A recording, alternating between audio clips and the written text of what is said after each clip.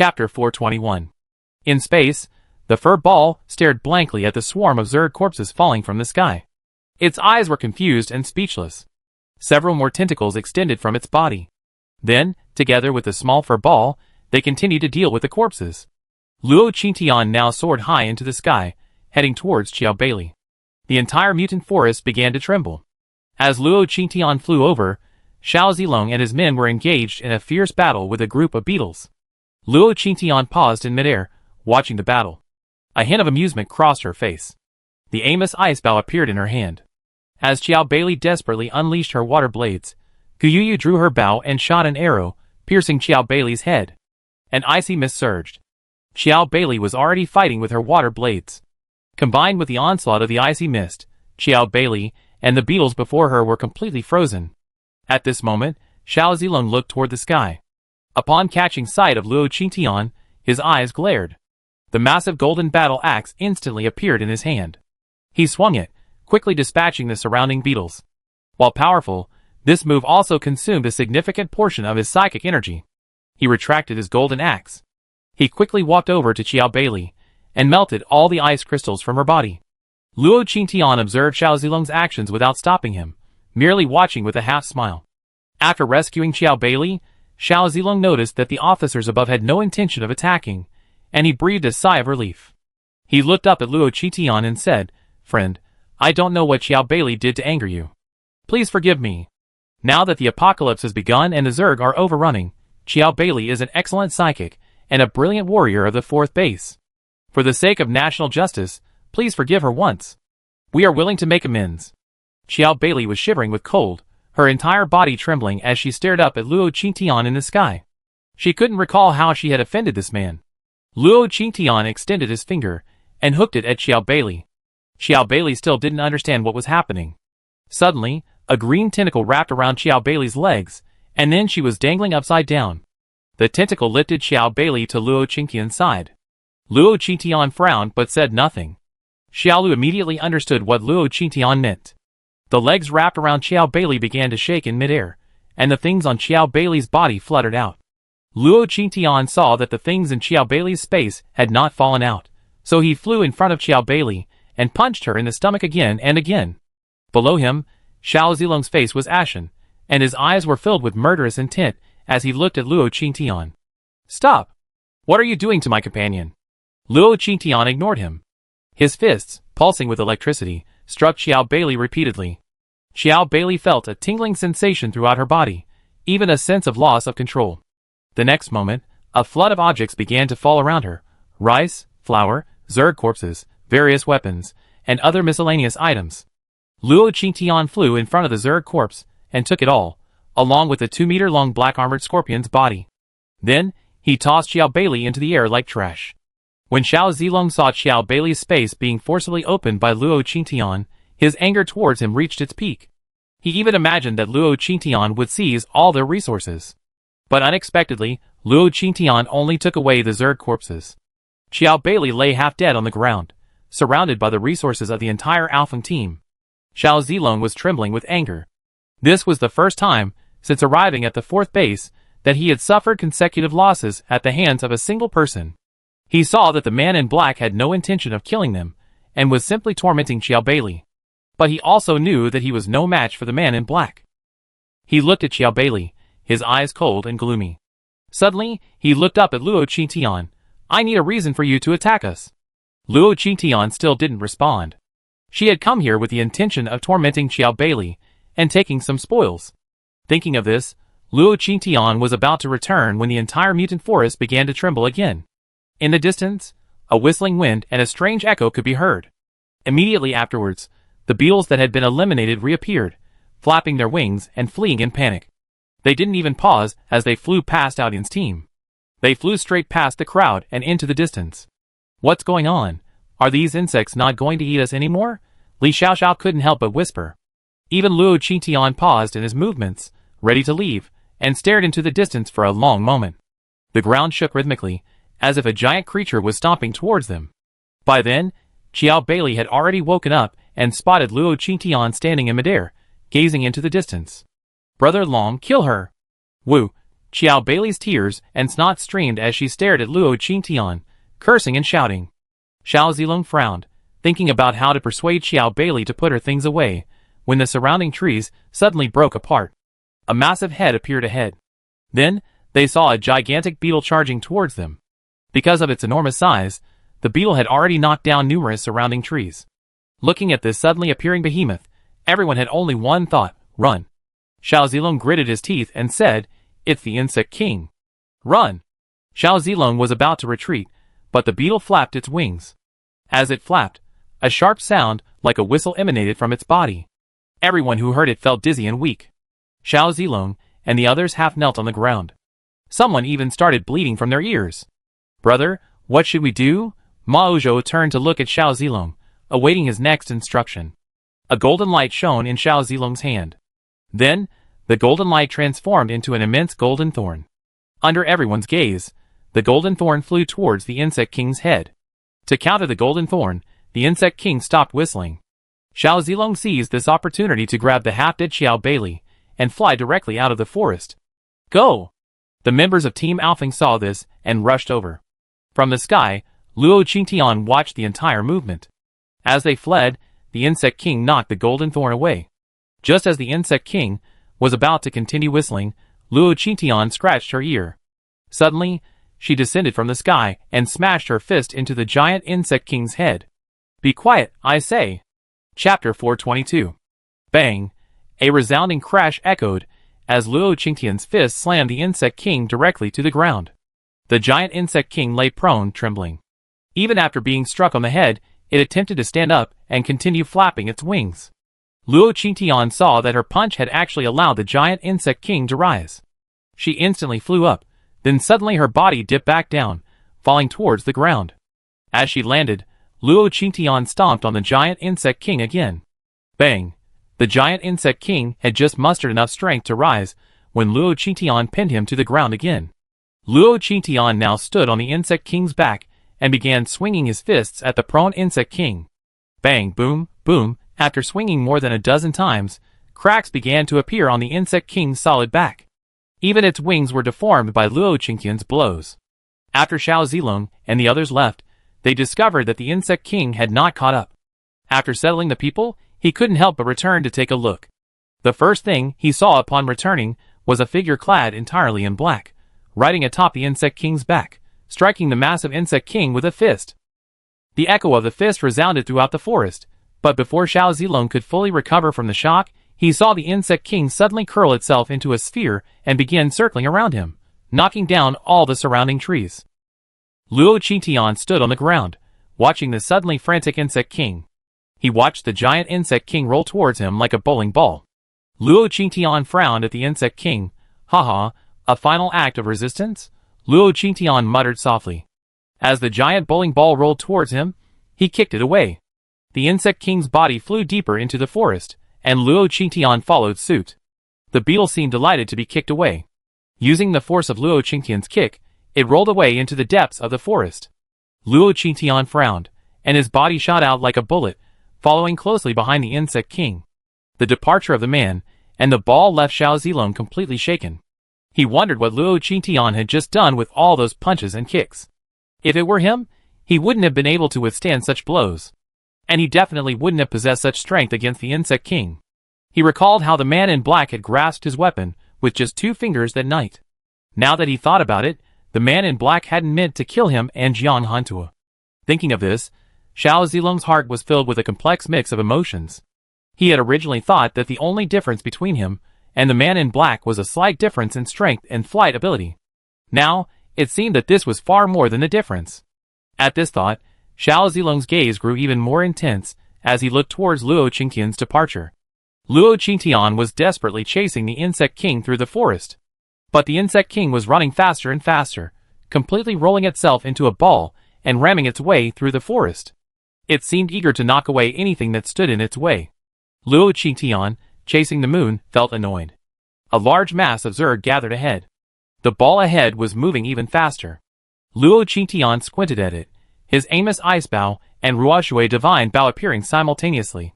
The 2 bows merged, and Luo Qingtian drew his bows and released arrows. 12 of which shot forward simultaneously. Merge, Luo Qingtian whispered softly, and the 12 arrows quickly merged into 4, all blasting towards the rolling ball in front. Boom! The arrows exploded, bringing with them a mist of water and ice. The Insect King was still rolling, but after the arrows exploded, its speed slowed down, and it finally felt itself stiffen. A chill even surged through it. Gradually, its body began to freeze, until the Insect King came to a stop. Luo Qingtian had now flown to the Insect King's side. Raising his hand, he tapped the Insect King's body.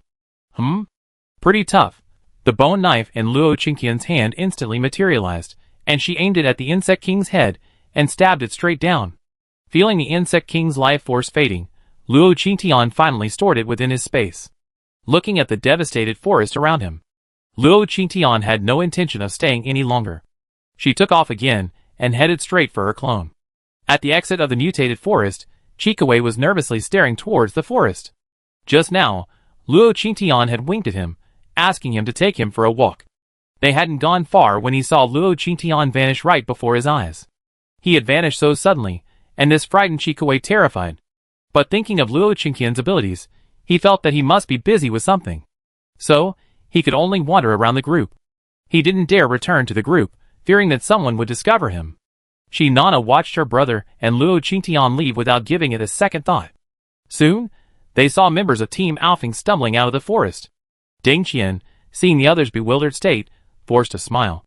"Brother Long, are you okay?" Ding Qian said, handing over the water bottle. In the past, Xiao Zilong wouldn't have even looked at what Ding Qian offered him. But now, just now, Xiao Bailey had abandoned all the team's belongings in the forest. Now, Team Alfing couldn't even get a water bottle, let alone water. Xiao Zilong's face darkened at the thought. "Thank you." He took the water bottle and began to drink. Ding Qian curiously asked, "Brother Long, what's going on?" "I think Sister Qiao looks seriously injured. Do you need help from one of our healers?" After Ding Qian finished speaking, he looked behind him at Luo Qingtian. It occurred to him that Luo Qingtian had gotten bored waiting, and had taken Chikaway for a walk. Xiao Zilong then looked at Xiao Bailey, whose face was now pale, almost bloodless. Li Xiaoxiao had tried treating Xiao Bailey earlier, but she showed no improvement. She nodded to Ding Qian and said, "Okay, let's get your therapist over here." Ding Qian gave an awkward smile and said, "Okay, I send someone to find her now." Ding Qian then turned to look at Nana, who shrugged. "Qingtian is bored. He hasn't come back yet." Ding Qian's expression changed when he heard Na say Luo Qingtian hadn't returned. At this moment, Xiao Zilong stood up and asked, "Is that the Qingtian you're talking about, the girl in white clothes?" Ding Qian smiled and said, "Yes, Brother Long, we were resting here. Qingtian got bored and went for a walk with another psychic." Xiao Zilong then thought of Luo Qingtian. It seemed like when Xiao Bailey was giving them a hard time, Luo Qingtian came out and slapped her twice. This was the first time he had seen anyone in the 4th base dare to attack Xiao Bailey. Chapter 423. "Oh, when will they come back?" Xiao Zilong said, glancing at Xiao Bailey. Xiao Bailey's face was pale. The superficial injuries seemed to have healed, but her frail appearance revealed internal injuries. At this moment, Xiao Zilong desperately hoped that Luo Qingtian would come back. Chikaway had been pacing around since Luo Qingtian disappeared, fearing he would miss her return. Until someone behind him placed a hand on his shoulder. "What are you doing?" Luo Qingtian's voice rang out from behind. Chikaway nearly burst into tears at the sound. "Sister, you finally decided to come back? Let's go! Let's hurry back." Chikaway reached out and grabbed Luo Qingtian's wrist. Acceleration powers suddenly lit up on his feet, and the two of them quickly vanished from the spot. When they returned to the group, Ding Qian saw the two of them and immediately stood up. "Qingtian, you're back. Hurry up, Brother Long has been waiting for you." Luo Qingtian frowned at Ding Qian. Ding Qian's fawning attitude irked her. Ding Qian realized he was being too attentive. He gave an awkward smile and whispered, "Qingtian, let's put what happened just now aside. It's unwise to offend Team Alfing at the 4th base.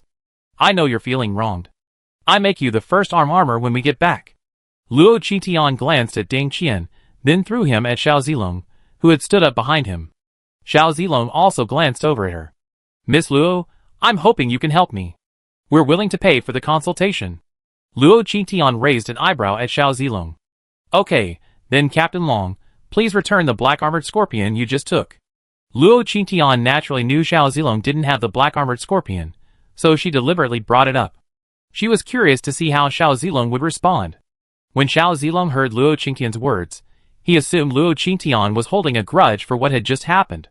Although he felt unhappy, they were indeed in the wrong. However, the black-armored scorpion had already been taken by the man in black. Even if he wanted to retrieve it, he couldn't. He pursed his lips and looked at Luo Qingtian. As long as you can cure it, I can give you 10 more black-armored scorpion carcasses. Luo Qingtian immediately shook his head. Then I won't treat it. I'm afraid I can't do it, and it would be a waste of my superpowers. Luo Qingtian turned and walked towards Qinana. Xiao Zilong was stunned by Luo Qingtian's words, and for a moment, he didn't know what to say. He turned to look at his companions. Although Li Xiaoxiao had examined and treated their external injuries, but Li Xiaoxiao wasn't a specialized healer. Thinking of their current predicament, Xiao Zilong gritted his teeth and said, Miss Luo, if you offer some healing, I fetch you 10 black-armored scorpion corpses. Hearing this, Luo Qingtian turned and looked at Xiao Zilong. 10? Seriously? That's a deal. I'm quick to heal. Xiao Zilong glanced at Luo Qing and said, okay. You heal first, I catch them myself. After saying this, Xiao Zilong turned and walked into the mutant forest. After the previous battle, he had carefully observed the forest, and found it was now quiet.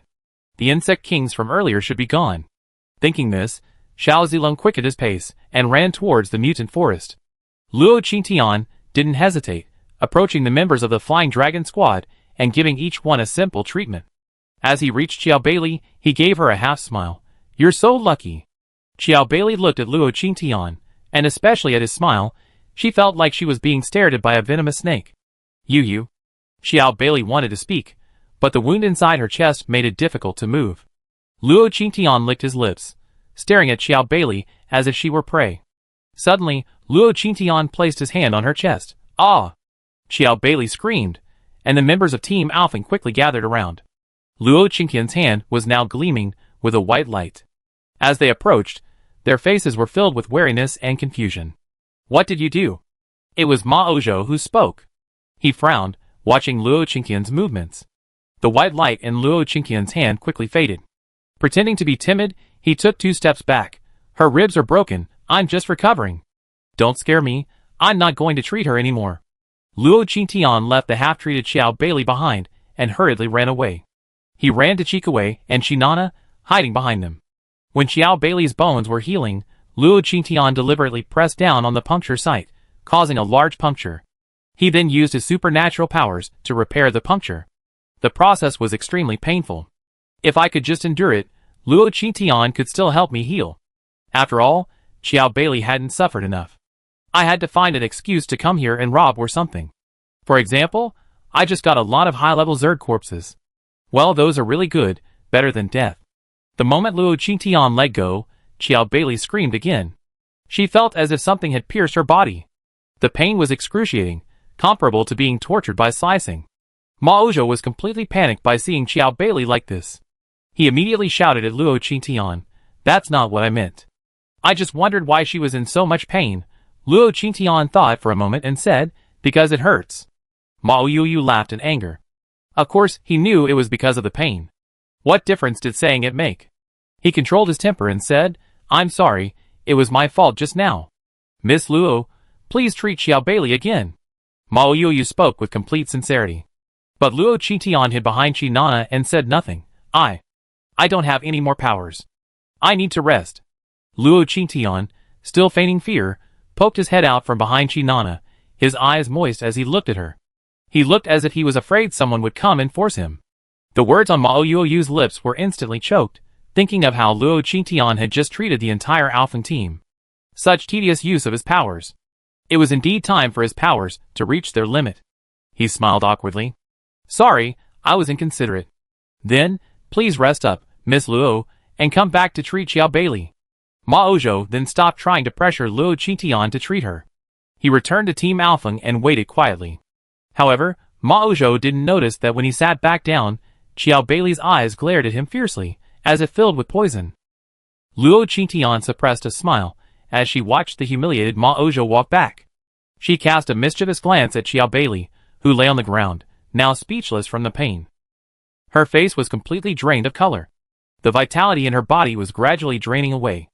Luo Qingtian then stepped out from behind Qi Nana. He walked over to Xiao Beili and began treating her. The pain had already left her unable to cry out, and she didn't dare to do so again. She was afraid Luo Qingtian would actually stop treating her. Chapter 424. Until the pain in her body completely subsided, she suddenly sat up. "Bitch, you dare to tease me while I'm seriously injured? You're courting death," Xiao Beili said, slapping Luo Qingtian in the face. Luo Qingtian grabbed Xiao Beili's hand and pointed it at her face. "Pa pa pa," he slapped her back 3 times in a row. "You really haven't learned your lesson yet. You said I could heal you, but can I cripple you?" Luo Qingtian's voice echoed in Xiao Beili's ears. Only then did Xiao Beili realize how terrifying Luo Qingtian was. Seeing Luo Qingtian's half-smile, a wave of fear washed over her. This woman was definitely not as simple as she appeared. Luo Qingtian healed Xiao Beili and stood up, returning to Qi Nana. Soon, Xiao Zilong emerged from the mutant forest, dragging behind him dozens of black-armored scorpions. Seeing his teammates had recovered, he dragged the black-armored scorpion straight to Luo Qingtian. "Miss Luo, here's the consultation fee." Luo Qingtian glanced at the black-armored scorpions scattered across the floor and raised an eyebrow. Just as she was about to ask something, Xiao Zilong continued, "These 10 black-armored scorpions are more than enough for your mission, plus the one we had earlier. Deal done, we won't be staying here long. Goodbye." Xiao Zilong turned to look at Xiao Beili, fearing Luo Qingtian would ask about the 2-meter-long black-armored scorpion. Xiao Beili's face was pale, and she looked at Luo Qingtian with fear. He stepped forward and tugged at her arm. Only then did Xiao Beili regain her composure and embraced Xiao Zilong's arm. The two of them walked away together. Luo Qingtian stared at Xiao Zilong's back, his eyes flickering with confusion as he saw Xiao Beili pulling him. It was obvious that Xiao Zilong didn't particularly like Xiao Beili, yet he was determined to protect her. What on earth was there about Xiao Beili that made Xiao Zilong so concerned? In the apocalypse, she wouldn't believe in using favors for personal gain. No one would continue to be coerced by someone for a favor unless there was a profit to be made. Xiao Beili was also a spatial ability user. Could it be that she had developed some extraordinary ability? After watching the others leave, Deng Qian breathed a sigh of relief and walked over to the pile of black-armored scorpion carcasses. So many black-armored scorpions all of a sudden. "We completed our mission, haven't we?" Deng Qian said, smiling at Luo Qingtian. Luo Qingtian waved at the dozen or so black-armored scorpions. A moment later, the black-armored scorpions were stored in his space. "Sorry, these 10 black-armored scorpions are my medical fee. As for the team's black-armored scorpions, I don't intend to include these 10 in the count." After Luo Qingtian finished speaking, everyone else's expressions turned slightly sour. No one had expected Luo Qingtian to actually possess spatial abilities. Zheng Yoli then stepped forward and said, "You're able to join this team because of us. Without us, how could you have obtained these 10 black-armored scorpions? Don't be so selfish." Luo Qingtian burst out laughing at this. "Really? Even without you, I think I could have gotten here, just in a different way. These 10 black-armored scorpions are my medical fees, so don't be so rude." Luo Qingtian's voice was gentle, and although he smiled as he looked at Zheng Yoli, the smile didn't reach his eyes. There was even a sinister coldness in his eyes, and the look gave Zheng Yoli goosebumps. Deng Qian stepped in to smooth things over. "It's my fault. This black-armored scorpion is indeed unique to sunny days. Well, since Brother Long and the others have left, let's continue our search for black-armored scorpions." Deng Qian grabbed Zheng Yoli's arm and headed into the forest.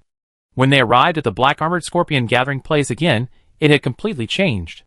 Fortunately, their luck wasn't bad. In the end, they caught 2 black-armored scorpions. The mission completed, everyone began to head back. It was already dark, and the mutated forest at night was not particularly quiet. As they walked, they could often hear the chirping of insects. The sound of insects in the forest meant insecurity. Their pace quickened. Suddenly, a buzzing sound came from behind them. They turned around and saw a dark mass appearing out of nowhere. It was already dark, and looking at the swarm of insects, it was impossible to tell what was behind them. Everyone's fear instantly intensified. "Run!" Deng Qian shouted, sprinting towards the forest exit. Everyone ran desperately after Deng Qian. Chikawei unleashed his speed ability, taking Qi Nana with him and running away. Now, only Luo Qingtian, Zheng Yoli, Deng Qian, and Miao Sunan remained in the team. As they ran, Luo Qingtian suddenly felt something entangled his ankle. Luo Qingtian looked down and saw the grass ring that had transformed from the grass. and he burst into laughter. I was pretending to be weak, and someone actually thought I was easy to bully. Luo Qingtian raised his foot, ripped the grass ring apart, and aimed at Zheng Yuli's foot. The second skill's traps were all unleashed on Zheng Yuli. Zheng Yuli felt a surge of pride when he saw Luo Qingtian stop. Suddenly, he felt as if his feet were pinned to the ground. He stumbled and fell to the ground. Frightened, he tried to get up, but his entire body seemed to be entangled and pinned to the ground, unable to move.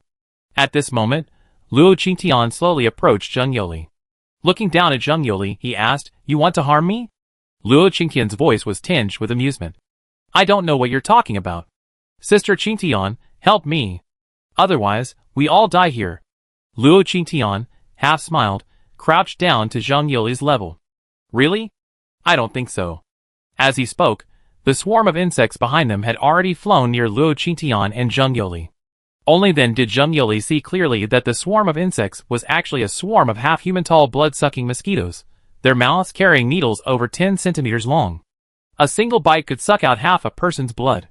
When the mosquitoes flew near Luo Qingtian, she erupted with tentacles, swatting away and killing any that approached. She simply stood there, no mosquitoes able to approach. Zheng Yuli's lower body had lost all feeling from the mosquitoes feeding. It was then that Zheng Yuli realized what kind of person he had provoked. To say he had no regrets would be a lie. "Luo Qingtian, please, save me." Luo Qingtian shook his head. "No." Luo Qingtian's tone was firm, and Zheng Yuli was furious, cursing, "Luo Qingtian, you bitch." Luo Qingtian pursed her lips. "You stinky mouth. I give you a ride." Then, Luo Qingtian raised her foot and stomped on Zheng Yuli's head. Puff. Zheng Yuli's head was crushed. Chikawei, who had rushed over from a distance, happened to witness the scene. He stared at Luo Qingtian in horror, momentarily unsure whether to run or stay. Seeing Chikawei approaching, Luo Qingtian immediately feigned weakness, covering his face and running over. "Oh, Brother Qi, I'm so scared." Chapter 425. Chikawei couldn't help but twitch his lips as he watched Luo Qingtian running toward him. If he hadn't seen her crush someone's head with one foot, he might have been able to deceive himself. But now, seeing Luo Qingtian running toward him with an innocent look on her face, he felt as if a bell had struck his head. Alarm bells were ringing in his heart, but he didn't dare move. At this time, the blood-sucking mosquitoes had already flown near them. Luo Qingtian ran to Chikawei and said, "Brother Qi, take me away quickly." Zheng Yuli was eaten by mosquitoes. "If we don't run, we become mosquito food too." Hearing Luo Qingtian's gentle voice, Chikawei felt like crying, "Sister, are we just going back like this? Zheng Yuli doesn't care?" Luo Qingtian chuckled softly. "What do you think? You should know what to say, and what not to say, right?" Luo Qingtian's voice suddenly turned from gentle to cold. Chikawei's scalp tingled at the sound of this voice. He immediately grabbed Luo Qingtian's arm and shouted, "Sister Luo is right." With that, Chikawei's feet flew, and the two of them vanished in an instant. The blood-sucking mosquitoes behind them, having lost their target, circled for a moment before flying deeper into the forest. Outside, Chi-Nana waited anxiously, watching the two quickly run out. Chi-Nana rushed over excitedly. "Qingtian, brother, I'm so glad you're okay," Chi-Nana said, looking Luo Qingtian up and down. Only after confirming that Luo Qingtian was alright did she breathe a sigh of relief. Ding Qian and Miao Sunan also approached at this moment, noticing that only Chikawei and Luo Qingtian had emerged. They couldn't help but ask, "Why are you two the only ones out? Where's Zheng Yuli?" Luo Qingtian was now in a state of dramatic drama.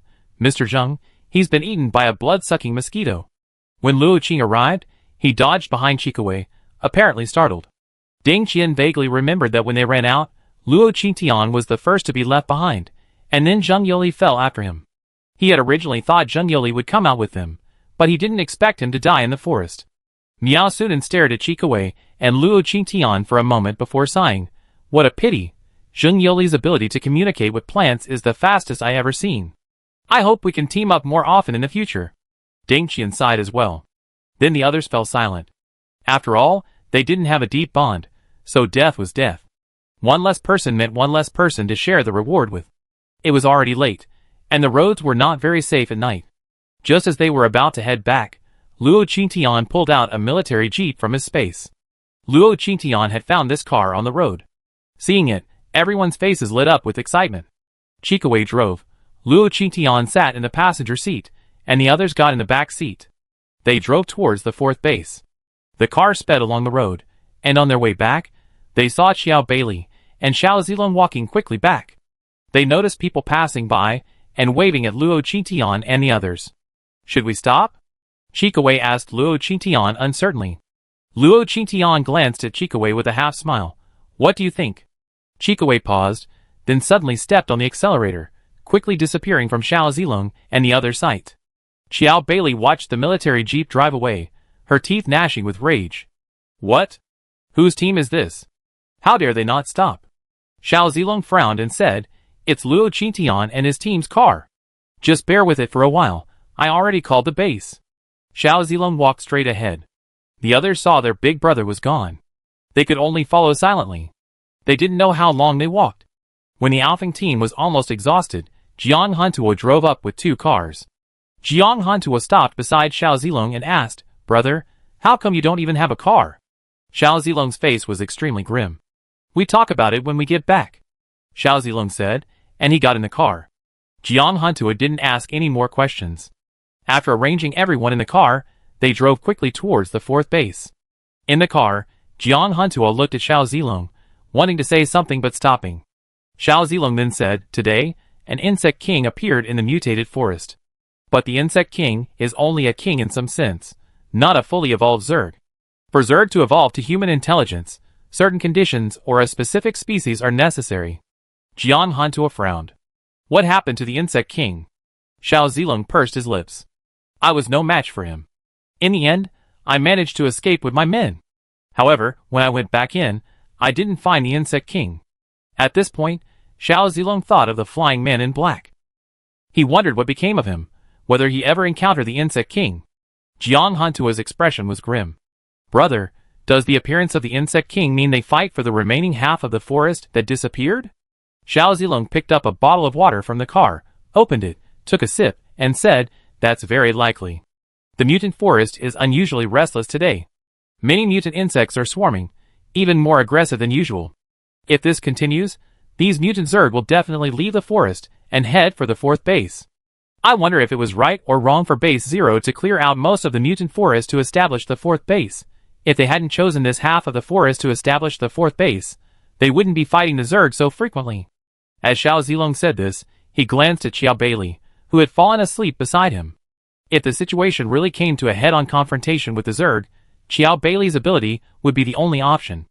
Luo Qingtian had already arrived at the fourth base. The fourth base was brightly lit, and they quickly entered the gate. The fourth base had always used solar and wind power, so they weren't stingy with electricity. Furthermore, the mission hall at the fourth base was open 24 hours a day. To prevent further complications, or perhaps Ding Qian simply wanted to quickly separate from Luo Qingtian and the others, they headed straight to the mission hall to complete their quests. After each receiving a set of armor and earning points, they parted ways. As Luo Qingtian and Shi Nana walked back, they deliberately slowed down. They gazed at the towering, majestic government building, and then at the unique features of the fourth base within the first city. Luo Qingtian was slightly shocked. As expected of a technology city, everything here is filled with traces of the pre-apocalyptic era. Luo Qingtian sighed with emotion. Chikawei smiled and said, Yes, but the fourth base can only be called a technology city. The fifth base truly applies technology to its full potential. Chapter 426. Luo Qingtian looked at Chikawei in confusion. Have you been to the fifth base? Chikawei shook his head. Not really. I only heard about the fifth base. I heard there's a very powerful psychic there whose power is invention. He uses limited resources to create things that make modern human life infinitely easier. If possible, I really want to visit the fifth base. Hearing Chikawei's words, Luo Qingtian's heart was moved. The group continued walking towards the second city. Soon, Luo Qingtian saw a white high-rise building. The building read Future Technology Company.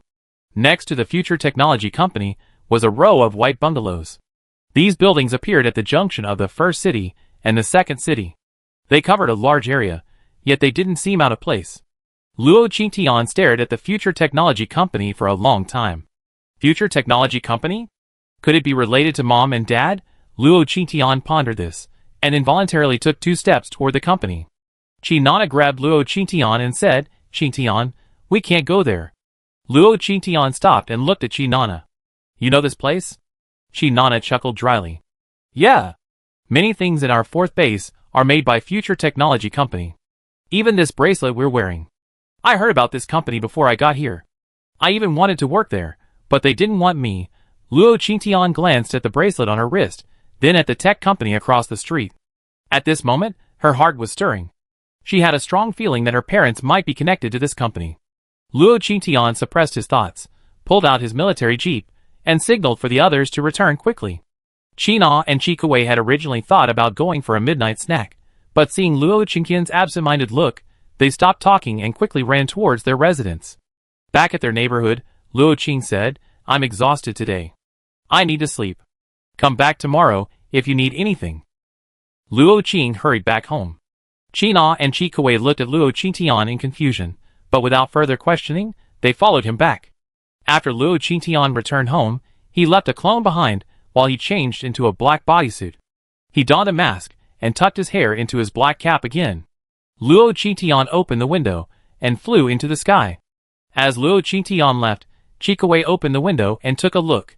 Looking in the direction Luo Qingtian had left, Qikuei pursed his lips. Not giving it much thought, he pretended not to notice, and went to find Nana for dinner with him. Luo Qingtian flew all the way, and soon arrived at the Future Technology Company. The company's doors were already closed, but the entire facility was surrounded by cameras and guns. As Luo Qingtian emerged, his surroundings were instantly illuminated by red lightning. A barrage of attacks followed. Little Green immediately leaped onto Luo Qingtian's head, blocking all incoming attacks. Luo Qingtian himself quickly ran outside. However, the infrared radiation surrounding the technology company was excessive, and no matter where Luo Qingtian ran, he would be illuminated by it. This quickly attracted the attention of the patrolling soldiers. Luo Qingtian's mouth twitched. This technology company was truly annoying. Originally, she thought that if this company had anything to do with her parents, she'd be more gentle and not attack the company's security. But now, it really was like bullying an honest child. She had no choice but to take action. As Luo Qingtian thought of this, a flying fire mysterious bow suddenly appeared in her hand. Luo Qingtian aimed at the surrounding infrared searchlights and shattered them one by one. As the infrared light dwindled, Luo Qingtian quickly leaped onto a nearby building. Just then, soldiers from the fourth base ran over. They spotted Luo Qingtian and raised their guns. Who are you? Come down. As she spoke, Luo Qingtian had already soared high into the sky. She instantly switched from the flying fire mysterious bow to the Amos ice bow. Luo Qingtian drew her bow and released the arrow. The icy arrow shot towards the soldiers below. But the arrow suddenly exploded above the soldiers, sending up a cloud of icy mist, burying everything around her in a white mist. When the mist dissipated, no one was left in the sky. On the rooftop of the technology building, Luo Qingtian hid speechlessly on the terrace. Who could understand? It was the end of the world, and this was the first time Luo Qingtian had been so miserably chased by a machine. Coming down from the terrace. After dodging countless cameras, Luo Qingtian finally found a somewhat useful office. The Personnel Archives room. The door to this office was locked with a combination lock. Luo Qingtian's hand flashed with lightning. She extended her hand to the lock, applied electricity for a moment, and it opened automatically.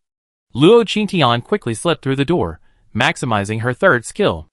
The minimap showed only a small blue dot next door, and the room she was in was empty. Only then did she feel at ease and began searching the room. The room was pitch black. Luo Qingtian groped in the darkness and found an old, powered-on computer. Huh? There's a computer here? Luo Qingtian moved the mouse forward, and a message appeared on the computer asking for a password. It's the end of the world, and someone still locks their computer. Isn't this the Personnel Archives? Why is it so strict? Luo Qingtian thought, entering several passwords into the keyboard. In the end, each one displayed an incorrect password. Luo Qingtian felt anxious. She glanced at the power supply. She wondered if she could take the computer back home. She could ask He Xiao to help her crack it when she got back. She was just checking on the person, not stealing any secrets. Just as Luo Qingtian was thinking this, a voice suddenly came from under her feet. How about trying 05231111? That's my old phone number. The voice almost made Luo Qingtian jump. She checked the minimap. But the minimap showed that the only place with people nearby was next door. A flashlight suddenly appeared in Luo Qingtian's hand, and she shone it in the direction of the sound. Then she saw half a paper figure's head emerge from a crack in the wall below. It was that half that was speaking to her. Fuck. Ghost. Luo Qingqian's mind exploded at the sight. The apocalypse had begun. She could understand the appearance of people with special abilities, but she absolutely couldn't understand the appearance of demons and monsters. A flying fire mysterious bow instantly appeared in her hand. Just as Luo Qingqian was about to draw her bow and shoot, annihilating the paper figure in front of her, she heard it shouting frantically, "Spare my life. I'm a human. Don't get excited. Don't get excited."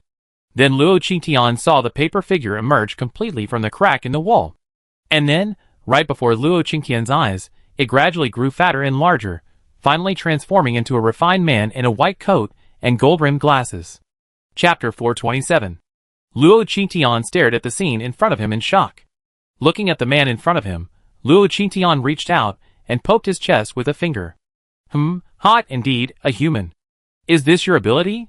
This was the first time Luo Qingqian had seen such a useless ability. The man scratched the back of his head awkwardly. Yes, that's my ability. It's called paper. Because it's useless, I came to work at this company. Luo Qingqian looked the man up and down and sneered. You rushed out so rashly, aren't you afraid I kill you? The man immediately became nervous. Don't kill me. I watched you all the way from the surveillance camera next door, and you didn't look like you were here to steal anything. And you didn't deliberately destroy anything at the company. You didn't even look at the food. That's why I don't think you're a bad guy. So are you looking for someone? The man had been watching Luo Qingqian since he entered the company building. He had originally intended to alert the soldiers outside. But when he saw Luo Qingqian's strength level immediately freeze his detector, he instantly dismissed the idea. With Luo Qingqian's strength, even 10 Xiao Zilongs wouldn't be able to defeat him. At this moment, his eyes sparkled as he looked at Luo Qingqian. Luo Qingqian looked the man up and down and said, "Turn on this computer. I want to see if my family is here." Hearing Luo Qingqian's words, the man didn't hesitate. He turned on the light at the side and quickly walked over to the computer to turn it on. He mobilized the entire company staff for Luo Qingqian's inspection.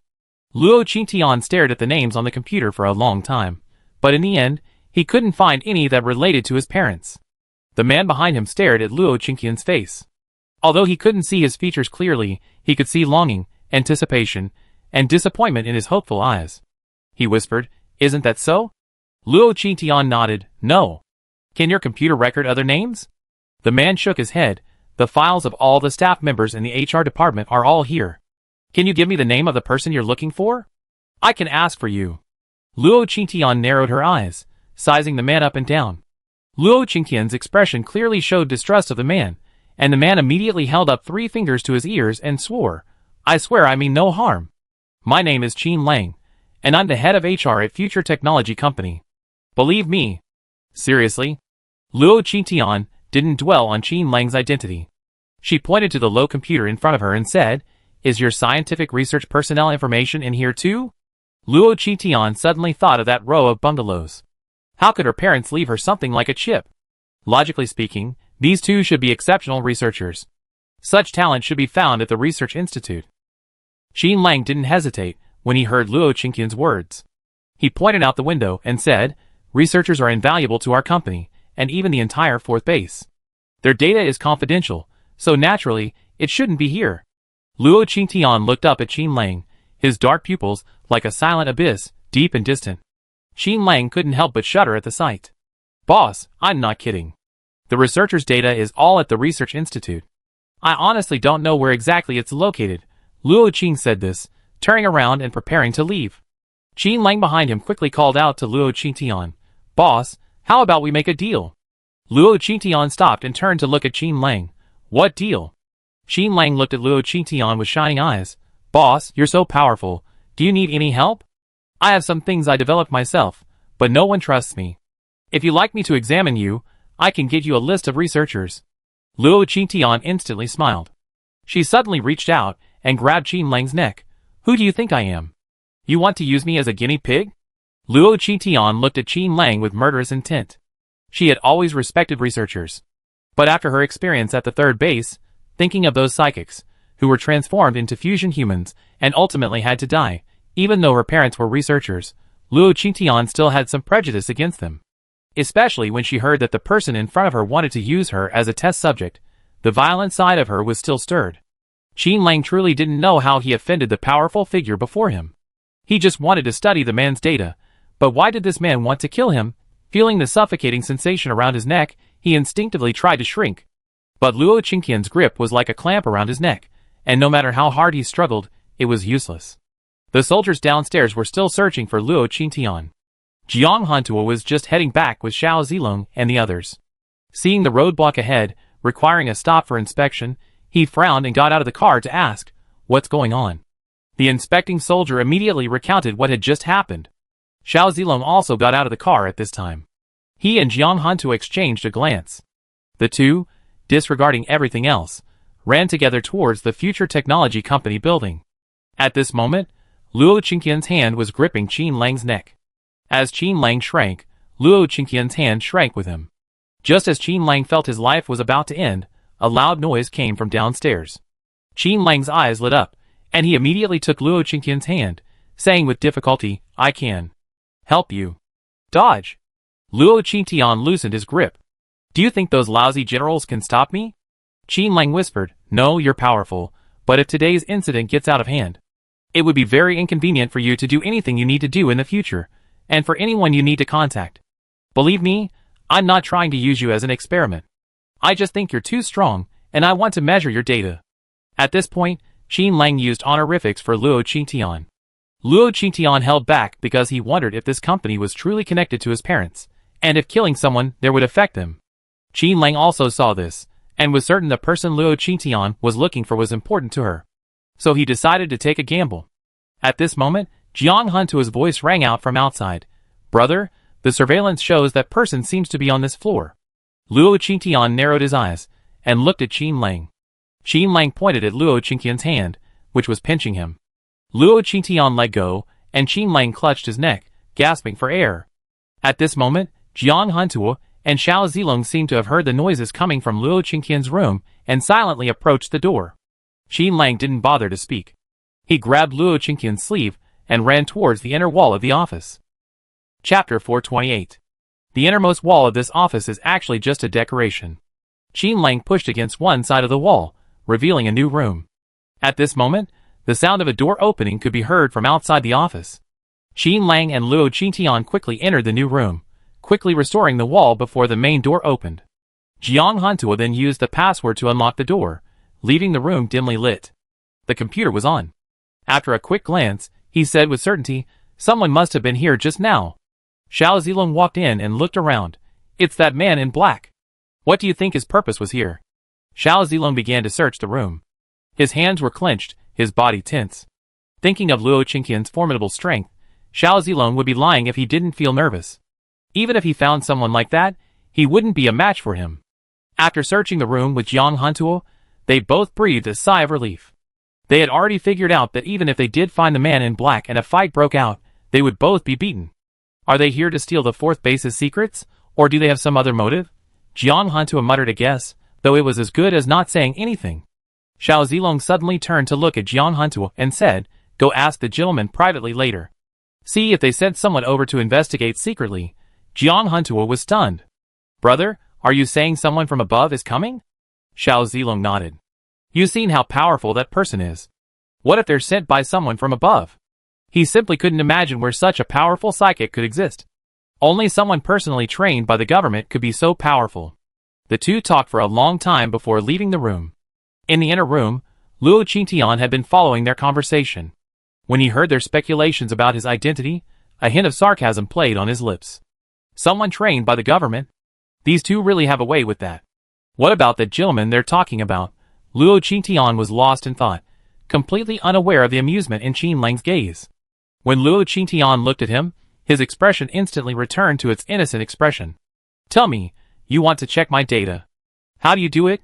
Hearing Luo Qingqian's compromise, Qin Lang's eyes lit up again. "Well, you agree? That's great," Qin Lang said, pulling out something that looked like a pocket watch from his pocket. "This is a force meter. Boss, how about I test it for you first?" Luo Qingqian looked at the pocket watch-like object and remembered that Jiang Hantuo also had one. She reached out and took the pocket watch, examining it. How to use it? Seeing Luo Qingqian so easygoing, Qin Lang quickly smiled and began to teach him how to use it.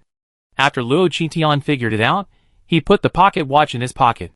Okay, anything else? Qin Lang stared at Luo Qingtian in shock. I haven't even used this detector much, and this boss just took it away. Luo Qingtian frowned at Qin Lang's expression. Gone? If not, I come get the list from you tomorrow. Luo Qingtian was about to leave. Qin Lang felt like crying. Aren't bosses supposed to be trustworthy? How could he have encountered such a scoundrel? But he couldn't win, and he couldn't escape.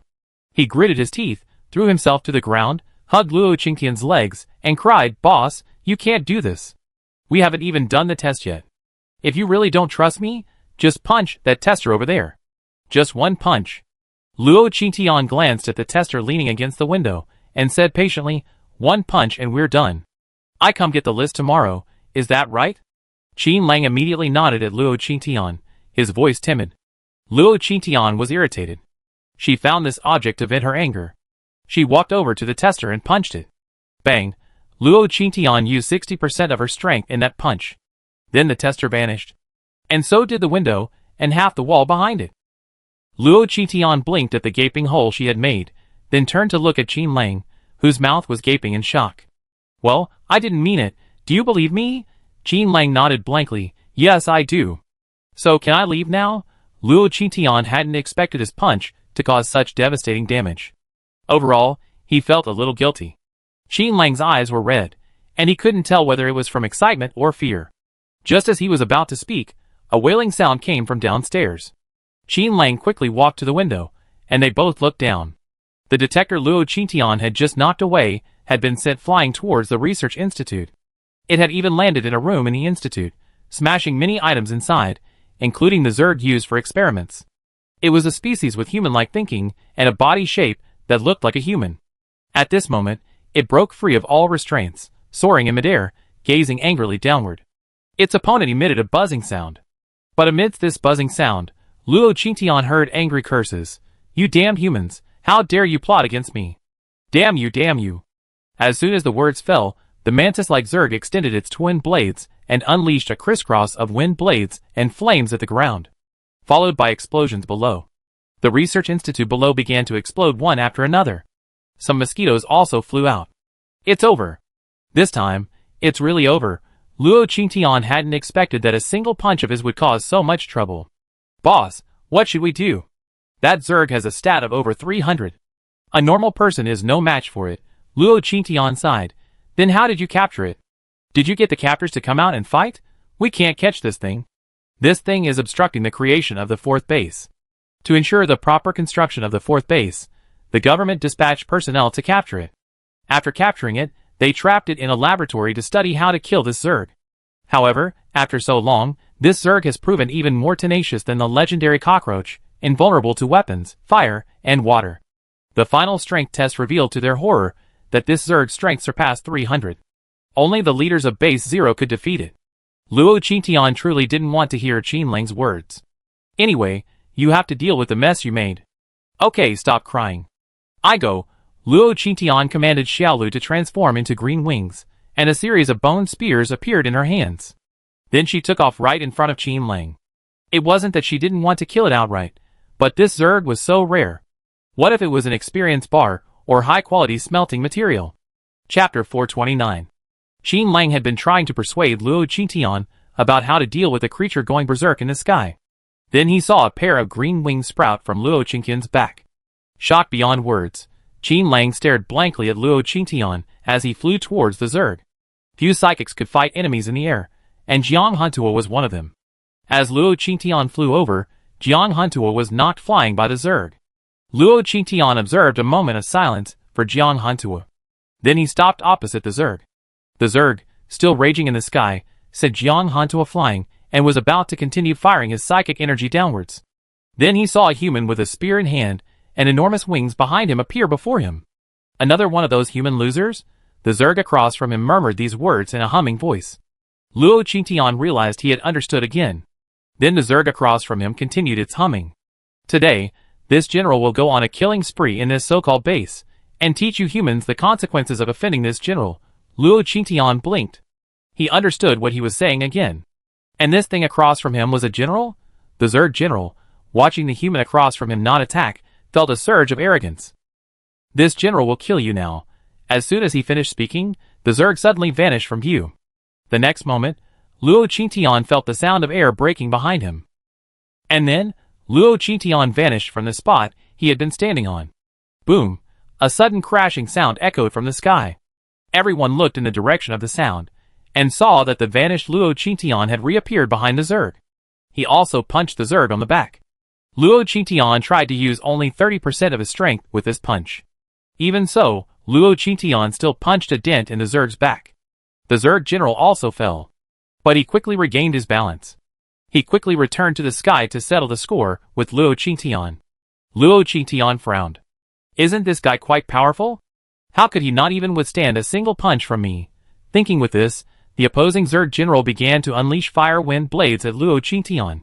Like a cross, they began to fly towards Luo Qingtian. Explode! Explode! Explode!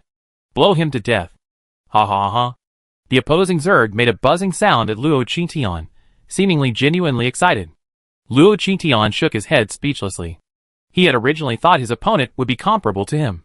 It seemed he had overestimated it. By this time, the cross-shaped flaming blades had already flown to Luo Qingtian's side. Luo Qingtian spun the bone spear in his hand, sending them flying. Even if some of the flaming blades exploded near Luo Qingtian, they were blocked by the green barrier that suddenly appeared around him. The Zerg on the opposite side was still roaring, but Luo Qingtian no longer had any desire to fight the Zerg in front of her. She flew quickly towards the Zerg. Before the Zerg could react, Luo Qingtian's bone spear had already pierced it. To its death, the Zerg never saw clearly how Luo Qingtian had killed it. The Zerg died, its body falling downwards. Luo Qingtian flew past quickly. He grabbed one of the Zerg's legs and flew away, as the crowd below watched. It seemed that the plan to continue investigating the research institute today would have to be put on hold again. As she left, she looked toward the tech company building. Qin Lang, his face filled with shock and excitement, looked at Luo Qingtian. When he caught her eye, he waved. Luo Qingtian then quickly departed. Luo Qingtian flew away at a rapid speed, and behind her, several small drones followed closely. After flying a distance, Luo Qingtian's bone spear instantly transformed into a flying fire mysterious bow. Suddenly, Luo Qingtian stopped in midair, drew his bow, and released arrows in all directions. Boom, boom, boom. Explosions echoed from the sky, and the drones that thought they were following Luo Qingtian were all destroyed by him. Then Luo Qingtian looked toward a corner of a distant building. He flew over. Then he returned to the corner. A small, round, pitch-black drone, the size of a baby's hand, was flying in the air. Luo Qingtian stood before the drone and sneered, "Do you want to die? You dare to follow me? Haha, if you want to die so badly, remember to wash your neck tomorrow night, and wait for me. Remember the list I want, or I make you suffer a fate worse than death." Luo Qingtian reached out, and suddenly grabbed the drone, exerting a slight force. The drone was instantly crushed by Luo Qingtian. After confirming that nothing was following him, Luo Qingtian suddenly accelerated, and flew towards his residence. In the futuristic company building, Qin Lang watched a large face suddenly appear on his surveillance screen. Then came Luo Qingtian's sinister voice. Looking into Luo Qingtian's dark, cold eyes, Qin Lang's body trembled uncontrollably. Boom! Crack! The monitor signaled the drone had been destroyed. Qin Lang himself plopped down on the ground. He wiped the sweat from his forehead, still feeling a lingering fear. The boss is indeed the boss. He even spotted the drone he had deployed. It seemed he really couldn't act rashly from now on. Just as he was thinking, there was a knock on his office door. Xiao Zilong and Jiang Hantua walked in. "Dr. Qin, what's wrong with you?" The moment they entered, they saw Qin Lang sitting on the ground. Qin Lang stood up awkwardly, brushed off the non-existent dust, and said with a smile, "Haha, it's okay, it's okay. There was something wrong with the stool. I didn't sit properly. What are you doing here?" Qin Lang raised his hand to touch his eye on the bridge of his nose, looking at the two with a clueless expression.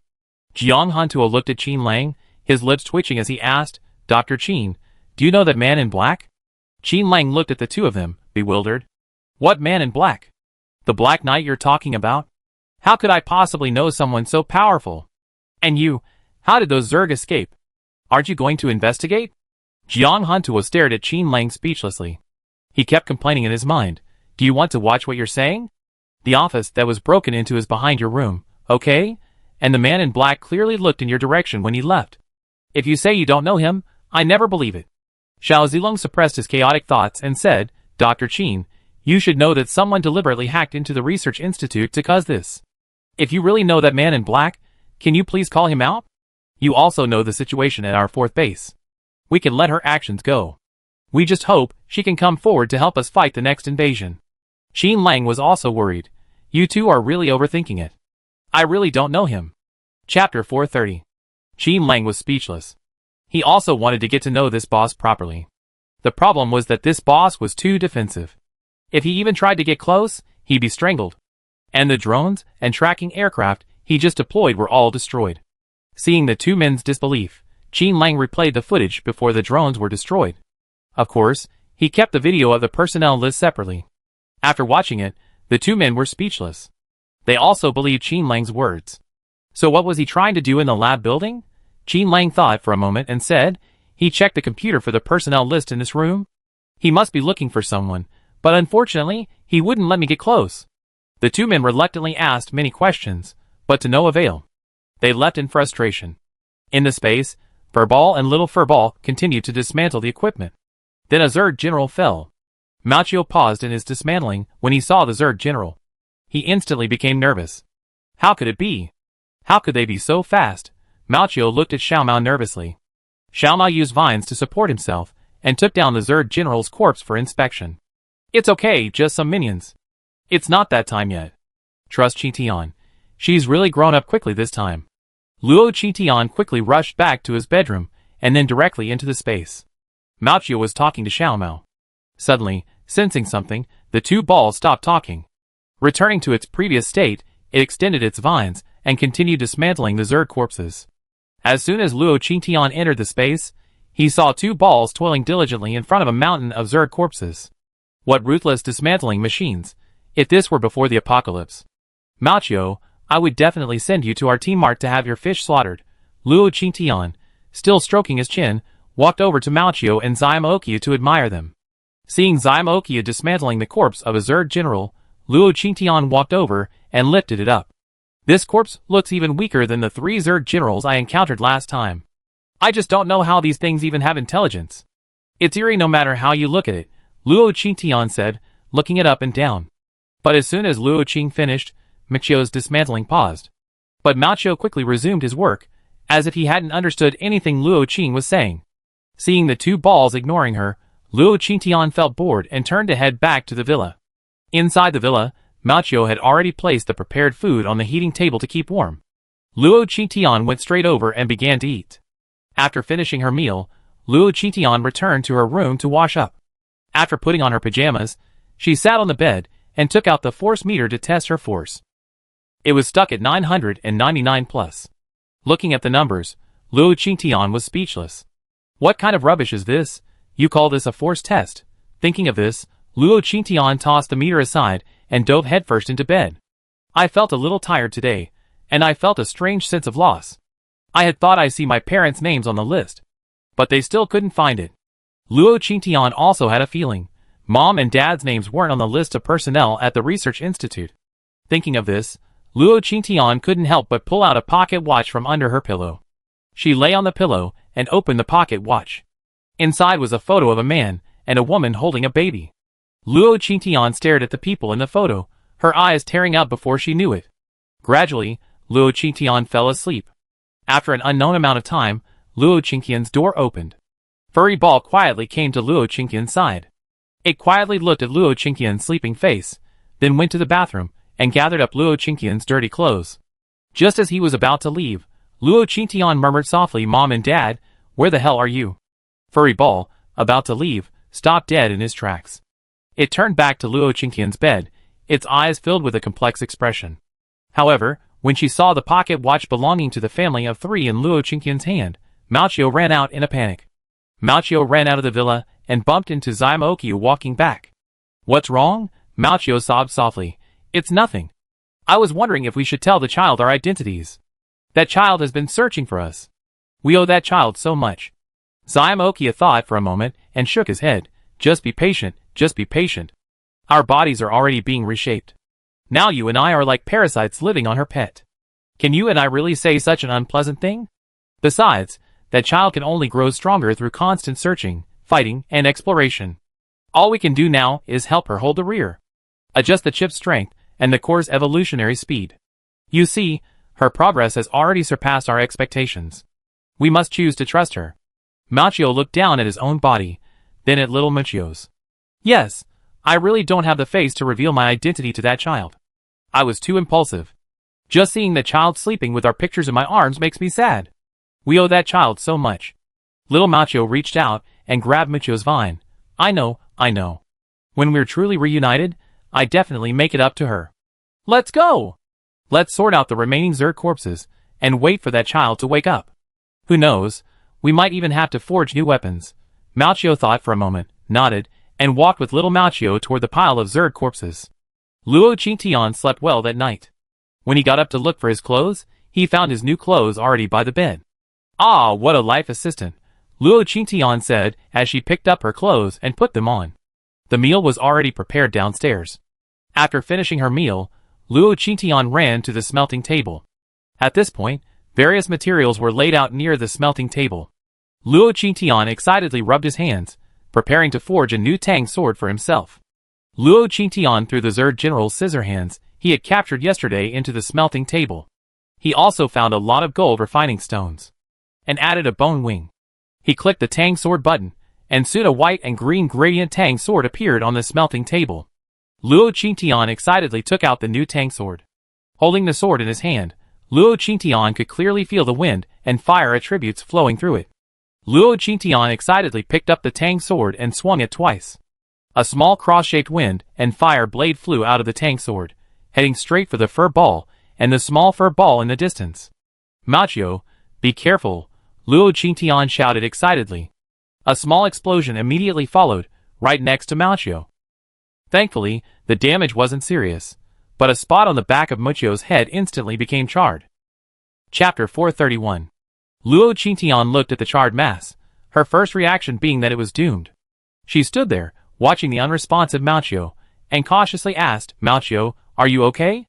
Machio had been feeling a little sad, but then, upon feeling the heat emanating from the skull of his own body, she dropped the Zerg corpse he was disassembling to the ground. He slowly turned his head to look at Luo Qingtian, a flash of red in his eyes. Machio, I didn't mean to do that. I heal you. Luo Qingtian immediately conjured up several small green balls. She had originally intended to step forward and offer the green balls she had conjured to Machio to chew on. But when Machio's gaze met hers, she felt an inexplicable sense of guilt. Then, instead of going over, Luo Qingtian threw the small green ball directly over. Pang! The small green ball exploded directly on Machio's head. Then, all of its vines condensed into a whip. Immediately, Machio's hot wheels charged towards Luo Qingtian. No, Machio, I didn't mean to do that. Luo Qingtian waved her hands guiltily, and then the whip came lashing out. She jumped 3 feet in the air and took off running. Machio, I'm telling you, this is called master devouring. Master devouring, you know what I mean? I'm the master. You're my ball. I'm the master, Luo Qingtian shouted as she ran. But Machio was following closely behind, whipping her constantly. Luo Qingtian felt a constant throbbing pain in her buttocks. Luo Qingtian ran happily, clutching her buttocks. At the end of her run, she simply exited the dimension. Machio only stopped when Luo Qingtian suddenly vanished. It leisurely returned to the pile of Zerg corpses and continued dismantling them.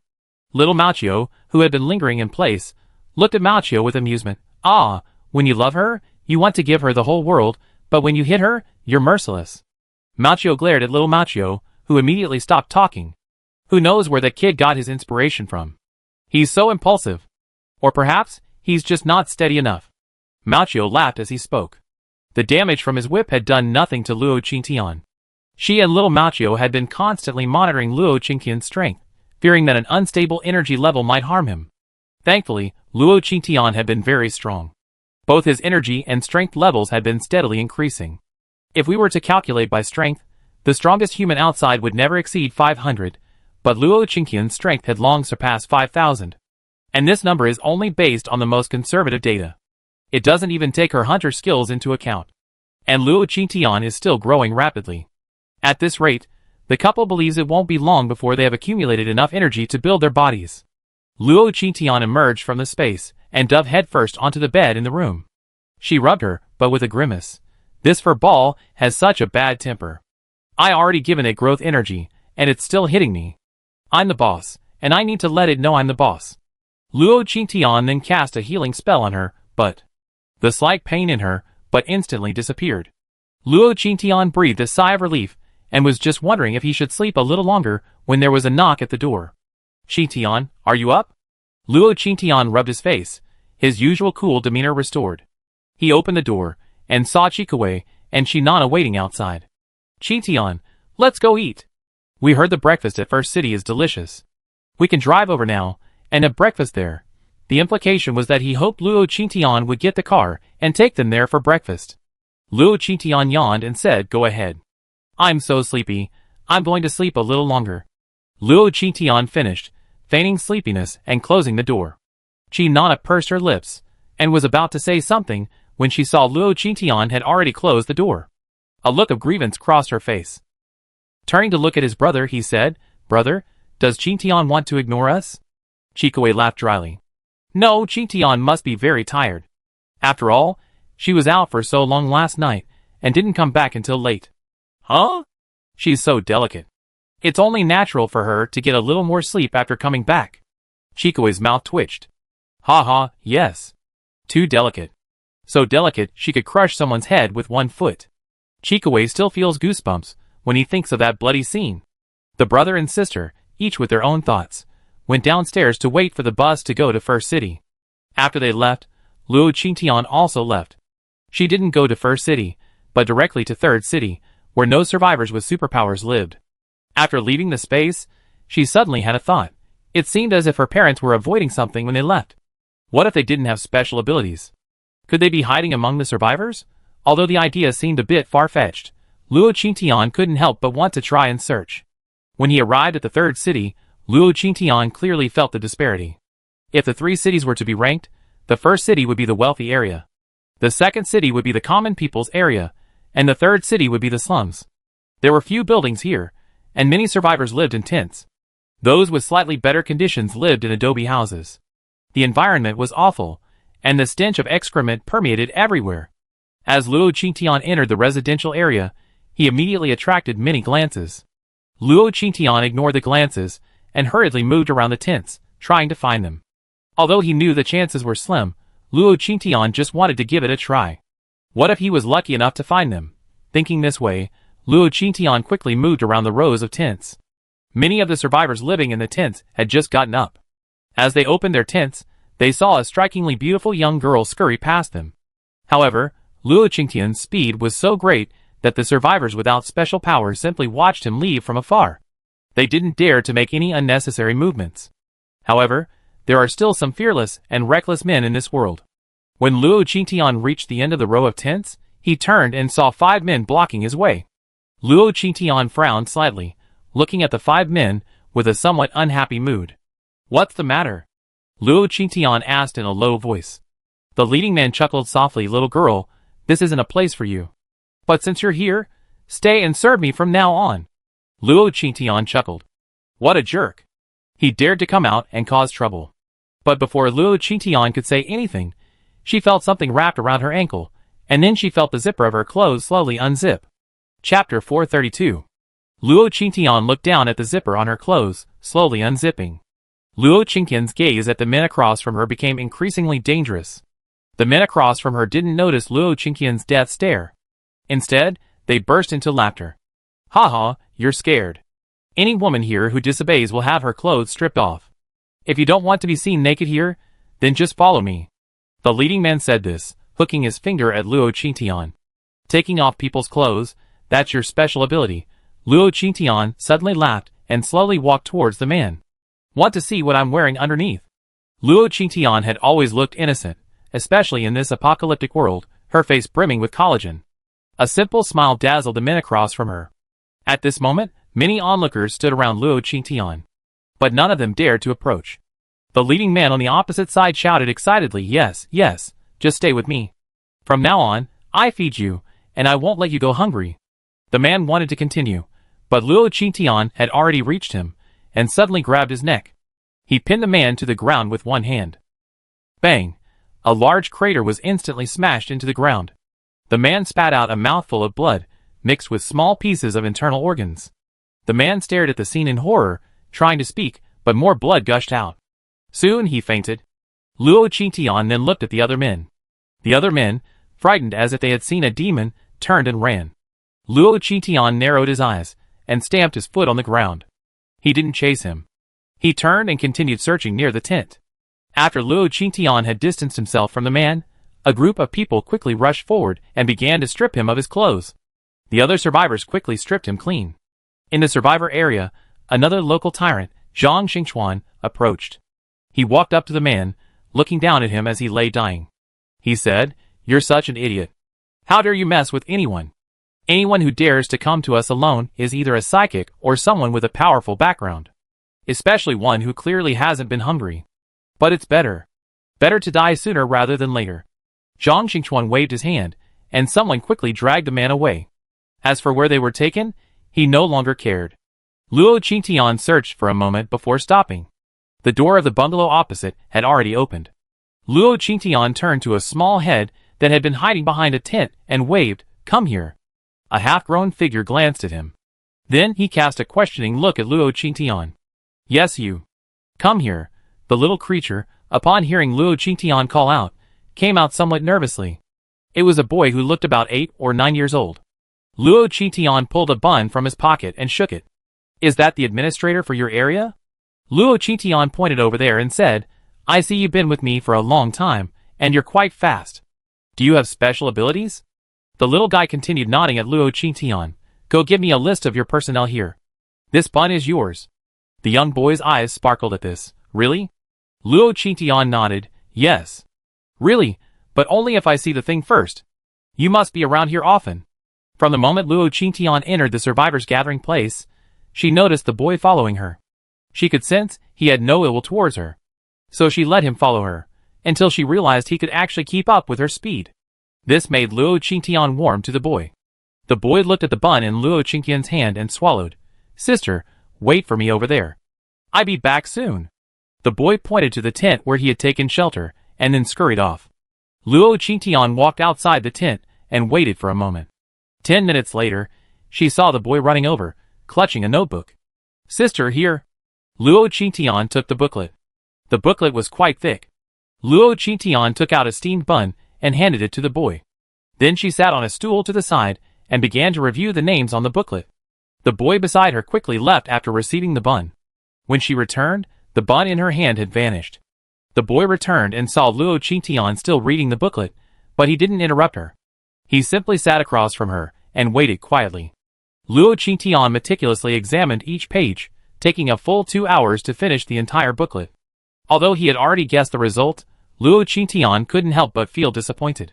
"Send this back." Luo Qingtian handed the booklet to a young man sitting there. The young man was stunned, then took it with both hands. "Okay, sister." Luo Qingtian stood up and prepared to leave, intending to go to the company building to find Qin Lang that evening. But just 2 steps away, the young man behind her called out to Luo Qingtian. "Sister, are you looking for someone? Have you been separated from your family? There's a red light district across the street. There are many survivors there, too. But the people there can't be recorded in the booklet. Sister, do you want to go and take a look?" Luo Qingtian stopped and turned to look at the young man. "Are you familiar with that place?" The young man nodded. "Yes. I go there often for food. I can take you there." Luo Qingtian thought for a moment, then took out 2 large meat buns. "You can take the buns to your family. These are for you, as a guide fee." The boy looked at the buns in Luo Qingtian's hand, swallowing his saliva. "Okay," he said, walking over to Luo Qingtian and carefully taking the bun. Luo Qingtian also observed the boy at this moment. The boy was petite and looked gaunt. His face was sallow. His cheeks were sunken. He looked like someone who hadn't eaten enough for a long time. After taking the buns, the boy lifted one and placed it in his arms, while he ate the other directly in front of Luo Qingtian's face. The boy ate quickly. Luo Qingtian, fearing he might choke, held out a bottle of mineral water and handed it to him. The boy saw such pure water, and without a second thought, he took it, opened it, and gulped down a few mouthfuls. In no time, the The boy devoured the bun. His eyes sparkled as he looked at Luo Qingtian. Sister, come on, I take you there. It's their rest time now. When there's no work, there's the most free time. Perfect for my sister to go look for someone. The boy said this as he happily ran forward with Luo Qingtian. The two of them walked quickly forward, and as they passed the row of houses, the boy didn't forget to return the booklet. Chapter 433. The red light district is also a forbidden zone. It's a mixed bag here, with people of all kinds and abilities, as well as survivors. It's part of the 4th base's underground living area. Officially, this is part of the slums, but the 4th base's management rarely comes here. The industries here are all illegal. Before the apocalypse, this place was also a kind of black delta. Luo Qingtian followed the young man down a long, narrow street. Tall buildings and residential buildings lined both sides of the narrow street. From the moment they entered the narrow street, Luo Qingtian felt several gazes from the residential buildings on either side. Luo Qingtian looked up. Long slogans were posted on every small window of the residential building. Luo Qingtian frowned as he looked at the slogans. There's no way Mom and Dad would ever come to a place like this. Thinking of this, Luo Qingtian began to think about leaving. At this moment, the young man in front keenly sensed Luo Qingtian's aversion to this place and slowed down, saying, Sister, my name is Bai Tong. Everyone here calls me Big Head. Sister, who are you looking for? I can help you. I'm quite familiar with this place. Luo Qingtian paused and looked around. Although it's noisy here, why are the conditions so much better than where you survivors live? And these buildings clearly aren't the creations of psychics. They look more like relics from before the apocalypse. Bai Tong smiled and said, Sister, this was an unfinished building before the apocalypse. Before the apocalypse, someone wanted to develop this area into a residential area, but the apocalypse began before the buildings were even built. Later, the 4th base came here to reclaim the wasteland, and this place was left behind. It was just too far from the first city, and at the time, it was occupied by a few local tyrants. The base commander was busy recruiting personnel and had no time to deal with them, so they stayed here temporarily. Luo Qingtian understood. How could researchers come to a place like this? Bai Tong's eyes flashed with surprise. Sister, you're looking for researchers? But why would researchers be in a place like this? Bai Tong shook her head apologetically at Luo Qingtian.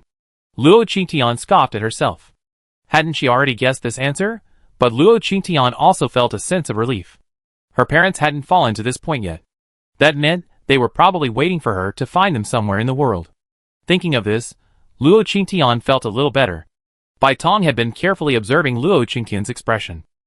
Seeing that Luo Qingtian seemed to be in a better mood, she said, Sister, there's a Sister Hong in a red light district.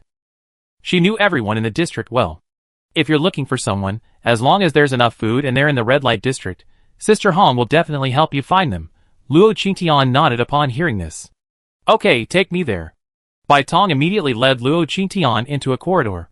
Bai Tong stopped when they reached the first floor. Sister Hong, I'm Datu. Soon, the door to the first room in the corridor opened, and a woman in a bright red dress opened it. The woman looked at Datu, then at Luo Qingtian. Is this a customer? The woman looked Luo Qingtian up and down. Haha, this is my first female customer here. Datu, what does this customer want? Sister Hong said this, twisting her waist as she approached Luo Qingtian, raising her hand to place it on his shoulder. Luo Qingtian frowned. His eyes grew cold and menacing. Before Sister Hong's hand even dropped, she felt the chill of Luo Qingtian's gaze. Sister Hong withdrew her hand sullenly. Come in first. Sister Hong made way for Luo Qingtian and Bai Tong to enter. Sister Hong's house was sparsely furnished, with a cement floor. Because it was an unfinished building, there were no tiles, and even the tiles were dusty. I wonder if they were just for decoration. Red roses were everywhere. Luo Qingtian's eyes darkened when he saw them. Sister Hong had been observing Luo Qingtian since he entered. Seeing that he didn't react, she sat down on the only sofa in the house. Go ahead. What do you want from me? Bai Tong smiled and said, Sister Hong, this lady is here to look for someone. She heard you, Sister Hong, are very familiar with this place, so I brought her here to see you. Sister Hong looked Luo Qing up and down. Finding someone is fine. I'm only responsible for giving you information. Afterwards, you have to give me 100 kilograms of food. Okay, but only if you find the person. Sister Hong shrugged. If you don't trust me, why bother looking for me? Luo Qingtian looked at Sister Hong with a half smile. Since you can't do anything to prove yourself, Then there's really no need for me to look for you. Luo Qing turned to leave, but before she could leave, a red mist erupted from the roses in the room. It filled the entire room. The mist soon dissipated, revealing Bai Tong, now standing there expressionless. Sister Hong stood up and walked over to Bai Tong, asking, "What exactly are you doing here?" Bai Tong stared blankly ahead, her voice becoming dull. "Looking for my lost family." Sister Hong froze, then turned to look at Luo Qingtian, who stood there. "Are you really here looking for someone?" Luo Qingtian didn't reply. Sister Hong frowned at Luo Qingtian, who was staring back at her. Sister Hong, for some reason, felt a deep sense of unease. "Are you here looking for someone? Are you a space-based Esper? Bring out the food." Luo Qingtian stared at Sister Hong, neither speaking nor responding. Sister Hong frowned and reached out to touch Luo Qingtian, but Luo Qingtian suddenly raised his hand and grabbed Sister Hong's neck. "Plotting against me? Hypnotizing me?" Luo Qingtian smiled dangerously. Sister Hong's eyes widened instantly, her face filled with horror as she stared at Luo Qingtian. "How is this possible? Why doesn't my flower mist work on you?" Bang! Luo Qingtian grabbed Sister Hong's neck and pinned her to the ground. Naturally, this flower mist had no effect on her. The hypnotic and paralyzing pollen contained within wasn't even 1/10 as potent as Xinyanran's. Sister Hong lay on the ground, her face agonized, her hands clutching Luo Qingtian's, which was strangling her. Then Luo Qingtian's voice echoed eerily from above. "What I fear most is those seeking death." "You want death? I sent you there." Luo Qingtian increased his strength, intending to strangle Sister Hong to death. But before Luo Qingtian could exert any strength, the roses on the walls, tables, and surrounding areas began to release red petals towards Luo Qingtian. The petals slashed across Luo Qingtian's cheek like sharp blades. Luo Qingtian tilted his head slightly, avoiding a few petals. But the petals still cut through a few strands of Luo Qingtian's hair. Sister Hong, who was being pinched by Luo Qingtian, took the opportunity to run away. But before Sister Hong could get far, she was tightly bound by green vines. Bang! Sister Hong fell to the ground again. Chapter 434. Sister Hong wanted to struggle. She struggled to her feet, and looked in Luo Qingtian's direction. She found Luo Qingtian slowly walking towards her. The surrounding roses that had been attacking Luo Qingtian were shattered by him, without anyone noticing. Sister Hong knew she had truly hit a wall this time. She looked at Luo Qingtian with tears in her eyes, her voice pleading, "Sister, I was wrong, I was really wrong.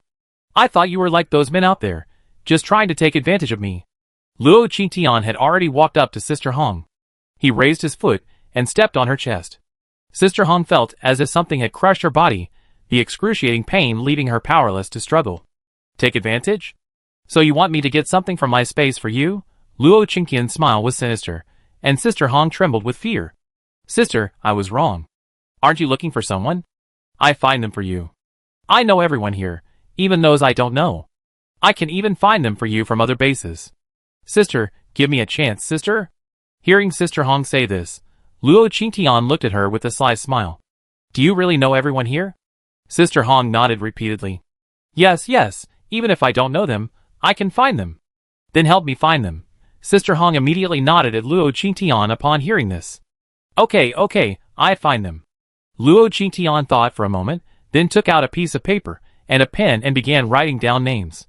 Luo Xiaowu, Shen Yunran Ma Ji, Jiang Ziyuan. He Xiao, Luo Yubai, Yun Qianro. Luo Qingtian placed the names in Sister Hong's hands. "If you can help me find just one of these people, I give you 100 kilograms of rice. If you can't, I have a bad temper, you know." Luo Qingtian raised his hand. The vines on Sister Hong were pulled back. Sister Hong felt something suck her arm, causing it to shrivel rapidly. It felt like someone was cutting her flesh, and the pain made Sister Hong writhe on the ground. Luo Qingtian stepped forward and released a healing light towards Sister Hong, and soon all of her injuries were healed. But Luo Qingtian wasn't about to let Sister Hong go. As soon as Sister Hong regained her balance, the pain returned. The arm, which had just healed, shriveled again, revealing the bare bones. I was wrong. I know I was wrong. Let me go." Sister Hong knew Luo Qingtian was warning her, so she could only kneel on the ground and kowtow repeatedly.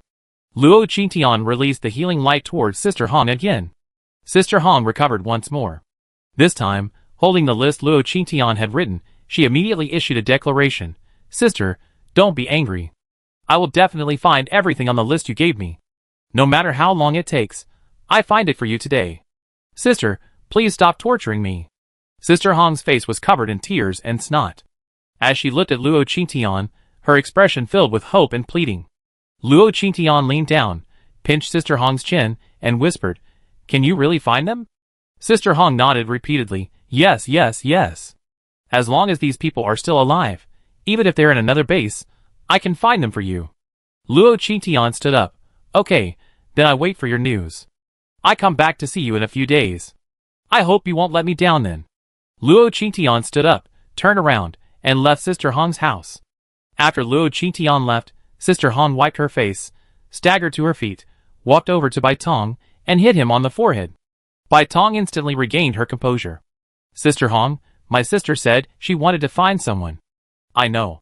Sister Hong frowned at Bai Tong. Only then did Bai Tong realize that Luo Qingtian had left at some point. Bai Tong stared at Sister Hong nervously and said, "Sister Hong, you didn't do anything to that sister, did you?" As Bai Tong spoke, she began to search for Luo Qingtian. Sister Hong pursed her lips and looked at Bai Tong, mentally cursing her countless times. What else could she do to that crazy woman? She almost died from that psychopath, okay? What could I do to her?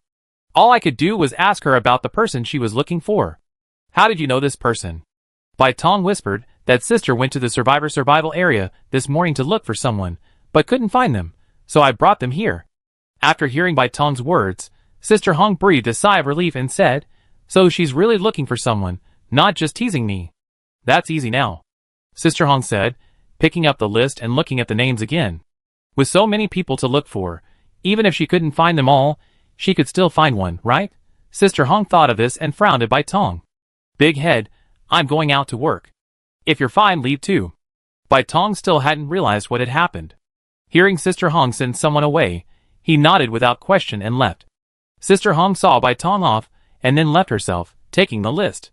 She didn't dare delay. The thought of Luo Qingtian torturing her with such ease made her feel suffocated. After leaving Sister Hong's house, Luo Qingtian wandered around the red light district. When Luo Qingtian reappeared on the narrow street, he was immediately met with several malicious glances. Luo Qingtian narrowed his eyes, and followed one of the lines of sight, only to meet a pair of crimson eyes. Luo Qingtian raised an eyebrow. Interesting. Luo Qingtian narrowed his eyes, pretending not to notice anything, and continued walking slowly down the street. Passing through a narrow alley, just as he was about to leave the red light district, several men appeared in front of Luo Qingtian, blocking her path. "Little girl, our boss wants to see you." Luo Qingtian raised her hand and checked her watch. She had already been out all day, and she had to go back for dinner and see Qin Lang tonight. So, she really didn't have time, maybe next time. "There's no time to deal with him today." After saying this, the leading man laughed.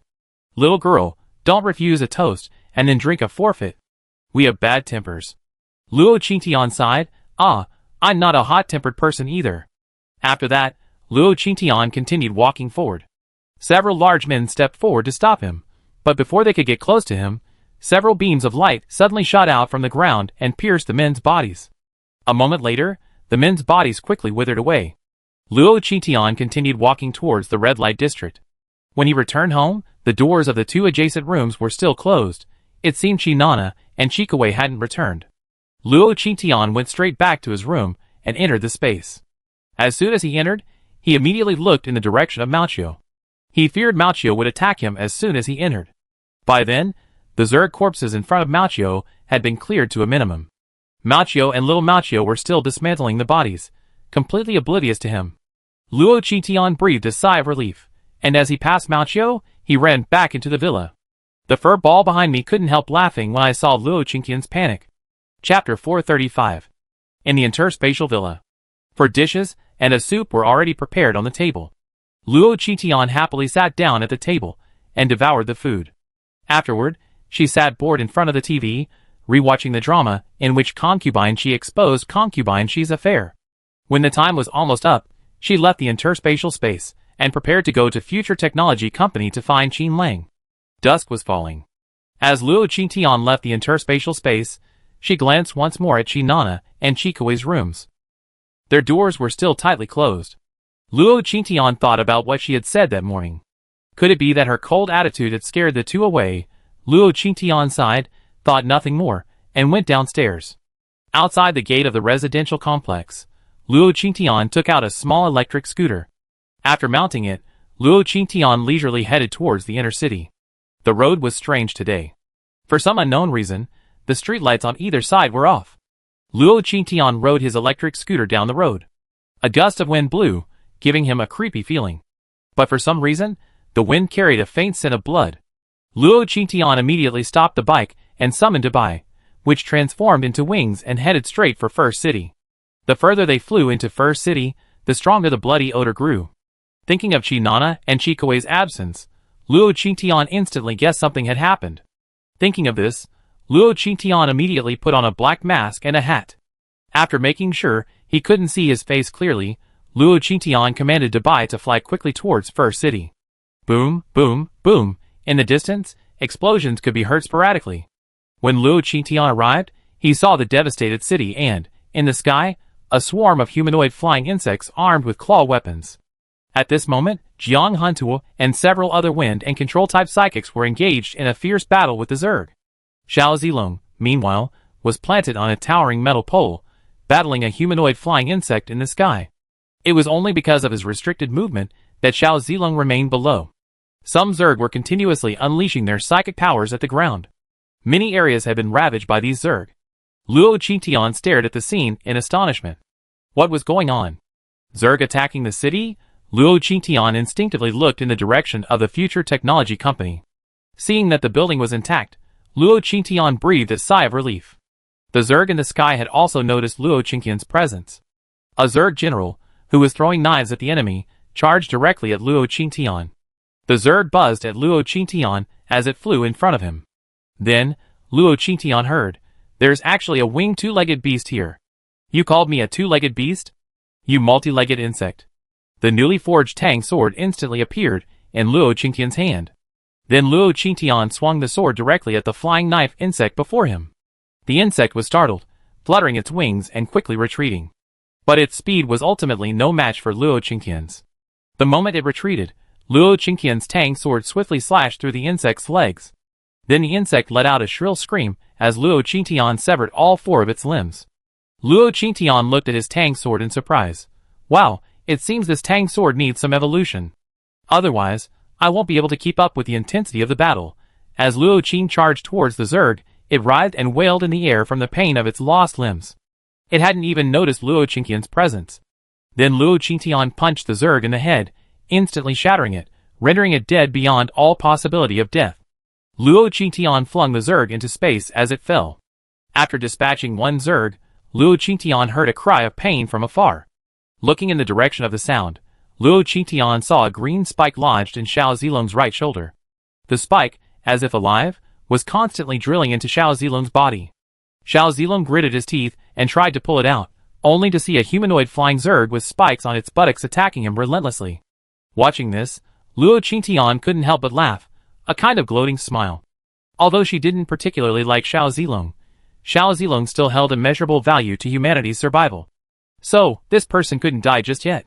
As Luo Qingtian thought this, the Amos ice bow appeared in his hand. Luo Qingtian drew his bow and released his arrow. The arrow instantly froze the humanoid Zerg with the thorns on its butt. Then Luo Qingtian quickly flew in front of the Zerg, his bow and arrow transformed into a dagger. The dagger plunged into the Zerg's head and vanished from Luo Qingtian's hand. Xiao Zilong's body was already at its limit. Seeing the Zerg monster dead, he fell uncontrollably to the ground. He had been standing on a towering metal pole, but at that moment, his composure caused the pole, which had been transformed by his supernatural power, to vanish in an instant. Falling from a height, one would be crippled if not killed upon hitting the ground. Adhering to the principle of being a good person to the end, Luo Qingtian, as Xiao Zilong fell, grasped his waist with one hand, catching him. With his other hand, he grasped the spike still burrowing into Xiao Zilong's body and yanked it out. The pain caused Xiao Zilong's tightly closed eyes to snap open. He was met with a pair of eyes, as black as ink and as bright as a sea of stars. The delicate fragrance of Luo Qingtian wafted into his nostrils. It was then that Xiao Zilong realized that the mysterious figure in black was actually a woman. The pain in his shoulder gradually brought him back to consciousness. He tried to speak several times, but the numbness in his body grew stronger, leaving him without the strength to open his mouth.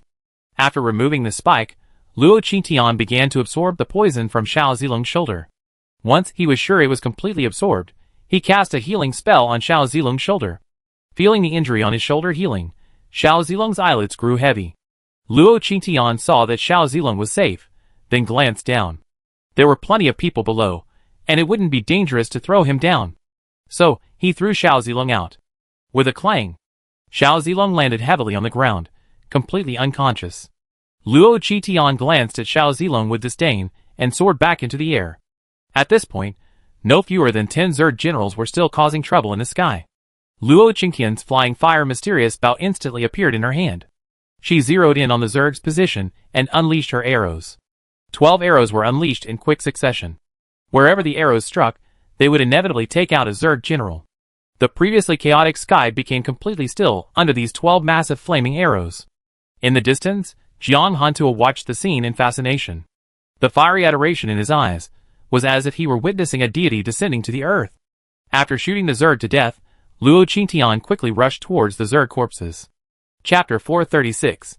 Jiang Hantuo saw only a black figure, dancing through the air as swiftly as a night elf. Luo Qingtian collected all the fallen Zerg corpses into his space. "Captain, be careful." Suddenly, 2 sharp blades struck, flying directly towards Jiang Hantuo's face. By the time Jiang Hantuo reacted, he saw a massive Zerg leader already charging in front of him. This Zerg's body was even larger than the previous ones, and no one could even see how it had appeared. Its arms were 2 sharp blades. It now raised its blades high, ready to strike Jiang Hantuo down. This scene happened so quickly that no one could have anticipated it. Jiang Hantuo's heart skipped a beat. He even gave up the thought of resistance or escape. Fusion! Bang! A cold voice echoed in his ears, and then Jiang Hantuo was sent flying by the immense heat wave and impact. The giant Zerg, still intent on slashing, now glanced down at its own body. A massive hole appeared in the center of its body. The Zerg leader's life began to drain. He turned to see who had killed him, but suddenly, he felt a familiar yet terrifying force slowly approaching. He knew the one responsible for his death was flying towards him. However, he didn't survive until Luo Qingtian arrived. As he fell into darkness, Luo Qingtian stabbed him in the head. After leaving him completely dead, he flung him into space. By then, all the Zerg in the sky had been wiped out, but many were still crawling on the ground. The psychics were fighting fiercely. Luo Qingtian soared in midair, watching the Zerg on the ground. These Zerg on the ground were clearly unintelligent. They fought the psychics purely on instinct, thinking of the Zerg commander speaking even while fighting him. Even more miraculously, he could understand the language of the humanoid Zerg. Luo Qingtian suddenly felt as if he were not normal.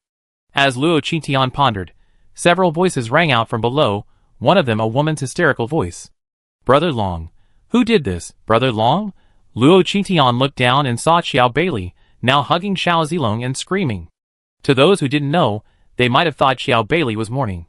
Looking at Xiao Bailey's expression, Luo Qingtian felt goosebumps all over his body, and couldn't help rubbing his arms. Maybe it was because Xiao Bailey's mourning was too loud, but the surrounding Zergs all ran towards her and her group. Soon, Zergs swarmed around Xiao Bailey. The members of Team Alphen quickly surrounded her. They fought tooth and nail to fend off the gathering Zerg. Xiao Bailey glared at the Zerg in anger. "You damn Zerg. I won't let you go." She put Xiao Zilong down and walked over to the Zerg horde, her arms outstretched. "Sister Xiao, don't be impulsive. The captain forbids you from using this." Li Xiaoxiao shouted anxiously, noticing Xiao Bailey's actions. But Xiao Bailey ignored her words. Soon, a pitch-black hole appeared before them, sucking in all the surrounding Zerg. "Rip!" Xiao Bailey roared. As soon as he finished speaking, the black ball shattered instantly, as if torn apart by something. So did the Zerg that had been sucked in. Luo Qingtian's eyes widened, watching the scene in shock. This was why Xiao Zilong had been so reluctant to abandon Xiao Bailey. What a powerful killing move. As Luo Qingtian marveled at her, he saw Li Xiaoxiao unleashing with energy at Xiao Bailey. Xiao Bailey's eyes were bloodshot. Blood was oozing from her nose, ears, and mouth. From a distance, she looked like a ghost. Luo Qingtian hugged himself again and quickly flew forward. He had just fought in the sky, and Qin Lang must have seen him. He had to go to the technology company to confront him, but before that, Luo Qingtian had to find Qi Nana and the others. He had been away all day, and he wondered if anything had happened. Luo Qingtian refused to admit that he was concerned about these two people. After all, they were acting as a shield at his fourth base. Luo Qingtian flew through the air for a while before arriving at an alley. Behind a pile of trash cans, she spotted the brother and sister hiding there. At this point, their powers had reached their limit. On either side of the alley stood a Zerg leader. However, these two Zerg leaders were different from the previous ones. They lacked wings. Although they walked upright, their bodies resembled those of stick insects standing upright. Luo Qingtian felt a little nauseous. The two stick insects were now moving step by step toward the trash can in the center of the alley. Crack! Crack! The stick insects uttered their unique Zerg language toward the trash can, a sound that sounded remarkably like the sound of a bicycle chain snapping. Luo Qingtian shook her head. The Amos ice bow in her hand instantly materialized. She unleashed 6 arrows in quick succession. Before the two stick insects even reached the trash can, they were reduced to ice sculptures by the arrows. Luo Qingtian landed on the ground and tucked away her black clothing. She removed her mask and hat and put them away. She drew her tang sword and lured two Zergs outside. Then, pretending to have just engaged in combat, she hurried towards the trash can. Luo Qingtian's footsteps quickly caught the attention of Qi Na and Qikawei. They popped their heads over and saw Luo Qingtian single-handedly taking on two Zergs. The fight was intense. "It's Qingtian, brother. Go help," Qi Na said as she rushed out of the trash can. A flash of blue light flashed in her hand, and a water arrow shot towards the Zerg's head. Luo Qingtian's tang sword also struck the other Zerg's head. The two Zergs were instantly killed. Luo Qingtian feigned surprise as he looked at Qi Na. "Nana, why are you here? I'm so glad you're okay. I was stopped by the Zerg. I was so scared." Luo Qingtian feigned fear as she ran towards the two. Qikawei's mouth twitched. How could these sisters be scared? They should be scared of the Zerg, right? Qikawei thought to himself. He walked slowly towards Luo Qingtian, leaving a long trail of blood in his wake. Qi Na also limped towards Luo Qingtian. "Qingtian, it's great to see you here. We were injured by the Zerg, and my brother can't use his powers, so we hid here." Luo Qingtian looked at their legs. Qi Na pulled up her pants, revealing a dark blue wound. Luo Qingtian looked at Qikawei again, and Qikawei pointed to a bloody hole on his calf. "I was bitten by those two Zergs just now." Chapter 437. Luo Qingtian thought of the two stick insects and felt a nauseous urge to throw up. She hated insects, especially the limp ones. They were pure torture. Stick insects were her worst enemy. Those two stick insects really hit a nerve. Looking at the two men, still terrified, Luo Qingtian feigned ignorance and looked around. "Which two insects? The ones I fought?" Qikawei, standing nearby, twitched his lips as he watched Luo Qingtian feign stupidity, looking away with a look of dismay. Qi Na believed Luo Qingtian's words without a doubt. No, there were two insects that could stand up just now. They looked disgusting. Let's not talk about that for now. "Qingtian, shall we go back?" Qi Na was ravenous, and all she wanted was to get back and rest. Luo Qingtian activated her third ability and looked outside. By now, the crawling insects had almost completely vanished. Even if the two of them went back, it wouldn't matter. She bent down and cast healing light on the wounds of the two men. Their injuries quickly healed. The three of them emerged from the alley, and ahead of them was a small group of soldiers cleaning up the aftermath. Qi Na and Qikawei's own abilities had reached their limit. So, while fighting the Zerg, the three of them moved towards the opposing group of soldiers. Jiang Hantuo quickly spotted Luo Qingtian and the others. He immediately ran over to them and brought them into the protective circle of the soldiers. Luo Qingtian glanced at Jiang Hantuo. His uniform was tattered and blood was still seeping through it. It was clear that he had been seriously injured. Luo Qingtian reached out and placed a hand on Jiang Hantuo's wound. "Captain Jiang, thank you." Luo Qing released her healing powers. Jiang Hantuo looked at the pair of fair hands placed before him, his ears instantly reddening. After Luo Qingtian healed Jiang Hantuo's wound, he quickly withdrew his hand. Jiang Hantuo looked at the three and said, "There's no Zerg attack in the central city area. A car will take you there shortly. However, we need you to submit your names for record keeping. You guys will wait nearby." Qi Na nodded. "That's great. Thank you, Captain Jiang."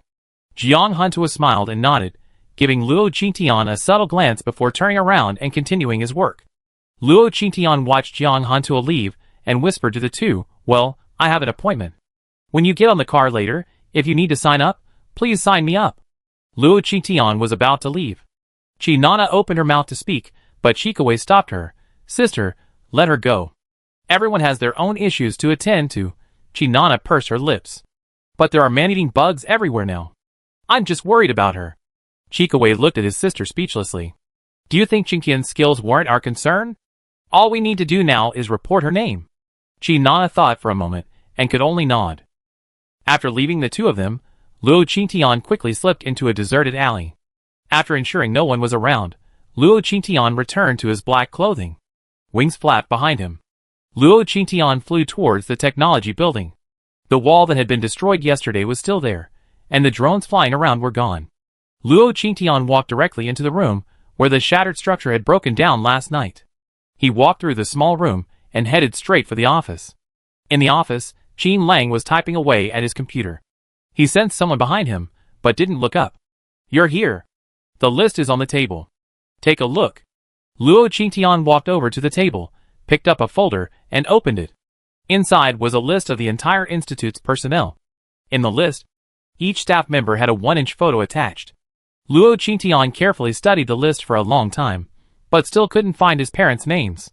Although he had anticipated this outcome, he was still a little disappointed. Is this the complete list? At this point, Qin Lang put down his work and turned to look at Luo Qingtian. Yes. So, if the person you're looking for isn't here, could you please tell me who it is by name or photo? Luo Qingtian narrowed his eyes at Qin Lang, his eyes filled with distrust. Qin Lang knew Luo Qingtian was wary of him, so he held out his hand and swore, I swear, I won't tell anyone about the person you're looking for. Luo Qingtian thought for a moment and said, Do you know about the future base? Qin Lang was stunned, then thought seriously before shaking his head. I don't know. Future base was the name of this base, or this future base? Luo Qingtian shook her head again. The letter was so vague that even now, she didn't know exactly what her parents were trying to say. She could only rely on her intuition. Qin Lang had almost figured it out. Her company was called Future Technology Company, thanks to the word future. That's probably why this black-clad heroine came looking for him. Luo Qingtian no longer had any intention of staying at the fourth base. She stood up and prepared to leave. Qin Lang saw Luo Qingtian about to leave, so he quickly stood up and said, Heroine, don't worry. Perhaps I can help you. Luo Qingtian turned to Qin Lang and asked, How? Qin Lang thought for a moment and said, I don't know where the future base is, but I have data on all the nearby small bases and the fifth base. I can help you find it. Luo Qingtian narrowed her eyes at Qin Lang and asked, What do you want? Luo Qingtian didn't believe anyone would treat you well for no reason, unless he had something they wanted. Qin Lang touched his nose and said, Heroine, you're really direct. I do have a small request that requires your help.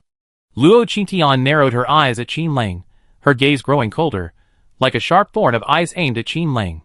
If Qin Lang said anything Luo Qingtian didn't like, Qin Lang was certain Luo Qingtian would definitely take action against him. Qin Lang immediately tensed his body and looked at Luo Qingtian seriously. That's what I mean. That Zerg you released last night, remember? Luo Qingtian frowned. Are you trying to pass the buck? If you hadn't insisted I attack that damn detector, how could the detector have fallen to the other side? Qin Lang's mouth twitched. The force meter was already at 999. Who knew this pervert in front of him would have such a crazy value? Yes. I wasn't thoughtful enough. That was the Zerg we released. It's a third-order Zerg general. It released a distress signal as it was dying. That's why so many Zerg generals are here today. Luo Qingtian walked over to sit across from Qin Lang, leaning lazily against the backrest. She said jokingly, Tell me, what do you want me to do? Chapter 438. Qin Lang rubbed his hands and said with a smile, Lady, this is it. We intercepted the distress signal yesterday, but we're now facing a major problem. The Zerg is rapidly developing. No one knows where these bugs came from. No one knows how they appeared. All we know is that only a certain species can evolve intelligence like us, but we have no idea what that species is. Luo Qingtian no longer wanted to listen. I give you 3 sentences to make your purpose clear. If you don't, I leave. Qin Lang, frightened by this, immediately sped up his speech. I can now simulate a distress signal, but we're not strong enough. We desperately need a test subject for the Zerg's third form. Please, lady, have mercy and help us deal with these Zerg generals. Luo Qingtian looked at Qin Lang gloomily. What can I get? Besides what you say, there are benefits beyond just the data. Qin Lang thought for a moment and said, certification for mid-level leadership at the 4th base. Luo Qingtian smiled. You think I need that? Qin Lang scratched the back of his head awkwardly. Boss, don't underestimate this certification. The 4th base certification is also valid at the 5th base. And our future technology company is headquartered at the 5th base.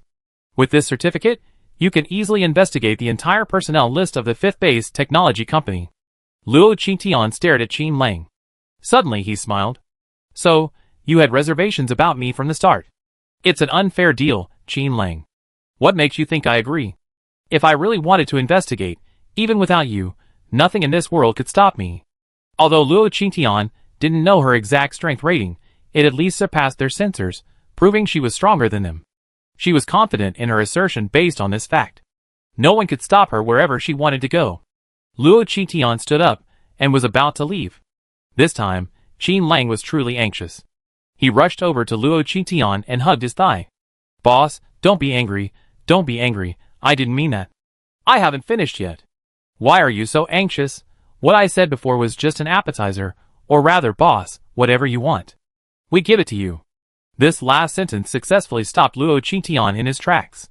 You give me everything I want? Luo Qingtian asked softly. Qin Lang nodded at him like a chicken pecking at rice. Do you have zombie cores? Or how many Zerg corpses do you have? After saying this, Qin Lang was stunned. Very well, boss, you don't want money or food, you just want the lifeblood of the 4th base. The equipment purchased by the psychics at the 4th base is all made from materials obtained from the Zerg. And there are zombie cores. Because of the mutated forest, their 4th base has no zombies coming here. Where are the zombie cores coming from? Luo Qingtian looked at Qin Lang with a half-smile. Qin Lang thought for a moment and said, Boss, we really don't have any zombie cores here. If you really want them, how about you wait until you go to the 5th base and ask the person in charge there for them? I sent a message there then. As you know, with the start of the apocalypse, many communications have been disrupted. We can guarantee communication within the base, but we won't be able to communicate with other bases. But don't worry, our technology company will do everything it can to resolve these problems. Luo Qingtian looked at Qin Lang, bent down, pinched his chin, and smiled. Well, you're amazing. You always manage to hit my limits. You know I won't kill you, so you're constantly testing my limits. But Qin Lang, when you're plotting against me, keep your eyes closed. After all, they're full of calculations. Luo Qingtian's grip grew increasingly firm, and Qin Lang could even feel his jaw crack. Qin Lang looked at Luo Qingtian in horror, meeting his calm eyes. He couldn't stop trembling. Qin Lang wanted to speak, but the pain in his jaw left him powerless. He tried to escape, but a green barrier suddenly appeared around Luo Qingtian, trapping them both.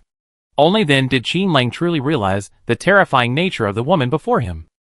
Seeing the fear in Qin Lang's eyes, Luo Qingtian retracted his force just in time. A flash of white light flashed through his hand, and Qin Lang's shattered jaw was repaired. Now, we can trade on equal terms. Luo Qingtian's tone was casual, but to Qin Lang it sounded like a demonic whisper. Yes, that was my fault just now. Now, our sincerity is revealed. Qin Lang respectfully handed a list to Luo Qingtian. Luo Qingtian took the list and briefly examined it. The Zerg general corpses brought in this time belonged to Luo Qingtian. The laboratory only requested one Zerg general corpse for each support visit. During this period, the 4th base would do its best to meet all of Luo Qingtian's requests, whether it was food, weapons, or a storage facility for Zerg corpses.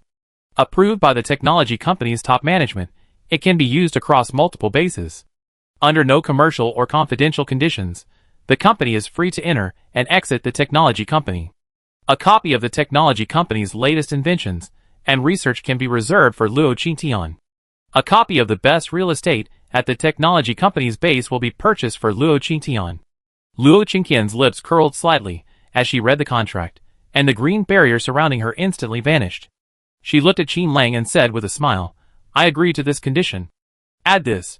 I want a list of all the survivors and psychics in the 4th base. I need someone. Qin Lang said respectfully, yes. I add this. I wonder when you be free. We can send a signal soon. Luo Qingtian stood up, walked over to Qin Lang, and took his hand. Qin Lang had just been dealt with by Luo Qingtian, and now seeing him approaching, his body trembled with fear. Luo Qingtian plucked the phone watch from Qin Lang's wrist, and said with a smile, You can call this number to find me when the time comes. Luo Qingtian patted Qin Lang's shoulder reassuringly. He picked up the contract, stood up, and walked outside. Reaching the shattered wall, Luo Qingtian leaped out. Qin Lang collapsed to the ground in shock after Luo Qingtian left. Just like Luo Qingtian, his supernatural powers weren't particularly impressive, but he was adept at manipulating people's hearts.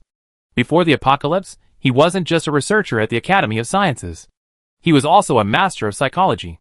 He dared to act so arrogantly in front of Luo Qingtian because he was certain she wouldn't harm or kill him. But today, he realized how wrong he was. This woman could actually see through his every thought. How petty!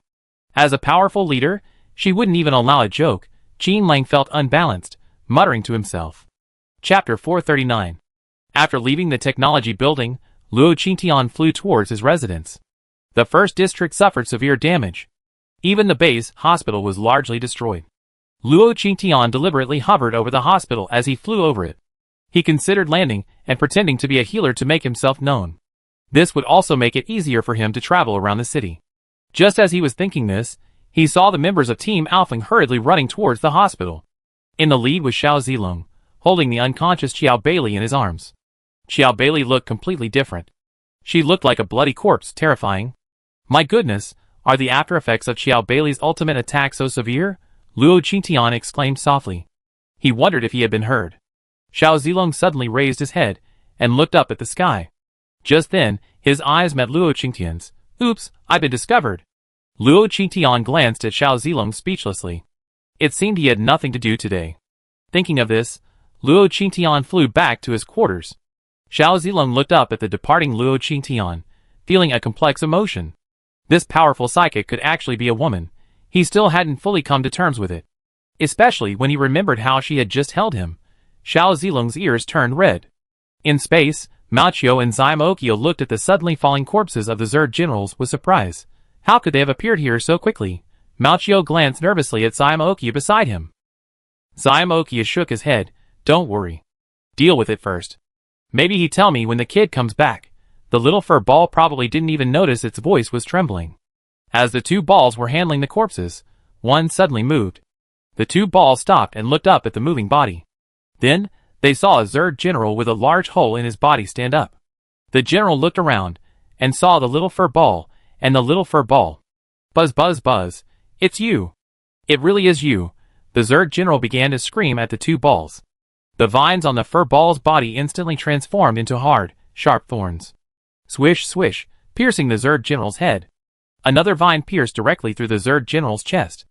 The fur ball pulled a small green ball from the general's head and chest. The general fell silent. The fur ball looked at the Zerg, dead beyond death, and fell into deep thought. This Zerg leader's stats are over 500. Unlike the other Zerg corpses, they belong to the 4th evolutionary level. Though not formidable to Luo Qing, 4th level Zerg are annoying.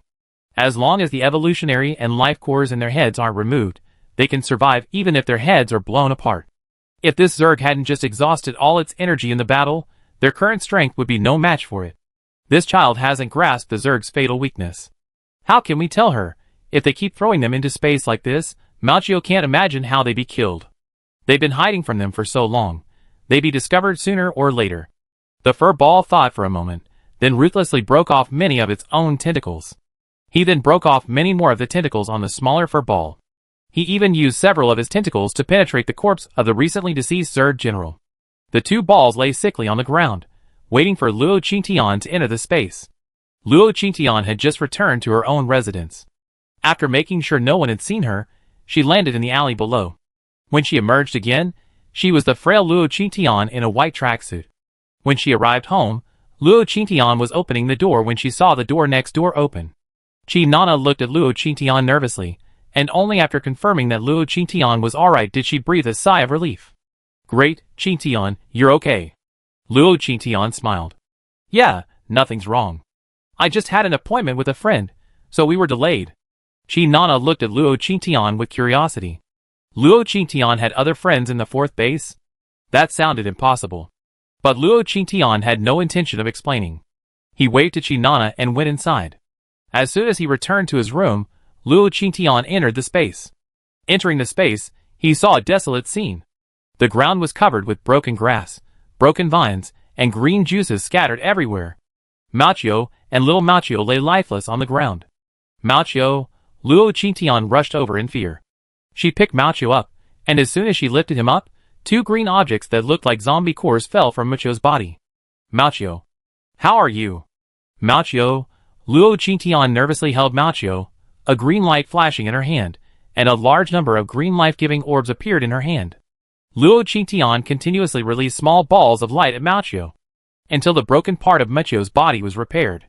Mao hadn't woken up yet. Isn't this space the safest? How could anything happen to you? Luo Qingtian suddenly looked at the pile of Zerg corpses. She saw the vines piercing through the Zerg corpses, and instantly understood what was going on. Could it be that some of these Zerg had the ability to regenerate? Luo Qingtian thought about this and thought about the two crystal cores. Luo Qingtian wanted to slap herself. Zombies have crystal cores, so surely these high-level Zerg must have too. Why hadn't she thought of that? At this moment, Mao woke up faintly and opened her eyes to see Luo Qingtian's tear-stained eyes. Who could have imagined that Sister Luo, who was so powerful, decisive, and ruthless outside, would be crying like a child now? Mao instantly regretted reminding the child too much. But since she had done this, she had to see it through. It extended its vines and pointed at the Zerg leader it had killed. Pointing to the green crystal core on the ground, Luo Qingtian said apologetically, "Are you saying this Zerg leader is back to life? Were you injured by it?" Mao nodded aggrievedly at Luo Qingtian. Luo Qingtian felt even more guilty. I'm sorry.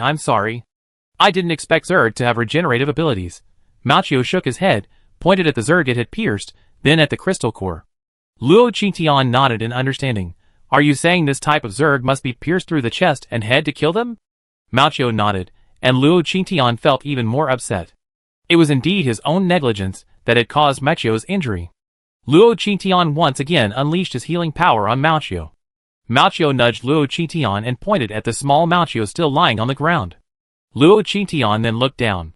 Seeing the half-dead little ball of fur, with a black line on its head, he thought that although his body was small now, it was not so inconspicuous. Chapter 440.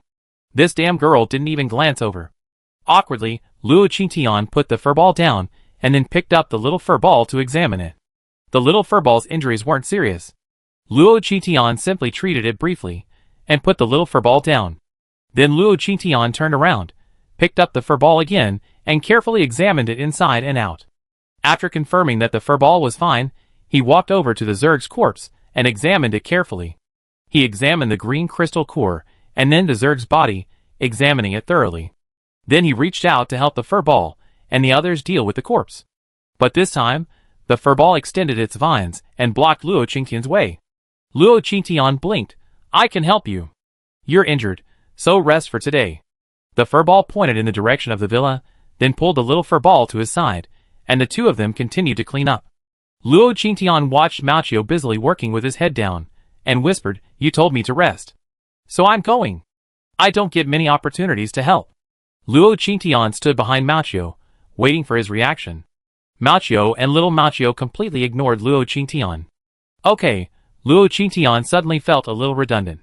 Then he turned and walked towards the villa. The food was ready on the dining table. After Luo Qingtian had eaten and drunk his fill, he didn't rush upstairs. Instead, he walked out of the villa and stared at Mao for a long time. After making sure both Malchius were alright, he prepared to go back. After Luo Qingtian went upstairs to sleep, little Mao looked at him with a hint of resentment. "You scared her this time." Mao glanced towards Luo Qingtian's bedroom. "I'm not going to explain the severity of this. She'd be very dangerous in the future." After Mao and the others had dealt with all the Zerg corpses, they calculated that Luo Qingtian should be asleep by now, so they went upstairs to deal with Luo Qingtian's changed clothes. As Mao watched Luo Qingtian's sleeping face, a woman's silhouette emerged from the red button behind Mao. The woman approached Luo Qingtian and gently kissed him on the forehead. Then Mao returned to Mao's body and took Luo Qingtian's clothes out to wash. After a good night's sleep, Luo Qingtian woke up the next morning and breakfast was already ready. Luo Qingtian ate and drank his fill and walked out. Then he saw a mountain of materials piled up in front of the villa. Should I refine all this? Luo Qingtian thought, randomly picking up a few materials and preparing to throw them into the smelting table.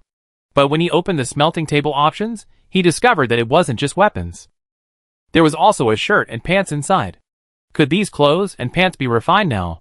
Luo Qingtian pondered for a moment, and then thought of the giant python he had defeated. Last time, Machio even cleaned up the python's skin for him. Thinking of this, Luo Qingtian took out his tang sword and cut a large piece off the python's hide. He then found some wolf skin and some clothes and threw them all in. He clicked the top icon and waited a moment before a black, slightly tight-fitting top appeared on the smelting table. Luo Qingtian excitedly picked up the top and held it in front of him to compare it. He then added the same materials and clicked the pants icon. The same style of pants was quickly made. Luo Qingtian couldn't wait to go upstairs and change into them. Although it was made of snake skin, it didn't feel sticky at all. I didn't feel cold either. The surface of the garment was smooth and extremely resilient. It sat very close to my skin. Exercising seemed smoother, faster, and more convenient than before. Luo Qingtian excitedly jumped out of the room. He switched to a tang sword and tried a few swings in the space.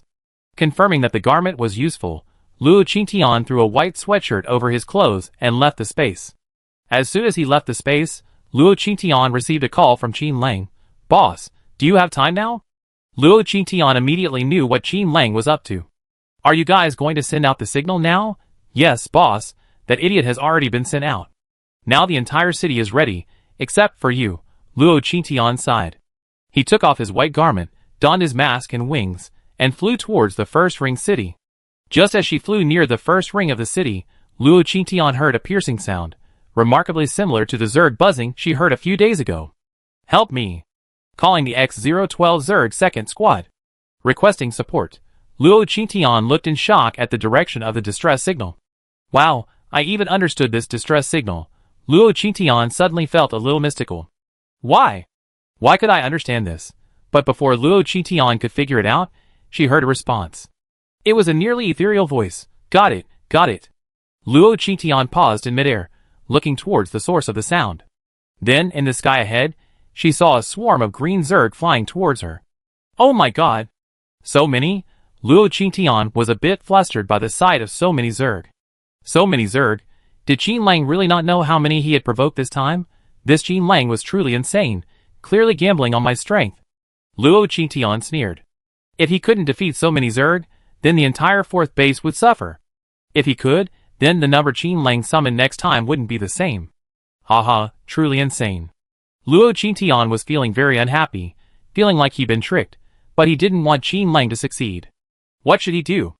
Luo Qingtian said, "Little Green, Hurricane." The biggest one. Little Green suddenly jumped out and spat several times at the incoming Zerg commanders. A massive hurricane formed in midair. The incoming Zerg were then sucked into it en masse. Some higher-level Zerg quickly avoided the hurricane and flew away. Luo Qingtian stood in midair, watching the Zerg fly away. Her lips curled slightly. Then she raised her hand, and a bone spear instantly appeared in her hand. Luo Qingtian, spear in hand, rushed towards the fleeing Zerg. Heavy rain. The torrential rain poured down, drenching all the Zerg. Then Luo Qingtian's cold voice rang out again. "Freeze!" Then the Zerg commanders' voices were completely frozen. Luo Qingtian, spear in hand, quickly rushed towards the frozen Zerg. "Xiao Lu, catch them! Leave none behind." Xiao Lu quickly formed a large net, catching all the frozen Zerg. Luo Qingtian now looked at the swirling Zergs in the hurricane. The Amos Ice Bow and the Ruoshui Divine Bow appeared simultaneously in her hands. She drew her bow and released her arrow, and a massive pillar of ice formed. It stood in midair, then slowly fell to the ground. Luo Qingtian flew over quickly. He collected the entire icicle into his space. After clearing out the entire sky full of Zerg, Luo Qingtian turned off his phone and entered his space. "Want to fight me?" "Haha, I'm disconnecting." Chapter 441. The damaged buildings and labs at the academy had been repaired long ago. Ever since Qin Lang and Luo Qingtian finalized the deal, the academy's staff has been researching how to replicate this complete sonic wave to summon the Zerg. Today is the first day of the experiment. To test his sonic wave, Qin Lang simply doubled the signal. Now, the entire 4th base's psychic team is waiting here. This signal has been continuously sent out for a long time, but the Zerg haven't arrived yet. Could it be a failure? The Zerg haven't arrived, but why hasn't that black-clad female boss shown up either? Qin Lang pondered this, and picked up his watch phone again to call. This time, the other end of the line said it was off. Qin Lang was stunned. What was going on? The boss's phone was off. Without the boss, He didn't dare order anyone to release the summoning sonic wave again. He sat on the ground, pondering the problem. Suddenly, he looked at the button he had placed on the double playback. Qin Lang smiled, instantly figuring out what was going on. It seems to have succeeded. How stingy. Qin Lang knew that Luo Qingtian must have known his thoughts. As for Luo Qingtian's disappearance, it was likely that the number of Zerg he had summoned was known, and the boss must have been angry. As for the Zerg that hadn't arrived, they had probably been intercepted by the boss. But he didn't dare to bet on whether new Zerg would arrive. Although Luo Qingtian was powerful, he was still unsure whether he could handle such a large swarm alone. He could only issue the order. All psychics in the 4th base must wait for 3 days, strictly guarding against any sudden Zerg attack. After Luo Qingtian finished dealing with so many Zerg, he entered the space directly. She hadn't had time to deal with the Zergs just now, following Michio's instructions, and now she was worried about what might happen if they entered the space. So, upon entering the space, she headed straight for Machio and Little Machio. Machio and Little Machio were just now processing fresh Zerg corpses. Looking at the corpses strewn across the ground, Machio and Little Machio felt their heads pounding. Watching the two small figures busying themselves with their heads down, Luo Qingtian felt a sudden pang of guilt. Was she exploiting the workers? But if so many corpses weren't dealt with, they would be a horrible sight to behold in this space. So, she selected a few dead bodies, took out her tang sword, and stabbed them once in the head, then once in the chest. She tossed them aside, and picked up new ones to continue. Soon, the entire grassy area was littered with Zerg corpses, shattered and stabbed by Luo Qingtian.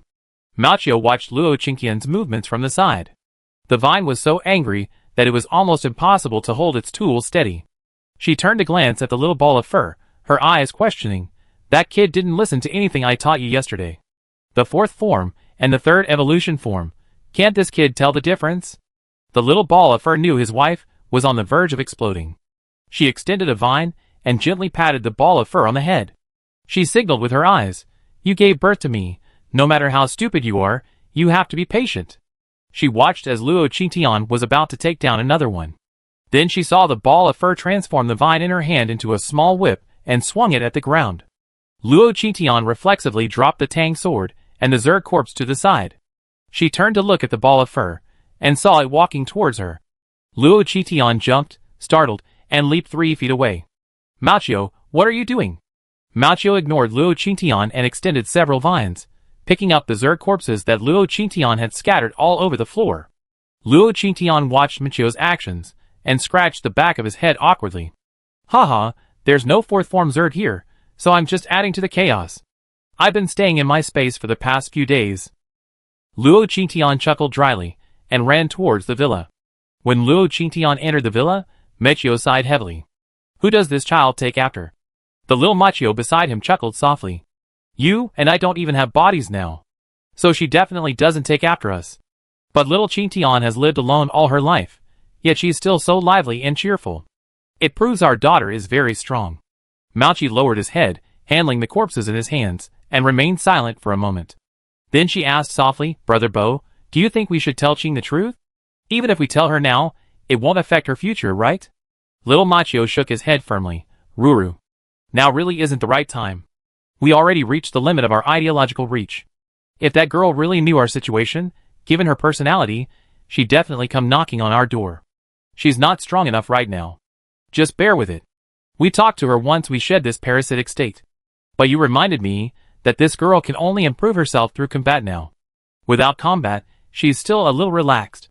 Perhaps it's time to give her a place to hone herself. Hearing little Machio's words, Machio could only nod. Luo Qingtian was sitting in the living room, watching concubine she engage in an affair. She had no idea the two balls outside were discussing her own affairs. She spent the afternoon leisurely in her room. The little furball walked into the living room, and went straight to the kitchen to prepare a meal for Luo Qingtian. Luo Qingtian couldn't help but marvel at the little furball's dedication to cooking. TSK, worthy of being my furball's cub. The cooking movements are all the same. Little furball, how about I call you ball number 2 from now on? When the furball has another cub, it be ball number 3. Maybe there will be number 4 and 5 in the future, and by then, you be the most beautiful cubs in my space. The little furball, who was cooking, had a frown on his face. He cooked with a sullen face. He paused in his salting motion at Luo Qingtian's words, and poured half the entire bottle of salt into the dish. The little fur ball looked helplessly at the food in his hands. He then glanced back at Luo Qingtian, who was happily watching the TV. He quietly poured out the half-cooked dish and prepared to start over. At the same time, he was determined not to let Luo Qingtian have such a leisurely time. That matter should be put on the agenda. Luo Qingtian, who was watching TV, felt a chill down her spine for no apparent reason. She instinctively looked back. In the distant kitchen, there was only a small ball of fur, and nothing else. Was she being overly sensitive again? Luo Qingtian touched her arm and turned to walk out. Luo Qingtian went to the smelting table. She gathered various materials and threw them into the smelting table.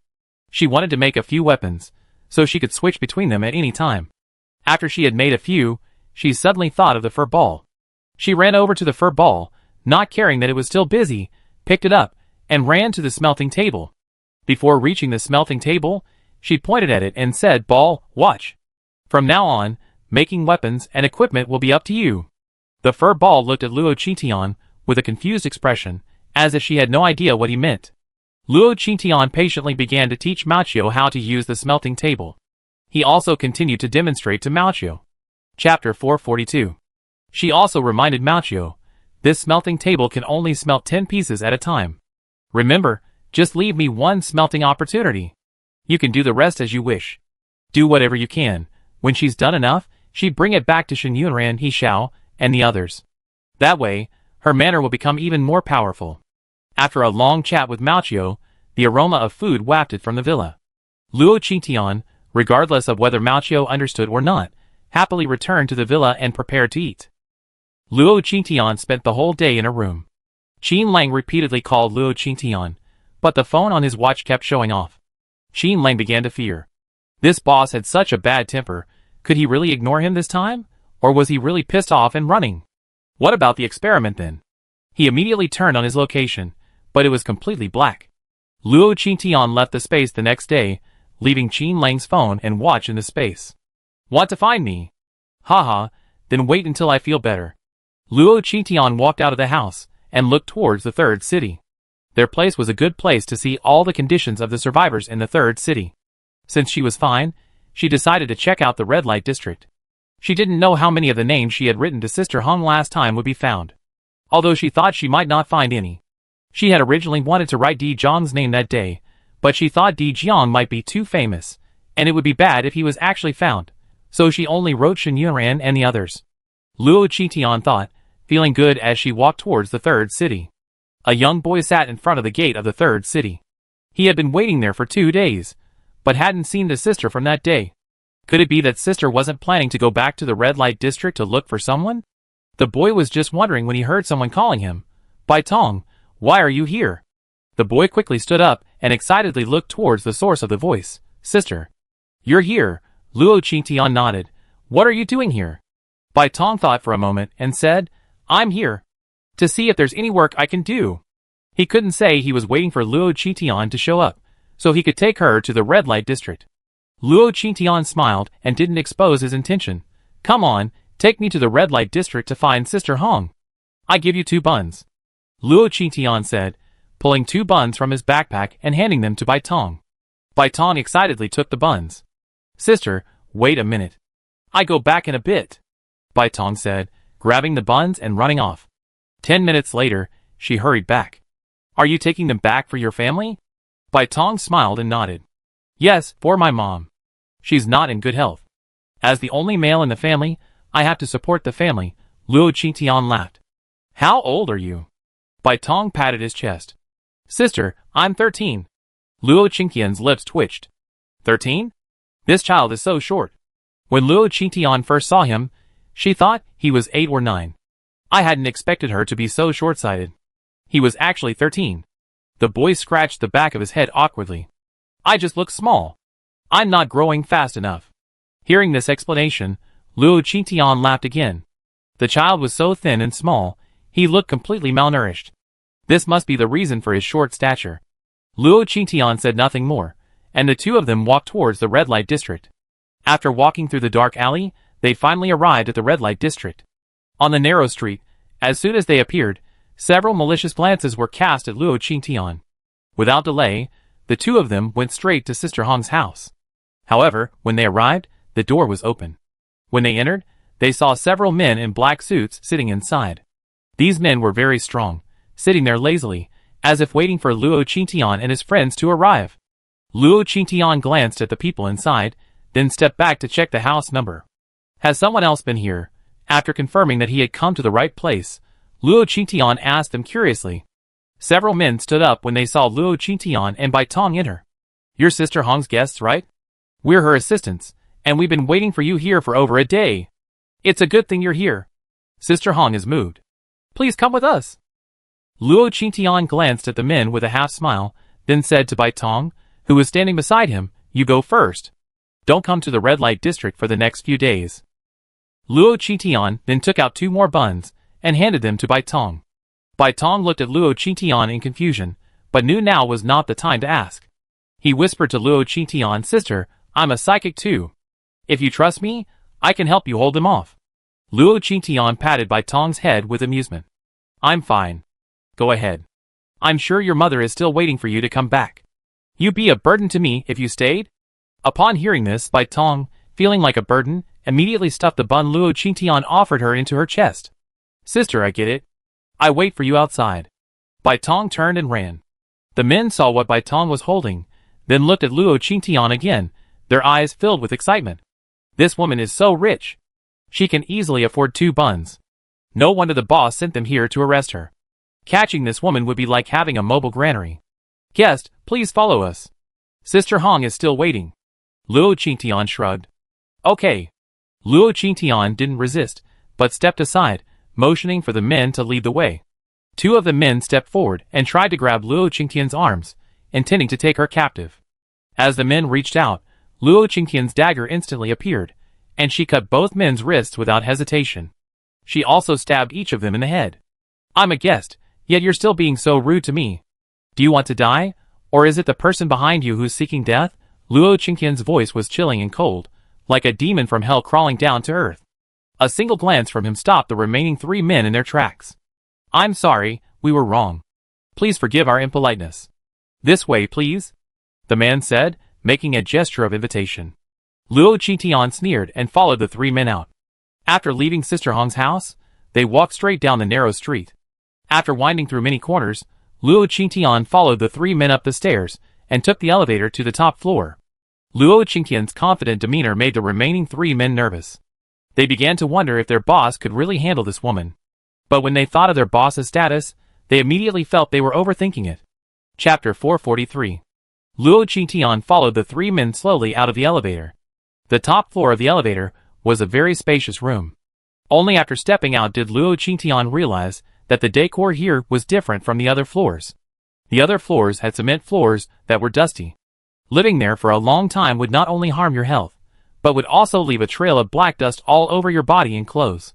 Here, from the moment the elevator opened, the entire floor was paved with fine marble. And all the materials were high quality. In this apocalyptic world, it was a true luxury. Luo Qingtian smiled. Has that thing evolved the human desire for enjoyment? Luo Qingtian found it increasingly intriguing. Soon, they arrived at a door. The double doors opened, giving it an antique feel. One of the men knocked and walked in. A moment later, the other man emerged. He gestured to Luo Qingtian again, inviting him in. Luo Qingtian then walked in. Upon entering, the entire room was decorated with an extravagant ambience. If it weren't for the apocalypse, Luo Qingtian would have thought he entered a high-end nightclub. Luo Qingtian glanced at the woman sitting in the living room and Sister Hong beside her. She smiled as she walked over to sit across from them. Tell me, what do you want me to do? The woman opposite her looked indifferent, her skin as pale as snow, but when she saw Luo Qingtian, a hint of ambiguity crossed her eyes. I heard you were looking for someone. Luo Qingtian raised an eyebrow at the woman. Yes, I am. The woman continued, I help you find someone, okay? You can pay me directly. The woman's hair was a strange red, a short, ear-revealing style. She was dressed in a smart, women's suit. She wore tight pants and combat boots. Just sitting there gave off a stern, menacing aura. It was very similar to Di Zhang's. Luo Qingtian sized the woman up. Why? The one doing business with me is Sister Hong. Are you blatantly trying to steal her business? As soon as she finished speaking, Sister Hong nervously said, No, I don't have the ability. I can't find anyone, so I can only trouble Sisterin. The woman known as Sisterin remained expressionless, but she glanced at Luo Qingtian with a playful look, as if waiting for him to yield. Luo Qingtian shook his head. Since Sister Hong won't take my order, then I won't do this one. It's like a red light district, a place where all sorts of people come together. I really don't like coming here, Luo Qingtian said, and was about to leave. Suddenly, Sisterin smashed the table in front of her. Do you think this place is a place where you can come and go whenever you want? Luo Qing, why? You can't hide your true colors anymore? I remember you were close to Rong Jitong, right? I remember when I went to play with you guys alone. I slaughtered you all. I killed every last undead in that base back then. How could any have escaped? And the thing in front of her is none other than one of Rong Jitong's lieutenants. Hearing Luo Qing, Sisterin stood up. It's you after all? You killed the base commander and our king.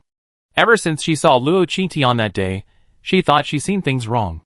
She wasn't sure until none of the people who had come looking for her were left alive. The one who had just left was Luo Qingtian. Ever since she learned of Luo Qingtian's appearance in the red light district, she had been anticipating his return. She wanted revenge for the king for the base. At this moment, its gaze towards Luo Qingtian was filled with anger and mockery. Since you knew it was me, yet you still dared to come here, should I say you're quite courageous? Luo Qingtian nodded, yes. You certainly should praise me. After all, I saw you when I left that day, but I didn't expect you to be so human now. You're not even relying on cannibalism to stay alive. Sisterin laughed. The cannibalism that sustains me is all from the lowly undead of the past. I now have a name that suits me better. I believe I'm the ultimate evolution of you humans. Call me an evolved human, for now. Luo Qingtian couldn't help but laugh when he heard it. You really know how to flatter yourself. You have a body pieced together by who knows how many people, and you have the nerve to claim you evolved?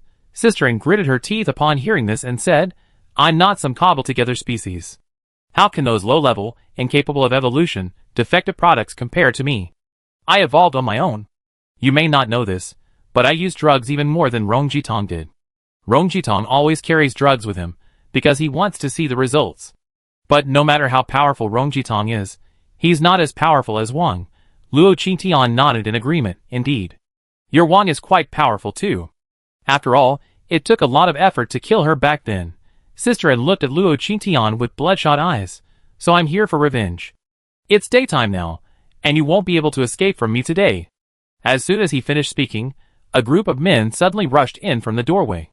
These men looked completely different from the previous ones. They had wooden expressions. Their eyes were hollow and lifeless. But upon entering, they saw Luo Qingtian and rushed over. Luo Qingtian didn't move, but stamped his foot on the ground. Then, from beneath the group's feet, beams of bright white light shot out, enveloping each of the men. The light pierced their bodies. Sisterin and Sister Hong watched as the men's bodies shrank at a visible speed. Sister Hong, on the other side, was numb. From the conversation she had just overheard, she knew that this Luo Qingtian and this Ng knew each other. Ng had arrived in this red light district before her, and was the one in charge, hence the name Sisterin. She had never imagined the hatred between Luo Qingtian and Ng would be so deep. And Luo Qingtian had even massacred an entire base. This Ng isn't even a human.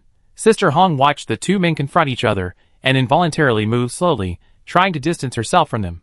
Ng hadn't expected Luo Qingtian to dispatch all of her men with a simple movement of his feet. Luo Qingtian reached out, and a cup of hot tea appeared in her hand. She took a lazy sip. From the furnishings in your room, it seems you can't eat anything human. I bet you don't even have hot tea. I'm actually quite curious. What do you eat now? Ng stared at Luo Qingtian. Luo Qingtian said, You said you don't need to eat humans to maintain your form. I don't think so. You probably only enjoy consuming those with high-level superpowers now, right? For example, when you saw me, you called me over. It's not about revenge for that lousy king of yours, but for my superpowers, right? Chapter 444. Sister Hong, sitting nearby, trembled with fear upon hearing this. She herself was a psychic, and her abilities were quite high. Was she going to be eaten? If she had known Sisterin was such a pervert, she would have escaped, even if it meant death. Instead of being trapped here. Ng looked at Luo Qingtian without arguing. She clapped her hands at Luo Qingtian. The next moment, people appeared from all directions throughout the house. There were psychics, there were zombie kings. The entire room quickly rushed to surround Luo Qingtian. Luo Qingtian had known for a while that someone was inside the house. So, when he saw the zombies and people rushing out, he laughed. "Does the commander of the 4th base know you're using this as your corpse-raising base?" Angie looked at Luo Qingtian coldly, and slowly retreated. "You could handle those people just now, but what about these people now?" Luo Qingtian sighed. This battle today had to be fought. Besides, with such a big commotion, the 4th base would definitely notice. It looked like his little vest was in danger. Luo Qingtian pulled out a mask and a hat, and put them on.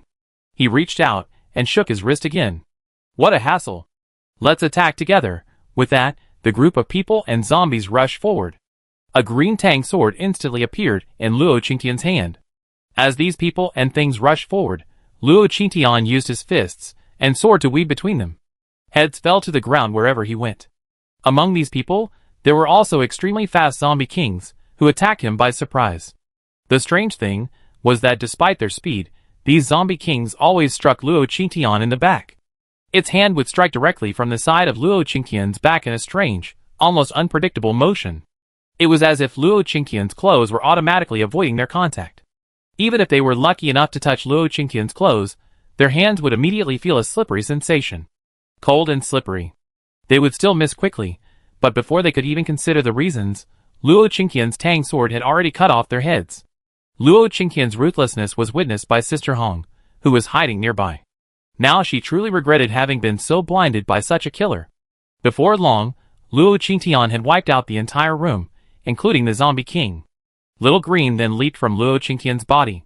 He cleared out all the zombies and psychics on the ground. After eating and drinking, it didn't forget to burp at Angie in front of it.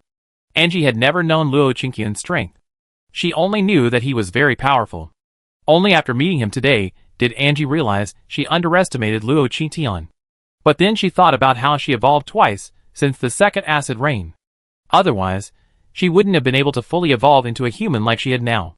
Besides, it was daytime now, and she didn't believe Luo Qingtian could handle her. Thinking of this, Annie shook her neck twice. "You're certainly impressive, able to take out so many of my companions in an instant, but you must be tired after fighting for so long, right?" Annie said, her figure instantly disappearing, appearing behind Luo Qingtian the next moment. Bang! Angie swung her fist at Luo Qingtian's face, but before the punch landed, Luo Qingtian sent Angie flying. Angie didn't even see how Luo Qingtian got behind her. The punch sent Angie flying. She slammed hard against the wall, leaving a large dent in it. Angie stood up in shock. She looked at Luo Qingtian. As expected, her first form couldn't defeat him. At that moment, her bones began to crack.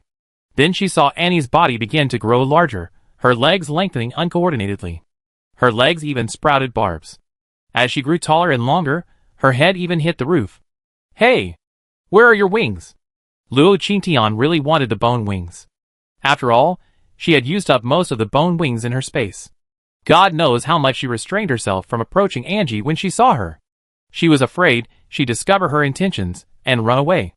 Thankfully, this guy had come looking for her. The more she thought about it, the more excited she became. His gaze towards Angie was filled with excitement. Angie narrowed his eyes at Luo Qingtian. "Even without wings, I can handle you."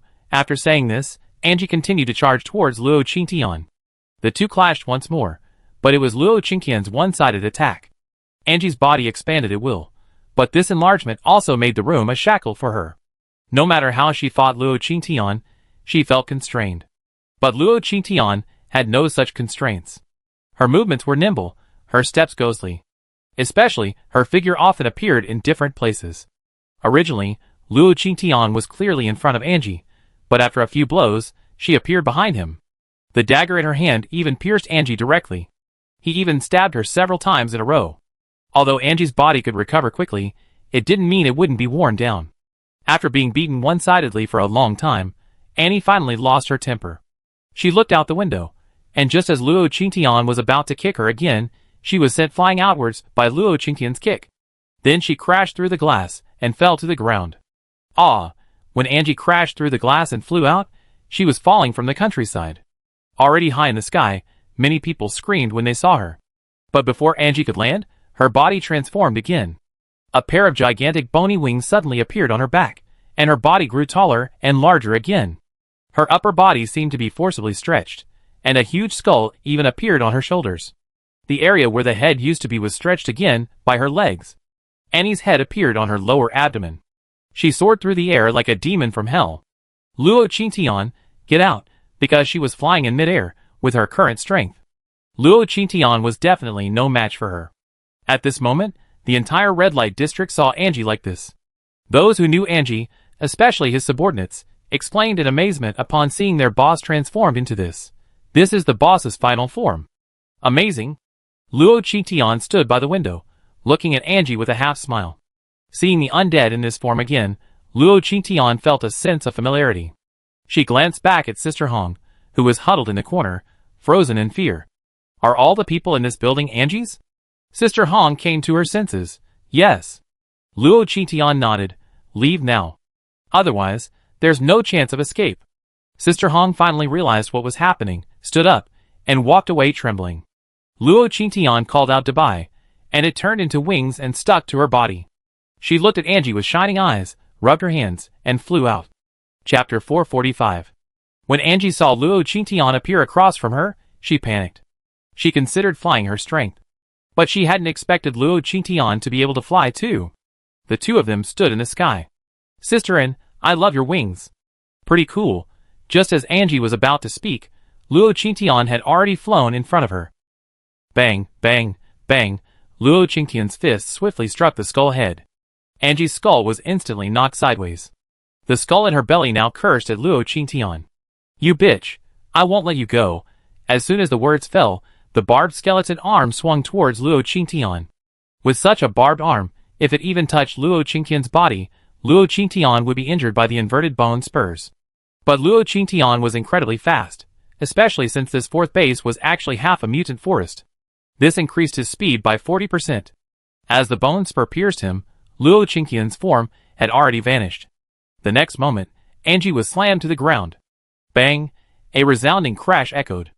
Luo Qingtian followed closely behind, landing on the ground. He stomped on Angie's head. Angie rolled on the ground, dodging Luo Qingtian's kick. Then she quickly stood up, swinging her massive bony arm, and striking Luo Qingtian's head. Luo Qingtian dodged sideways, quickly avoiding the blow. Bang! The punch missed, hitting the ground. The ground shattered, kicking up dust and gravel. Luo Qingtian spun strangely, stomping on the ground for momentum. Then he swiftly rushed towards Angie. As he neared Angie, he raised his foot and kicked him. The kick sent Angie's massive body back 2 steps, then suddenly spread its massive bony wings and soared into the sky. Luo Qingtian followed closely behind him, and took flight. As he neared Angie, he delivered a powerful kick to the side of his waist. Boom! The kick sent Angie crashing directly into the wall of the black building. This time, Luo Qingtian controlled the force perfectly, embedding Angie in the wall without damaging his bony wings. Luo Qingtian flew forward, punching Angie's body, stomach, and head. The skull on his head was shattered by Luo Qingtian's blows. The force he used was so great that the entire building behind him shook. Angie was slammed into the wall by Luo Qingtian. He tried to struggle, but the cramped space once again hampered his movements. It could only passively accept wave after wave of attacks. Ah! Luo Qingtian, I'm going to kill you! Kill you! Angie's skull was shattered, and Angie's head slowly moved toward his shoulders. Angie's body was also gradually changing. Luo Qingtian noticed that the bones of Angie's arms and legs were stretching again. The inverted bone spurs on them were also gradually extending. While enduring Luo Qingtian's attacks, it forcibly freed itself from the wall, and extended its bony arms to strike Luo Qingtian again. Luo Qingtian quickly stepped back to avoid the blow. She narrowed her eyes at Angie. She had never expected this creature to evolve again. This was not a good sign. Watching Angie's body continue to grow, Luo Qingtian took advantage of the change and suddenly rushed forward. Rushing towards Angie, even as she stretched her body, she kept a close eye on Luo Qingtian's movements. As she saw Luo Qingtian charging towards her, bone spurs suddenly erupted from her chest. They pierced the charging Luo Qingtian directly. However, Luo Qingtian's target wasn't in front of Angie, but behind her. After her strike missed, Angie suddenly had a foreboding premonition. Then she felt Luo Qingtian grab hold of the bases of the 2 bone wings on her back. Angie was terrified. Just as she was conjuring bone spurs from her own body to attack Luo Qingtian, she heard his deep voice, "Freeze!" Then Angie felt her body slowly freezing, and then she fell backward again. Luo Qingtian stepped on Angie's back, landing with her. She grabbed the bases of the bone wings and yanked them away. Ah! Angie felt the bone wings connecting her to her body on her back detach. It could even feel its own strength draining away. It desperately mobilized its own strength to heal its wounds. But Luo Qingtian, having plucked its bony wings, had no intention of letting it go. Rays of light extended from her hands, piercing its body. Luo Qingtian, meanwhile, continued to pin it down and beat it. Feeling her own strength and life draining away bit by bit, Angie was truly terrified. Ah! Where are the people? Where are the people? Do you want to watch me die? Without me, how can you survive in this red light district? Get out! Ah! At this moment, many people rushed out from all directions. These people were almost all psychics from this red light district, some even surviving. Some pointed their guns directly at Luo Qingtian. Let go of the boss. Luo Qingtian stood up and looked at the men before him with a half smile. You're truly fearless. I had intended to keep a low profile in the fourth base while searching for someone. But no matter how much he tried to be discreet, he couldn't escape those troublemakers. Since you want to die, I send you all to hell today. After the previous battle, Luo Qingtian's rage was nearly full. She desperately needed an outlet. The psychics on the opposing side began unleashing their powers at Luo Qingtian, while those without them launched a barrage of fire. But Xiaolu blocked all of those attacks. Luo Qingtian stepped on Angie, the aimless ice bow instantly appearing in her hand. She aimed 3 arrows at the direction she most hated to be attacked. Fusion, freeze, unleashing 2 powers simultaneously. Those attacking Luo Qingtian were instantly frozen into ice sculptures. But Luo Qingtian wasn't about to give up. The aimless ice bow instantly switched to a flaming arrow. Luo Qingtian drew her bow and unleashed another arrow. Boom, boom, boom. A massive explosion echoed, blasting the opposing forces into dust, leaving not even a trace. After quickly clearing out the surrounding forces, Luo Qingtian looked back at Angie beneath her. By now, Angie had been almost completely absorbed by her. She stared forward in despair.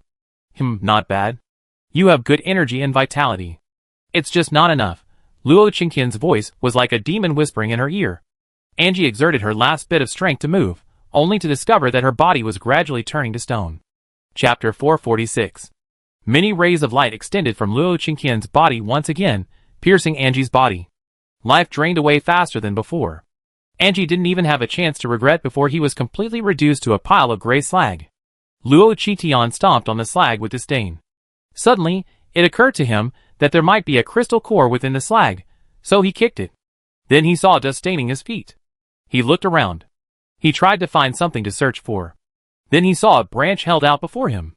Luo Qingtian turned his head and saw Sister Hong staring at him nervously. Luo Qingtian took the branch and rummaged around for a while, and sure enough, he found 2 crystal cores among the slag. Luo Qingtian used a small stick to pry the cores out. He poured water on them, making sure they were clean, and then he reached out and tossed the cores into the space. She stood up and looked around. The eyes that had been fixed on her had all gone into hiding. The building beside her had been utterly destroyed by her. The commotion she had caused today was quite a bit loud. The fourth base would surely notice what was happening soon. Luo Qingtian narrowed his eyes at Sister Hong and said, "Don't tell anyone about me." Sister Hong nodded nervously. "If you dare to tell anyone, you know what I do." Luo Qingtian then soared into the sky, quickly disappearing from the red light district. As soon as Luo Qingtian left, the hidden psychics and survivors breathed a sigh of relief. My goodness, where did this female killer come from? Were Sister N's people wiped out just like that? I just found out today that Sister N isn't even human. What kind of mutant is that? The discussion was moot. But no one dared speculate on Luo Qingtian's identity anymore. If they discussed too much with such a powerful figure, they might offend him. They didn't even have the strength to resist. Inner City had been keeping an eye on the situation at the base. Then someone reported hearing an explosion in the direction of the red light district. After receiving the news, Xiao Zilong and his men immediately led their men towards the area. Qin Lang even rushed over with his convoy. He had a feeling that the person here must be the female boss he was looking for. Unfortunately, when they arrived, they only saw the aftermath of the battle and the unfinished building in the red light district that Luo Qingtian had destroyed. What happened here? Xiao Zilong approached a psychic and asked. The psychic was a veteran of the red light district. It was the first time they had seen so many powerful figures there at once. He immediately recounted everything that had happened in detail. When Qin Lang heard this news, He regretted it to the core. If only I hadn't offended that girl. Now she's not even answering her phone calls. She's gone off to fight monsters. Finally, they tracked down Sister Hong, but all she knew was that the person was a woman wearing a black hat and mask. She didn't know her exact identity. In the end, they had no choice but to return home disappointed. Angie was dead, and now the power structure in the red light district was about to be redrawn. Of course, these things were no longer Luo Qingqian's concern. She was happily sitting on the grass in her space, observing her newly acquired bone wings. Alas, what a pity! Ever since the undead disappeared, I haven't seen bone wings this good. The bone wings I got this time were far superior to the ones I seen at Chaoyang base. Luo Qingqian murmured softly as he gazed at the wings. If I could get some spider legs to sharpen my bone knife, that would be even better. Luo Qingqian then ran to the river in the space to take a bath. He cleared away his anger. He leisurely stayed in the space until the evening, changed his clothes, and prepared to explore Yicheng. As he left the room, he saw Chikawei and Qina preparing to leave. Qingqian, are you going out? Qina looked at Luo Qingqian cautiously. For some reason, she felt that Luo Qingqian looked quite scary today. Luo Qingqian hadn't noticed Qinana's special ability. She was in a good mood after receiving a pair of excellent bone wings today. She smiled and greeted Qinana. Yes. I'm planning to go eat in Yicheng. Did you come across any good restaurants last time you were there? Qinana nodded. I know, but Yicheng went through the Zerg War. I wonder if the commercial street has recovered. Qingqian, do you want to go check it out? Luo Qingqian smiled and nodded. Yes. Let's go check it out. Want to come with us? Qinana looked at Luo Qingqian flattered, and was about to agree, but ultimately shook her head. Qingqian, my brother, and I have some things to take care of. Let's meet up at the commercial street later. I treat you to some mutant beef noodles. Luo Qingqian smiled and nodded. Okay. I go first. Luo Qingqian turned and left. Qinana didn't breathe a sigh of relief until Luo Qingqian drove away. Chikawei looked at Qinana and asked, Don't you love sticking with Luo Qingqian? Why don't you go with her in her car today? Qinana pursed her lips, thought for a moment, and said, Brother, you know I'm a very sensitive person. I used to stick with Luo Qingqian because I thought being with him would bring good luck. But today, after seeing Qingqian, I felt that it was terrifying. Chikawei's mouth twitched twice. He thought to himself, It's not Qingqian that's terrifying today, it's Luo Qingqian who's terrifying every day. But he didn't dare say that. He could only soothe her. Okay, don't overthink it. Qingqian's abilities aren't that great. There's nothing to be afraid of. Let's just get on the bus. After saying that, Chikawei dragged Qinana downstairs. They took the bus to First City. After arriving in First City, Luo Qingqian discovered that the psychics there were much more unusual. Almost every street and alley was monitored by 2 psychics. Thankfully, it didn't affect his normal life, and Luo Qingqian quickly found the commercial street Qinana had mentioned. The end of the commercial street looked damaged, but it appeared to have been repaired by Earth-type psychics. There were many people coming and going on the street. If he hadn't noticed the several Wind-type psychics circling overhead, Luo Qingqian would have felt like he traveled back to the pre-apocalyptic era. The streets were lined with various small shops, selling everything from clothes and daily necessities to snacks and accessories. The shop signs were illuminated by colorful lampposts, lighting up the surrounding streets. This bustling yet peaceful atmosphere gradually calmed Luo Qingqian's mind. Even the slight anger within him dissipated. Luo Qingqian wandered among the shops for a while, when she heard Qinana's voice. Turning back, she saw Qinana running towards her, pulling Chikawei with her. Qingqian, you must be getting impatient. My brother and I just went to that noodle shop to get a number. Come on, I take you there now. This time, approaching Luo Qingqian, Qinana didn't feel any more intimidated by him. She happily took Luo Qingqian's hand and ran forward. Chapter 447. Qinana took Luo Qingqian to the largest restaurant on the entire street. As soon as they entered, Qinana pointed to a spot and said, Here. The beef noodles here are delicious. Even though it's from mutated beef, I didn't expect it to be even better after being treated like this. You have to make a reservation to eat here. My brother and I made a reservation several days in advance.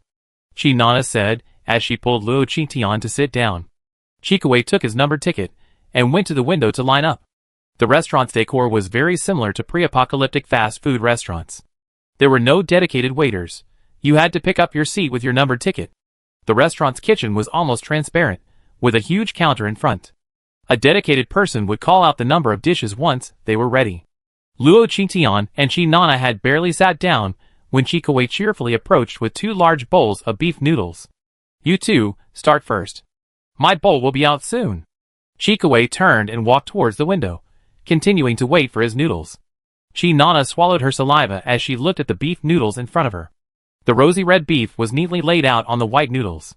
The noodles emanated an enticing aroma from time to time. "What a treat. I finally get to try this beef noodles.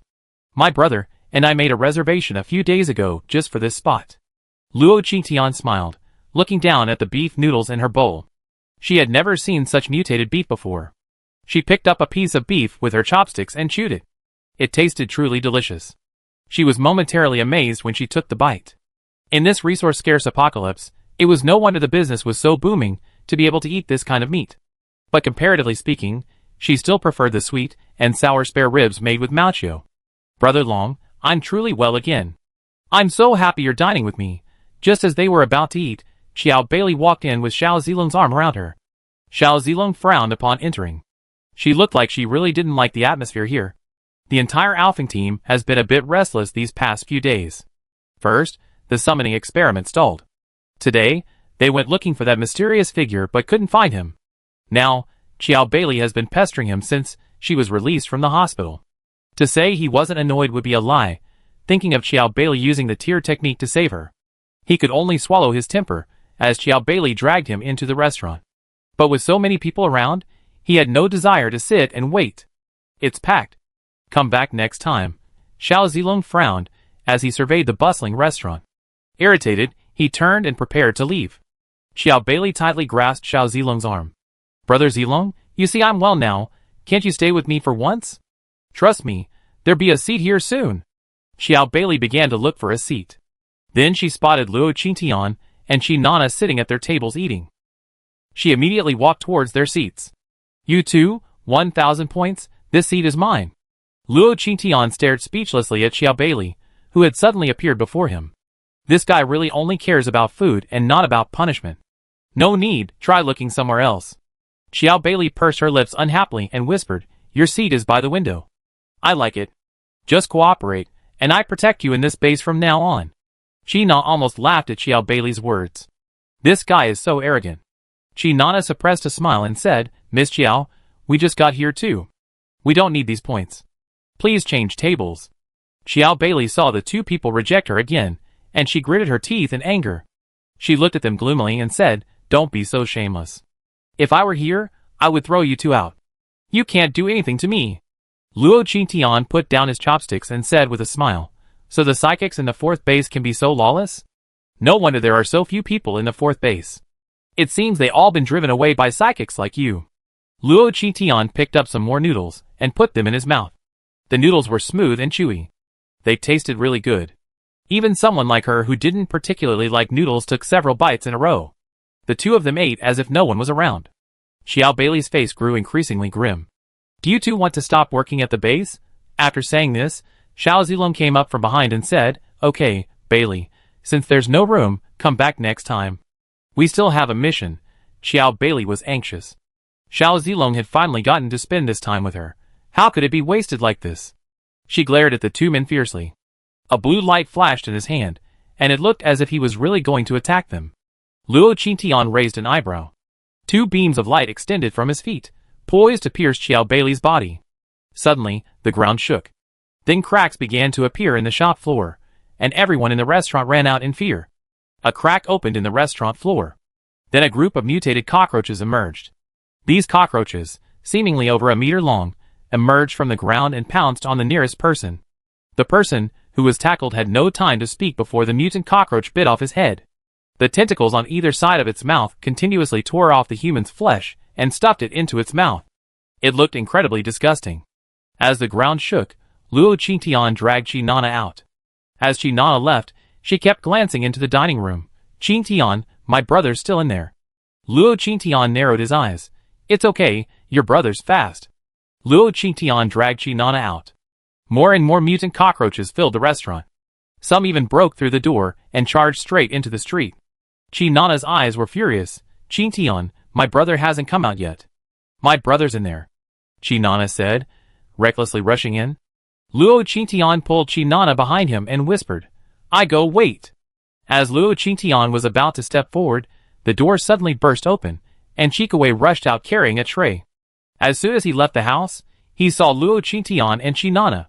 He rushed over to them, a look of panic still on his face. "Oh my god, this is terrifying. If I'd been even a little slower, I have been eaten by the cockroach monsters behind me." As soon as he finished speaking, the cockroaches slammed the restaurant wall behind him into the air, and the mutants rushed out onto the street, heading straight for the survivors. The psychics then rushed out to engage the insects. After a while, they discovered that the shells of the cockroaches they were fighting were surprisingly hard. Their psychic powers had little effect on the cockroaches. Xiao Zilong's golden needles repeatedly struck the cockroaches, but were always blocked by their hard shells. Xiao Bailey was stunned. She hid behind Xiao Zilong and excitedly said, "Brother Long, I'm going to call Xia Bei and the others over now." Xiao Zilong turned and ran. But before Xiao Bailey could get out, her feet suddenly moved. Xiao Bailey screamed and was thrown away by the cockroaches that swarmed out from under her feet. Chapter 448. Ah! Brother Zilong, save me! Xiao Bailey was sent flying. She even forgot she was a psychic. She screamed in midair. Then she fell heavily to the ground. She tumbled forward, her hand tumbling and scrambling. 6 gigantic mutant cockroaches appeared when she reached out. Xiao Zilong, seeing Xiao Bailey being chased, stretched out his hand and instantly condensed a long golden arrow. He hurled the arrow fiercely. It instantly shot like a red-hot iron rod towards the cockroaches behind Xiao Bailey. The arrow, blazing and sharp, pierced 3 of the cockroaches chasing her. However, after piercing those 3 mutant cockroaches, Xiao Zilong had no time to care for Xiao Bailey, as he faced many more mutant cockroaches. These cockroaches surrounded him, biting him from time to time. If he hadn't reacted quickly, he would have been bitten off by the cockroaches. Although Xiao Bailey had 3 fewer cockroaches, she herself had no special skills. Chased by cockroaches, he was in a state of panic. He tumbled and scrambled, dragging the roaches with him as he ran towards the city center. The cockroaches flew at incredible speed. There were so many of them that soon the entire First Ring city was in chaos. Screams and cries filled the air. China, Chikawei, and Luo Qingtian had been hiding in a corner, but now they were also being targeted by these creatures. Ah! What should I do? Nana nervously stared at her brother while unleashing her powers. Luo Qing, Chikawei, take Nana and run first. Come back and pick me up later. Nana shook her head. No, Qingtian, I'm a combat-oriented psychic. You, a healer, will only get bitten here. Run with my brother first. I hold out until he returns. No need. Isn't their boss Xiao up ahead? I hide with him for a while. Luo Qingtian glanced at Chikawei, who nodded. He grabbed Nana with one hand, and in a puff of dust, Chikawei and Nana vanished from the spot. Luo Qingtian watched the two leave, nimbly dodging the incoming mutant cockroaches, and quickly reaching Xiao Zilong's side. Captain Xiao, I'm a healer, so I'm here to ask for your protection. Xiao Zilong turned to look at Luo Qingtian. Luo Qingtian was smiling at him now, his face devoid of any panic, even his aura carrying a hint of laziness. You might actually think Luo Qingtian wasn't seeking refuge, but rather a spectator. He nodded slightly. Hide behind me, help me heal. Xiao Zilong said, revealing a slashed hand, the wound deep enough to reveal the bone. Blood continued to flow. The flesh on his hand was also turning outward, looking hideous and terrifying. Luo Qingtian stretched out his hand and condensed a white light to envelop the wound on Xiao Zilong's hand, causing it to heal rapidly. As the 2 men healed, 2 mutant cockroaches, over a meter long, spread their wings and charged towards them. Xiao Zilong quickly withdrew his hand, and a golden light flashed in his hand. Another golden arrow appeared, blazing red and hot. It pierced the 2 cockroaches directly. The moment the 2 cockroaches died, the ground trembled twice again, and then more cockroaches emerged. What on earth was going on? How could so many mutant insects appear in this ring of the city? Xiao Zilong didn't answer, but condensed a huge axe in his hand. He raised his great axe and attacked the charging mutant cockroaches. After the mutant cockroaches in front were chopped down, more would follow. This put Xiao Zilong in a passive position. Luo Qingtian stood behind Xiao Zilong nonchalantly. In fact, there were also quite a few cockroaches beneath their feet, trying to break through the ground and charge forward. After Luo Qingtian used his third skill to spot them, he stamped his foot, extending the beam underground. He stabbed the numerous cockroaches underground to death. Although he found them disgusting, their sheer number was unbearable. They were all experience points. This made their area relatively safe. However, due to Xiao Zilong's powerful superpowers, cockroaches from other places kept charging forward, and Xiao Zilong's superpowers were quickly running out. Suddenly, a cockroach flew over Xiao Zilong's head. The two tentacles at the front extended directly toward Xiao Zilong's face. Xiao Zilong was currently battling a swarm of cockroaches, leaving him with no spare hands to deal with the ones overhead. Just when Xiao Zilong thought he was about to have half his head bitten off, a tang sword suddenly appeared in Luo Qingtian's hand. The sword stabbed directly into the mutant cockroach's head. Puff! The sound of sword piercing flesh. Luo Qingtian quickly drew his sword and swung it to the side. The attacking mutant cockroach was directly split in half. Xiao Zilong stared at Luo Qingtian in shock. You're quite strong. In his mind, wasn't this female healing psychic quite delicate? A little infuriating, but delicate and weak. Very timid. But now it seemed that he had been too naive. How could there be such a thing as a delicate woman in the apocalypse? Luo Qingtian was also quite good-looking. Surviving in this cannibalistic apocalypse was no mean feat. A flicker of admiration flashed in his eyes, and he whispered, "You deal with the ones at the back, I deal with the ones in the front. Let's try to get Team Alpha to come." Back to back, the two began to fight in earnest. Luo Qingtian, tang sword in hand, squinted at the mutant cockroaches charging towards her. She swung her sword with such swiftness that even the mutant elders charging forward couldn't withstand 2 blows from her. Xiao Zilong, while battling the mutant cockroaches in front of him, observed Luo Qingtian behind him. Although Luo Qingtian didn't possess superpowers, he was impressed by Luo Qingtian's strength and skill. Just as the two of them dispatched a wave of mutant cockroaches, another wave rushed over. Some of them were flying in the air, attacking the two. Xiao Zilong didn't dare to lose focus. He swung his great axe faster and faster, burning red as he swatted the incoming mutant cockroaches. Suddenly, a dark object sprinted towards the two of them. Xiao Zilong ducked, then suddenly thought of Luo Qingtian behind him. "Watch out!" Xiao Zilong turned, grabbed Luo Qingtian by the waist, and spun them in a circle. Luo Qingtian could have dodged the attack, but she didn't object when Xiao Zilong grabbed her. After the two dodged several attacks from the shadows, Luo Qingtian saw a small, fluttering black insect flying towards her from behind Xiao Zilong's head. Without a second thought, she reached out and grabbed Xiao Zilong's shoulder. She leaped from the spot and performed a gorgeous somersault and side kick. She sent the insect flying to the ground. After jumping over Xiao Zilong's shoulder, she pierced the insect with her tang sword. "What the hell is that?" Luo Qingtian frowned at the small black insect on the ground. Suddenly, Xiao Zilong grabbed his waist with one hand and dodged to the side. Then Xiao Beilei's exasperated voice came from behind. "What are you doing?" Chapter 449. Luo Qingtian and Xiao Zilong turned their heads at the sound. They saw Xiao Beilei and all the members of Team Alpha running towards them. Xiao Beilei was running in the front. At this moment, many small black insects appeared in front of Luo Qingtian and Xiao Zilong, attacking them along with the large cockroaches. They simply glanced back before engaging in battle again. The small flying insects were extremely fast. They flew rapidly around Luo Qingtian and Xiao Zilong, occasionally darting towards them. The two of them were close together. As the flying insects approached, a golden shield suddenly appeared around Xiao Zilong, tightly enveloping them. In the cramped space, a familiar body scent invaded Xiao Zilong's nose, sending a shudder through his heart. Then, he quickly regained consciousness, a golden light flashing in his hand. Then he saw golden arrows and needles shooting out in all directions, like a golden rain.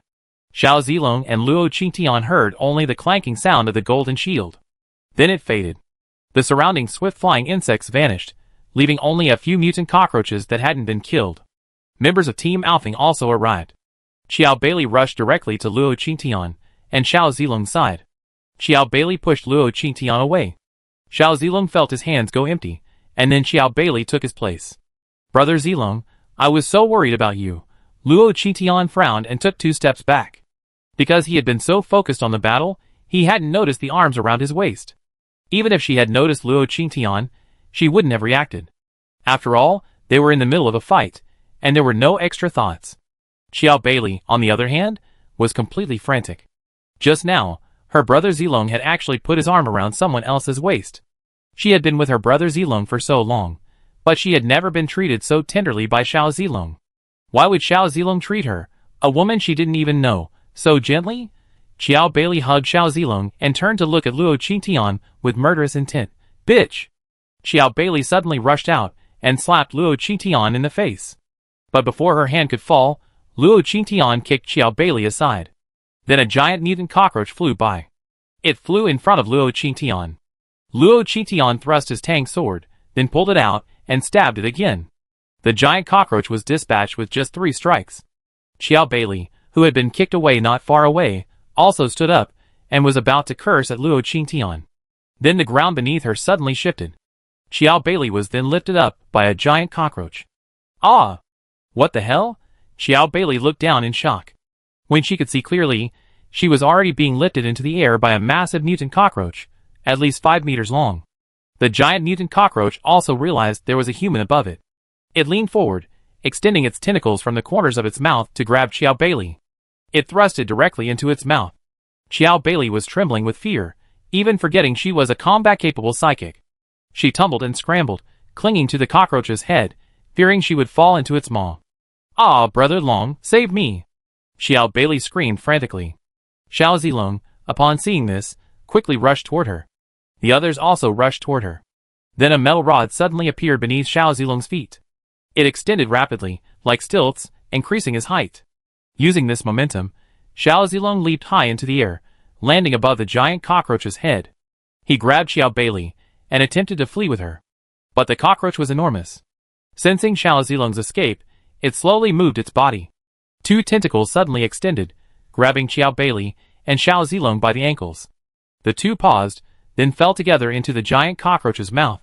Brother Long, Xiao Bailey, the teammates below seeing this, attacked the cockroach's head. However, the giant cockroach king was incredibly strong, and their abilities only managed to move its head a fraction. Just when everyone thought the 2 would fall into the cockroach's mouth, a flaming arrow suddenly flew out. It directly severed the cockroach's 2 antennae.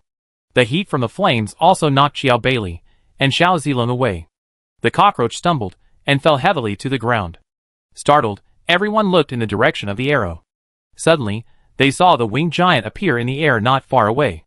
After Xiao Zilong and Xiao Bailey landed, Xiao Zilong and Xiao Bailey quickly fled from the giant cockroach. At this moment, all the psychics aimed their gaze at the giant cockroach. Luo Qingtian drew his Feihua Xianao and fired. 3 arrows shot out simultaneously, piercing the cockroach king's body and exploding inside it. In the distance, Qin Lang, upon seeing Luo Qingtian appear, ran towards him. He even forgot about the mutated cockroaches around him.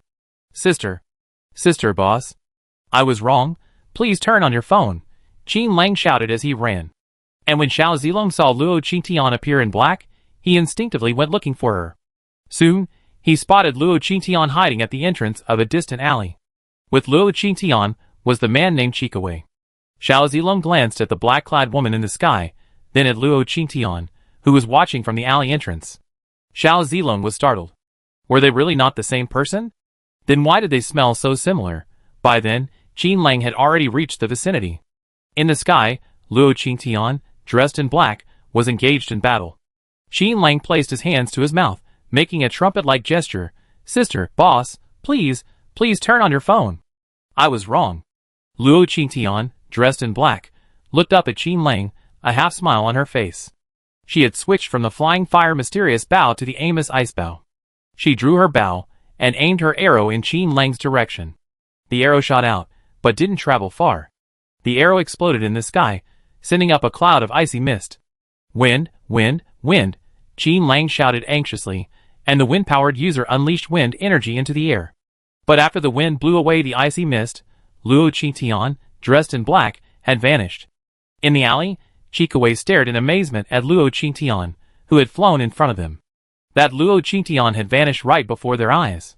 He glanced at Luo Qingtian beside him, and finally, through his dry throat, uttered his first question, Boss, why did you save Xiao Bailey?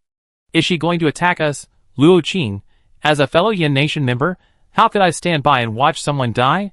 Chikawei's mouth twitched. He didn't believe Luo Qingtian would be so kind. Of course, Luo Qingtian wasn't so kind. Xiao Bailey also possessed the ability to tear apart things, and she had coveted that ability for a long time. Chapter 450. If this ability were consumed by Xiaolu, it would be a deadly weapon. That's why she kept Xiao Bailey alive, hoping to find the perfect opportunity for Xiaolu to devour her. Xiao Beilei's physical condition was weak, and each time she released the tearing ability, it consumed her greatly. But Luo Qingtian was well aware of Xiaolu's physique. The tearing ability would have absolutely no effect on Xiaolu. Because of Luo Qingtian's appearance just now, the Cockroach King was completely annihilated, and the surrounding mutant cockroaches were being collectively eliminated by Team Alfing. Watching this one-sided battle, Luo Qingtian had no desire to stay. She patted Chikawei on the shoulder and said, "Let's go. Our dinner tonight is ruined. I treat you guys when we get back." Chikawei paused at Luo Qingtian's pat and nodded immediately. Okay. Let's go." With that, Chikawei reached out and grasped Luo Qingtian's wrist, and the next moment, the two of them disappeared. After putting Xiao Beili in a safe place, Xiao Zilong was about to turn back to look for Luo Qingtian. In the alley where Luo Qingtian had been, he thought he saw other Zerg. Recalling the tacit understanding he and Luo Qingtian had shared during their battle, Xiao Zilong wanted to find Luo Qingtian and protect him. But as he turned around, Xiao Beili seemed to sense something. Suddenly, she grabbed Xiao Zilong's hand. "Brother Zilong, are you going to go find that bitch? I won't let you." Xiao Beili threw herself into Xiao Zilong's arms. She stretched out her arms and tightly embraced Xiao Zilong's waist. "Brother Zilong, do you know how sad I was when I hurried back and saw you hugging another woman? Please don't go find that woman named Luo Qingtian." Xiao Zilong frowned and forcefully pried Xiao Beili's hands away from him. "Xiao Beili, we're fighting now. It's my freedom to choose whoever I want. You should have some self-respect. I'm only taking care of you because of your brother.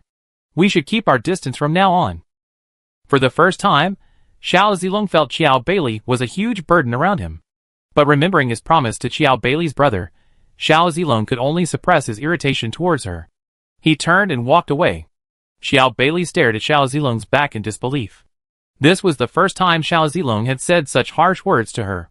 In the past, Xiao Zilong would help her get whatever she wanted, even if he didn't want to. In the past, Xiao Zilong would comfort her when she was scared or hurt, not to mention hug her. But this time, Xiao Zilong just broke free. "It's all your fault. Luo Qingtian, is Brother Zilong in love with Luo Qingtian?" Xiao Beili was speaking to herself, but also as if to question Xiao Zilong. But Xiao Zilong didn't even glance at her, heading straight for the alleyway ahead. The mutant cockroaches were dwindling around, and Xiao Zilong, axe in hand, walked as he searched. After searching for a while, he realized that Luo Qingtian had vanished. Xiao Zilong pursed his lips. Did she go back? That's fair to say. She was implicated in this cockroach incident. Anyone would leave once they were out of danger. Xiao Zilong didn't react much. He held the axe and walked toward the other members of Team Alfing. Luo Qingtian was quickly escorted to the Second Ring Road Central District by Chikawei. Nana was anxiously waiting here. Seeing the two of them appear, Nana breathed a sigh of relief. "Oh my god, I finally see you two back. What's going on in the inner city now?" Luo Qingtian smiled as he walked over to Nana and said, "Team Alfing and the other psychics have arrived, along with the members of the military team. So, Ring 1 City is currently clearing out those mutant cockroaches en masse." Nana patted her chest. "That's not bad. It's all my brother's fault. I told you I'm a combat psychic, but my brother still so willfully sent me out. Qingtian, don't be angry." Chikawei's mouth twitched. "This girl is unacceptable. She's clearly putting me down." Luo Qingtian saw through her, but kept silent. "It's okay. Although you're a combat psychic, my skills are better than yours. There's no food in the first Ring City today. Let's go back. I treat you to dinner tonight." Hearing Luo Qingtian's words, Nana nodded excitedly. "Really? Great. Let's go back quickly." Nana had tasted the food Luo Qingtian had given her, and it tasted even better than anything they had stored. Several times, Nana wanted to ask Luo Qingtian for something else, but she couldn't bring herself to do it. Luo Qingtian took out his car. The group drove back. Back at their residence, Luo Qingtian pulled out the meal Mauchio had made from his space. The sight of this delicious meal still astonished the two. The thought of being able to eat something from before the apocalypse at this time of day made their eyes light up as they looked at Luo Qingtian. After eating and drinking their fill, Luo Qingtian left Nana's room and returned to his own residence. At night, Luo Qingtian donned his black clothes once again. They flew to the very center of Midtown. In the heart of the Second Ring Road stood a towering residential building. It was home to almost exclusively high-level psychics. Luo Qingtian was standing high up on this floor. She pulled out Qin Lang's phone and turned it on. As soon as she turned it on, the other end of the line rang. "Boss, you finally turned it on." "Boss, I was wrong. I was really wrong." Qin Lang's voice rang from the other end. "Well, you were wrong?" What was wrong? Luo Qingtian's voice was light, and it was impossible to tell if he was happy or angry. But Qin Lang had changed his usual nonchalant demeanor. "I won't play tricks on you anymore. Whatever you say goes, I do it. If you tell me to go east, I won't go west. If you tell me to fight dogs, I won't chase chickens. If you just give me a look, I give you my all." Luo Qingtian suppressed a laugh. Not bad. I know some people shouldn't be teased casually, but that's a terrible way to put it. I don't like it. Upon hearing this, Qin Lang immediately said, "Boss, don't be angry. I sincerely apologize for my disrespect to you a few days ago. If you need any compensation, our future technology company is happy to help." Luo Qingtian's voice was a little lazy. "Okay, I won't argue with you. By the way, I'm curious about the owner of your future technology company. Can you tell us your boss's name?" Qin Lang's body trembled slightly upon hearing this. "Boss, you're not going to ask our boss to fire me, are you?" Luo Qingtian was speechless. "Do you think I have that much free time?" Although I didn't know Qin Lang's position at the technology company, the fact that he proposed the Zerg summoning experiment to me showed that he held a high position in the company. Qin Lang breathed a sigh of relief upon hearing Luo Qingtian's words. He knew Luo Qingtian was looking for someone. Thinking that Luo Qingtian might be looking for someone family, he coughed lightly. "Boss, I really don't know. Our boss is so secretive. He almost never shows up. I just know she seems to be a woman." Chapter 451. Hearing Qin Lang say that the boss behind this tech company is a woman, Luo Qingtian felt an indescribable sense of strangeness. A woman behind such a powerful company, could it be Mom? Luo Qingtian suppressed her excitement and curiosity, staring intently at Qin Lang. "A woman? Then do you know her last name?" Qin Lang chuckled dryly. "Boss, you really put me in a difficult position this time. I honestly don't know our boss's last name. I just know we all call her Sister Qian. I really don't know the specifics." Hearing the name Sister Qian, Luo Qingtian's heart surged with excitement again. "My mother's name also has the character Qian in it. Could it be Mom? If it was Mom, then had Dad been found as well? Then was the future base mentioned in the letter actually the future technology company?" The more Luo Qingtian thought about it, the more she felt certain it was. But for some reason, she couldn't help but feel that she was mistaken. But regardless of whether she was overthinking it or not, she had to go to the fifth base. She had to see for herself who the boss behind this was. On the other end of the line, Qin Lang noticed Luo Qingtian hadn't replied for a while, so he whispered, "Boss, are you still there?" Luo Qingtian coughed lightly. "Let's get straight to the point. I'm going back to bed." Qin Lang immediately said, "Boss, after our summoning experiment, it's clear that the message we sent out is working. This time, the mutant cockroach attack must have been summoned by us." Luo Qingtian sneered. "Didn't you summon one a few days ago? I haven't heard you activate that sonic wave thing lately." Qin Lang immediately realized this was true. Thinking that the Zerg that hadn't appeared on the first day must have been taken away by the boss, Qin Lang suppressed his excitement and asked cautiously, "Boss, flying Zerg and crawling Zerg have different speeds, and these Zergs also have different intelligence levels. Most of the Zerg with thoughts and intelligence are flying Zerg. As for that giant cockroach you shot today, we just tested it. Although it's powerful, it doesn't have the same brain as a flying Zerg." Luo Qingtian thought for a moment and said, "I see. Anything else?" Qin Lang heard Luo Qingtian's question, and knew that Luo Qingtian's patience was running out. He immediately said, "Boss, this is it. Since these cockroaches attacked today, we decided to summon another Zerg tomorrow. We might summon even more Zerg this time. I hope you can come and take charge tomorrow." "Yes, but I always been curious. This ring city is your main city. Why do you always summon the Zerg in the first ring city? If you had placed the summoning equipment somewhere else, the Zerg wouldn't have destroyed the main city so repeatedly." Qin Lang sighed. "Boss, we don't want to either. But we tried, no matter where we move the lab equipment. The Zerg can only be summoned using the equipment in the main city.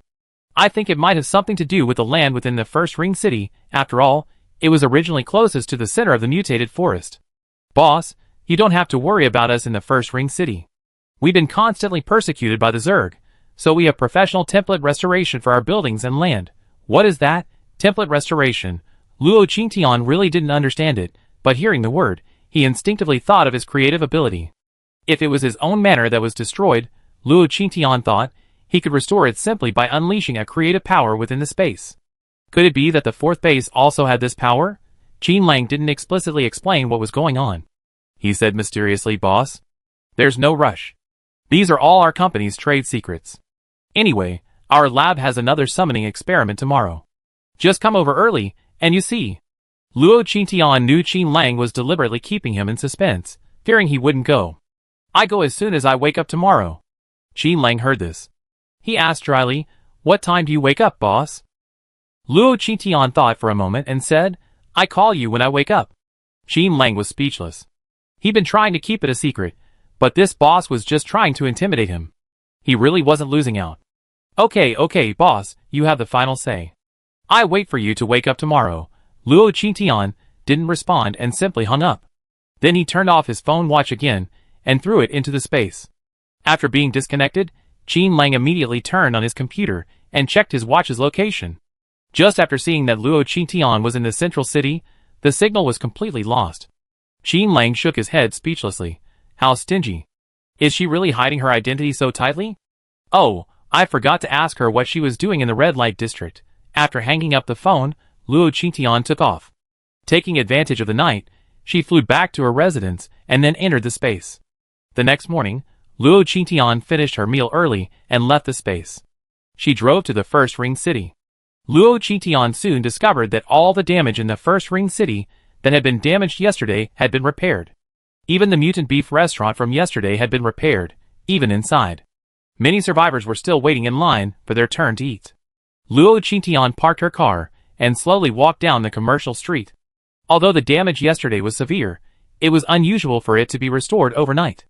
A few days ago, when the fourth base was destroyed, she had thought it was the work of the Earth-type psychics. At the time, she had admired the prowess of these Earth-type psychics, but now it seemed that was not the case at all. Luo Qingtian thought, then found a breakfast shop, ordered a bowl of tofu pudding, and sat down by the window to enjoy it.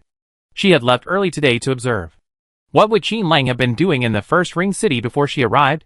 Just as she was gazing out the window board, a person suddenly appeared in front of her. "Good morning." What a coincidence.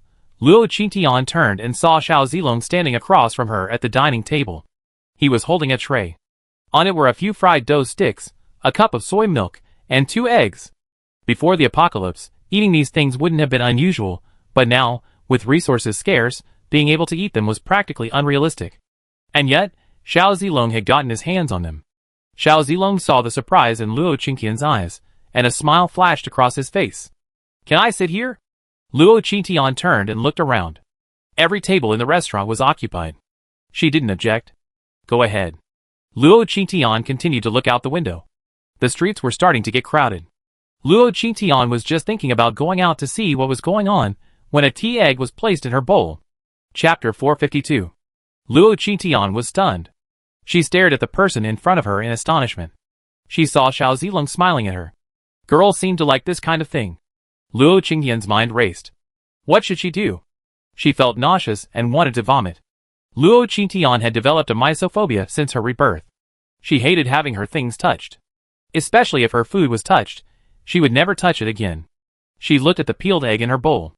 Luo Qingtian felt sick to her stomach.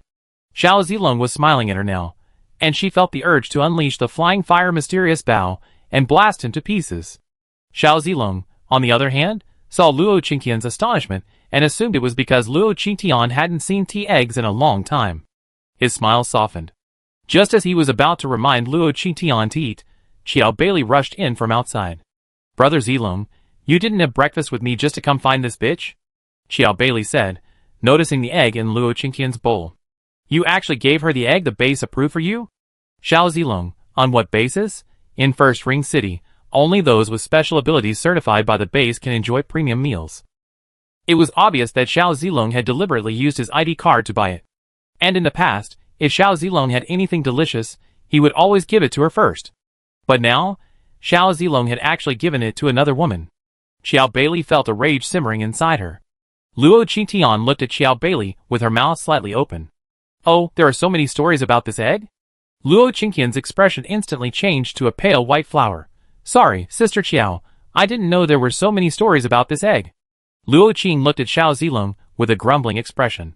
Xiao Zilong, now looking at Xiao Bailey with a sullen expression, said, "By Lily, that's enough. This is my business, not yours." Xiao Zilong's words completely stung Xiao Bailey's heart. She stepped forward and knocked over Luo Qingtian's bowl. Luo Qingtian deftly dodged the splattering tofu pudding. "Oh my! Sister Qiao, please don't be angry. I really shouldn't be here." Luo Qing stood up and ran out. As she left, Luo Qingtian felt a surge of gratitude towards Xiao Bailey. "Thank you so much, Sister Qiao."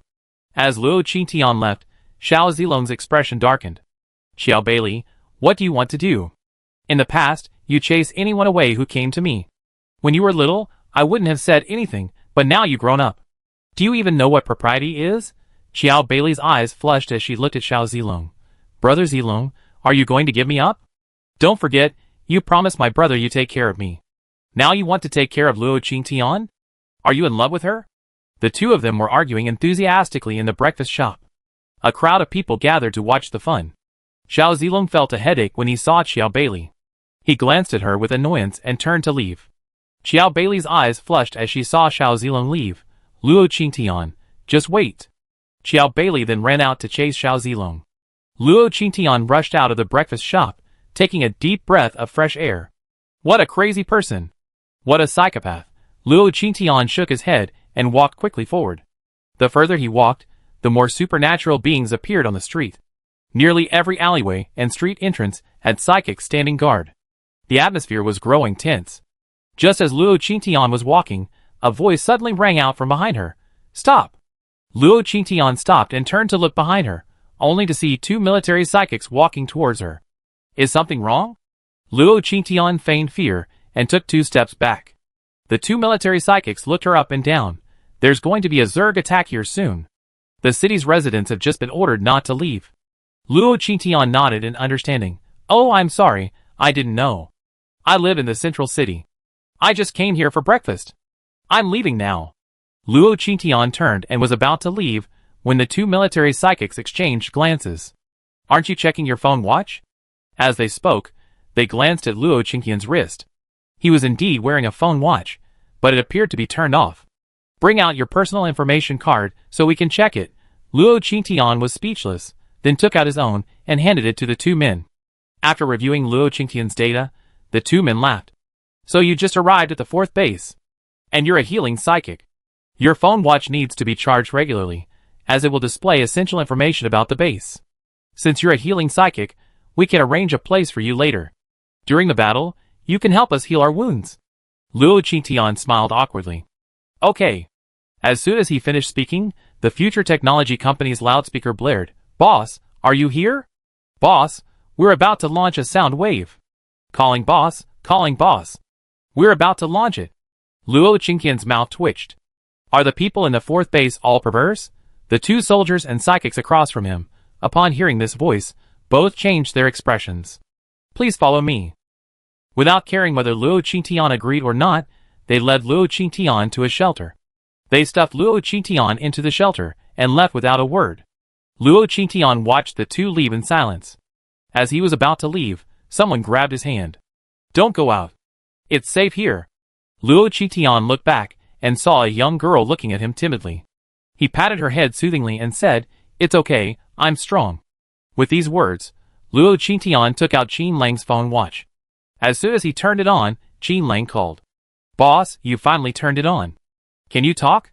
Hearing Luo Qingtian's response, Qin Lang excitedly pressed the red button in front of him, and then a strange sound wave emanated from the direction of the laboratory. This time, the sonic boom spread in all directions. And to Luo Qingtian, it sounded like, "Help me!" Calling the 2nd Squadron of the X-012 Zerg Army. "Help me!" Luo Qingtian shook his head and was about to leave when he heard the girl behind him, clutching her head, whisper, "Stop summoning. Lots and lots of Zergs are coming. The X-012 Zerg Army is truly powerful."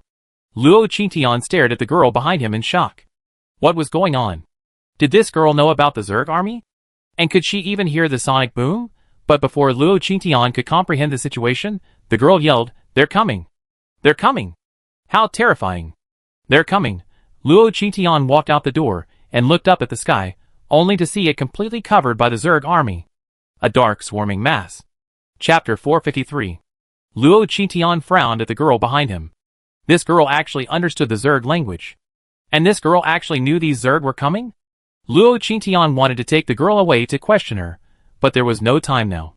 Luo Qingtian walked over to the girl. Don't be afraid. Tell me, what's your name? My name is Fu Fu. The little girl looked at Luo Qingtian timidly with moist eyes. Luo Qingtian reached out and touched Fu Fu's head. Fu Fu, wait for me here. I come find you after I finish defeating these Zerg. Luo Qingtian then slipped a piece of chocolate into the child's hand and smiled as she closed the door. Qin Lang was frantic. All the psychics were already in place. Only the boss they were waiting for hadn't appeared. He was paralyzed with fear. He couldn't even imagine how devastating the losses would have been to the fourth base if Luo Qingtian hadn't shown up. At this moment, he prayed in his heart, hoping Luo Qingtian wouldn't use this matter to vent her anger at him for offending her. Just as he clasped his hands together, a black figure appeared on the camera, charging towards the Zerg. Luo Qingtian was now dressed in a tight-fitting black combat uniform. She wore a black baseball cap. She wore a mask, and a pair of huge white wings appeared behind her, facing the Zerg. Watching Luo Qingtian appear, Qin Lang breathed a sigh of relief.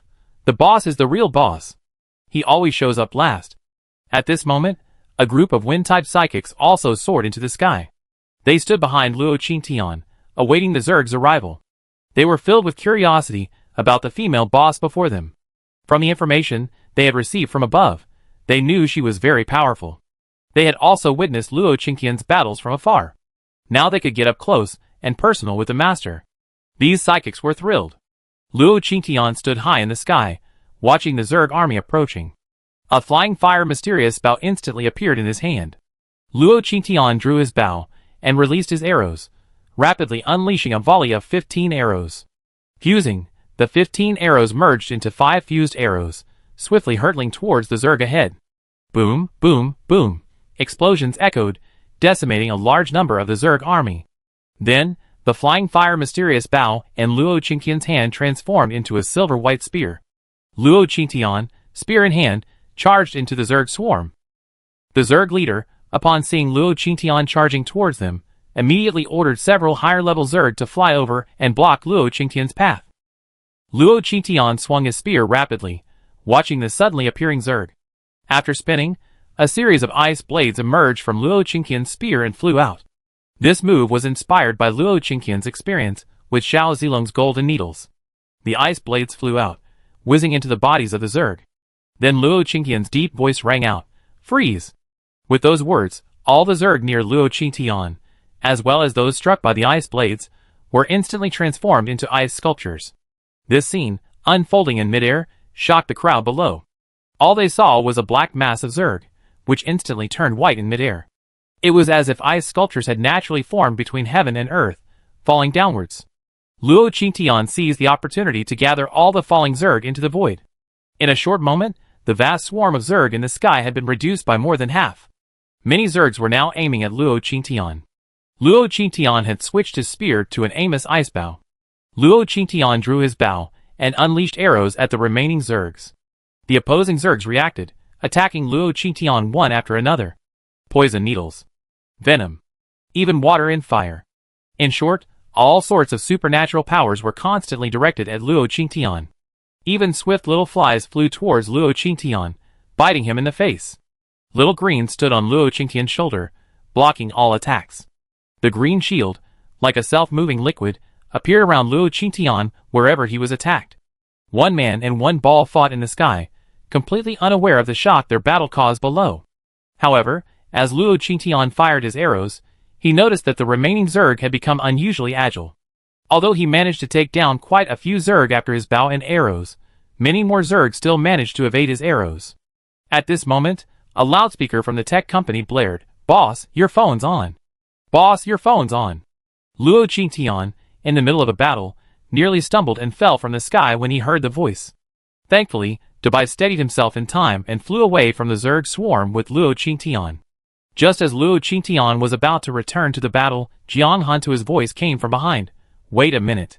Luo Qingtian turned to see Jiang Hantua flying towards her on 2 small hurricanes. "This is for you. Dr. Qin sent me here." Luo Qingtian looked at the item Qin Lang handed him. It was a pair of headphones. Luo Qingtian took it and put it on. Then Qin Lang's voice rang out. Boss, we discovered several Zerg swarms with combined strengths exceeding 500. Boss, be careful. I just discovered that these Zerg swarms with strengths exceeding 500 can issue commands to the surrounding Zerg and control their behavior. Luo Qingtian raised an eyebrow. Over 500? Aren't those the ones who had fluffed and swarmed the space last time? No wonder the arrow he just shot was dodged. But with all the Zerg swarms in the sky, how could he possibly find them? Got it. Luo Qingtian was about to turn off his headphones when Qin Lang's voice rang through them. Boss, don't worry. You fight, I command. We're a perfect match. Don't turn it off. I can still find you if I need anything. Luo Qingtian frowned, ignoring Qin Lang and simply tapping the power button on his headphones. Then he turned and rushed towards the Zerg swarm. When he returned to the Zerg swarm, Luo Qingtian pointed ahead and said, Xiaolu, don't make the hurricane too big. Xiaolu immediately jumped onto Luo Qingtian's head. He blew 2 hurricanes at the Zerg swarm ahead. The hurricanes weren't as strong as before, but they still swept in quite a few Zerg. Luo Qingtian fired his Amos Ice Bow and Ruoshui Divine Bow simultaneously. A huge icicle appeared again. Luo Qingtian flew over and collected it into space. Only a handful of Zerg remained in the sky. Luo Qingtian looked at the remaining Zerg, his lips curled slightly. Found you. Looking at the Zerg leaders ahead, who were noticeably larger than the others, Luo Qingtian's eyes lit up. Then, Luo Qingtian quickly switched from his bow and arrow to a Zerg blade. Chapter 454. Luo Qingtian, bug blade in hand, quickly charged towards the remaining Zerg generals. Seeing Luo Qingtian charging towards him, the opposing Zerg generals quickly gathered together. Several Zerg generals buzzed among themselves, as if discussing something. On Luo Qingtian's side, he heard, this biped's power is unlike the others. Could she hold what we're looking for? We must capture her alive. By the time he spoke, Luo Qingtian had already flown near the Zerg. Originally, there were only 6 high-level Zergs. As Luo Qingtian approached, 2 more high-level Zergs rushed out from below. 8 Zergs with a stat of 500 surrounded Luo Qingtian. Luo Qingtian, bone blade in hand, quickly joined the Zerg. 8 Zergs attacked Luo Qingtian simultaneously. For the first time, Luo Qingtian felt the strain. One of the Zerg's attack speed was extremely fast. After just a few rounds, the blades transformed from its arms left marks on Luo Qingtian's body. Luo Qingtian fought for a long time.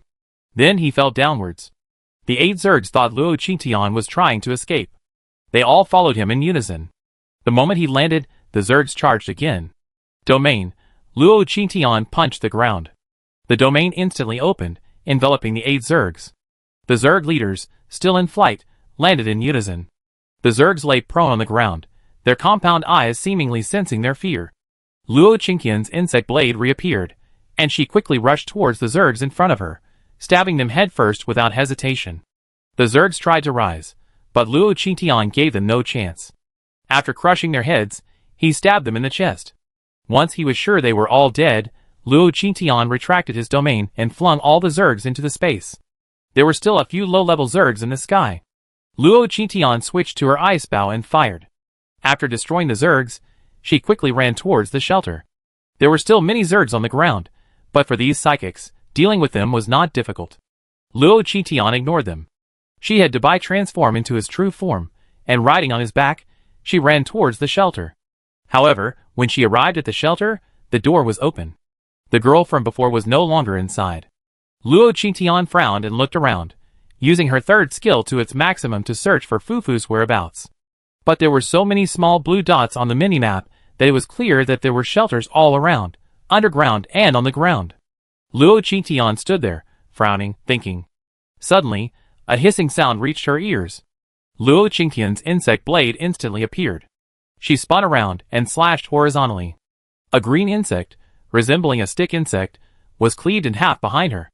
Then, stick insects swarmed from all directions. Luo Qingtian thought to herself, oh no! Could Fufu have been eaten by these insects? Thinking of the girl's words, Luo Qingtian was furious. She didn't hold back at all, swiftly moving around the stick insects, dispatching them one by one. The sight of stick insects all over the floor made Luo Qingtian nauseous. Luo Qingtian glanced around, making sure no one was around before entering the space. When she emerged again, she was the same Luo Qingtian, dressed in white sportswear and clutching a white tang sword. As she prepared to leave, Luo Qingtian glanced regretfully at the shelter. If only she had taken the girl with her. As Luo Qingtian thought this and prepared to leave temporarily, she heard a rustling sound from inside the shelter. Then she saw the girl emerge. "Sister, you're back. Is there any more chocolate?"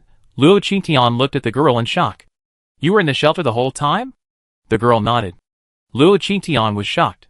She had searched the shelter thoroughly, but she didn't see the girl. But why did this child lie to her? Fufu. "Were you really here just now?" Luo Qingtian asked again. If the girl didn't tell him the truth, Luo Qingtian would definitely hand her over to Qin Lang. He believed that if he studied a little girl like this, he would definitely find something. Fufu was sensitive to the coldness in Luo Qingtian's eyes. "Sister, I was really in there just now. I just turned into a little ant, so no one would notice me," Fufu said, and then disappeared right in front of him.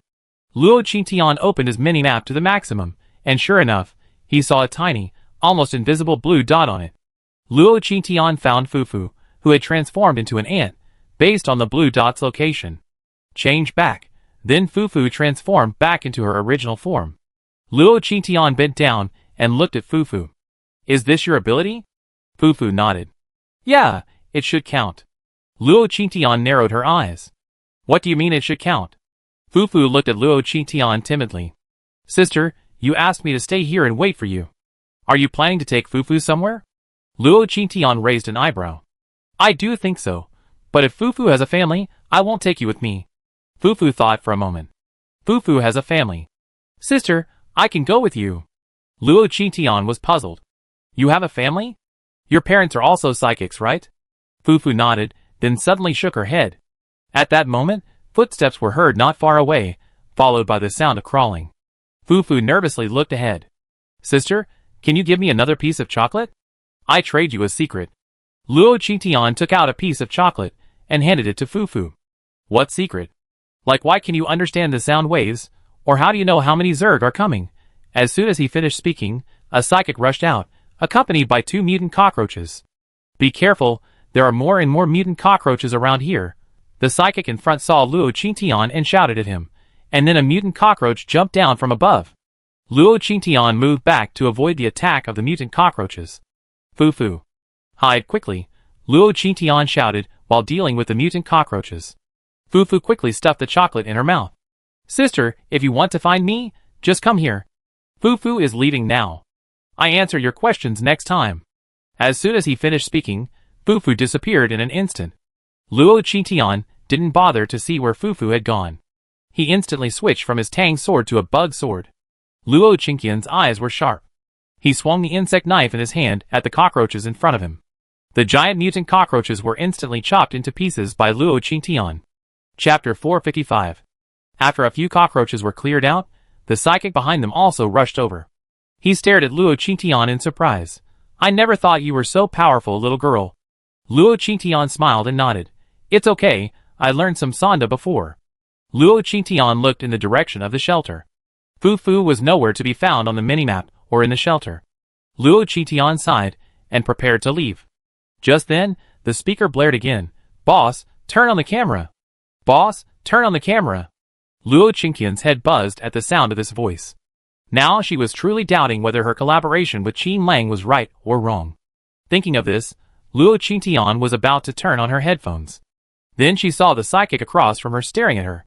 "What's wrong? Anything else?" Luo Qingtian looked at the person across from him with some annoyance. The psychic shook his head. "No, I'm saying there's a gathering place for the reptiles ahead. If you want to leave, you better wait. For some reason, there are so many Zerg crawling out of the ground today." Luo Qingtian nodded. "Thanks for the reminder." Luo Qingtian walked straight ahead. The psychic behind him twitched his lips as he watched Luo Qingtian leave, somewhat speechless. "I said so much, but this person hasn't listened. Is he so eager to get himself killed?" Luo Qingtian walked a few steps away. He turned on his headphones. "Give me a reason not to destroy that speaker." Qin Lang heard Luo Qingtian's voice and said excitedly, "Boss." Among the reptiles this time, 3 Zergs with a stat of around 300 were running towards us at a speed of 50 meters. Preliminary calculations suggest they emerged from the central square, Luo Qingtian pondered the central square's location. Isn't that near where she was shopping? I wonder why these Zerg always seem to flock here? Qin Lang smiled and said, Big boss, you don't know. The central square of the inner city was the first place to be developed. It's also the very center of the entire mutant forest. In 10 minutes at most, the 3 bugs I mentioned will arrive. You better hurry over and wait. Luo Qingtian numbly turned off her headphones and entered the space to quickly change clothes. Dressed in black, she prepared to leave. The thought of changing clothes gave Luo Qingtian a headache. Switching between these two identities was quite a hassle. If only she could change clothes all at once. As Luo Qingtian pondered this, she suddenly thought of her clone. She created a clone of herself in the space, and had it dress in her usual clothes. She then tried switching between the clones. 2 images of herself, one black and one white, appeared in her mind. Luo Qingtian was shocked. She reached out and tapped her arm. The clone skill icon immediately lit up in her mind. At that moment, she was pleasantly surprised to discover a switch beneath her identity skill icon. Just like switching weapons, she could switch positions with her clone at any time. Even her clothes. And below the icon, in the switch bar, there were 3 spaces. This meant she could create more clones. It was just that her current level was low, so she could only switch to 1. Ha ha ha. You can play like this. Luo Qingtian looked at the annotation on the icon and laughed heartily. I still don't understand my own skills at all. This is simply insane. Luo Qingtian thought to himself and tried to switch his clothes. Then, his black clothes changed to white. Then, they switched again, back to black. This is the real-life version of me playing Nanyuan in the space. Ha ha ha. Luo Qingtian grew increasingly excited as he thought about it. Eager to share his thoughts with others, he ran out onto the grass, laughing heartily. He switched back and forth in front of Mouchio and Zaimokyu, saying, Mouchio, Zaimokyu, look at me. How awesome am I? Mouchio and Zaimokyu were busy carrying a pile of Zerg corpses, when they suddenly saw Luo Qingtian running up to them. The clothes switched back and forth, black and white. The 2 looked at the unfortunate child speechlessly, not wanting to spoil Luo Qingtian's excitement. They wove a pair of hands out of their vines, and clapped their hands at Luo Qingtian. Luo Qingtian was even more elated. She tilted her head back and said happily, I'm going to fight. Luo Qing changed into a black suit, concealing her features. She summoned Dabai, who transformed into wings and left the dimension. After Luo Qingtian left, Mouchio and Zaimokyu exchanged a glance. This kid still doesn't understand her own skills? Zaimokyu sighed. We left too hastily, and we didn't teach her much. Her achievements are already remarkable. Mouchio looked toward the villa. Is your training room ready? Zaimokyu shook his head. It's still a little short of energy. We'd be able to absorb it when the next crystal core or earth fragment is delivered. Mouchio nodded. We need to hurry. This kid is making rapid progress, but facing those words. Zaimokyu handed a processed material to Mouchio. Don't dwell on it. Trust her. The 2 balls stopped talking after that, their focus completely shifting to dealing with the corpses before them. Luo Qingtian had already left the space and soared above the square, quietly awaiting the arrival of the 3 legendary Zergs with high stats. Qin Lang breathed a sigh of relief upon seeing Luo Qingtian appear. Boss! Less than a minute left. A loud blare of speakers blared, and Luo Qingtian angrily turned on her headphones. Shut up. It was the first time Qin Lang had heard Luo Qingtian contact him on his own initiative. He excitedly said into the headphones, Boss, don't keep turning off your phone. It's so hard for me to find you. Shut up. Luo Qingtian didn't turn off her phone this time, because she could already see the Zergs rapidly moving downwards on her minimap. They're coming. I take care of these 3. Go tell the other espers to leave. Luo Qingtian felt her anger reach its limit again. She was looking for an outlet. If there were other espers here, she was afraid she'd scare them. After receiving Luo Qingtian's order, Qin Lang quickly disseminated the message to the other psychics. As soon as the message was sent, the ground shook. Finally, the ground began to crack. Luo Qingtian looked down and saw 3 massive cracks slowly opening in the ground. The cracks grew larger, and then 3 enormous insects emerged from them. One of the insects had a head remarkably similar to that of a cricket. The insects gradually emerged from the ground. Luo Qingtian then realized that their bodies had taken up half the square. At this time, giant insects also emerged from the other 2 hurricanes. Chapter 456. Luo Qingtian now had a clear view of the 2 Zerg creatures. One was a centipede, the other a surprisingly large earthworm. Seeing the giant earthworm again, Luo Qingtian felt a chill run down her spine. Her rage reached its peak, and the insect blade appeared in her hand. She dropped directly from the sky, her first foot landing squarely on the giant cricket's head. Bang! With a resounding landing sound, Luo Qingtian's first foot flattened the giant cricket's head. Then Luo Qingtian's insect blade swiftly sliced the giant cricket several times. The cricket perished before its mission was complete. It didn't even have time to flutter its wings. It leaped twice in the fourth base before being chopped into pieces by Luo Qingtian. The centipede beside it lifted half its body slightly and extended its numerous insect legs. A crackling sound lashed out at Luo Qingtian, who leaped back from his spot. The flying fire mysterious bow in his hand instantly appeared, merge. 3 arrows were fired simultaneously, merging into one. The arrows pierced the centipede's body. They exploded directly within it. Boom! After the explosion, Luo Qingtian destroyed the centipede's upper body. Luo Qingtian was about to deal with the remaining earthworm. Then he saw the centipede's body rapidly recovering. In the blink of an eye, it had returned to its original form. Oh my god, regeneration again! Luo Qingtian frowned at the centipede and whispered to Xiaolu, "Xiaolu, do you want to eat this?" Xiaolu, who was sitting on Luo Qingtian's shoulder, made a huge gesture upon hearing Luo Qingtian's words. "This thing is disgusting." Luo Qingtian nodded. "Actually, I think this thing is pretty disgusting too." The flying fire black bow in Luo Qing's hand now turned green. It aimed at the giant centipede, mingled with flames. The centipede seemed to sense danger, and the earthworm quickly crawled towards Luo Qingtian. Luo Qingtian retreated again and again. Merge, 6 arrows shot out again. The arrows merged into 2. The 2 arrows simultaneously fired at the centipede and the earthworm. A huge column of green flames quickly enveloped the 2 giant zergs. Boom! Another explosion sounded. This time, the green venom quickly rained down upon the 2 giant zergs. A sizzling sound echoed throughout the bodies of the 2 zergs. From a distance, one could see holes formed by the green venom dissolving through the bodies of the 2 giant zergs. Watching the 2 zergs struggling, Luo Qingtian switched to his tang sword. He quickly charged towards the 2 zergs. Then, just before Luo Qingtian rushed in front of the 2 zerg, he met his end. The giant earthworm, as it dissolved, split apart, then split into new bodies. The centipede, on the other hand, regenerated and regenerated endlessly. Watching the 2 zergs wriggle, regenerate, and split, Luo Qingtian felt a surge of nausea. Old swan, Luo Qingtian killed people, beasts, and zerg. He had killed so many, but never before had he felt so sickened by these 2 zergs that he wanted to retreat. Just then, half of an earthworm's body approached Luo Qingtian. The sticky, cold touch of it approached Luo Qingtian. Luo Qingtian jumped up in fear. "Ah!" Luo Qingtian screamed, letting Dabai carry her into the air. Qin Lang, on the other side of the headset, quickly glanced at the screen after hearing Luo Qingtian's voice. Behind Luo Qingtian, several drones were flying.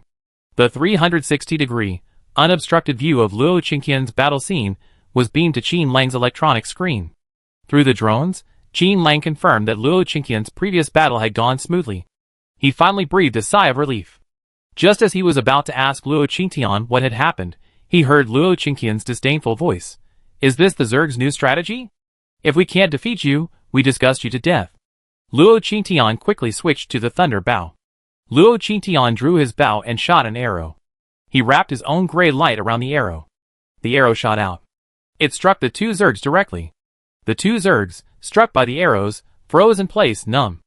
Luo Qingtian's speed remained constant, firing arrows continuously, numbing the 2 zergs to death, while continuously injecting his gray light into their bodies. Even every part of the giant earthworm's body was filled with Luo Qingtian's light. Struck by the thunderbolt arrow, the 2 insects were unable to move, and they watched their bodies shrivel up bit by bit. Luo Qingtian stood aside, absorbing the energy, suppressing his nausea as he did so. Once the 3 zerg had been eliminated, Luo Qingtian soared high into the sky again. She looked down at the ground and flew towards a zerg-filled area. This time, she didn't rush down to help, but instead used the thunderbolt bow to shoot arrows directly. She helped the psychic control the zerg's movements. Soon, the zerg population in the square of the 4th base dwindled. Watching the zerg dwindle, Luo Qingtian slowly landed, switching her weapon to a tang sword. She then charged at the zerg and joined the base's psychics in battle. The battle quickly drew to a close, with fewer and fewer zerg emerging from the ground, and the psychic's powers reaching their limit. Just when everyone thought the day's battle was almost over, a red light suddenly lit up on Qin Lang's computer. Qin Lang quickly walked over to the computer that had issued the alarm, then picked up his phone and said, "Boss, can you still fight? Another group of Zerg is heading this way at 80 miles per hour. They arrive in about 3 minutes. Boss, do you have any solutions?" With these words, the tech company's loudspeaker blared again, spreading the news. At the same time, Qin Lang sent a message of support to all psychics in the central city. All psychics in the 4th base were required to be present. Everyone, who had thought the battle was about to end, grew restless upon hearing this news. No way. My powers are almost useless. I'm relying on hand-to-hand combat. The expressions of the soldiers led by Jiang Hantua changed at this moment. In this situation, they could only rely on weapons to fight. Luo Qitian scratched the back of her head speechlessly. Now she truly suspected that Qin Lang knew something about her. "I see. Leave the power replenishment to me." Then Luo Qitian slammed his fist into the ground. "Grow!" As soon as he finished speaking, a vast expanse of green grass rapidly expanded from beneath Luo Qitian. This expanse of green stretched farther and farther, faster and faster. All the psychics in the inner city quickly noticed that their powers and strength were recovering at a remarkable rate. "Oh my god, this grass can actually restore my powers. My powers are recovering too." Qin Lang was speechless, staring at the screen. He had asked Luo Qitian if he had any ideas for dealing with the Zerg, but he was actually hoping that Luo Qitian still had the strength to fight. He hadn't expected Luo Qitian to give him such a big surprise. Recovering supernatural powers? This kind of incredible feat actually existed. Chapter 457. At this moment, Luo Qitian had no idea how deeply her actions had shocked Qin Lang. While everyone's powers were recovering, Luo Qitian opened her minimap to its maximum size. She observed her surroundings. Then, on the minimap, she saw a group of tiny black dots, gradually rushing toward the ground. Finally, they transformed into large black dots. Black dots? It was the first time Luo Qitian had seen enemy icons of this color on the minimap. She waited for these black dots to grow larger. Then, the earth shook. Black beetles emerged from the ground one after another. Each of these black beetles was over a meter long, with a semicircular body resembling a ladybug. However, as soon as these black beetles emerged, they began to spit fire in all directions. The flames, when they fell to the ground, transformed into scorching lava. Many psychics, seeing this, fled. Water psychics rushed forward, unleashing their water powers, colliding with the lava. At this moment, Qin Lang's voice reached Luo Qingqian's ears. "Boss, we checked, and each of these bugs' combined stats is over 100. Boss, be careful. Can you find a way to gather all these bugs in one place?" Luo Qitian looked at the black beetles. At this moment, people and beetles were everywhere, and the temperature throughout the entire First Ring City was incredibly high. At this rate, even if we didn't fight, we would be engulfed by this lava. Qin Lang didn't reply, but instead began to examine the map of the entire 4th base. Then, Qin Lang replied, "Boss, I can direct everyone to lead these beetles to the square where you just fought. But I just observed that many bugs are heading towards the 2nd Ring Road. Boss, can I leave the central city area completely to you? The bugs this time are too dangerous, and I need to arrange for the non-combatants in the first city area to evacuate quickly." Luo Qitian soared high above, surveying the distribution of black beetles below. After seeing this, Luo Qitian couldn't help but laugh. "You really trust me, because these black beetles are swarming directly from the commercial street. So, most of the black beetles are in the central city area. And the black beetles heading towards the 2nd city account for less than 1/5 of the total in the central area. And the person leading the group is none other than Xiao Zilong." Qin Lang also felt guilty. But Xiao Zilong is the one with the highest psychic stats in the 4th base. The problem is that Xiao Zilong can only handle one on his own. In this situation, he must protect Xiao Zilong first. Luo Qitian didn't argue with Qin Lang, sneering, "Very well. Since you trust me so much, any Zerg corpse I set my sights on in First City today will be mine." Qin Lang breathed a sigh of relief. "Deal." After the two men reached an agreement, Luo Qitian remained silent, and did not join the battle. He simply watched the psychics on the ground gradually withdraw from the central circle. At this point, large sections of the buildings in the First Ring City had been destroyed by the lava. It could be said that this time, the First Ring City had suffered unprecedented damage. Looking down from above, barely any normal buildings were visible. Qin Lang, on his side, was constantly monitoring the retreat of the survivors and psychics. The person primarily responsible for this retreat was Jiang Hantuo. As Jiang Hantuo protected the survivors, he periodically glanced toward the sky. Luo Qingtian, holding the Amos ice bow, stood quietly high in the sky. During these retreats, whenever a black beetle attacked, Luo Qingtian would promptly unleash an arrow, sending it flying. Jiang Hantuo had been supported several times by Luo Qingtian's ice arrows. But it was only arrows. Luo Qingtian didn't do anything else. She simply waited in the air, as if waiting for something. Jiang Hantuo directed the survivors onto the bus, then positioned himself atop it for cover. As the last bus pulled away, Jiang Hantuo couldn't help but shout to Luo Qingtian in the sky, "Everyone's here, you can go all out." Luo Qingtian looked down and saw Jiang Hantuo looking at her expectantly. Luo Qingtian raised 3 fingers in his direction, indicating that she understood. Then she fell to the ground. Jiang Hantuo stood atop the bus, watching Luo Qingtian slowly descend. Suddenly, a black beetle leaped up, aiming at Jiang Hantuo, ready to spew molten lava. But before the beetle could unleash its fire, an ice arrow shot forward. It pierced the beetle's body. The beetle rolled over, its 8 short legs struggling a few times, but it finally gave up. Jiang Hantuo breathed a sigh of relief as he looked at the dead beetle. When the beetle pounced, he had even prepared himself for self-sacrifice. He had even considered dying alongside the beetle. He hadn't expected it to die so quickly. He looked up at the sky with gratitude. Luo Qingtian hadn't noticed him at all. After all the survivors and psychics in the city center had left, only black beetles remained. These black beetles didn't seem to be targeting the living. They swarmed through the central city. Everywhere they passed, they saw ruined houses and remnants of lava. They seemed to be there solely for destruction. Luo Qingtian walked on the ground, watching the black beetles scurrying back and forth. At this point, these black beetles, far from being attracted, cleverly scattered throughout the city. "Boss, I'm sorry. The psychics in the central city are blocked at the junction of the first ring road and the second ring road. I can't get here to help you gather the bugs right now." Qin Lang's voice came from his headset. Luo Qingtian's voice was flat. "Is that so? The buildings in the first ring road are mostly destroyed anyway, so even if more is destroyed, it won't be a problem, right?" Qin Lang didn't understand the meaning behind Luo Qingtian's words, thinking he was angry with him. He immediately said, it's okay, boss, as long as you're happy." "Well, Qin Lang, next time you see me, remember to call me Queen." Qin Lang didn't understand. "Ah. Boss, no, Queen. What do you mean?" Luo Qingtian ignored him, reached out to remove her headphones, and crushed them to pieces. She first flew high into the sky, switching her weapon to the Ruoshui Divine Bow. She used Ruoshui to target the entire area below. Heavy rain. As soon as she finished speaking, a heavy downpour began to fall from the sky. Luo Qingtian took the opportunity to land on the ground. He punched the ground. "Freeze!" As soon as he finished speaking, a vast expanse of white rapidly expanded from Luo Qingtian's feet. Soon, everything around him was frozen into ice sculptures by Luo Qingtian, the wreckage of the building, and the scurrying black beetles. Some of the black beetles, sensing danger, tried to take flight. Suddenly, green tentacles appeared, slapping the black beetles one by one to the ground. The instant they hit the ground, Luo Qingtian froze them into ice sculptures. Chapter 458.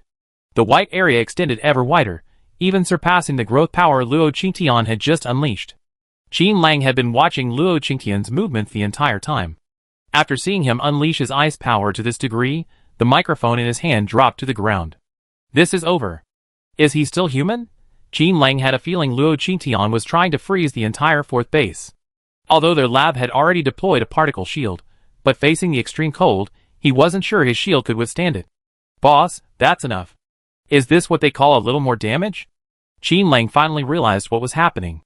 No wonder the boss was so silent when he heard he arranged for the psychics to escort the survivors away. He'd been waiting for him for so long. Just as Qin Lang finished speaking, someone rushed into the monitoring room. "Professor Qin, there's a crack in the particle shield." Just as the words were spoken, the sound of the shield shattering could be heard. Then, an intense chill blew into the laboratory. "Oh my god, it's freezing." Qin Lang shivered with cold and rushed back to the monitoring room, turning on all the heating systems. Then, he desperately shouted into the loudspeaker, "Boss, that's enough. Queen, please have some mercy." By the time he had finished speaking, a layer of ice had already formed on his loudspeaker. Outside the first ring city, everyone was battling a swarm of black beetles. Many psychics were blocking the exits. They feared the black beetles would burst out of the inner city and attack the second ring city. After all, the majority of the fourth base's population was actually in the second ring city. If they really went, the fourth base would surely suffer heavy casualties.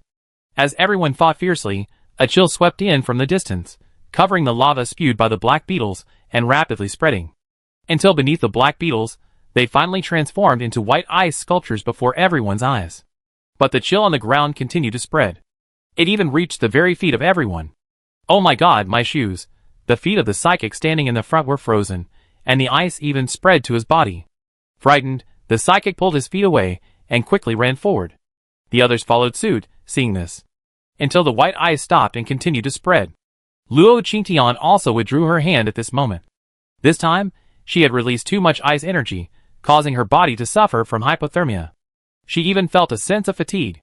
She sat down and cast several healing spells on herself in succession, finally feeling a sense of resurrection. She had come up with this ice ability after seeing the insects refuse to gather. She figured she could freeze an entire mountain. Freezing the first ring city shouldn't be a problem either.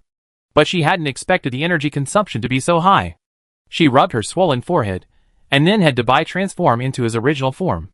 She sat on Dabai's back and scurried across the first ring city. Luo Qingtian collected all the insect carcasses he encountered into his space. At this moment, the first ring city was completely barren, as if no one had ever lived there. Luo Qingtian gazed at the bare ground, a hint of curiosity welling up in his mind.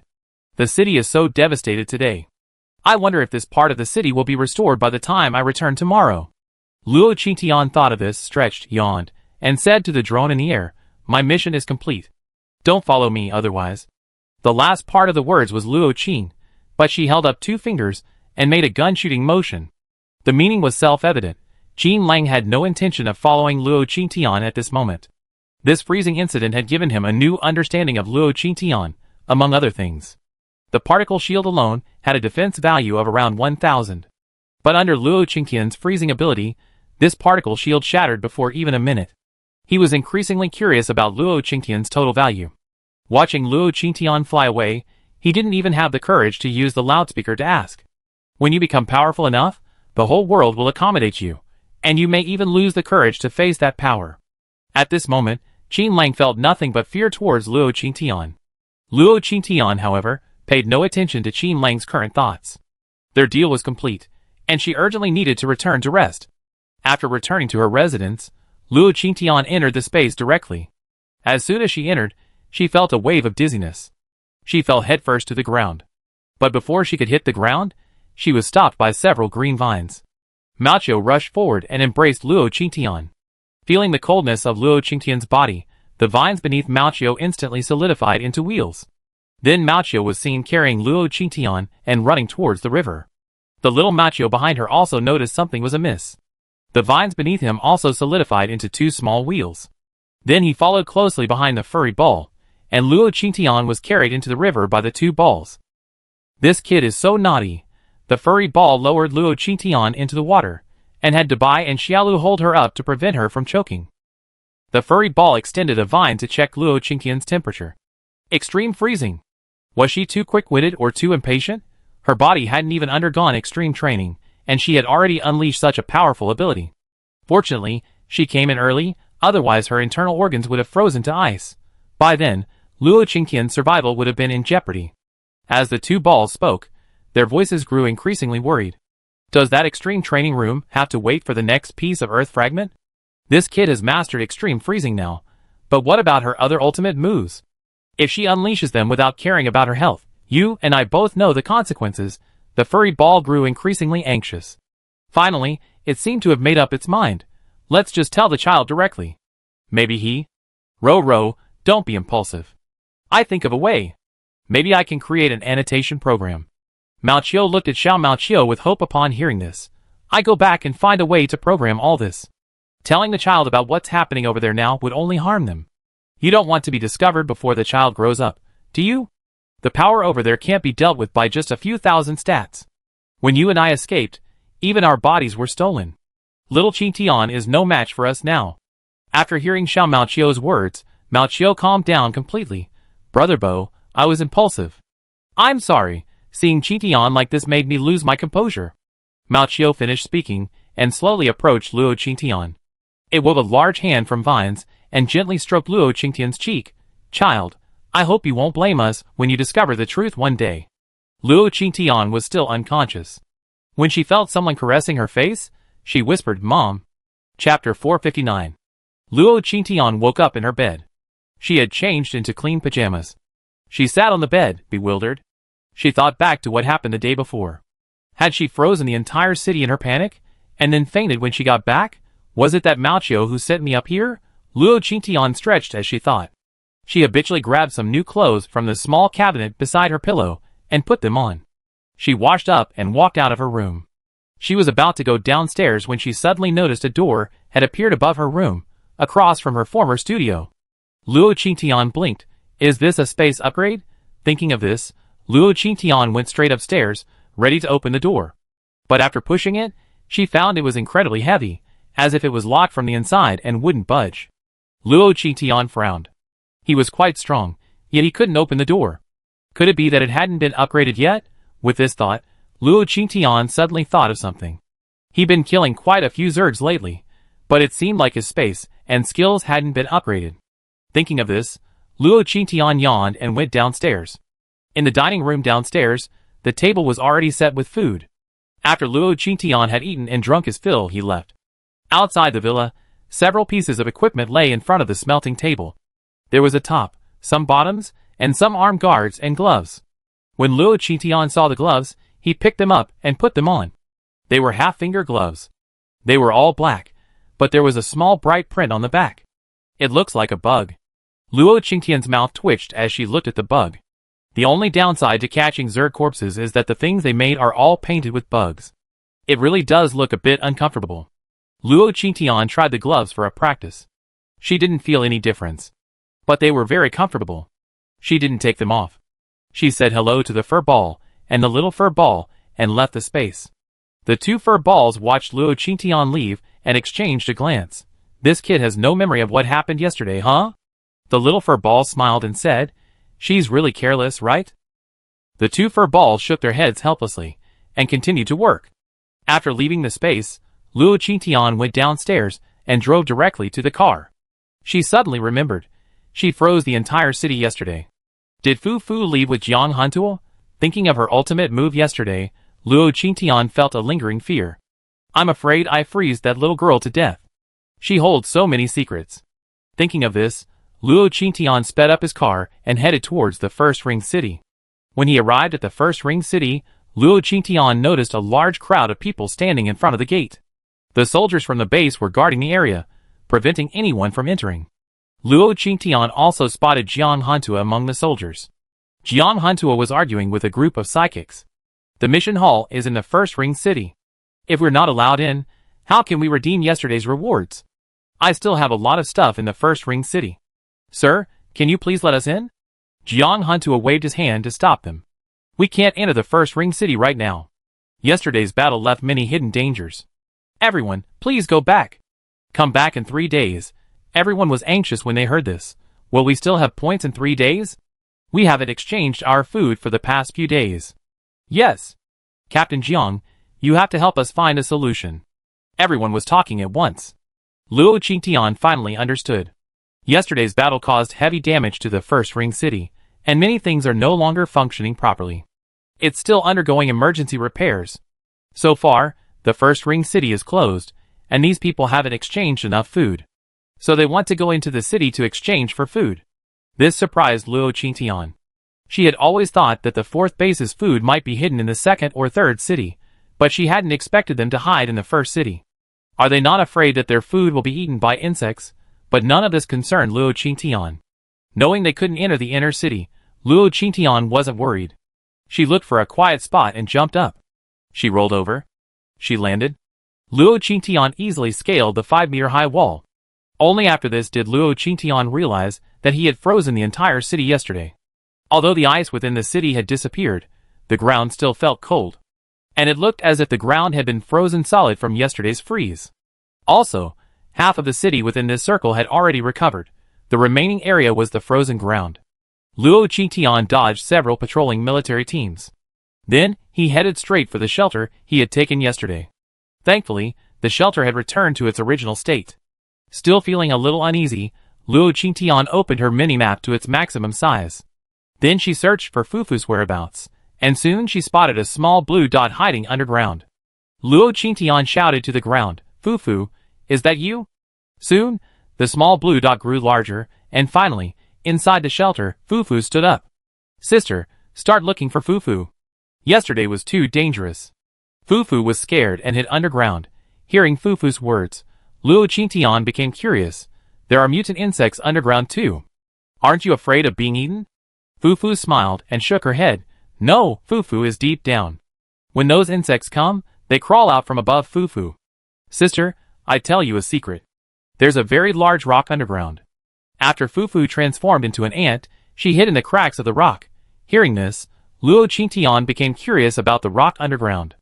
Of course, thinking that Fufu used the rock as a shelter, Luo Qingtian didn't take it seriously for a moment. Luo Qingtian pulled 2 chocolate bars and 2 steamed buns from her pocket and handed them to Fufu. "Fufu, can you tell me why you can understand the insect language?" Fufu took a bite of the bun and whispered, "Sister, Fufu's ability is to transform into an insect, and she can transform into many different kinds of insects. So Fufu can talk to them." Hearing this explanation, Luo Qingtian couldn't help but feel strange. If she could talk just because she transformed into an insect, then how could she, who couldn't transform, understand their conversation? At this point, Fufu continued, "When these insects mutate, they become extremely violent. Several times, I've seen several insects disappear into the ground after mutating. And several times, when I transformed into other insects, I wanted to mutate with them. Luckily, I recover quickly." Luo Qingtian was stunned at first, then she bent down and looked at Fufu. "Fufu, are you saying these insects mutated right in front of you?" Fufu nodded. "Not entirely. They just seemed to receive some kind of summons one day." Chapter 460. Summoning?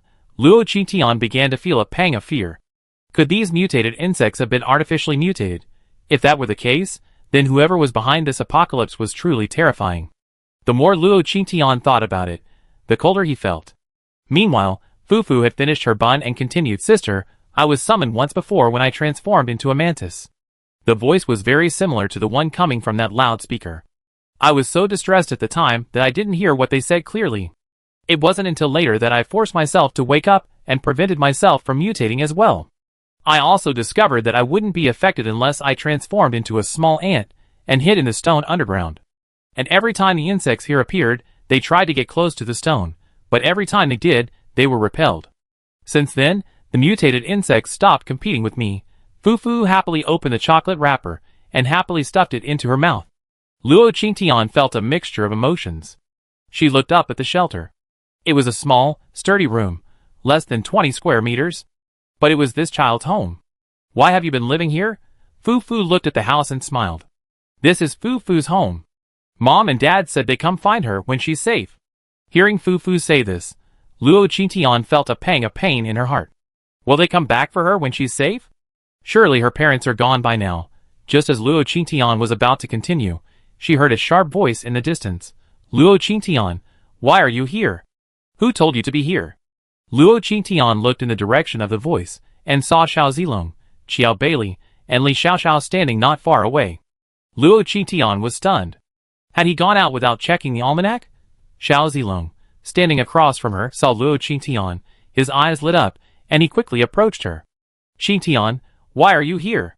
Is there something wrong?" Xiao Zilong glanced around as she spoke. She thought she had heard Luo Qingtian talking to someone. It was then that Luo Qingtian realized Fufu had escaped at some point. Luo Qingtian shook his head. "I'm looking for a little sister. When I came here yesterday, there seemed to be a battle going on. I was a little worried about her, so I came to check." When Xiao Zilong heard Luo Qingtian, his gaze softened. "Qingtian, you're so kind. What's that little sister's name? I can help you find her." Luo Qingtian was about to respond when Qiao Bailey sneered, "Stop talking nonsense here. A family of 3 used to live here, all of them psychics. Later, when the Zerg attacked, the couple was eaten by the Zerg while trying to protect their child. The girl also disappeared, but some people say they saw her eaten. Where did you hear that? Why are you lying here?" Luo Qingyan's eyes twitched. She really didn't want to run into this Qiao Bailey right now. She lowered her head in grievance and said, Sister Qiao, don't be so mean to me. I did see a little girl with pigtails here yesterday. I'm not lying.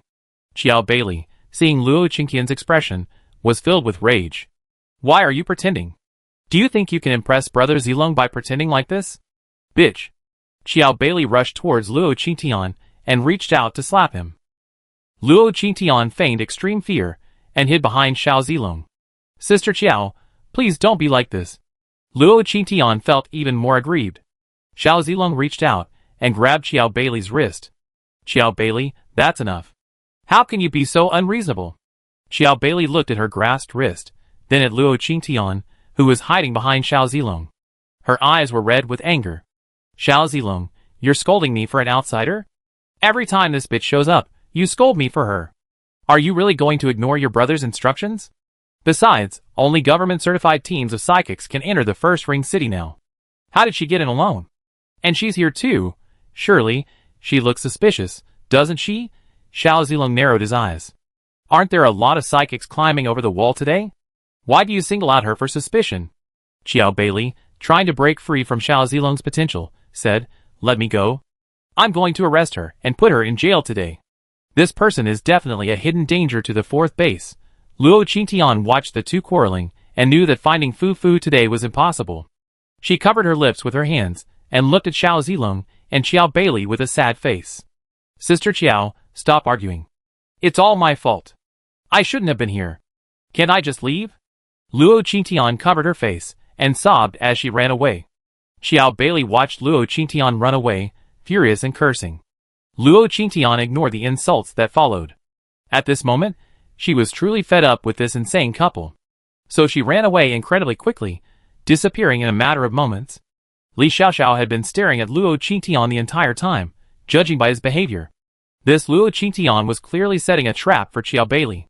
She had clearly seen that when they discovered him, Luo Qingqian looked at Xiao Zilong with a hint of disgust. Although she hid well, Li Xiaoxiao still caught her. And Xiao Zilong was the one who was most enthusiastic from beginning to end. And Luo Qingqian's escape wasn't truly out of fear of Qiao Bailey, it was clearly because she didn't want to deal with him. Li Xiaoxiao looked at Xiao Zilong and Qiao Bailey with a half smile. This was the first time she had seen a woman dislike Xiao Zilong. Over here, Qin Lang had finally repaired all the equipment that had frozen yesterday. The moment the equipment was restored, he opened the battle video from yesterday. He adjusted the data sent back by the drone and put it into the numerical detector for testing. Just as he put it in, the 1500 value machine sounded an alarm. It had indeed exceeded 1500, and even higher level detectors hadn't been developed yet. Such a powerful psychic really existed in this world, Qin Lang said, as he began to watch Luo Qingqian's battle video over and over again, hoping to find some clue about Luo Qingqian in it. The more Qin Lang watched, the more obsessed he became. This obsession wasn't with Luo Qingqian, but with this power, this might. If only this power could be replicated, then we wouldn't have to worry about more powerful Zergs emerging. Qin Lang reached out and stroked Luo Qingqian's masked face. Only a pair of eyes could be seen on that face. Those eyes were calm, composed. The black pupils were as still as a cold pond. Is this the gaze of a powerful being? As he spoke, new data arrived from the drone. It seemed a new psychic had been discovered in the first city. Qin Lang opened the video and saw a girl in a windbreaker walking and cursing. Are these two crazy? You crazy husband and wife. Can't you just stay home? Chapter 461. Qin Lang looked at the cursing Luo Qingqian with amusement. Who is this girl? She's been cursing all the way. As Qin Lang spoke, he wanted to zoom in on the camera and take a closer look at Luo Qingqian's appearance. As Luo Qingqian was cursing, he noticed a drone overhead, aiming at him. Luo Qingqian stopped and frowned at the drone. It was obvious it was Qin Lang's doing. Thinking of her current state, it would be awkward for Qin Lang to see her like this, so she lowered her head and looked around. She picked up a stone from the ground, pointed at the drone, and cursed, "What are you looking at? Do you want to die?" Luo Qingqian then hurled the stone at the drone. Qin Lang was still amused, but then he saw Luo Qingqian pick up the stone and throw it at his drone. "No, stop!" The drone shouted only 2 words before landing. Qin Lang stared at the monitor in silence. Are all women these days so bad-tempered? It's fine that I'm bullied by that black-clad thug, but how could I be bullied by just a little girl? Qin Lang's speech grew more and more speechless. Suddenly, he looked up at the computer where he was streaming Luo Qingqian's battle footage. He saw Luo Qingqian's eyes during his battle. He thought of the girl in the jacket the drone had spotted. Although he hadn't seen her face clearly, those dark eyes had left a deep impression on him. No matter how a person changes, their eyes remain the same. Could that be? Thinking of this, Qin Lang suddenly stood up and controlled the other drones to search for Luo Qingqian in the area. Hurry, hurry! If possible, we can uncover this thug's true identity today. The more Qin Lang thought about it, the more convinced he was. He instantly dispatched all his drones to search for Luo Qingqian. After smashing the drone, Luo Qingqian immediately changed into a black suit, summoned to buy, and quickly flew away from the scene. Because he had left so quickly, by the time Qin Lang's drones arrived, there was no sign of Luo Qingqian. Qin Lang dispatched all his drones to search over First City.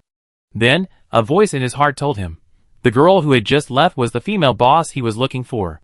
But after a whole day of searching, there was no sign of Luo Qingqian.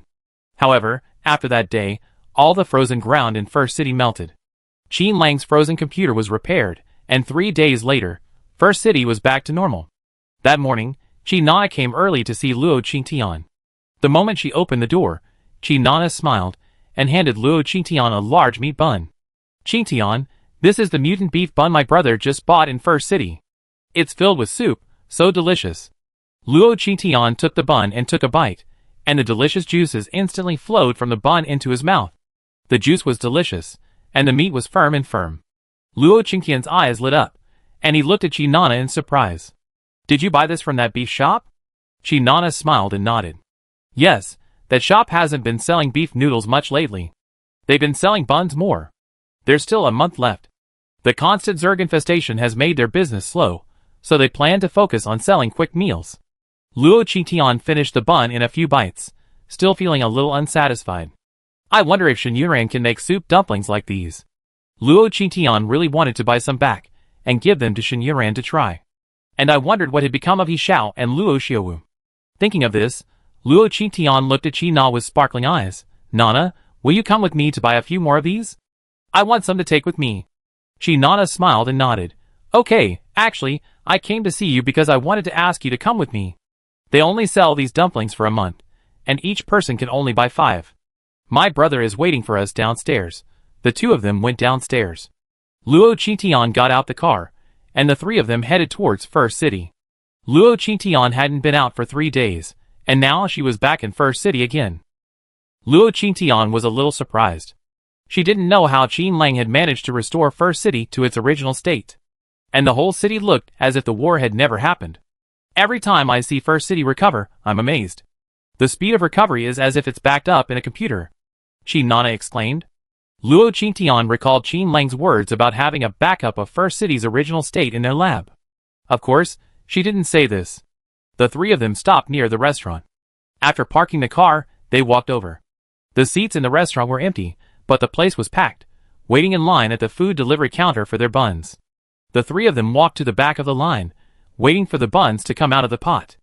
Qi Nana said, Hey, these buns only last a month. After a month, they'd be beef noodles again. Luo Qingqian was puzzled. Why? I see so many people buying buns. Chikawei whispered, because this month is the peak Zerg outbreak, normal shops can't open. So this shop only sells buns until 4 p.m. What about a month later? Luo Qingqian looked at Chikawei in confusion. Just then, the people in line beside him laughed. That little girl is new here, right? After this month, the 4th base will be at its safest. The weather is getting colder, and the bugs need to rest. Winter is their most fearful time. Luo Qingqian then realized, Chinese New Year is only 2 months away. I had promised Shen Yuran and He Xiao that I would go back and celebrate with them during the Lunar New Year. So, I couldn't stay at the 4th base for much longer. After this month, my cooperation with Qin Lang would almost be over. The man Luo Qingqian was talking to smiled. Thank you for telling me.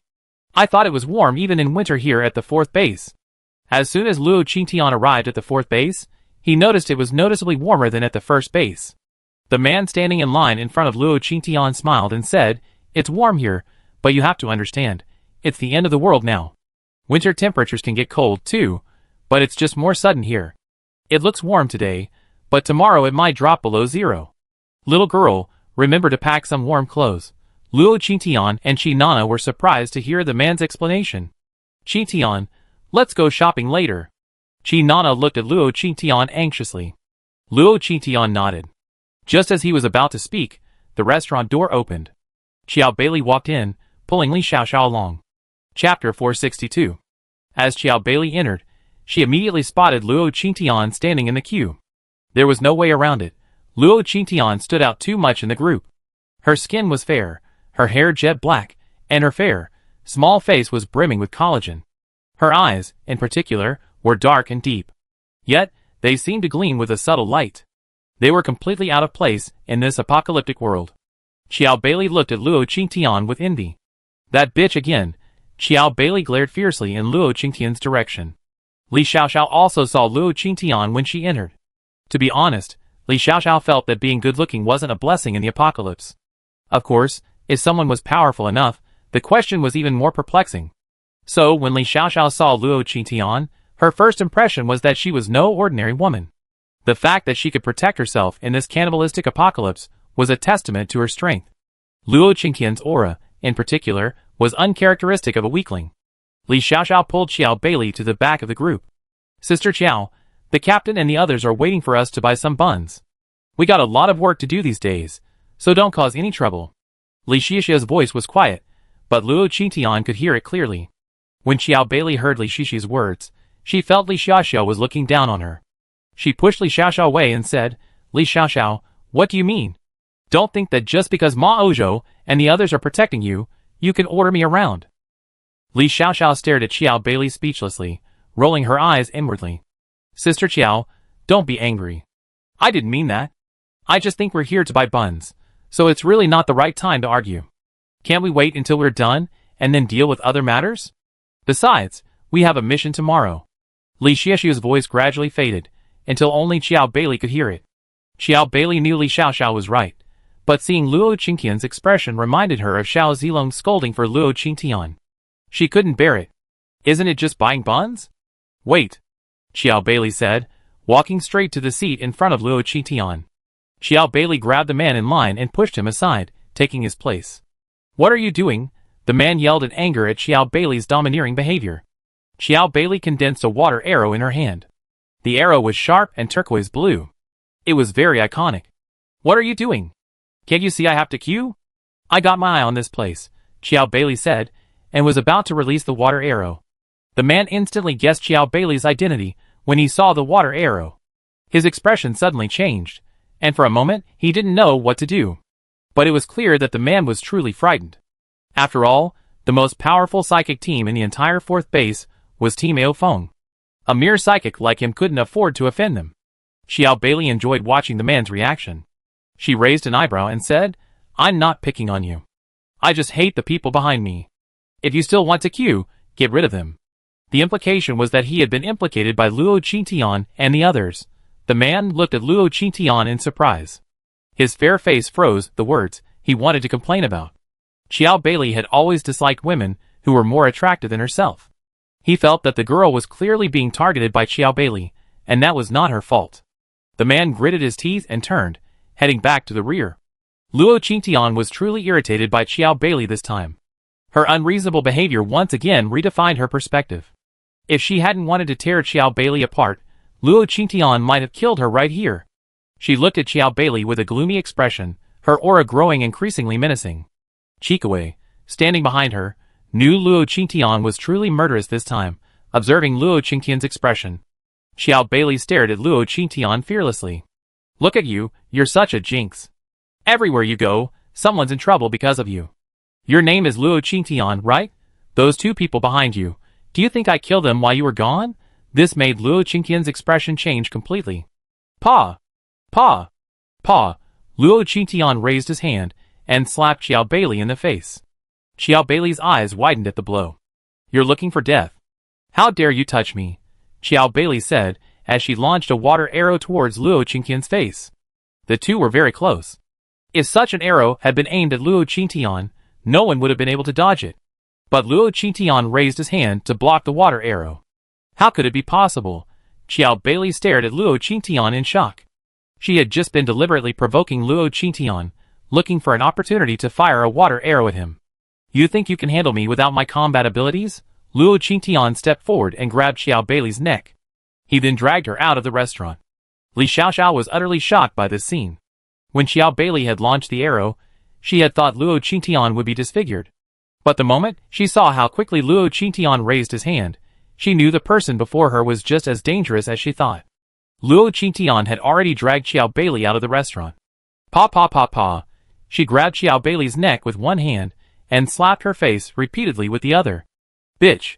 Xiao Beilei's face was swollen like a pig's head, but she still cursed. Li Xiaoxiao rushed over from behind. Although she felt good watching Xiao Beilei being beaten, she knew she couldn't just stand by and watch.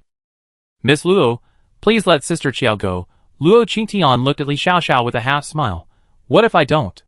Luo Qingtian's voice was so cold that Li Xiaoxiao felt a chill on her back, and even a layer of cold sweat broke out on her arms.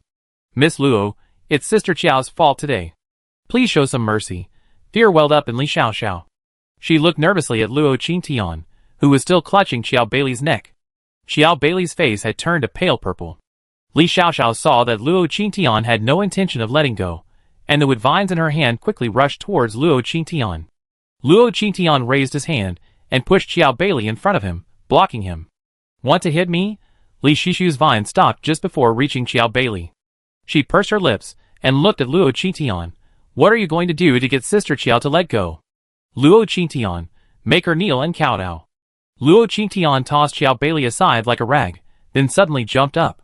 The moment Luo Qingtian jumped, many vines rose from the ground where she had been standing.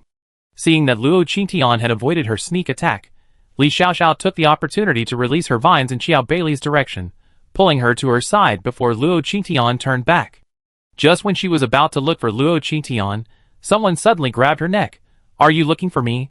Chapter 463. Li Xiaoxiao was so terrified at this moment that she didn't even see how Luo Qingtian moved. Luo Qingtian had already reached her and grabbed her by the neck. How could you? Li Xiaoxiao stared at Luo Qingtian in horror. Luo Qingtian, although I don't have combat abilities, my true self is more powerful than my abilities. At this moment, Xiao Beilei stumbled to her feet and aimed a shot at Luo Qingtian's face. Luo Qingtian, I'm going to kill you. With that, Luo Qingtian suddenly let go of Li Shishu's neck and fell to the ground with a look of grievance, just in time to avoid Xiao Beilei's water arrow. Ah! Sister Qiao, what are you trying to do? How have I offended you? Luo Qingtian said, sitting on the ground and backing away in grievance, looking terrified. Looking at Luo Qingtian's expression, Xiao Beilei suddenly felt as if she was being tricked. Then she heard Xiao Zilong's voice. Xiao Beilei, you're getting more and more outrageous. With that, Xiao Zilong ran towards Luo Qingtian. After running to Luo Qingtian's side, he helped her up. Are you okay? Xiao Zilong looked at Luo Qingtian worriedly. Luo Qingtian lowered his head and said, I just wanted to go out with my friends to buy some buns. Sister Qiao wants to hit me the moment she sees me. I'm really at my wit's end. Luo Qingtian's voice was filled with grievance. Even Li Xiaoxiao, standing across from him, couldn't believe it for a moment. The moment Luo Qingtian had pinched her neck was still vivid in her mind.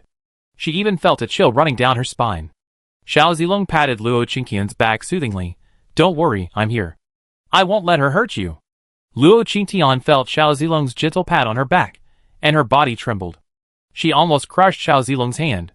Xiao Zilong, completely oblivious to Luo Qingtian's condition, glanced displeasedly at Xiao Beilei. Xiao Beilei, you're going too far. Apologize. Xiao Beilei already felt wronged, and when she saw Xiao Zilong defend Luo Qingtian the moment he appeared, her jealousy and resentment nearly reached a peak. She glared at Xiao Zilong fiercely. Xiao Zilong, why are you doing this to me? She's clearly the one hitting me. Can't you see my injuries? You're injured? How could she, a healing psychic, injure a combat psychic like you? You're clearly looking for trouble. I demand an apology. As soon as Luo Qingtian noticed Xiao Zilong approaching, he used his powers to repair the wounds on Xiao Beilei's face. Xiao Beilei, so enraged, had no idea her injuries had already healed. She pointed at her face, her eyes red with tears, as she stared across at Xiao Zilong and Luo Qingtian. Luo Qingtian, looking completely frightened by Xiao Beilei, hid behind Xiao Zilong. He then raised an eyebrow in Xiao Beilei's direction, a hint of amusement on his face. To Xiao Beilei, this expression was a naked provocation. At this moment, Her anger reached its peak. Why apologize? It's clearly Xiao Xiao and I who were bullied. Xiao Zilong, are you stupid? Xiao Zilong looked at Xiao Beili coldly, seemingly not believing her words at all. At this moment, Chi Na ran out of the beef shop. What do you mean you and Li Xiaoxiao were bullied? Wasn't it you, Miss Jiao, who took our seats the moment you walked in, and then scared away the people in front of us with water arrows, forcing us to leave? We were lining up peacefully. Weren't you the one who came in to make things difficult for us? Did Qin Tian only leave with you because he didn't want the beef shop to be vandalized? Everyone in the shop was watching. After saying this, Xiao Zilong looked at Xiao Beili with disappointment in his eyes. Xiao Beili looked at Qi Na and gritted her teeth. Shut up. Shut up. It was Luo Qingtian who hit me. Xiao Zilong, you don't believe me, but don't you believe Xiao Xiao? Li Xiaoxiao rolled her eyes internally. An apology would have solved the problem. And from Luo Qingtian's fall just now, she could tell he was setting a trap for Xiao Beili. But Xiao Beili still couldn't figure out the situation. At this point, Xiao Zilong looked at Li Xiaoxiao, as if waiting for her response. Li Xiaoxiao thought for a moment and said, Sister Qiao did want to buy the buns quickly, so she did something extreme. Then, Sister Qiao and Miss Luo did indeed clash. Li Shishi's words were ambiguous. She wasn't taking sides, and she knew that even if she said it was Luo Qingtian who was beating Xiao Beili, Xiao Zilong wouldn't believe them now. But Xiao Beili looked at Li Xiaoxiao with a venomous gaze. Li Xiaoxiao, what do you mean? You bitch, you won't even tell Brother Zilong the truth? Xiao Zilong looked at Xiao Beili with disgust. Xiao Beili, that's enough. Now you're so vicious that you're even insulting your own teammates. I see there's no room for you in Team Alpha. Xiao Beili looked at Xiao Zilong in disbelief. Brother Zilong, what are you talking about? Are you abandoning me for this Luo Qingtian? That's ridiculous. Xiao Zilong looked at Xiao Beili with disappointment and irritation. Then he turned to Luo Qingtian. Qingtian, I'm sorry. It's all because of me that Xiao Beili is so against you.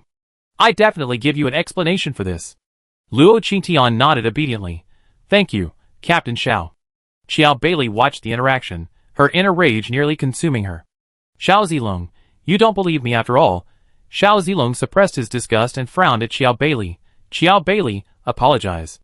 I only say this once, or you won't be allowed back to Team Alpha. Xiao Beili stared at Xiao Zilong in shock.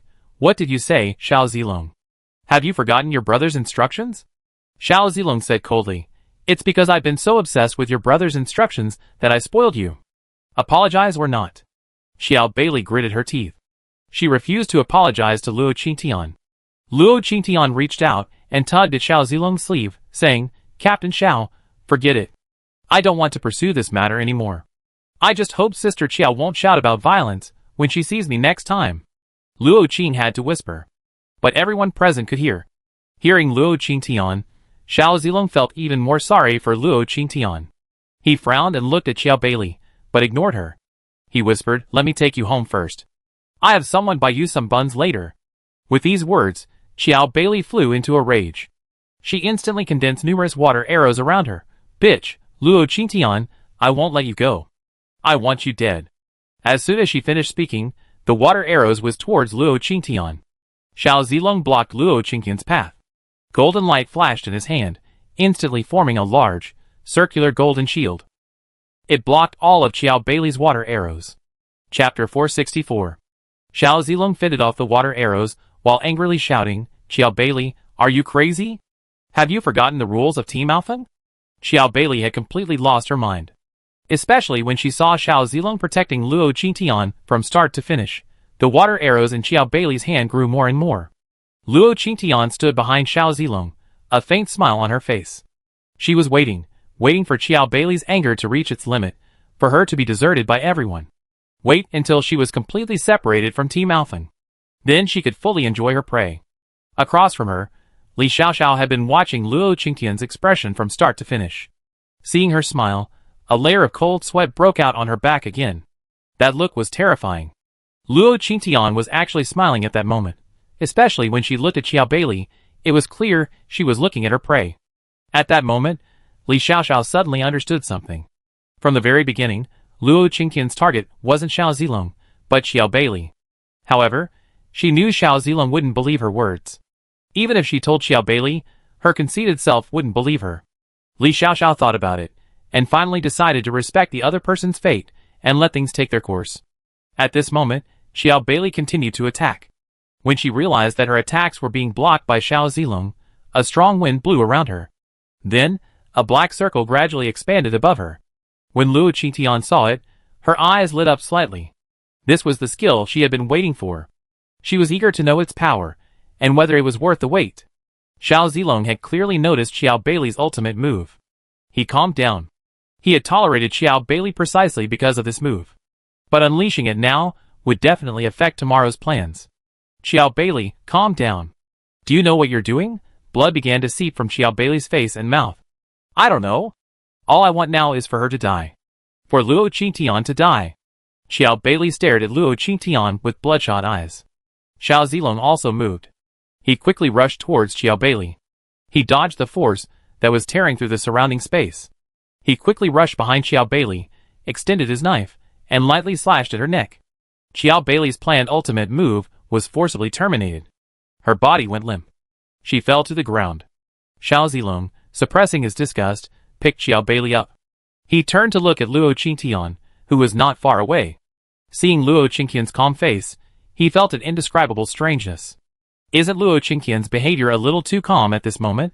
But Xiao Beili was bleeding and urgently needed medical-grade treatment equipment. He looked at Luo Qingtian apologetically. Qingtian, I'm sorry. I have someone buy you some steamed buns later.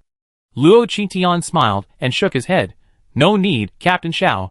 You should take Sister Qiao to get treated. Xiao Zilong nodded, carrying Xiao Beili away. Watching the others leave, Qi Nana finally walked over to Luo Qingtian and asked, Qingtian, are you okay? Luo Qingtian shook his head. I'm fine. Have you bought the buns? Qi Nana then thought of the buns. She turned back to Chikawei, who had just emerged. Brother, did you buy the buns? Chikawei nodded. 15. Someone vouched for me, so I bought enough for the 3 of us. Chikawei walked over and handed 5 buns to Luo Qingtian. What are we going to do next? Luo Qingtian looked up at the drone hidden in the corner and said, You two can go explore for a while. I have something to do. The brother and sister didn't ask any more questions. They nodded and separated from Luo Qingtian. In the surveillance room, Qin Lang almost jumped up. After comparing the audio, morphology, and numerical data from the surveillance footage just transmitted, he was certain that the woman hiding behind Xiao Zilong was the female boss he had found. At first, he thought it was just jealousy between the 2 women, but after seeing Luo Qingtian's ghostly movements and speed, his curiosity about Luo Qingtian piqued. Meanwhile, in a deserted corner, Luo Qingtian narrowed his eyes at the drone in front of him. Do you want me to smash you to pieces? Or reforge you? Luo Qingtian's voice was icy. Qin Lang's voice soon carried over from the drone. Hee, boss, no, Your Majesty the Queen, I didn't expect Your Majesty the Queen to be such a pretty girl. If you have anything to say, come on. Luo Qingtian didn't hide it anymore. He thought of when he attacked Li Xiaoxiao just now. That guy must have seen it. And Xiao Zilong would find out something when he got back. So Luo Qingtian didn't intend to hide himself anymore. Qin Lang rubbed his nose in his room and laughed. Your Majesty the Queen, why are you getting involved with that crazy bitch Xiao Beili? If you really don't like her, I can have the base commander deal with her privately. Luo Qingtian raised an eyebrow. Are you talking about Xiao Zilong? Qin Lang quickly denied it. How could that be? Xiao Zilong is the deputy base commander. Our base commander is far more powerful than Xiao Zilong. He just went to base 0 for a meeting a few days ago. He should be back soon. No way, boss, you don't really like that idiot Xiao Zilong, do you? Luo Qingtian frowned. Qin Lang, do you want to die? Do you think I destroy your future technology company if you anger me? Qin Lang knew he had offended this ancestor. Yes, boss, no, Your Majesty, I was just kidding. Don't be so angry. I'm just a bad mouth. Whether you have something to say or not, come over and slap me twice to calm down. Let's get straight to business.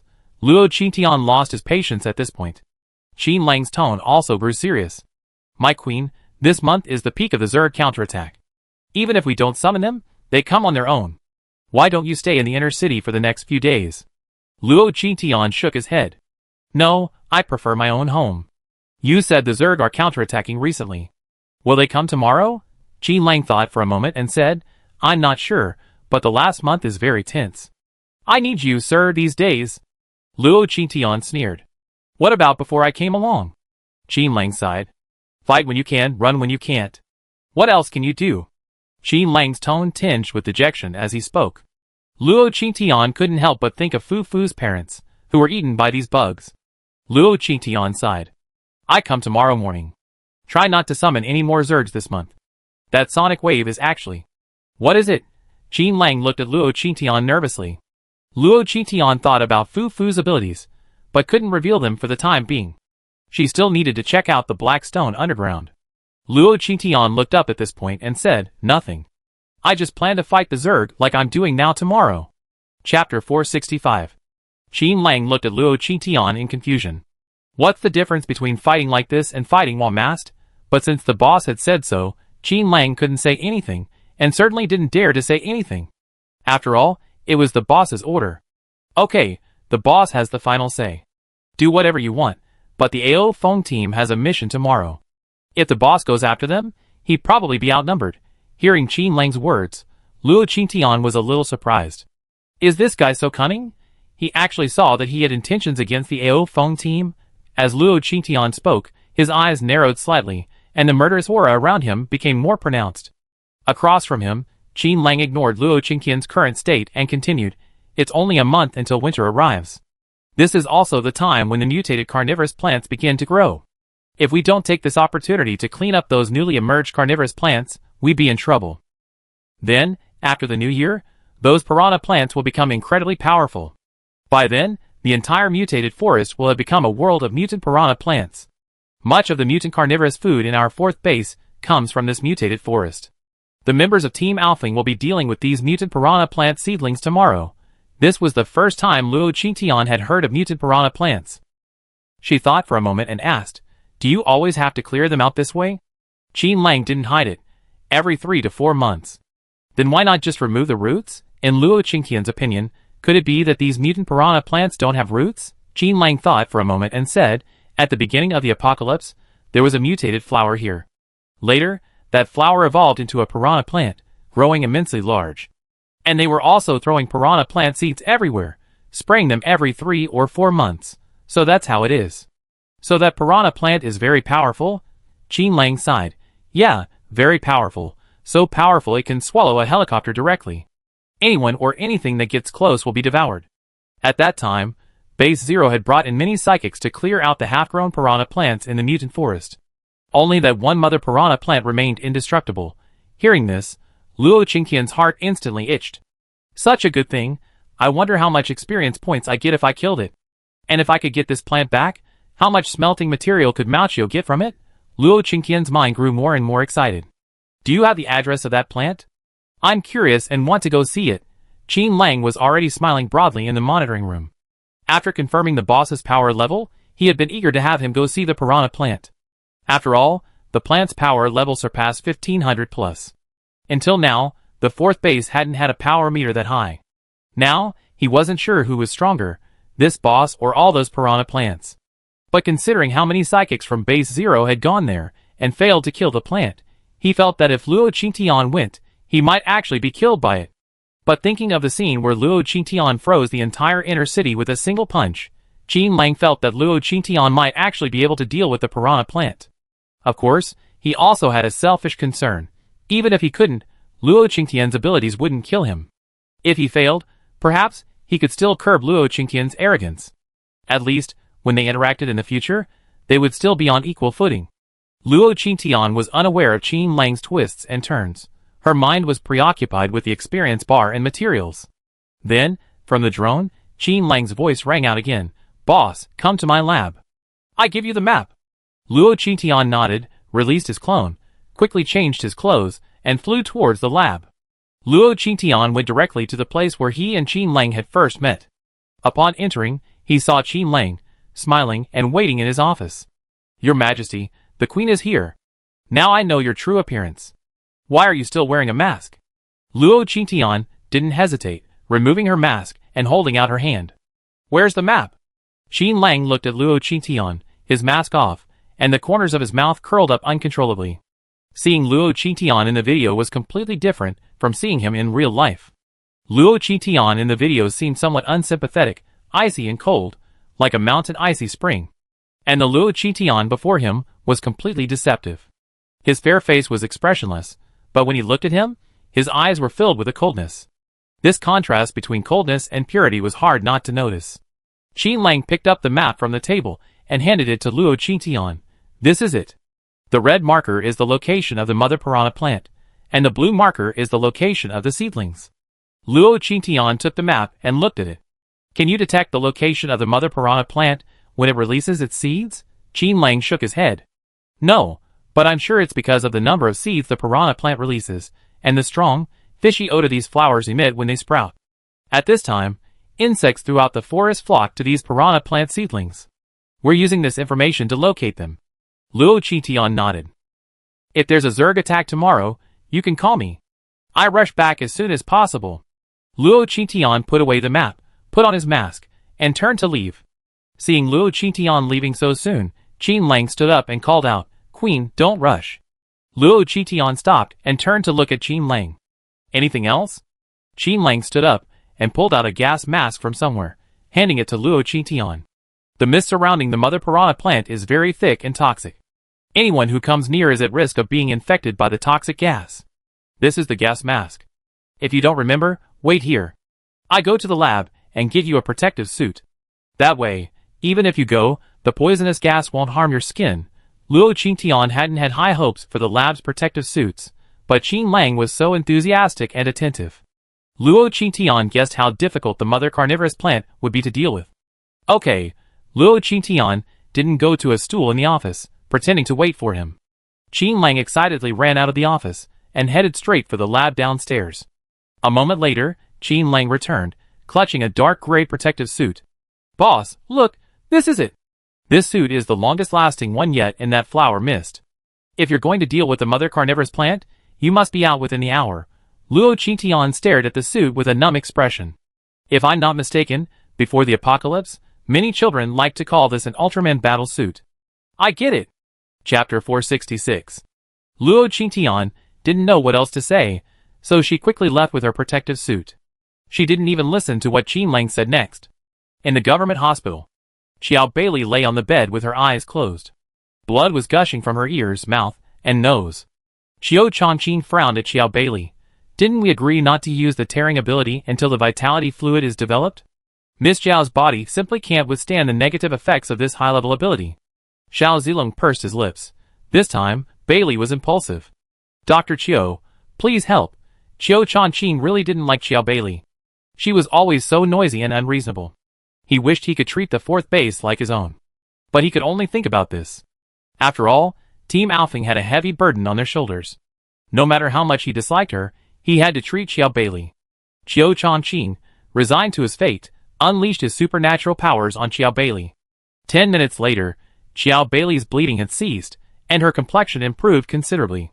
After retracting his supernatural powers, Qiao Changqing looked at Xiao Zilong and said, Captain Xiao, Miss Xiao has recovered now, but she lost a lot of blood today. You have a mission tomorrow, so just in case, go get 2 blood replenishing potions later. Okay. Thank you. Xiao Zilong looked at Qiao Changqing gratefully, then escorted him out. When he returned, Xiao Zilong was holding 2 blood replenishing potions. Xiao Bailey had also woken up by then. Xiao Zilong handed the blood replenishing potion to Xiao Bailey. You wasted so much blood this time impulsively. Don't you want your body anymore? Xiao Bailey looked at Xiao Zilong with red eyes. Brother Zilong, I thought you didn't want me anymore. Xiao Zilong felt a tightness in his chest when he heard Xiao Bailey say this, and his annoyance threatened to burst out. Bailey, you grown up. You can't always cling to me like this. You should have your own life. Drink this potion. Get some sleep. Xiao Bailey looked at Xiao Zilong with disbelief. In the past, no matter how fierce their arguments, they always made up quickly. Even during their worst fight, she went off alone to kill monsters in the mutant forest after a fight, nearly getting herself killed. It was Xiao Zilong who personally rushed over and rescued her. After returning, Xiao Zilong stayed by her side for half a month. He was always so caring and loving, doing everything for her personally. She thought their relationship was already close, and all she needed to do was point it out. But since when did Xiao Zilong's gaze towards her lose its former warmth? Now, Xiao Zilong insists she has her own life. Is he trying to get rid of her? Xiao Bailey stared at Xiao Zilong with red eyes. Brother Zilong, do you really not want me anymore? You wouldn't have treated me like this before? Xiao Zilong sighed. You were little before, but you're all grown up now. I can't treat you like a little girl anymore. Bailey, you should think about your future. Xiao Bailey refused to listen to Xiao Zilong's words. She abruptly jumped up from the bed, screaming hysterically.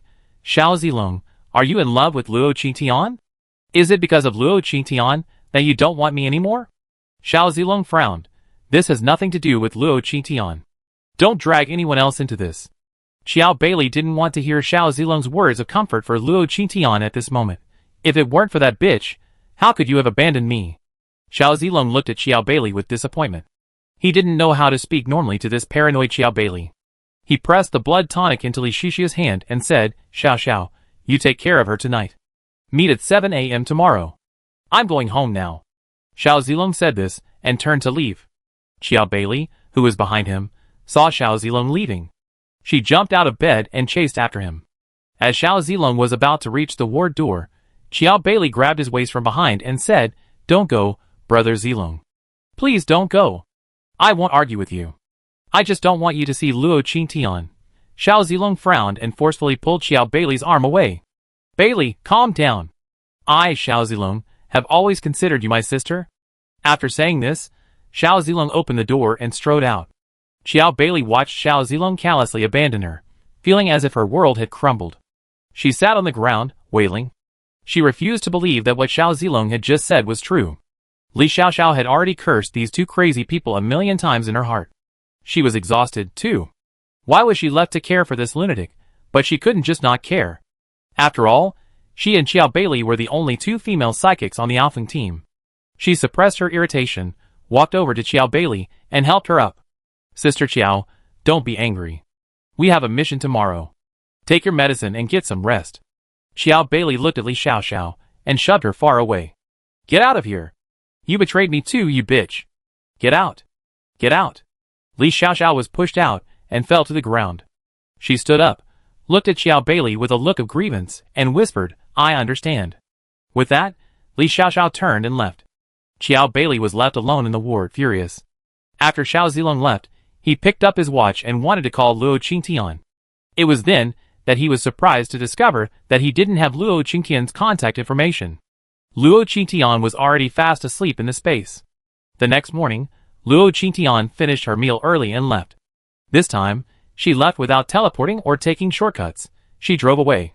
This time, Luo Qingtian took out Qin Lang's watch and turned it on. Soon, Qin Lang called, Hello, boss. Are you leaving yet? Yes. Is there something? Luo Qingtian's tone was indifferent, and it was difficult to tell whether he was happy or angry. It's okay. I just want to remind you, boss, that safety is paramount. If you can't defeat them, don't try to be brave. As the saying goes, if you have green mountains, you have firewood to burn. I'm just worried about your safety, your majesty. Luo Qingtian took a deep breath. Did this guy call me so early in the morning just to provoke me? Luo Qingtian hung up without a second thought.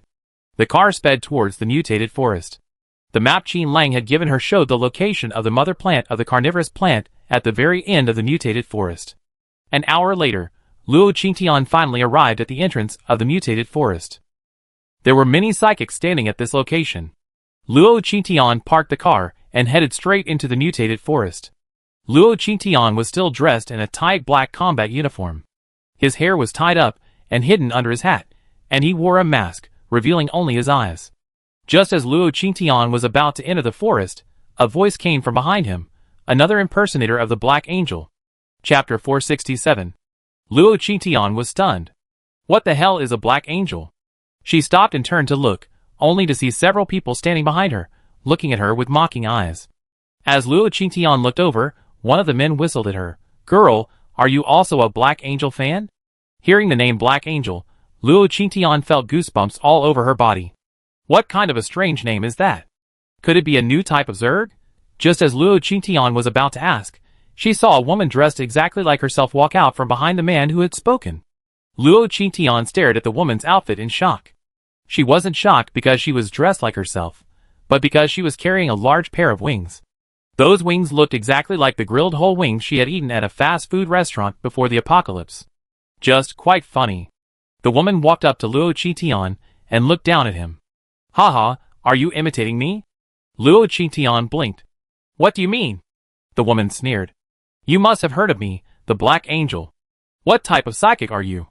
Since you imitate me the best, I allow you to follow me into the mutant forest. Luo Qingtian's words were unnecessary.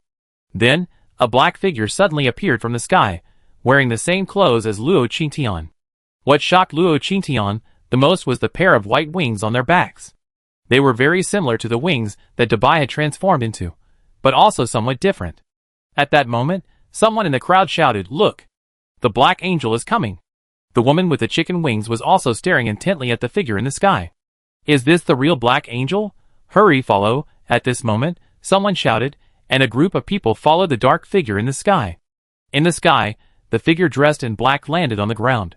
But as she landed, the pair of wings behind her looked like a goose with its wings folded. The wings were tightly clenched at her sides, looking very awkward. She turned and looked at the people behind her. I'm going into the forest. Are you going with me?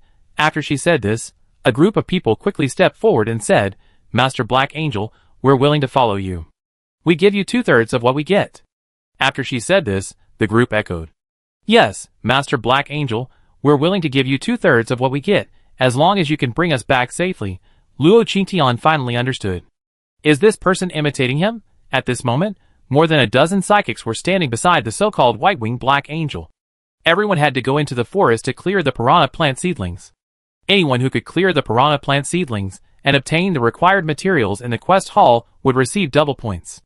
So, this group figured, even if they gave this boss more than half of their results, they would still receive the normal points. And it would be safe. So, more people gathered around the Black Angel, the white goose.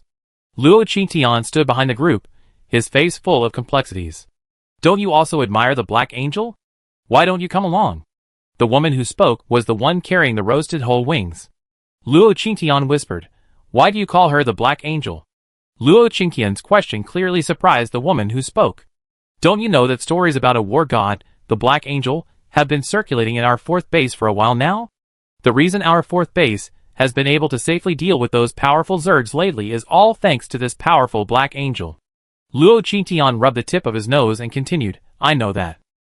So I'm curious why you call her the Black Angel. Thinking of the image of those people calling the goose-winged Black Angel, Luo Qingtian awkwardly dug a villa out with his toes. It's truly baffling. Who came up with such a childish name? This is the apocalypse, not the anime. The woman opposite didn't even notice how gloomy Luo Qingtian's expression was. She continued to herself, well, I don't know who came up with the name, but the main reason they call her that is because of the pair of white wings on her back, which resemble angel wings. And she also likes to wear all black. Such a stark contrast, and before she knew it, the name of the Black Angel had spread throughout the 4th base. Luo Qingtian's head was buzzing, and she felt like she was losing track of the pace. She hadn't realized the Black Angel's name was so famous. And it was actually an imitation of her. The problem was, these people actually believed it. This drove Luo Qingtian a little crazy, especially when she saw Goosewing leading the others with an arrogant look on his face. She wanted to unleash her flying fire mystic art to destroy him. She looked up at the woman in front of her and said, Didn't you say you were the Black Angel? The woman opposite smiled awkwardly and said, No, I'm not. They say a true Black Angel's wings look like angel wings. Mine are just a pair of roasted whole wings. The woman pointed at the group ahead, which was about to leave, and said, I'm not a Black Angel, and even the one in front of me isn't a Black Angel either. Her wings look like goose wings. The woman then took the roasted whole wings off her back and said, I cut these wings off a mutant chicken. I'm going to use them as food in the forest. Let's go, shall we? The woman winked at Luo Qingtian as she spoke. Luo Qingtian glanced at the other psychics walking ahead, then at the woman opposite him. Are you planning to follow them? The woman smiled and said, Yes. If we follow them now, we might even get some help. Although that person wasn't a true Black Angel, she could fly and had the Black Angel's bow and arrows. Very powerful. This news surprised Luo Qingtian. She nodded to the woman opposite, and the two quickly ran toward the group ahead. Not long after the two left, a military jeep stopped at the forest entrance. Then Xiao Zilong and the entire Alfing team emerged. After they emerged, many people approached Xiao Zilong with fawning smiles. The man who had originally stood at the forest entrance saw Xiao Zilong and said with a smile, Captain Xiao, you're a little late. I just saw the Black Angel enter. Xiao Zilong knew who the Black Angel was. The legend of the God of War, the Black Angel, was now widespread throughout the fourth base. Chapter 468. At this moment, Xiao Bailey looked ahead with a ferocious expression. She's called the Black Angel, and she deserves it? Xiao Zilong gave Xiao Bailey a cold glance. He said to the group behind him, "Lock the car, let's go in." Ma Ouzhou quickly locked the jeep, and the members of Team Alfing entered the mutated forest. The two groups left, and the group stood outside the forest, searching for suitable teammates. After entering the forest, Xiao Zilong quickened his pace. The members of Team Alfing knew why their captain was so anxious. But no one spoke. Only Xiao Bailey's face grew increasingly grim. Originally, Xiao Zilong hadn't even considered taking her with him on this mission. It was she who forced Xiao Zilong to stop the car and get back in. Finally, she tearfully promised that she would never cause trouble again, and only then did Xiao Zilong relent. She didn't want to be excluded from Team Alfing. She absolutely couldn't let Xiao Zilong abandon her. Luo Qingtian and the other female psychic raced along, finally catching up with the large group. The female psychic then said to Luo Qing, I don't know your name yet. My name is Xia Tong. What's your name? Luo Qing. My name is Luo Qingtian. Xia Tong smiled and said, Hello. Luo Qingtian, please let me know from now on. Xia Tong extended her hand to shake Luo Qingtian's. Luo Qingtian looked at the hand extended in front of him, and hesitated for a moment before extending his hand to shake Xia Tong's. Luo Qingtian had originally planned to find the mother carnivorous plant, dispose of it, and then return to base. However, she hadn't expected to encounter so many impersonators among them, and then, for some unknown reason, she followed the fake version of herself. The two of them quietly followed behind the team. Suddenly, a shout came from the front. Look! It's a mutant piranha plant. Luo Qingtian was stunned. Mutated piranha plant? So fast? Then, a goose-winged angel said, What are you yelling about? It's just a seedling. It won't do much right now. Then, the goose-winged angel produced a glowing red bow and arrow from somewhere. She then unleashed a flame on the bow and arrow, drawing it and shooting it towards the seedling ahead. Boom! The arrow flew out, striking the mutant piranha plant seedling. The flames then exploded, destroying it. This series of movements looked so smooth and elegant, even a bit handsome. The psychics behind him applauded the goose-winged angel. Luo Qingtian's embarrassment returned, his toes desperately scratching the floor in his shoes. He wished he could carve out another 3-bedroom apartment. Xia Tong, standing beside her, tooted her tongue. That imitation is truly convincing. I seen the Black Angel fight with my own eyes. His red bow and arrows are far more powerful than hers. That bow and arrow shone like a beacon in the darkness, especially bright. Luo Qingtian raised an eyebrow and looked at Xia Tong. Have you ever seen the real Who fight? Xia Tong's face was filled with tears. Of course I have. I even seen her smash the mutated cockroach king with a single punch. That power level is definitely not something someone with a statistic of 100 plus can match. Xia Tong reflexively put her hand in her pocket. She touched her phone. Xia Tong felt a surge of joy. Luo Qingtian's eyebrows rose slightly, surprised that someone appreciated her violent actions. Her tone softened slightly. You're truly a weirdo. As the two were talking, Luo Qingtian's expression suddenly changed, and then Luo Qingtian quickly retreated a few steps, dragging Xia Tong with him. Just as the two left, 2 spikes suddenly shot out from where they had been standing. The ground seemed to crack, and a group of insects with gray horns emerged. Everyone fight. In the distance, a goose-winged angel took flight, its red bow and arrows firing continuously at the ground. Other psychics also unleashed their powers to deal with the greyhorn insects that emerged from the surrounding area. For a moment, the entire forest was filled with a colorful array of psychic attacks. Xia Tong, beside Luo Qingtian, continuously released ice spikes at the incoming greyhorn insects. The ice spikes pierced the insects' bodies, causing them to rapidly flip over and die. Luo Qingtian drew a tang sword from his waist and slashed the charging greyhorn insects in half. Luo Qingtian's speed was swift, accurate, and ruthless. No matter how many greyhorn insects surrounded him, none could get close to Luo Qingtian. The greyhorn insects that rushed out were quickly cleared out. Just then, the goose wing in the sky shouted, Everyone, hurry up! We just cleared out the piranha plant seedlings. Now is the time when the mutant insects are active. Get out of here! With that, the goosewing took off. Everyone watched the goosewing take flight, then followed closely behind it, running forward. Luo Qingtian looked at the burned seedlings in the distance in confusion. Wasn't the task of clearing the piranha plant seedlings assigned to Team Alpha? Why are they doing it too? Xia Tong, standing beside him, now completely understood why Luo Qingtian had asked so many questions in the first place. After all this fuss, this guy really doesn't know anything. Team Alfing eliminated the ones closest to the piranha plants. The rest are in the outer and inner parts of the mutant forest. Base has issued us a mission, let us do it. Luo Qingtian nodded in understanding. After following the goose wings in the sky for a long time, they finally stopped and landed slowly. It's safer here. Everyone, take a good rest. We still have a lot of seedlings to deal with. Everyone agreed and stood there to rest. Luo Qingtian raised an eyebrow and looked at the woman impersonating him. There was a hint of confusion in her eyes. Is this person really that good-looking, commanding ordinary psychics in battle? If this person was just using his name to form a combat team, Luo Qingtian wouldn't do anything. Now it seems that this person is indeed doing a good job. In short, she's better than him. Luo Qingtian was already thinking about leaving. When Luo Qingtian looked up, she happened to meet the goose-winged angel. Their eyes met, and the goose-winged angel quickly turned away, avoiding Luo Qingtian. Luo Qingtian frowned. Why did this goose-winged angel look so familiar? Those eyes were familiar to him. Who was this person? At this moment, the goose-winged angel's heart was beating wildly. Why did she meet the real one here when she was disguised as the Black Angel? And she was completely imitating Luo Qingtian's every move. The goose-winged angel was in a panic, and she had even planned how to be exposed by Luo Qingtian. But even after the psychics before her had rested and stood up again, Luo Qingtian did not reveal her identity. Chapter 469. Luo Qingtian no longer had any desire to follow. Her main purpose this time was to find the mother carnivorous plant. So she slowed down, preparing to find a chance to leave. But Xia Tong was still with her. When Xia Tong noticed Luo Qingtian's slowdown, she assumed it was because he lacked offensive abilities and wasn't physically fit enough to keep up. So when she noticed Luo Qingtian's speed was slowing down, she reached out and grabbed his wrist. Are you tired? With your level of stamina, you can't be a true Black Angel fan. I take you with me. Luo Qingtian, Thank you so much. Luo Qingtian was dragged forward. Xia Tong's voice quickly reached the few people at the back of the group.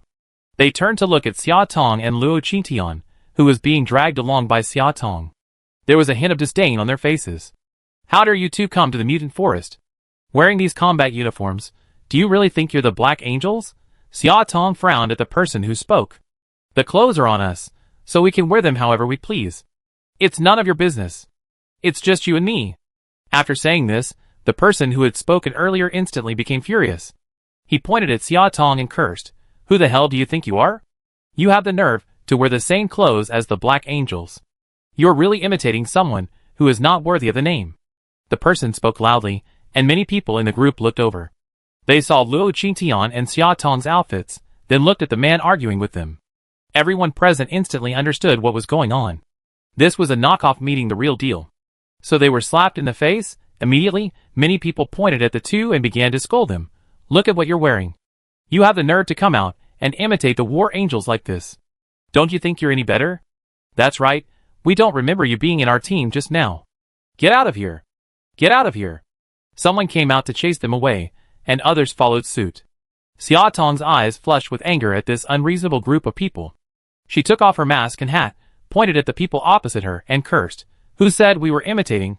Look carefully, we're just wearing combat uniforms. This mutated forest isn't yours. Why are you stopping us from leaving? Xia Tong grew angrier and angrier, her eyes red and filled with tears, her face etched with grievance. But her stubborn nature refused to retreat. Luo Qingtian watched the farce in silence, but remained silent throughout. This conflict was a good thing. It would give her a chance to get away from them and leave. She began to look around, trying to find a safe escape route for Xia Tong. But when she tried to keep a low profile, the others didn't give her the chance. The man arguing with Xia Tong, upon noticing Luo Qing's words, quickly turned his attention to her. You over there, why aren't you saying anything? You look like you're planning to run away, right? Do you think our team can just come and go as it pleases? If you want to leave, hand over all the materials you collected from our team, or we, the Angel Squad, will not let you go. Luo Qingtian turned to look at the man who had spoken. Angel Squad? What? It's no wonder that forming cliques is so deadly. The goose angel in the front hadn't even spoken when this angel team emerged. Truly sinister. Luo Qingtian felt she couldn't stay any longer. She glanced at the man who had spoken. His eyes were deep and cold, and his murderous aura intimidated him, causing him to take a few steps back. What do you want to do? Am I wrong? Luo Qingtian looked at Xia Tong, whose eyes were reddening beside him. Let's go! I have things to do, and I can't afford to waste time here. Xia Tong stared at Luo Qingtian in astonishment. She hadn't expected him to actually retreat. Although they outnumbered her, she felt her ice abilities wouldn't be easily compromised if a fight broke out. The goose angel in the front was trembling with fear. While others didn't know, she knew who the so-called Black Angel really was. At this moment, she truly didn't dare speak, much less confront Luo Qingtian directly. She was afraid that if she approached Luo Qingtian, he would discover her identity. If Luo Qingtian knew she was impersonating her, she was sure he would kill her. Just as she was thinking about how to escape, several psychics who were giving Luo Qingtian a hard time suddenly shouted at her, "Captain Black Angel, these two are impersonating you. Shouldn't we take what they've taken from our team?" At this moment, the goose angel felt like crying. She didn't want to attract Luo Qingtian's attention. How could these idiots be so rude? Luo Qingtian raised an eyebrow and looked at the goose-winged angel in front of him. Seeing her guilty expression, Luo Qingtian instantly felt that he definitely knew this person. But he didn't know many people in the fourth base, and even fewer knew his identity. And this person could fly and wield a bow. So who was this person impersonating him? Luo Qingtian narrowed his eyes and looked at the goose-winged angel. The goose-winged angel then turned his back and looked into the distance. Enough! Time is running out, and this kind of argument is pointless. Instead of arguing here, it's better to complete the mission quickly. The goose-winged angel spread its wings and soared high into the sky in front of everyone. I don't have time to waste with you here. Since you won't follow my orders, then stay here. The big goose was about to leave. This frightened everyone below. They all came forward and begged the Black Angel to stay. Captain Angel, we were wrong. Please stay. Yes, Captain Angel, please stay. We were really wrong. We won't argue anymore. Everyone shouted in unison. Even Xia Tong beside him stopped crying. With red eyes, she looked at the goose-winged angel in the sky. Luo Qingtian twitched her lips as she gazed at the scene before her, if she was seeing correctly. The goose's wings were indeed spread, but it wasn't flapping, was it? How did this person manage to fly? And that curvy figure, and the combat uniform that looked a bit unconventional on her, made her look even more familiar. While everyone was still begging the goose angel not to leave, Luo Qingtian's expression suddenly changed. She glanced around, grabbed Xia Tong and ran back. Xia Tong was still angry and aggrieved, but she was suddenly grabbed by Luo Qingtian. At first, she was stunned. Just as she was about to ask, she heard a rustling sound behind her. She turned her head, and her eyes widened. Chapter 470. This is a swarm of black spiders. Each spider was half a meter long. They slid down from the surrounding branches and began frantically spinning webs. The psychics only then realized they were surrounded by a swarm of spiders. Luo Qingtian looked at the people ahead, surrounded by spiders, and shook his head. Then he said to Xia Tong, who was beside him, "Going any further will be even more dangerous. Why don't you go back?" Xia Tong shook her head. Go back? How could that be possible? We still have a mission to complete. Are you giving up? Are you going back like this? Would you be worthy of your outfit? Luo Qingtian looked down at her combat uniform, somewhat puzzled. What's wrong with my outfit? Isn't this just an ordinary combat uniform? And it's made of snakeskin? Xia Tong looked at her with a look of disappointment. You and I are followers of the Black Angel. Naturally, we should follow the Black Angel's example. The Black Angel is chivalrous and courageous, and he cares for the people. Look at her, she always appears when the fourth base is in danger. If he forcefully wiped out those Zerg, it became clear that the Black Angel was a true hero. If he were a true Black Angel, he'd definitely be thinking about saving people, not running away. Xia Tong spoke, a silver light flashing in her hand as she gazed intently at the group of psychics battling the black spiders. Luo Qingtian's mouth twitched, her embarrassment returning. She dug her toes into the ground, wishing she could dig out a villa. Oh my god, it's the end of the world, and there are still so many immature young people. You mean the Black Angel is chivalrous and courageous? He cares about the people? Have you misunderstood him? Don't you dare say that. If you don't go, I go by myself. Xia Tong glared at Luo Qingtian with anger, then a blade condensed from ice materialized in her hand. The next moment, she charged at the black spiders. Luo Qingtian shook his head. It's hard to persuade that damn devil with good words. Respect the fate of others. Luo Qingtian turned to leave. Then, he heard Xia Tong's exclamation behind him. Luo Qingtian turned to see Xia Tong stabbing a spinning black spider to death with her ice blade. In the sky, the black angel impersonating him was wielding a flaming bow and arrows, continuously firing downwards. Seeing the battle was relatively stable, Luo Qingtian called to buy out and left. Then, someone shouted, "What a giant spider!" Behind them, the sound of a tree being knocked down could be heard, followed by screams from the crowd. Luo Qingtian looked up. He saw a gigantic spider swiftly crawling towards them. The spider was spinning silk towards the goose-winged angel in the sky. The goose-winged angel clumsily dodged in the air. Soon, it was entangled in the white spider silk. Ah! The goose-winged angel screamed in fear after its wing was caught. To escape the spider's grip, the goose-winged angel simply discarded its goose-winged angel. Ouch! Is this even possible? Looking at the woman in the sky who could still fly without wings, Luo Qingtian stroked his chin. Who was this person? But before she could figure it out, she saw the giant spider spinning silk towards the woman in the sky again. The woman was now in a state of extreme distress in the sky. Although she could fly, she had no experience in aerial combat. After dodging for a moment, her ankles were entangled in spider silk. Then, a painful sensation pierced through her, and the woman's body fell to the ground. The psychics present were stunned by this scene. What was going on? Wasn't this the Black Angel, the god of war? How could he not even defeat a giant spider? Xia Tong was still fighting desperately when she saw the fake angel fall to the ground. She said proudly, "I told you, she's not a black angel." How could a real black angel be so weak? The fake angel's legs were already entangled in spider silk, and the giant black spider was dragging her slowly, preparing to devour her. "Aw, no! Save me! Save me, Sister Luo! Save me! I find someone for you! Save me!" Hearing this address and these words, Luo Qingtian finally understood who was impersonating her. Sister Hong? This is interesting.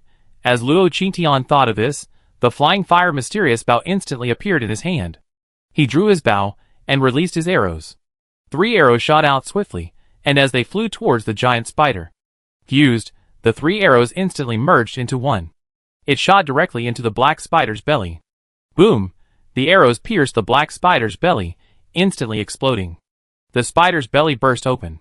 The heat wave swept through everything around, melting the spider silk around Sister Hong's ankles. Freed, Sister Hong limped out of the black spider's reach. But she had barely gotten far when she was swarmed by a swarm of smaller spiders. Now that her identity was exposed, she couldn't care less about hiding anything. Red roses quickly blossomed around her body, keeping all the smaller spiders at bay. After blasting the Spider King apart, Luo Qingtian frowned. The explosion's radius was noticeably smaller than usual, as if something had reduced the damage of the arrows. Luo Qingtian narrowed his eyes, sheathed his flying fire mystic bow, and quickly rushed towards the spider. The spider's body had been blown apart, and everyone had initially thought it dead. However, unexpectedly, the giant Spider King's body was rapidly repairing itself. By the time Luo Qingtian rushed over, the spider had already recovered. Giant legs, studded with sharp barbs, stabbed at the surrounding psychics. The moment Luo Qingtian rushed over, he stomped his feet. His body flew high into the air. As he landed, Luo Qingtian leaped directly above the spider. Bang!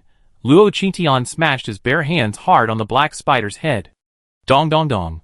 Luo Qingtian repeatedly pounded his fists at the giant Spider King's head. Because of the swift and powerful punch, the giant Spider King's body was slammed to the ground. At this moment, the surrounding small black spiders all rushed towards Luo Qingtian. As they approached Luo Qingtian, they spun silk towards him. But the silk was stained with flames. Looking at the flames, Luo Qingtian understood. No wonder my fire attack had no effect on the beast. Luo Qingtian instantly switched the Fei Huaxian bow in her hand to the Ruoshuation bow. She stepped on the Spider King's head. She drew her bow and fired arrows at the surrounding black spiders. Water-based arrows spurted out, taking out one small spider after another. Soon, Luo Qingtian had pierced all the surrounding spiders. After clearing out the small spiders, Luo Qingtian finally looked at the large spider beneath his feet. The spider's head had been smashed by Luo Qingtian, but Luo Qingtian could clearly feel that it was still alive. The Ruoshui divine bow in Luo Qingtian's hand instantly transformed into a dagger. Luo Qingtian smiled grimly. "Don't worry, I let you pass away peacefully. I missed your spider legs for so long." Chapter 471. Luo Qingtian was excited and happy at this moment. She had used up her spider legs for a long time. From the previous battle, she had noticed that this Spider King was very similar to the mutant spider she had seen before. The hardest parts were its 8 legs. Thinking of this, Luo Qingtian thrust her dagger into the base of the Spider King's legs. And then, Luo Qingtian severed one of the legs. The Spider King's life force was already limited. With its legs removed, its body trembled in pain. Feeling the Spider King's trembling, Luo Qingtian gently soothed, "Don't be afraid, it will be fine soon." The corners of the mouths of the several psychics around her twitched as they heard Luo Qingtian's words. If they hadn't seen Luo Qingtian dismantling the Spider King with one cut, one would have thought the female assassin was actually trying to comfort the Spider King. But then, they looked up and saw Luo Qingtian's movements. In just a moment, Luo Qingtian had detached all 8 spider legs. Luo Qingtian looked at the sharp legs, feeling incredibly excited. She had thought it would be hard to find such sharp spider legs again. Unexpectedly, coming here would bring such a pleasant surprise. After Luo Qingtian stored all 8 spider legs in her space, she stood by the giant Spider King's body and waited for a moment. This spider had a self-repairing ability, and she was eager to see if it could grow 8 more legs. If it could truly grow new ones, it would be a perpetual motion machine for spider legs. She could easily toss this thing into her space, and use it as a spider leg storage machine. By then, the smaller spiders around had been mostly cleared out by the psychics present. Xiaotong also took advantage of the moment, and ran to Luo Qingtian's side. "Black Angel, you're the real Black Angel." Xiaotong grew increasingly excited. Who could have imagined she spent so much time with her idol? "I can brag about this for ages when I get home." When Luo Qingtian heard the name Black Angel, her embarrassment returned, especially when she saw Xiaotong's gaze, like a wolf at the sight of meat. "Xiaotong, can I ask you for a favor?" "Xiaotong, can I ask you for a favor?" Xiaotong, eyes full of stars, heard Luo Qingtian. "You say, Lord Battle Angel. I do you 100 things, not just one." Hearing this name, Luo Qingtian got goosebumps all over again. She rubbed her arms and said, "When you get back and promote it, I'd beat the crap out of anyone who dares to call me Black Angel again." Xiaotong heard Luo Qing, and nodded at Luo Qingtian. Okay, if my idol doesn't like this name, let's change it." Luo Qingtian, Luo Qingtian suddenly felt like he couldn't communicate with Xiaotong. At this moment, a scream came from the side. "Ah! What are you doing?" Then a man's furious voice could be heard. "Why are you pretending to be the Black Angel, you bitch? Yes, you liar. If it weren't for you, we wouldn't be here." At this moment, a man pointed a gun at Sister Hong. "Didn't you say you were the Black Angel? Why are you pretending to be her? If it weren't for you, my brother wouldn't be dead. I'd kill you." As he finished speaking, he saw the man about to shoot Sister Hong. But before he could fire, vines entangled his body. The next moment, his body was completely drained by the red roses on the vine. Luo Qingtian raised an eyebrow at Sister Hong, slowly walking up to her. "Why aren't you staying in the red light district? You're here playing tricks. What are you trying to do?" Sister Hong knew Luo Qingtian's methods. She looked at him nervously. "I didn't mean to do that. I wanted to ask you about the list, but I didn't know how to contact you. I couldn't get through to First City either, so I resorted to this method." Sister Hong saw that Luo Qingtian hadn't been looking for her, and she was afraid that if he remembered her one day, he'd think she was slacking off. So she went to First City to try her luck, only to see Luo Qingtian, dressed in black combat uniform, slaying Zerg in the sky. Although she had seen Luo Qingtian fight in the sky before, this time, seeing him annihilate a swarm of Zerg with a single wave of his hand was too shocking for her. She felt indescribably excited and yearning. She knew Luo Qingtian didn't want the fourth base's people to find her, so she figured she could try imitating him while Luo Qingtian wasn't aware. She never expected this imitation to become so addictive. Even the name Black Angel was her own creation. Of course, she didn't dare tell Luo Qingtian about this. The people around them fell silent upon seeing Luo Qingtian and the fake one. No wonder this person dared to imitate the Black Angel. After all this fuss, it turned out the real Black Angel and the fake one knew each other. Luo Qingtian gently patted Sister Hong's face and said, "Go back and find a way to give me the name Black Angel. If I ever hear someone call me that again, I beat you to a pulp." Sister Hong shuddered with fear and nodded to Luo Qingtian. Luo Qingtian walked back to the Spider King and looked at him. The Spider King's head was now shrunken, and his vitality was dwindling. It seemed impossible for him to regenerate new legs. Luo Qitian sighed, and thrust several gray beams of light into the Spider King's body. Then, the Spider King's body rapidly collapsed, eventually becoming a pile of debris. After dealing with the Spider King, Luo Qitian commanded Dubai to fly. The psychics below him saw Luo Qitian about to leave, and quickly chased him, saying, "Black Angel, don't go. Can you escort us out?" Luo Qitian twitched her lips as she looked at the people following her. She really wanted to unleash her flying fire mystic bow, and shoot them all. But remembering her purpose, Luo Qitian simply increased her altitude and quickly disappeared from everyone's sight. After chasing for a while, they realized that Luo Qitian had no intention of paying any attention to them. So they had no choice but to return. Although the woman in their team was a fake angel, it had to be said that she was quite powerful. And she even knew the real Black Angel. If that were possible, perhaps they could return safely. Luo Qitian followed the map and flew for a while. Soon, he reached the area marked by the red circle. After landing, Luo Qitian could clearly feel that the air around him was much stickier than before. Even the surrounding trees were denser than elsewhere. As he walked forward, he could clearly see the fog ahead, completely blocking his view. Luo Qitian took out his protective suit and prepared to put it on, when the watch on his wrist rang. At this moment, the only person who could call this watch was Qin Lang. As soon as he answered, Qin Lang's snarky voice came from the other end. "Master Black Angel, how is the battle going?" Chapter 472. Hearing the name again, Luo Qingqian's eyes twitched uncontrollably. "Qin Lang, do you want to die?" Luo Qingqian's voice was cold and sinister, but Qin Lang on the other side laughed instead. "Ha ha ha, don't be angry, boss. I just heard your subordinates mention you and realized you have such a resounding name." Luo Qingqian chuckled coldly. Really? I hope this is the last time I hear that name." Qin Lang immediately put away his playful smile upon hearing Luo Qingqian's sinister voice. "Boss, calm down. I just wanted to ask how the battle is going over there. Just arrived. Anything else?" Luo Qingqian glanced at her watch. The battery level showed 2%. She began to consider turning it off. "It's okay, I just wanted to tell you something. This piranha plant sprays seeds every 3 hours. From now on, it has 5 minutes left to spray seeds. The seeds will spray for 1 hour. During this time, the piranha plant is invincible. Big boss, be careful. Wait until it finishes spraying seeds before you kill it." Luo Qingqian was on the phone, but just as Qin Lang said he had 5 minutes left to spray the seeds, his watch finally ran out of battery. Luo Qingqian pondered what Qin Lang was about to say, and began to think about what to say next. Could it be that spraying seeds is the best time to attack? Luo Qingqian took off his watch and threw it into the space. "Furry ball, charge it up. I need it urgently." Furry ball was staring blankly at the spider's legs in front of him. Suddenly, a watch landed on his head. Listening to Luo Qingqian's words, Furry ball sighed, took his watch into the villa, and resignedly charged Luo Qingqian's watch.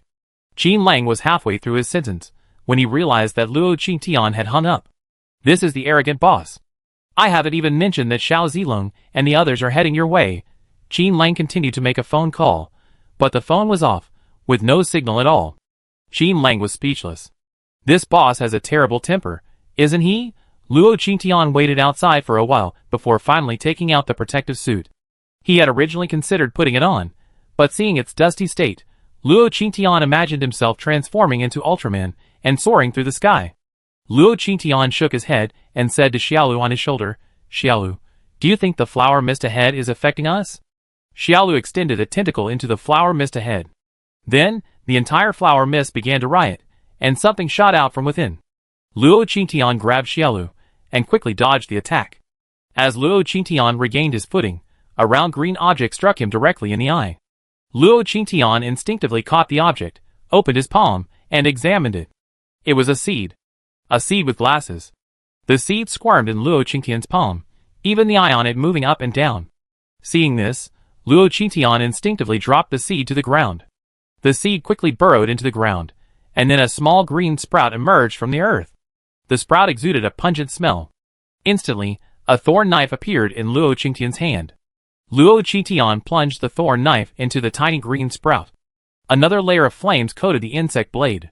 He stirred the small green sprout with the blade. Only after watching the small green sprout disappear did Luo Qingqian sheath his tang sword. Then, a whooshing sound filled the flower mist. Then, more than a dozen piranha plant seeds shot out from the flower mist. These seeds flew at a rapid speed, some soaring into the distance, others flying right past Luo Qingqian's ears. Luo Qingqian frowned at the flying seeds. Now, she understood why the elimination mission had been issued. The speed of these seed ejections alone was far beyond the capabilities of Team Alphen alone. At this time, the base had to guard against a Zerg invasion, and we had to eliminate the piranha plant seeds promptly. Luo Qingqian chuckled dryly. Haha, it's really not easy for people living in the 4th base. Xiaolu, can we enter this flower mist? I really don't want to wear that protective suit. Xiaolu had already jumped to the ground, pulled its tentacles out of the flower mist, and returned to Luo Qingqian's shoulder with a proud look. She even showed Luo Qingqian the tentacles she had used to enter the flower mist. Seeing that Xiaolu's tentacles were unharmed, Luo Qingqian reached up and touched Xiaolu's plump head. Then he walked into the flower mist. Entering the flower mist, the surrounding temperature became even colder and damper than before. Rusting echoed everywhere Luo Qingqian walked. It sounded like something was crawling, or something was wriggling. In short, the sound gave Luo Qingqian goosebumps. Then Luo Qingqian noticed that the surrounding trees began to incline closer to him, even moving slowly around him. Then, the path ahead gradually changed. They were already in the flower mist, with low visibility. The slow movement of these trees caused Luo Qingqian to find himself in a vicious cycle within it. No matter how he moved, he would eventually return to where he was. Luo Qingqian stood there, looking around. The fog was still thick. He couldn't see the path ahead. Even if he ventured further, he felt he would still be back where he was. He looked up at the sky and took off. He wanted to find a way from high above. As soon as he took off, several vines quickly wrapped around Luo Qingqian's ankles. They dragged him down to the ground. Luo Qingqian quickly switched to his insect blade. He slashed across his ankle. 2 streaks of green flame slashed through the vines, severing them directly from his ankle. Luo Qingqian attempted to continue flying. The surrounding mutant trees shot vines at Luo Qingqian. A large green vine net quickly formed above Luo Qingqian's head, trapping him firmly beneath it. Luo Qingqian was forced to land again mid-flight. Watching the vine net bearing down on him, Luo Qingqian's insect blade reappeared, this time enchanted with fire. After a few swings, Luo Qingqian chopped the vine net to shreds, taking the opportunity to soar high into the sky. Instantly, the insect blade in his hand transformed into the flying fire mysterious bow. Luo Qingqian drew his bow and fired his arrow. He began to draw his bow and shoot towards the spot on the ground where he had just been. The arrow flew out and struck the surrounding mutant trees. A series of loud explosions followed, blasting the mutant trees on the ground beyond recognition. Luo Qingqian originally thought that the mutant trees around him might catch fire after the explosion, but after the explosion, Luo Qingqian found that the flames on the ground disappeared very quickly. Chapter 473. Can one make one's flames disappear? This was the first time Luo Qingqian had seen such a situation. Luo Qingqian had always known how powerful the flames on her arrows were. They only extinguished quickly when facing her weak water and Amos Icebow. And this place could actually extinguish her flames so quickly. And in the forest. This was very unusual. Luo Qingqian thought, drawing the flying fire mysterious bow to full draw again. 12 arrows shot out continuously. The arrows landed on the ground, blasting everything around them away, but the flames were soon extinguished by something. Luo Qingqian paused in midair, observing the ground below, where she had been staring intently. The surrounding trees did indeed explode and catch fire. But soon, it seemed as if something blocked her flames, leaving them no room to burn. A gap. Luo Qingqian quickly switched from the flying fire mysterious bow to the Amos Icebow. She drew the arrow to full draw, aiming it at the ground and firing into the air. There was no explosion, but the ground froze instantly. Luo Qingqian stared at the patch of white on the ground. The flower mist quickly grew thicker, and then the patch of white on the ground seemed to be absorbed by something. It gradually vanished from Luo Qingqian's sight. Absorbed, Luo Qingqian stared at the disappearing white, his mind reeling at the reason for the absorption. What on earth was absorbing his power? The outer layer of the Venus flytrap was so strangely powerful. No wonder Qin Lang said it was so difficult to deal with. Thinking of this, Luo Qingqian formed a thin layer of ice armor around his body. Putting on a pair of arm armors made in the space, Luo Qingqian returned to the ground. Thanks to the flying fire mystic bow, a large open space appeared around him when he landed again. Luo Qingqian walked forward along the open space. Perhaps because of the previous operation, the surrounding trees, upon seeing Luo Qingqian, quickly moved to the sides. A foggy path appeared in front of Luo Qingtian. The path was deep and far, and the path ahead was unclear. It was frightening, but also somewhat tempting. Luo Qingtian did not stop, drawing the flying fire mystic bow in her hand and shooting arrows. She walked forward, shooting arrows forward. The flaming arrows illuminated everything around her. Luo Qingtian walked along the path, unknowingly arriving at a large circular clearing. The flower mist in this clearing was the thickest. Perhaps because of the dense flower mist, the ground here had taken on an unusual red hue. Stepping onto this ground instantly gave the illusion of falling into a swamp. Sticky, fishy. Just standing there, Luo Qingtian felt the urge to vomit. Luo Qingtian pulled out the gas mask Qin Lang had given him, put it on, and then walked step by step toward the center of the clearing. The flower mist around him grew thicker. Suddenly, a red, tentacle-like object swooped toward Luo Qingtian's face. Luo Qingtian shifted slightly, quickly moving to the side. He dodged the red tentacle's attack, and then a worm knife appeared in his hand. Just as the red tentacle tried to retreat, Luo Qingtian swung his knife, slashing at it. The tentacle snapped, spraying a thick red liquid. Luo Qingtian was startled. He retreated again, trying to avoid being stained by the red liquid. Then, a strange roar came from the front. Luo Qingtian switched his insect knife to the flying fire mystic bow. He aimed at the source of the sound and released his arrow. Fusion! The massive arrow shot off into the distance, piercing the surrounding flower mist once again and illuminating everything around him. Luo Qingtian looked in the direction of the arrow's flight and saw a massive plant appear before him. The plant resembled an upside-down gourd. Surrounding the gourd were long, red branches and leaves. These branches and leaves protected the upside-down gourd. What shocked Luo Qingtian the most was this. On the surface of the upside-down gourd were two human faces, one male, one female. As the firelight illuminated these two faces, they simultaneously opened their eyes. He looked in Luo Qingtian's direction. The moment he opened his eyes, Luo Qingtian even saw expressions of amusement and gloating on the two faces. For a moment, Luo Qingtian was frightened by this bizarre scene. For some reason, these two faces could inspire fear in Luo Qingtian. The flower mist around him grew thicker. Luo Qingtian could even hear a sizzling sound from the ice armor around him. And his poison mask seemed to be dissolving. This flower mist. Luo Qingtian pursed his lips, firing continuously from the flying fire mystic bow in his hand. The arrows flew out, illuminating everything around him again. But when they struck the piranha plant, Luo Qingtian's arrows only pierced through the two arrows. It was as if this gourd-shaped carnivorous plant were an illusion. How terrifying!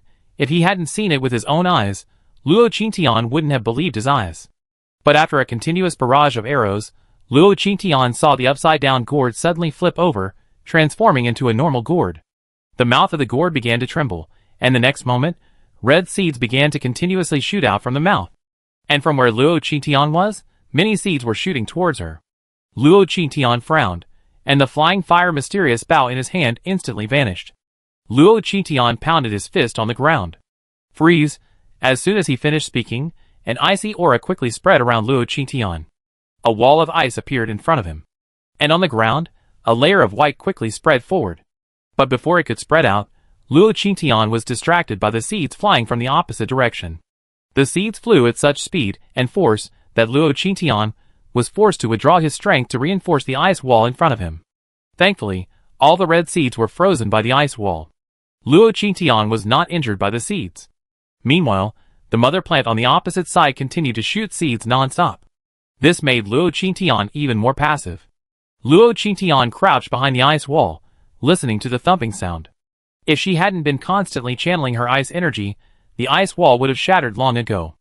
Luo Qingtian waited for a long time. After the seed attack ceased, the surrounding flower mist thickened again. This flower mist swirled around Luo Qingtian, and the ice armor on his body gradually disappeared.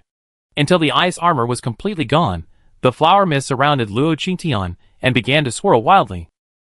At this moment, Luo Qingtian felt the strength in his body being drained away bit by bit. Oh my! My experience. Chapter 474. Luo Qingtian stared forward in shock. Okay, this flower mist can dissolve things, but the only harm it inflicts on me is the absorption of my own strength. Even draining my experience points, Luo Qingtian's motto is, I can get hurt. I can lose food. But I absolutely cannot lose my experience points. This is more painful than even taking my life. Want to eat my experience points? Luo Qingqian's eyes shimmered red as he looked forward. Little green, hurricane, the bigger the better. Little green emerged from Luo Qingqian's hair, looking somewhat sickly. Then, transforming into a seaweed ball, he began to spit out 2 hurricanes in quick succession. The hurricanes grew stronger, sweeping up the surrounding flower mist. Then, the hurricanes vanished, revealing the piranha plant. At this point, the piranha plant stopped spitting seeds. Instead, she glared at Luo Qingqian. Luo Qingqian began to retreat, and retreat again. Soon, she was out of the red soil. Luo Qingqian switched his insect blade to the Ruoshui Divine Bow and Amos Ice Bow. Combining the 2 bows, Luo Qingqian aimed at the piranha plant and began firing continuously. The arrow pierced through the piranha plant's body again. The piranha plant then let out a snarling laugh at Luo Qingqian. Is this thing intelligent? Luo Qingqian instantly recalled what Qin Lang had said before his watch ran out of battery. Luo Qingqian retrieved his watch from the space. Fortunately, the fur ball had already been charged. Luo Qingqian turned on his watch. Qin Lang was checking the piranha plant's data. At that moment, a staff member walked in. Professor Qin, the data shows that the piranha plant has released 3 seeds in a row today, 3 times more frequently than usual. Professor Qin, did something irritate the piranha plant? Qin Lang immediately thought of Luo Qingqian. Could Luo Qingqian have done something? So, did this boss hear what he just said? At that moment, Qin Lang's phone lit up, indicating that Luo Qingqian was on. Without a second thought, Qin Lang dialed the number. Boss, what's going on? You're not really going to hit the piranha plant while it's spitting seeds, are you? That will only enrage it, and the piranha plant is invincible at that moment. Luo Qingqian listened to Qin Lang's words. However, there was still flower mist nearby, and before Luo Qingqian could reply, the phone watch slowly dissolved. In the end, Luo Qingqian only heard, spitting seeds, enraged, invincible. Luo Qingqian took off his gas mask and looked at the debris on the ground in silence. Invincible? How is that even possible? Luo Qingqian looked toward the mother carnivorous plant. The 2 faces turned toward him again, and the previously upside-down gourd flower spun again. Then he saw the gourd mouth spit out seeds again. Luo Qingqian could only unleash his ice wall again to block the attack of the seeds. No, if this flower mist can absorb my inner power, it can't be invincible. A sudden thought struck Luo Qingqian. She suddenly emerged from behind the ice wall. Little green, hurricane. Little green unleashed hurricane again in the direction of the mother carnivorous plant. Luo Qingqian suddenly ran. Little green transformed into a green shield, blocking Luo Qingqian's path.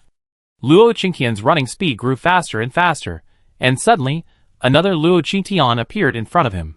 Luo Qingqian used the ability to switch clothes to instantly shift his clone's position, landing in front of the mother plant.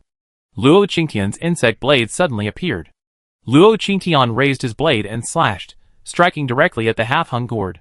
But the strike missed. Red branches and tentacles surrounding the gourd shot towards Luo Qingqian. Luo Qingqian's clone reappeared across from him, and Luo Qingqian switched positions again. The clone vanished, and Luo Qingqian returned to the clone's previous position. The branches and tentacles all missed, turning to attack Luo Qingqian behind him. All the while, Luo Qingqian searched for the mother plant's weakness. After severing the red tentacles with his insect blade, Luo Qingqian finally reached the strange-looking gourd. Luo Qingqian's insect blade struck the gourd again without hesitation. But the moment the gourd was struck, Luo Qingqian clearly saw it burrow down. And where the gourd had been, there was another gourd shell. It was almost identical to the one that had burrowed down. Escape? Is this what you call invincibility? Luo Qingqian's insect blade, imbued with a poison skill, attacked the giant carnivorous plant with impunity, like a mad beast. Soon, the red tentacles and branches were chopped to shreds by Luo Qingqian. The mother carnivorous plant also realized the strength of the enemy it was facing this time. Luo Qingqian's insect blade swung faster and faster. Thinking of the experience points he had been drained away, Luo Qingqian's anger reached its peak. Just as the gourd flower popped its head back out, Luo Qingqian's insect blade pierced the gourd's entire body. Green venom flowed down Luo Qingqian's tang sword, and into the heart of the mother plant. A piercing scream echoed in Luo Qingqian's ears. Luo Qingqian felt dizzy for a moment, then she used her clones to switch places. She quickly fled the mother plant's vicinity. The surrounding mist rapidly dissipated, as if something had absorbed it completely. The Alfing team, who had been clearing the seeds outside the mother plant, also noticed this. Captain, is the mist receding? Could it be that the mother plant is going into hibernation? Xiao Zilong frowned and looked off into the distance. Let's clear the surrounding seedlings first, Xiao Zilong said as he directed everyone forward. As he left, he glanced again in the direction of the receding mist. He didn't know if it was an illusion, but he thought he saw someone in the mist. Luo Qingtian also noticed the flower mist dissipating. Or more precisely, it might be being absorbed by the piranha plant. Luo Qingtian didn't know what was going on, but he had a feeling that this piranha plant mother wouldn't be so easy to destroy. Just as he was thinking about this, he saw the gourd that had just absorbed the flower mist suddenly rot rapidly. Then the root vine connected to the gourd also broke apart. What was going on? Luo Qingtian saw the scene, but he didn't think he had destroyed the piranha plant mother. Then the ground began to shake, and Luo Qingtian could clearly see the red earth beneath his feet begin to crack, and something seemed to be about to break through the ground below. Luo Qingtian then looked at the minimap. The large red dot on the map hadn't changed, indicating that there was still only one piranha plant mother here. Suddenly, something flashed through Luo Qingtian's mind. Luo Qingtian suddenly took flight, and the next moment, the ground completely gave way, and a huge plant burst out from beneath the red earth. This plant was enormous, at least 10 times larger than the mother carnivorous plant just now. As soon as it appeared, it covered the entire land with red. Chapter 475. At this moment, all the surrounding flower mists vanished. Below, a massive red plant, as tall as a skyscraper, appeared. This enormous red plant towered into the sky, drawing the attention of all the survivors in the mutated forest. Oh my god, what is this thing? Xia Tong's team stared at the inexplicably appearing red plant in shock. After seeing it, Sister Hong grew increasingly uneasy. Let's go! This forest is not right. With that, Sister Hong turned and ran out of the mutated forest. At this moment, the mutated insects in the forest began to become restless. As Sister Hong ran, many insects chased her. The man who had been picking on the team earlier sneered as he killed the insects. Haha, fake is fake. I just remembered that the real Black Angel is going to that place. If you want to run, you can run, but I won't. Today's mission is worth double points. The others laughed as they heard someone say this. They fought fiercely against the mutated insects around them, harvesting the materials they had collected today. Only Xia Tong and Sister Hong looked nervously in the direction of the giant red plant. Sister Hong, let's go! If they don't leave, we go. Xia Tong looked at Sister Hong firmly. She still remembered what Luo Qingtian had said before he left. Leave quickly. It's not safe here. Since her idol said so, she couldn't stay any longer. Sister Hong nodded, and quickly walked over to Xia Tong. Okay, let's go. With that, the two of them unleashed their superpowers, and quickly ran out of the mutant forest. The team watched the two run away, and many followed them. The remaining people gathered together, and continued to fight the surrounding mutant insects. Deep in the mutant forest, members of Team Alphing also spotted the enormous red plant. After finishing handling the seedlings in her hands, Hua Shigo looked at Xiao Zilong.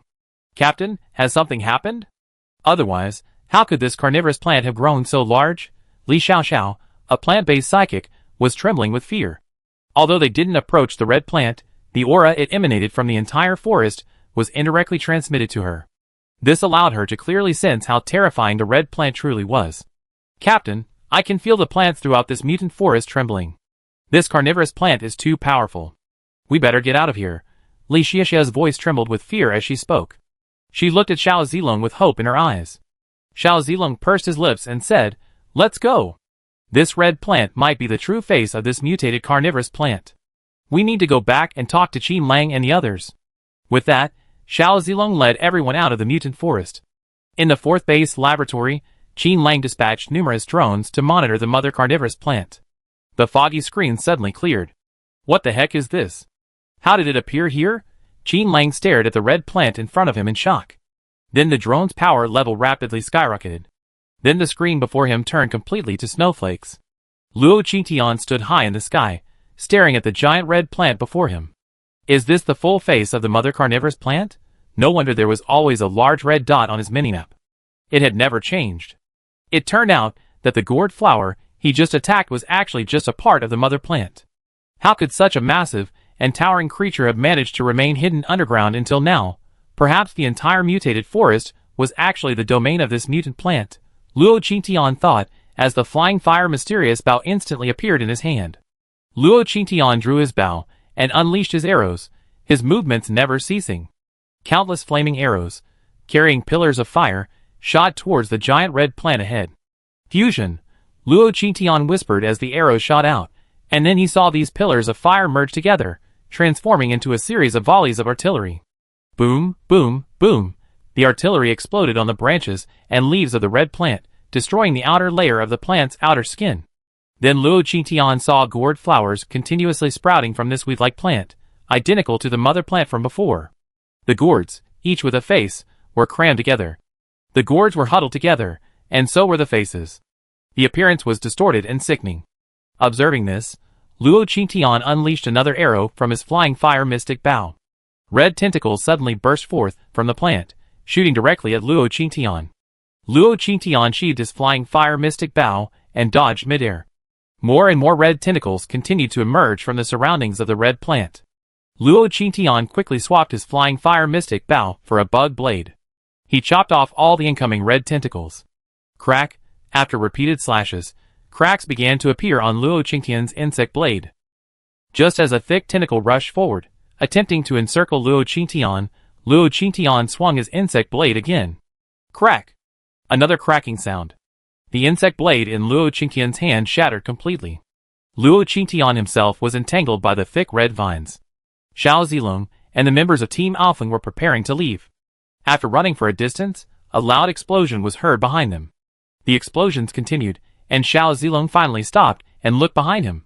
He saw Luo Qingtian drawing his bow and arrow, shooting at the mother plant. Xiao Zilong watched in shock. He finally understood why the mother plant had gone so wild. Brother Zilong, what are you looking at? Xiao Bailey turned and followed Xiao Zilong's gaze, seeing Luo Qingtian battling a mass of red tentacles. Then, Luo Qingtian's body was entangled. What an idiot! Just because someone calls her an angel, she thinks she's one. I bet this time. That woman in black will definitely die here, Xiao Bailey said, chuckling with gloating glee. Xiao Zilong glanced at Xiao Bailey coldly. The person you're mocking is fighting this behemoth for the future peace of the fourth base. She's no angel, she's our human hero. Ma Ojo, take the team and go ahead. I go take a look, Xiao Zilong said, turning and running towards Luo Qingtian. Xiao Bailey watched Xiao Zilong's retreating back, her heart clenched. Brother Zilong, come back. Xiao Bailey wanted to chase him, but after taking 2 steps, Xiao Zilong's figure vanished into the forest. Ma Ojo reached out and tugged at Xiao Bailey. Let's go. The captain wants us to go back first. Chapter 476. Xiao Bailey could only glance at Xiao Zilong in dismay before continuing to run out of the forest with the group. After the first red tentacle engulfed Luo Qingtian, other red tentacles and vines quickly followed, completely enveloping Luo Qingtian into a large red ball. After being entangled, Luo Qingtian could feel his experience points and strength being drained away at a visible rate. This time, Luo Qingtian was truly furious. Bright gray rays of light radiated from her body, hands, and feet. These rays were incredibly sharp, quickly piercing the large ball of red tentacles. More and more rays penetrated. Suddenly, the ball exploded. Luo Qingtian burst out from it. You drained my experience again. Luo Qingtian was now enveloped in a layer of green flames, and she held no weapons. She looked down and quickly rushed towards the red mother plant. Boom! Luo Qingtian flew forward, swinging his fist and striking one of the gourd-shaped heads of the piranha plant. Puff! The piranha plant's gourd exploded under Luo Qingtian's blow. The entire piranha plant gathered together, forming a massive fist, and smashed towards Luo Qingtian. Luo Qingtian's body was sent flying, and Dabai couldn't control or pull him back. Xiaolu, anxious, quickly transformed into a pair of green wings and attached themselves to Luo Qingtian's back. Telepathy enveloped Luo Qingtian, Dabai, and Xiaolu simultaneously. The man, the ball, and the tiger could now sense each other's thoughts. With the addition of the fur ball, Luo Qingtian finally landed in the air. Luo Qingtian gritted his teeth and coughed twice. He spat out a mouthful of blood. This thing can actually change its form. This is outrageous, Luo Qingtian cursed, while unleashing her healing power on herself. The previous punch had damaged Luo Qingtian's internal organs. Thankfully, her healing was effective, and after repairing her body, Luo Qingtian charged towards the giant red plant again. This time, Luo Qingtian was incredibly fast, so fast that only a shadow could be seen in the air. By the time Luo Qingtian reached the mother plant, he had already leaped into its center and began punching the gourd-faced creatures. He pounded each one of them. The mother plant's entire body began to tremble in rage, and red tentacles continuously extended from its center, attacking Luo Qingtian. Luo Qingtian keenly sensed the attack from the red tentacles. Her figure quickly vanished, reappearing above the carnivorous plant. The red tentacles once again condensed into red fists, striking Luo Qingtian. This time, Luo Qingtian didn't dodge, charging at the massive red fist with all her might. Bang! The giant fist collided with Luo Qingtian's own. The red fist began to twist. Then Luo Qingtian seized the opportunity to plunge all her light into the plant. The fist faded, and Luo Qingtian followed closely. She swung her fist as she leaped into the heart of the carnivorous plant. The surrounding gourds, noticing Luo Qingtian approaching, moved towards him. She wanted to absorb Luo Qingtian's power through her mouth. Likewise, Luo Qingtian's mind was now preoccupied with completely absorbing the mother plant. The loss of experience would drive her mad with heartache. Luo Qingtian now stood at the heart of the plant, punching the Calabash brothers again and again. Perhaps it was anger, but each punch she delivered caused the surrounding ground to tremble. As Luo Qingtian saw the mother plant nearly dead, the ground trembled again. The mother plant's body grew again, this time with red tentacles extending. They stretched out towards Luo Qingtian. Luo Qingtian's figure vanished again. The next moment, she reappeared in the sky. When Xiao Zilong arrived, he saw a woman, covered in blood, standing high in the sky, with 2 pairs of wings on her back. Then Luo Qingtian aimed another arrow at the mother plant. Fusion. 3 fused arrows shot towards the heart of the piranha plant. However, the moment the arrows reached their target, they were blocked by a red tentacle that extended out, causing it to explode. Then the protective center of the flower was destroyed. Luo Qingtian was about to switch weapons, when he saw a golden arrow blasted towards the heart of the piranha plant. A red tentacle suddenly shot out, knocking the golden arrow away. Then, red seed shot out from the heart of the flower, directly in the direction of the golden arrow. Luo Qingtian frowned. Why was Xiao Zilong causing trouble at this moment? Luo Qingtian ignored him, and quickly rushed towards the heart of the flower. Since a moment ago, these red tentacles had been protecting the center of the flower. In other words, the opportunity to defeat the mother plant lies at the center of the flower. The moment Luo Qingtian charged forward, the entire mother plant enveloped the entire center. No, to be more precise, the mother plant completely gathered its body together, completely protecting the center. After Luo Qingtian rushed over, he could only stand on the branches of the plant. These branches were surrounded by red tentacles, which continuously attacked Luo Qingtian. What left Luo Qingtian speechless was that these branches and tentacles actually condensed into human fists. As soon as Luo Qingtian landed, a swarm of fists attacked him. Luo Qingtian twitched his lips to avoid the blows. At this moment, a bone spear appeared in his hand. A bright gray light entwined around it. Luo Qingtian attacked the mother plant again. After Xiao Zilong released his golden arrow, he was continuously attacked by several red tentacles. Xiao Zilong dodged for a moment before being grabbed by the red tentacle. The tentacle dragged Xiao Zilong's ankle toward the center of her flower. It seemed intent on devouring him. As he was being dragged, Xiao Zilong conjured a massive golden axe, attempting to sever the tentacle. However, the blade instantly deformed with each strike. After knocking back several tentacles, Luo Qingtian saw Xiao Zilong's appearance, and quickly rushed over. She landed in front of the tentacle and plunged her spear into it. However, the spear didn't last long before it was torn apart by the tentacle. Luo Qingtian cursed inwardly. Then she grasped the tentacle with both hands, and tore it apart with her bare hands. "Get out!" Luo Qingtian shouted at Xiao Zilong, turning to return to the fight. Xiao Zilong, having freed himself, shouted, "I can stay and help you." Luo Qingtian turned to look at Xiao Zilong, and was about to speak when another red tentacle shot out from behind, striking directly in the face. Luo Qingtian quickly turned his head to avoid the impact. The tentacle passed close to his face, knocking off his hat and mask. Chapter 477. At this moment, Luo Qingtian's hair flew. A pale, cold face was revealed. Xiao Zilong finally saw the face of the legendary Black Angel clearly. "Luo Qingtian?" Xiao Zilong couldn't help but shout. At this moment, all the irrational and inexplicable things made sense. Why had Xiao Bailey inexplicably offended this big boss? Because Luo Qingtian and the big boss were clearly the same person. But now wasn't the time to question him.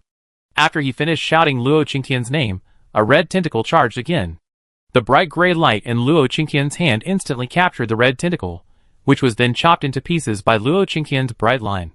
Xiaolu, send him away. With that, Xiaolu's green tentacles swiftly rushed in front of Xiao Zilong, wrapped around him, and flung him out like a sack. Xiao Zilong was thrown, and Luo Qingqian rushed towards the red plant again. The power of this red plant was undoubtedly the most powerful she had ever encountered. She considered using her domain, but just as she was about to activate it, she was dismayed to discover that the red plant was too large for her domain to contain, so it couldn't be activated. So now she could only rely on her passive skills in the forest to fight.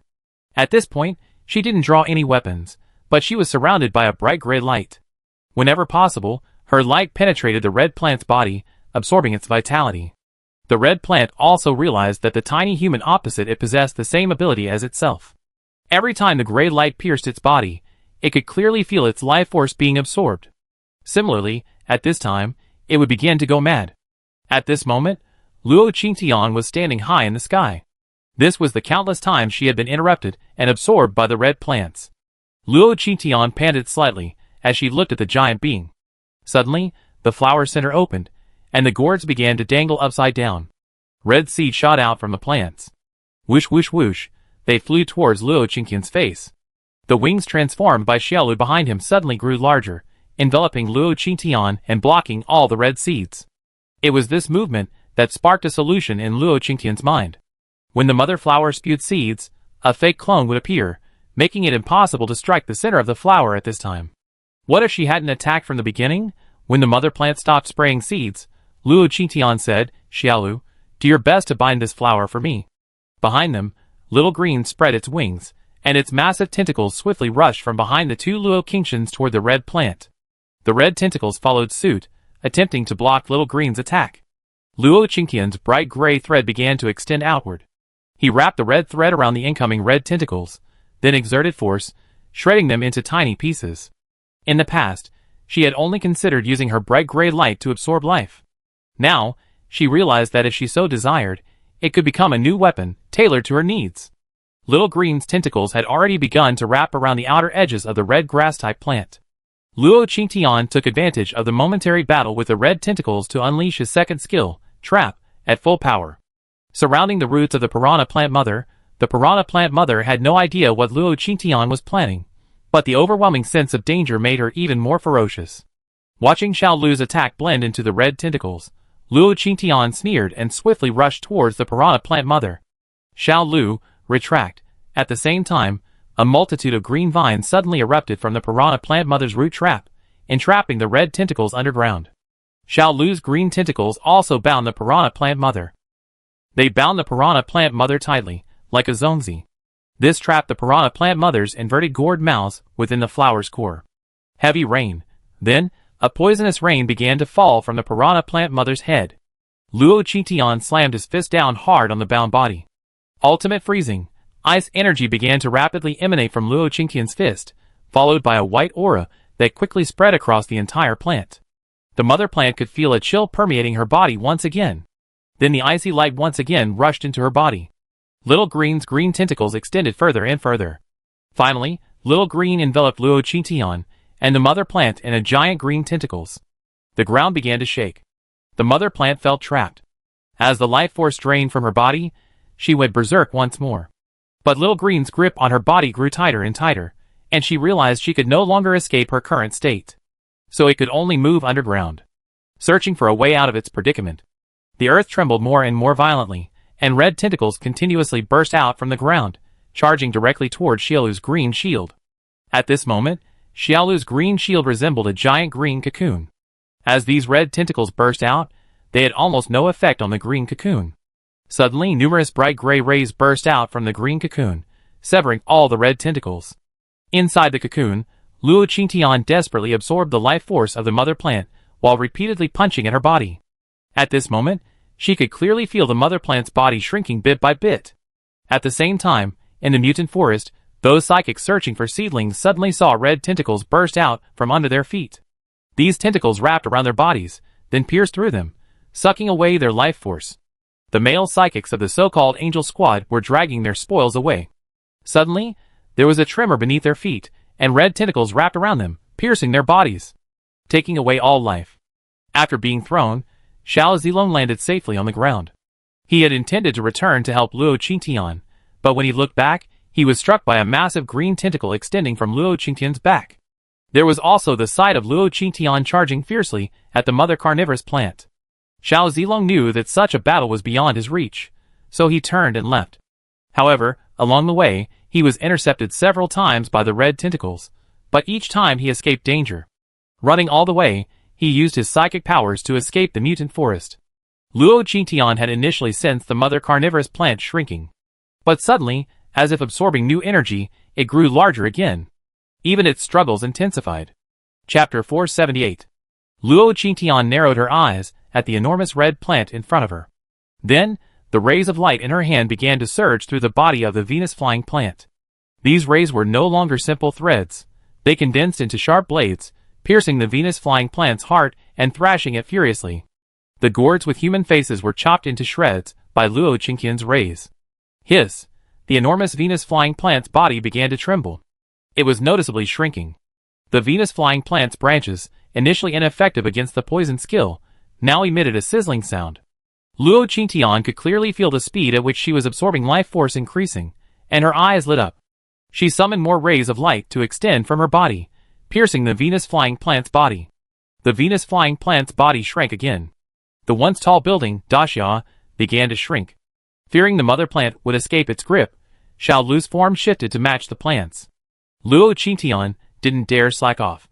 She absorbed furiously, even as she could feel her body saturating. Just when Luo Qingtian thought her body would finally stop absorbing the energy, a voice echoed in her mind. Skill saturation reached. Hunter level increased by 1. Congratulations on your hunter skill upgrade. Triple arrow level 39, trap level 10, and the number of traps increased to 16. Psychic perception 12. Perception range 500 m, growth skill level 20. Increased anti-vitality range. Healing skill level 9, poison skill level 6, poison form atomization added. Land domain level 12, gravity range increased by 500 meters. Gravity system plus 5, domain enhancement skill plus 1. Doppelganger skill level 3. Smelting times refreshed. The skill upgrade at this moment was like heavenly music to Luo Qingtian, and the bloating in his body instantly disappeared. More rays of light extended from Luo Qingtian's body, piercing the red Venus flytrap's body again.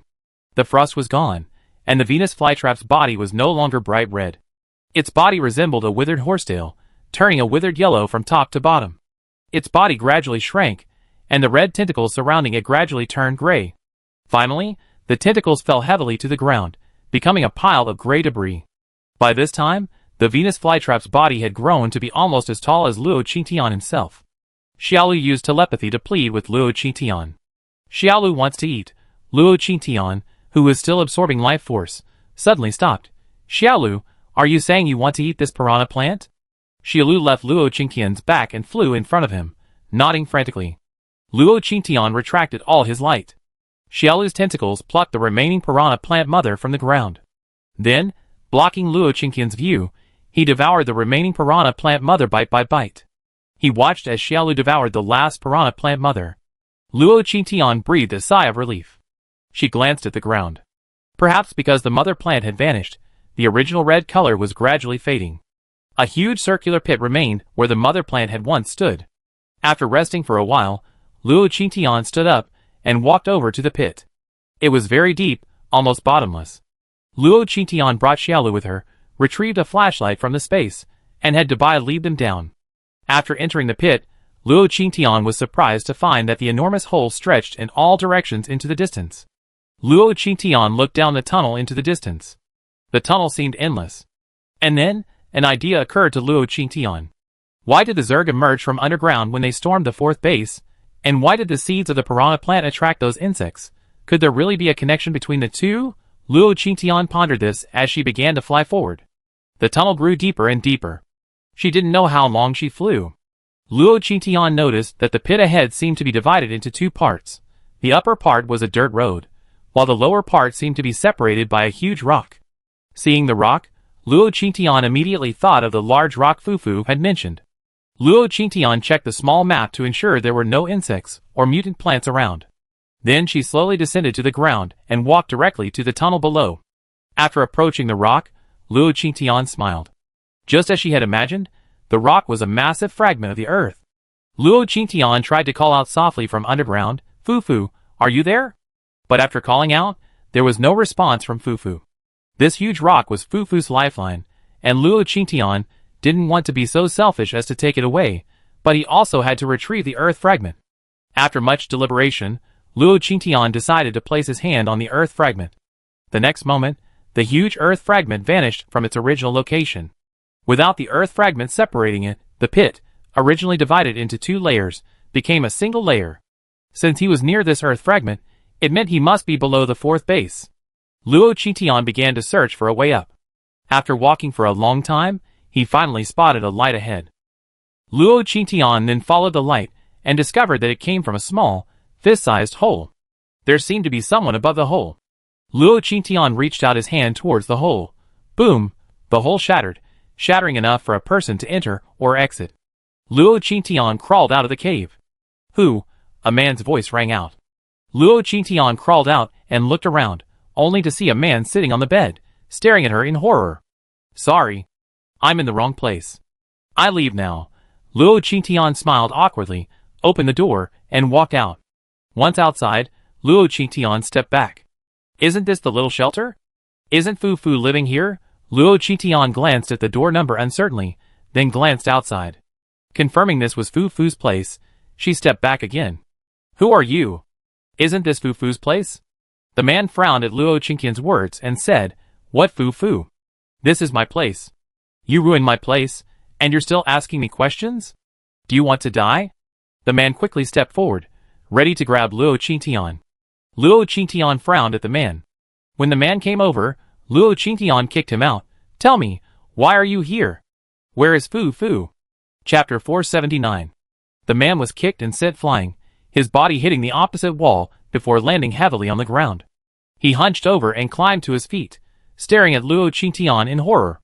The small shelter was small to begin with. The dim room blurred the man's face. But Luo Qingtian sensed a murderous aura and a ferocious expression. Suddenly, the man held something that looked like a camera. He then began snapping away at Luo Qingtian. "Go to hell, go to hell." The man cursed as he clicked the shutter. Although Luo Qingtian didn't know the man's special ability, she knew from his frantic expression that taking photos wasn't a good idea. So, she dodged around the room while he took photos. Soon, the room was filled with the sounds of explosions and shattering. Looking at the devastated room, Luo Qingtian frowned. This was Fufu's home after all. He couldn't go too far. As the man thought this, another Luo Qingtian suddenly appeared behind him. Before the man could react, he was kicked away by the Luo Qingtian behind him. The man was shocked. He hadn't even seen how Luo Qingtian got behind him. Being kicked again, he felt his internal organs dislocate. He lay on the ground and tried to get up, but Luo Qingtian stepped hard on his back. "Say, where is Fufu?" The man was completely confused at this moment. He had no idea who Fufu was. "Boss, I really don't know who you're talking about. I just saw this house was empty, so I came here to live here." Luo Qingtian narrowed his eyes. "The house was empty when you came? Then who are you?" The man didn't answer Luo Qingtian directly, but lowered his head and sobbed, "Sister, I really don't know who you're talking about." Luo Qingtian no longer had the urge to ask further. This man, afraid to answer who he was, must be no good. She was certain, moreover, that he had killed many people. As for Fufu, Luo Qingtian suspected she might have transformed into an ant and fled elsewhere. "Xiaolu, eat him." After hearing Luo Qingtian's words, Xiaolu jumped off Luo Qingtian's shoulder and swallowed the man whole. After dealing with the man, Luo Qingtian put on a mask and hat, left the room, and then flew into the sky directly to Qin Lang's laboratory. Not long after Luo Qingtian left, Fufu stood up from the ground. She smiled in the direction Luo Qingtian had left. Then she transformed into a tiny ant and disappeared again. This time, Luo Qingtian went directly to the laboratory. Qin Lang was still frantically calling, trying to reach Luo Qingtian. For some unknown reason, the piranha plant's health bar had vanished, along with Luo Qingtian's. After hitting him for who knows how many times. Bang! The door to the monitoring room flew open. "Stop hitting! My watch is broken." Luo Qingtian strode in, a group of people lying sprawled on the ground behind him. Watching Luo Qingtian emerge, Qin Lang breathed a sigh of relief. He even felt an indescribable joy and excitement. You're okay. I'm so glad. Luo Qingtian walked over and sat down across from Qin Lang. What? You really hope something bad happens to me? Qin Lang chuckled dryly, pulling out a new watch from a drawer and handing it to Luo Qingtian. That watch is broken, so what? This one's a new model, not even on the market yet. All its features are better than the latest pre-apocalyptic phones. Take it and try it. Luo Qingtian took the phone watch and casually put it on his wrist. Is the GPS inside also a new model? Qin Lang smiled awkwardly. Even if it had GPS, you're capable of keeping me from finding you, aren't you? Boss, you're back? Doesn't that mean the piranha plant mother has been eliminated? Luo Qingtian took a bottle of mineral water from his spaceship and took 2 sips. Yeah, but I think you should ask someone influential in your base to bring some psychics over there, preferably all Earth-type psychics. There's a tunnel beneath the piranha plant mother. Qin Lang wasn't stupid. Upon hearing Luo Qin, something clicked instantly. Are you saying this Zerg is connected to the piranha plant mother? That's about right. I'm not sure if there's a connection. Why don't you block the tunnel? Then try summoning it again, and see if you can. If you can't, then maybe your 4th base will be safe from now on. Hearing Luo Qin, Qin Lang's heart pounded. Although the 4th base's technology is advanced, it probably has the smallest number of people compared to all the other bases. After all, no base experiences a high death rate on a fixed date every year. If it's true as Luo Qin suggests, then the 4th base can continue to develop normally, just like the other 5. Okay, I contact Captain Xiao right now. Since the base commander is away, Captain Xiao is acting as the base commander. Hearing Xiao Zilong's name, Luo Qingtian rubbed his nose with a guilty conscience. Just now, during the battle with the piranha plant, I think I asked Xiao Lu to throw that creature out. I wonder if it's back yet. You can make your own arrangements. I need to rest for a few days. Don't come looking for me, whether you need anything or not. Luo Qingtian turned and left. Qin Lang wanted to ask something else. But Luo Qingtian had already left, quickly disappearing from his sight. At this moment, the guards sprawled on the ground woke up. They stood up and looked around, only to find that the man who had assaulted them was long gone. Professor Qin, Qin Lang sighed. I don't blame you. Next time she comes looking for me, don't stop her. How could they possibly be a match for someone who even destroyed the venomous plant mother? Back then, the venomous plant mother could muster the most powerful psychics from all the bases to fight her, but they were all repelled. However, they also inevitably inflicted damage on the venomous plant mother, which prevented her from attacking other parts of the mutant forest. I never expected such an unbeatable being to be defeated by such a woman. I just wondered how many people would be shocked when this report got out. Qin Lang was now increasingly curious about Luo Qingtian. Just how powerful was she? After Luo Qingtian left, she found a secluded spot and entered the dimension. This battle had been truly exhausting. During the battle, she even felt as if she had run out of tricks. Fortunately, she had prevailed. Returning to the dimension, she saw Mao and Xiaomao running back and forth on the massive fragment of Earth. The fragment was so large that it felt like a hardened floor covering the green lawn before them. The 2 balls were bouncing and running across the floor. They even used vines to climb the floor. This was the first time Luo Qingtian had ever seen 2 balls so lively. What are you 2 doing? Chapter 480. Luo Qingtian's voice successfully stopped the fur ball and the little fur ball. Luo Qingtian stepped on the earth fragment and jumped twice. Do you 2 like this earth fragment? Yeah, there's not even any hardening in our space. Back when the manor was here, you could see some hardening. I overlooked you too. Luo Qingtian looked at the 2 balls apologetically, then immediately activated his creative skill and began searching. After searching among the houses for a while, he found some gray icons that looked like stone bricks in the last column of icons. Luo Qingtian clicked on them, and saw a stone brick over a meter long appear on the grass in front of him. Luo Qingtian was delighted and selected an area and began to work with a flurry of movement. Soon, a large expanse of hardened ground appeared before them. Luo Qingtian patted the 2 balls on the head and said, "Play.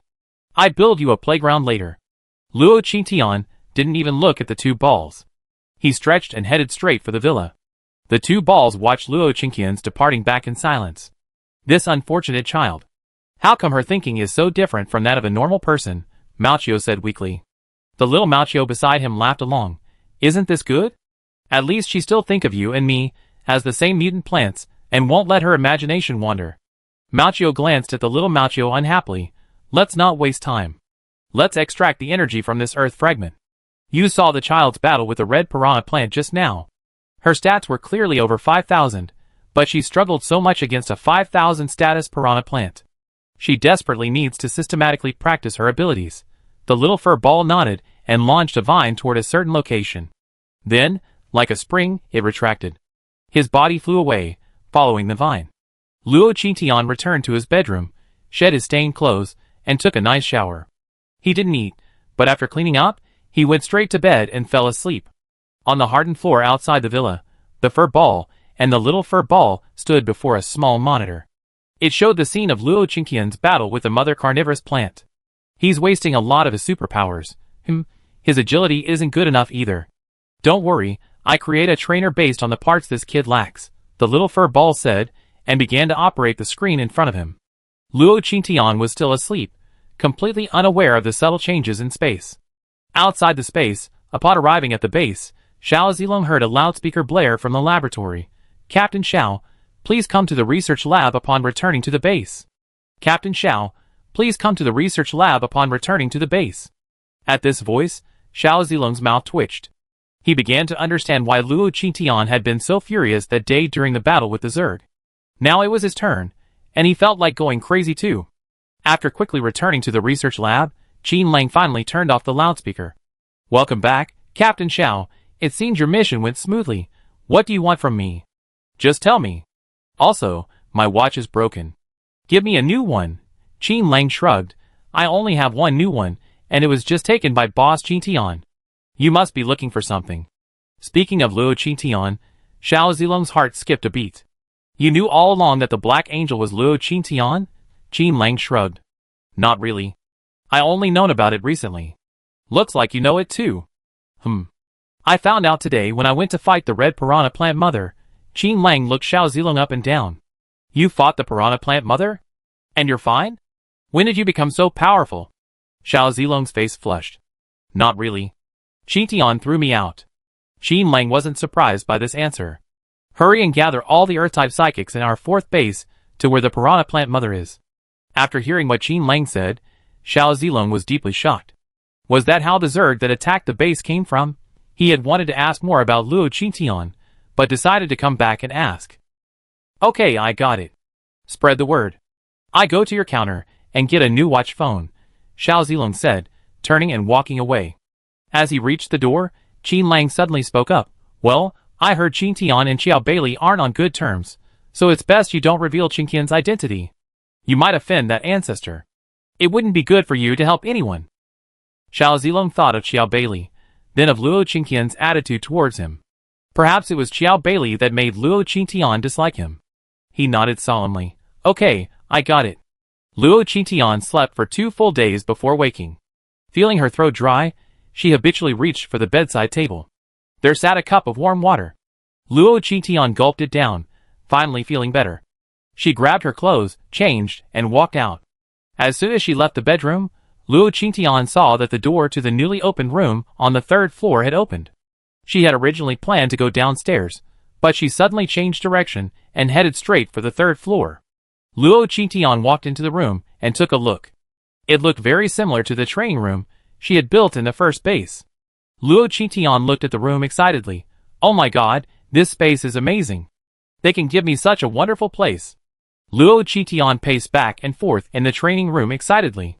The training room was huge. It was divided into different sections. Some trained skills, some trained strength, some trained speed, and even one trained superpowers. Intrigued, Luo Qingtian walked over to the training area and pressed the training button. Instantly, the entire room went dark. Then, a group of round drone-like objects appeared in the room. As soon as these round machines appeared, they rushed towards Luo Qingtian. No, what the hell? Luo Qingtian dodged the wave of drones. As soon as he finished speaking, the circular drones instantly fired a red laser beam at Luo Qingtian's arm. The laser beam instantly pierced Luo Qingtian's arm, creating a small hole. Luo Qingtian felt as if something had burned his skin, excruciating pain. Ah! Luo Qingtian screamed, turning around to turn off the training mode. But to his horror, Luo Qingtian discovered there was no off button. No way, am I going to die here today? As soon as he finished speaking, he saw the drone sprinting towards him. Luo Qingtian dodged and reached out to summon his flying fire mystic bow. Tragically, Luo Qingtian discovered that his supernatural powers were useless. All of his supernatural powers seemed to have been deactivated at that moment. Even the icon on his arm turned gray. Oh my god, what a tragedy. Chapter 481. After confirming that all his skills were incapable of use, Luo Qingtian began running around the room desperately. In the room, the tiny drones could always pinpoint Luo Qingtian's location. In a short while, Luo Qingtian's body was riddled with small holes. Luo Qingtian himself wailed as he dodged. It could be said that this was Luo Qingtian's worst experience since the apocalypse. At the door, Xiao Maoqiu and Maoqiu sighed as they watched Luo Qingtian's condition in the training room. Is this kid just hiding? With so many drones attacking her, doesn't she know how to fight back? Maoqiu grew increasingly anxious as they watched. Wasn't this kid usually quite capable of fighting against enemies? Why had she changed her position? Is this kid just so stubborn? Xiao Maoqiu opened his mouth to soothe him, but Luo Qingtian's cries of pain rang out again. Ah! My healing spell is also blocked. Are you trying to kill your dad?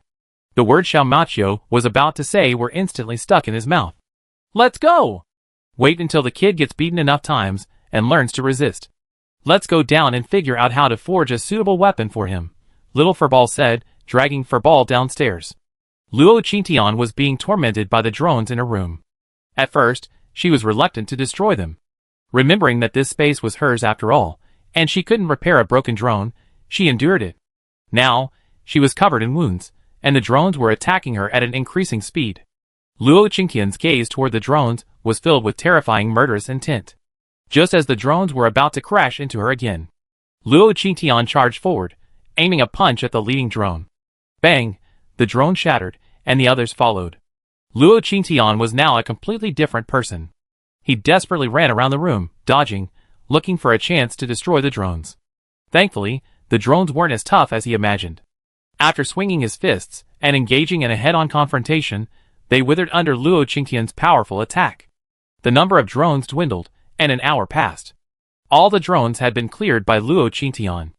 Luo Qingtian lay panting on the ground, and the room quickly lit up. A huge screen appeared in front of him. The screen read, Basic Skills Training, Passed. Luo Qingtian gritted his teeth. What a lousy training room. You're putting my life on the line. What a mess. Luo Qingtian ran back to his room, took another shower, changed into fresh clothes, and went downstairs. The kitchen on the first floor was already overflowing with dishes. Luo Qingtian walked over to the table, sat down, picked up his chopsticks, and began to eat with gusto. As he ate, the spare ribs crunched under Luo Qingtian's teeth. He looked genuinely furious. After finishing his meal and drinking, Luo Qingtian left the villa and saw 3 different colored tang swords placed in front of the smelting table: black, white, and green. These tang swords looked freshly forged. Luo Qingtian picked up the white one, examined it, and gestured with it. It fits perfectly. Luo Qingtian then headed straight for the 3rd floor, tang swords in hand. Before entering the training room, Luo Qingtian checked the icons on his arm. They were all lit. In other words, only after selecting the training option will one supernatural power be locked. Luo Qingtian confirmed his decision and walked proudly into the training room, tang sword in hand. He walked to the physical training area again and clicked on training mode. I brought my weapon with me this time, and I don't believe I can't handle you. As soon as Luo Qingtian finished speaking, the tang sword in his hand vanished, literally vanishing right before Luo Qingtian's eyes. Then a cloud of drones appeared above Luo Qingtian's head. Where's my sword? Is it too late to click end or repent now? Luo Qingtian watched the drones attack him, tears welling in his eyes. Ah, it hurts. Luo Qingtian grimaced in pain. He dodged frantically, looking for opportunities to attack.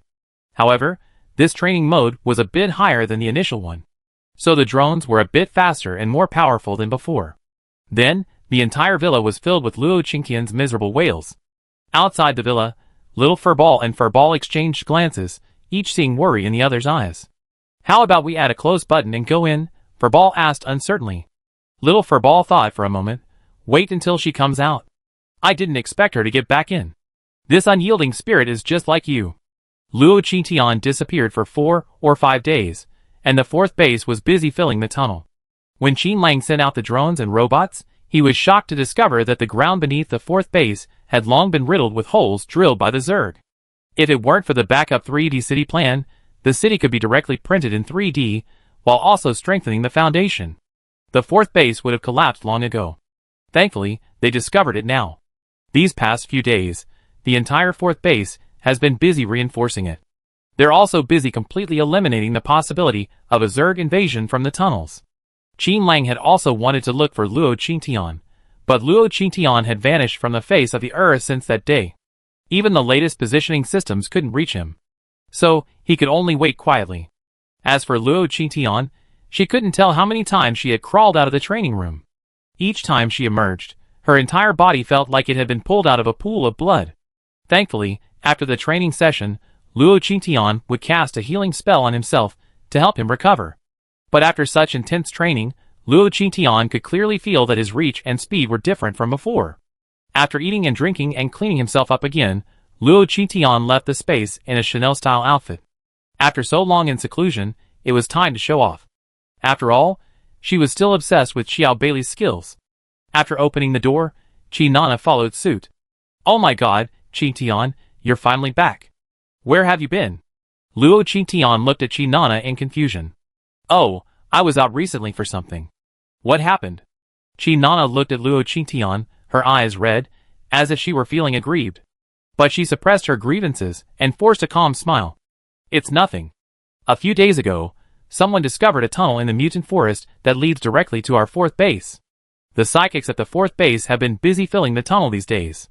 The psychics in our central city have also been summoned to the mutant forest to deal with the piranha plant seedlings." Only then did Luo Qingtian remember that on the day he fought the piranha plant mother, she had spewed out a large number of piranha plant seeds. It seemed to have had quite an impact. Chapter 482. Luo Qingtian looked at Qi Na. "Did you guys go too?" Qi Nana gave an awkward smile. "Twice. We didn't find any healing psychics, so we came back." Qi Nana lowered her head as she spoke. She and Chikawei teamed up with others to go to the mutant forest, but along the way, they ran into Xiao Beilei and several psychics. Qi Nana and Chikawei were beaten up by Xiao Beilei and expelled from the team. Qi Nana's eyes reddened with grievance at the thought. "Where's your brother?" Luo Qingtian frowned. Qi Nana's eyes were red this time. "Qingtian, please help my brother get some treatment. If he doesn't, his legs will be broken. He's a speed-based psychic." Luo Qingtian looked at Qi Na speechlessly. "Your brother's injured. You could have just told me and let me treat him. Why wait until now? Take me over." Qi Nana nodded and quickly led Luo Qingtian to Chikawei's room. She didn't rush to open the door, but looked at Luo Qingtian with a worried look on her face. "Qingtian. Looking at Qi Nana's expression, Luo Qingtian frowned. "Just get straight to the point.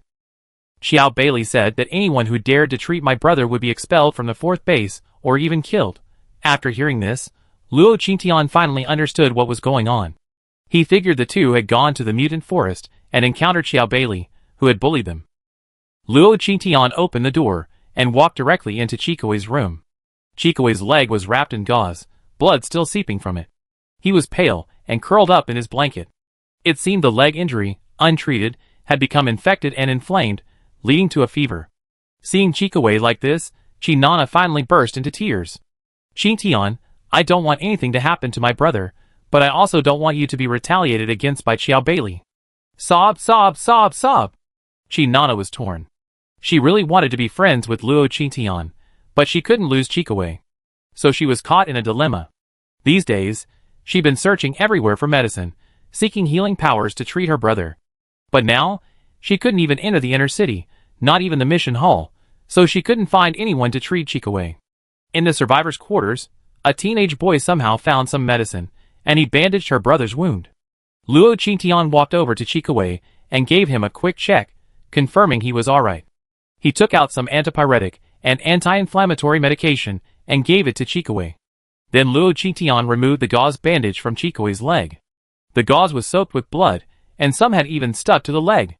But the severity of the injury was still clearly visible.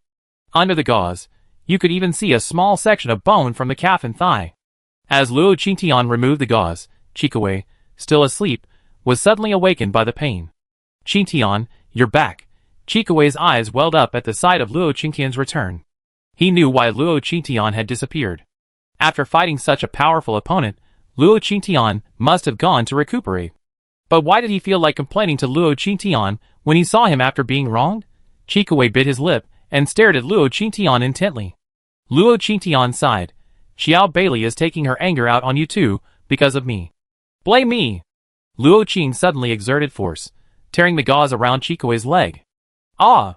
Chikaway screamed in pain, and Luo Qingtian quickly cast his healing ability. Soon, Chikaway's leg wound healed rapidly. Luo Qingtian tossed the gauze aside. If I don't remove this gauze, even if your brother's leg injury is healed, it will still dig into the flesh. Luo Qingtian stood up and asked, How are you feeling now? Chikaway stood up and took 2 steps, then touched his forehead again. Haha, I feel better. I'm not dizzy anymore. Thank you, Qingtian. Luo Qingtian pointed to the door. Come on, I take you to dinner. Afterwards, we go to the mutant forest to take on a quest. And by the way, let's talk to Xiao Bailey. Let's see if we can completely absorb Xiao Bailey's skills today. Chikaway and Shinana, brother and sister, were naturally generous. Despite having endured many setbacks, now that Luo Qingtian had returned, they felt like they had found a pillar of support. They nodded cheerfully. The brother and sister changed their clothes and packed their simple travel essentials. The 3 of them went downstairs. Luo Qingtian pulled out his SUV and headed straight for the first ring road. When they entered the first ring road, Luo Qingtian parked the car and walked straight through the gates with the 2 of them. But just as they reached the gate, a group of people rushed out, blocking their way. Are you Luo Qingtian, Qina, and Chikaway? Luo Qingtian looked up at the psychics, who had rushed out. Yes. What's wrong? When Chikaway saw the psychics rushing out, he quickly hid behind Luo Qingtian. Shinana tried to stand side by side with Luo Qingtian, but just as she raised her foot, Chikaway pulled her back. Brother, what are you doing? Stop it, Qingtian will handle it. Chikaway grabbed Qina, and the brother and sister watched Luo Qingtian handle the situation. Luo Qingtian looked at the psychics blocking the door with a half-smile and said, Did Xiao Bailey send you here? The psychic sneered, If you know you offended someone you shouldn't, just stay home and save us from wasting our time here. Luo Qingtian rubbed his chin and asked seriously, If I insist on coming in, will you kill us? The 4 psychics burst into laughter. Don't worry, if you take 1 step forward, we won't let you leave here alive. Luo Qingtian sighed and looked up, about to speak, when a drone appeared in the sky. Luo Qingtian said to the drone, Is it okay to kill them? Qin Lang's voice came from the drone. No problem, you're acting in self-defense, but don't kill the wrong person. The 4th base doesn't have many people. Take it easy. Luo Qingtian nodded. Okay, remember to have someone deal with the bodies later. Luo Qingtian said this nonchalantly, which made the 4 psychics present a little furious. Was this woman looking down on them too much? Different colors of psychic energy condensed in their hands. A dagger suddenly appeared in Luo Qingtian's hand.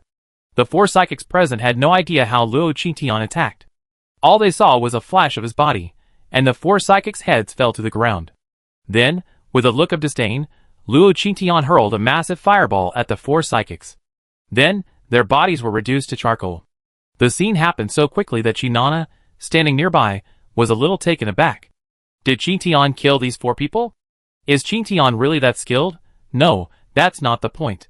Isn't Qingtian just a healing psychic? How could he even fireballs? Chapter 483. After dispatching the 4 psychics, Luo Qingtian looked at the 2 behind him. It's time to hone your powers. To live well in the apocalypse, you must become stronger. There's a huge difference between living well and just surviving. Luo Qingtian kicked the 4 pieces of charcoal at his feet. Then he led Qinana towards the inner city. Qinana felt a little stiff as Luo Qingtian held her hand. This was the first time she had seen Luo Qingtian hold her hand since they met. She felt a gentle touch of a feather brushing against her heart, a warm and itchy feeling. Luo Qingtian took the 2 to the mutant beef shop. Because the psychics had been busy in the mutant forest these days, the shop was nearly empty. Even the steamed buns were gone. When the 3 of them arrived, the chef stood up excitedly. After Luo Qingtian ordered a few meat dishes, the chefs happily set to work. This meal was the most comfortable one the brother and sister had ever had. Watching them eat and drink their fill, Luo Qingtian smiled and asked, Are you all ready? They nodded yes. But Qingtian, Xiao Bailey has arranged for people in the mission hall to prevent us from accepting missions. If we go and accept them directly, won't we be kicked out? Qinana didn't say the second half of her sentence. This is the 4th base, after all. Even if Qi is as powerful as the legendary Black Angel, he can't beat up everyone in the mission hall. Luo Qin, it's okay. Let's go over and take a look. The three of them left the restaurant, and Luo Qin led the two of them directly to the mission hall. A female psychic was standing at the counter in the mission hall. When she saw Qina and Chikawei walk in, she frowned. What's wrong with you two? Didn't I tell you wouldn't meet the requirements? The woman speaking smiled and asked, you said they wouldn't meet the requirements, so how can they meet them? The woman speaking looked at Luo Qin sarcastically and said, their combined strength is less than 100. How can they possibly take on missions? Qina behind him gritted her teeth and said, we can just team up. Many psychics with inferior strength have already accepted missions. Why are you stopping us? The woman sneered, others have high-level psychics with strengths exceeding 80 to protect them. Do you have that? The woman knew that no high-level psychic in the fourth base would dare team up with them. And the intention was to prevent these two from earning points in the fourth base, and eventually force them into the red light district. Then, they could kill or slash them with a single word. Qinana pursed her lips, and looked at the woman, her face flushing with anger. Luo Qintian smiled. You said 80 is fine, right? The woman looked Luo Qintian up and down. Yeah. You wouldn't say your stat is 80, would you? I heard that these two's good friend is a healing psychic. If you say you're over 80, go over there and type in a statistic for us to see. Luo Qintian pursed his lips. Okay. Luo Qintian stood still, not moving at all, and then punched the detector on the wall through the air. The fist flew out. Bang! The detector and the wall behind it were shattered by the punch. Is that enough? Can I process the mission? If not, I have your local leader come and personally process it for me. Luo Qintian had been practicing her skills and strength in the training room these past few days. It was during this practice that she realized she was usually wasting a lot of energy when punching. If she could learn to control and restrain her strength, concentrating all her energy into her fist when punching, the effect would be several times greater than before. This way, the punch would have a natural wind and impact. The punch just now was exactly what she had learned over the past few days. The punch silenced everyone in the mission hall. The female psychic didn't even see how Luo Qintian threw the punch. You ruined our mission hall. Luo Qintian suddenly reached out and grabbed the female psychic's neck. Oh, your tester's healing is really terrible. I also lost control of my strength. I just don't know if I can still accept missions normally in this state. Luo Qintian emphasized the words accept missions. The female psychic's face had completely turned pale with fear. She looked at Luo Qintian in horror. Yes, yes. After hearing the female psychic's words, Luo Qintian finally let go. Chikawei, come up and process the mission. Oh, by the way, accept the mission as a group. If you accept the mission as a squad, you must find 3 or 4 more people to form a 6-person team. If it's just a small group, you can accept the mission with fewer than 4 people. The government is offering a significant discount this time, because it involves clearing seedlings. Team missions earn double points, while group missions earn 1.5 times the points. Each person gets double the points. After completing the formalities, the 3 of them walked out of the mission hall in a dignified manner. After they left, several psychics rushed into the mission hall. Sister, who's causing trouble? The leading man looked at his sister worriedly after seeing the broken wall. He soon noticed the strangle marks on her neck. Sister, whoever did this, I kill him. The female psychic immediately shook her head. Don't cause trouble. Quickly find some Earth-type psychics and repair that wall. Let's pretend today never happened. The man didn't understand, but his sister's look was unusually serious, so he could only turn around and leave with his men. After her brother left, the woman breathed a sigh of relief. She had fully reacted when she was being strangled. She didn't think she could defeat someone who could send a detector flying with a single punch. As far as she knew, even Xiao Zilong, the strongest person in the base, only had a stat of 100. And that woman had actually managed to knock the detector away without even moving. That was a new version, with a range of 2,000. A pervert with a range of over 2,000, she couldn't even imagine how powerful she was. She thought of the Black Angel, the rumored figure from the 4th base these days. She was certain the woman who had just left was the Black Angel. Now she truly regretted following Xiao Bailey's advice, and embarrassing the Black Angel's friends. At this point, she was already considering resigning. After Luo Qintian accepted the mission, he led the 2 of them directly to the mutant forest. The entire journey, Qinana was completely bewildered. Thinking of the sturdy detector, and then of Luo Qintian effortlessly shattering it, she suddenly realized something. She looked at Luo Qintian with shock once again. Chapter 484. Chikaway noticed his sister's gaze and asked with a smile, "What's wrong?" Nana pursed her lips and said, "Brother, I just found out today that Chintian is a strongman." Chikaway's mouth twitched. "Yeah, I just found out too." Nana ran through a series of thoughts before saying, "It's embarrassing for a girl to have supernatural powers. Luckily, Chintian and we are good friends, so we won't tell anyone." Luo Chintian, who was driving in front, coughed dryly. "Well, thank you so much." The three of them chatted idly until they soon arrived outside the mutant forest. Luo Chintian parked the car. The group then headed towards the mutant forest entrance. Just as the three of them reached the entrance, they saw 4 or 5 psychics suddenly stand out, blocking their path. "Going on a mission? Have you packed your gear?" Chikaway's expression immediately changed upon seeing them. "Chintian, these guys are all Xiao Bailey's men. I was badly injured because of one of them." After saying this, a psychic on the other side laughed. "Oh, it really is you guys. Coming back at this time, it seems you're really healed." "No, I remember Miss Chiao saying that the healing psychics at the 4th base aren't allowed to treat you." "Who's so reckless?" After saying this, the man who spoke condensed flames in his hand, apparently intending to strike the three directly. Luo Chintian raised his hand. Before he could see how Luo Chintian struck, the psychic's flaming arm fell off. "Ah!" The psychic stared at his falling arm in shock, then belatedly felt the pain. He roared loudly, his eyes piercing with terror, as he glared at Luo Chintian and the other two. "Kill them!"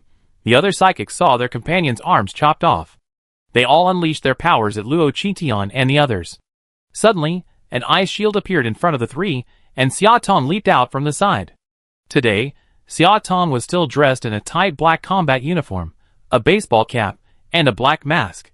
She walked in front of the three and pointed at the psychics across from her, saying, "It's you, the psychics who've been looting outside the forest all day. I've been wanting to deal with you for a long time." After saying this, Xia Tong smiled at Luo Chintian and the other two. "Don't worry, I'm here. I take care of these idiots." Several psychics, seeing Xia Tong, were envious. "Xia Tong, I advise you to mind your own business.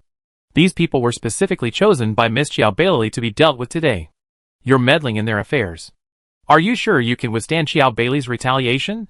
Xia Tong's eyes changed when she heard Xiao Bailey's name. Then she said, "The 4th base doesn't belong to her, Xiao Bailey.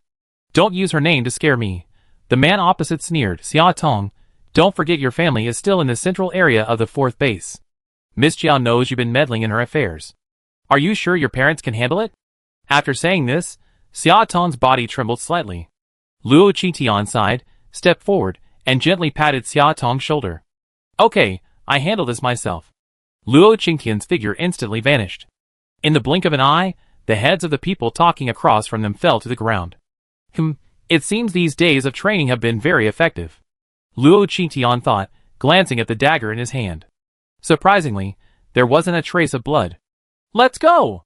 "Let's go in," Luo Chintian, not even glancing at the fallen men, said to Nana and Chikaway. They nodded, stunned. After walking a distance, Luo Chintian turned back to the still dazed Xia Tong. "Want to join us?" Xia Tong looked at Luo Chintian's eyes, and for some reason, they felt strangely familiar. She nodded involuntarily. Then the group entered the mutant forest. After entering the forest, Chikaway turned on his smartwatch. The map displayed the locations of all the seeds. Where seeds were cleared, the displayed seeds turned black. This was the first time Luo Chintian had heard of such a function in a smartwatch. While Chikaway was checking the seeds' locations, Luo Chintian took out the smartwatch Qin Lang had given him, put it on, and took a look. Just as Luo Chintian turned on his phone, Qin Lang called, "Boss, you finally turned it on." Have you dealt with the body?" "Yes. See if you have time in the next few days. This hole is almost filled, and..." Listening to Qin Lang's words, Luo Chintian immediately interrupted him, and said, "I talk to you later when I get home. I'm in the mutant forest clearing out the piranha plant seedlings." Qin Lang was shocked. "Boss, would you actually take on such a down-to-earth task?" "No, Chintian, what's going on?" "How?" Luo Chintian hung up before Qin Lang could finish. After hanging up, Luo Chintian was about to continue looking at the map with the seeds when he heard Chikaway say, "There are 3 more seedlings 1,000 meters ahead. We need to hurry. There's a team heading that way." Chikaway spoke, his acceleration ability quickly enveloping the group. Then they vanished from their original location, reappearing at their destination the next moment, Has this ability evolved? Chikaway chuckled. Yes, it evolved a few days ago. That's why I'm so quick at snatching up seedlings in the forest. It's also because of this that he snatched up several of Xiao Beilei's targets, which is why she's determined to kill him. As soon as they arrived, they were shocked by the Zerg. The sky was filled with a swarm of tiny black bugs. Each one was the size of a fist, circling around the 3 seedlings. So many, some of them should be killed. Xiaotong looked at the seedlings and shook herself. Then a swarm of ice arrows appeared around them. The ice arrows whizzed out, carrying off many of the tiny black bugs. But this also enraged the tiny black bugs, and they all flew towards the group. Seeing the small flying insects approaching, Chi-Nana quickly condensed a massive wall of water in the air. From the wall, water arrows emerged and shot towards the small black insects. However, this wasn't enough to damage the small black insects. They only took away a small number. Luo Qingtian patted his head. Little green, little hurricane. Little green emerged from Luo Qingtian's head, leaped atop him, and spat at the small black insects before him. A small hurricane quickly formed, sucking them all in. Luo Qingtian then shot a flaming arrow into the sky. In an instant, the hurricane transformed into a giant fireball, incinerating all the small black insects and igniting the 3 nearby piranha plant seedlings.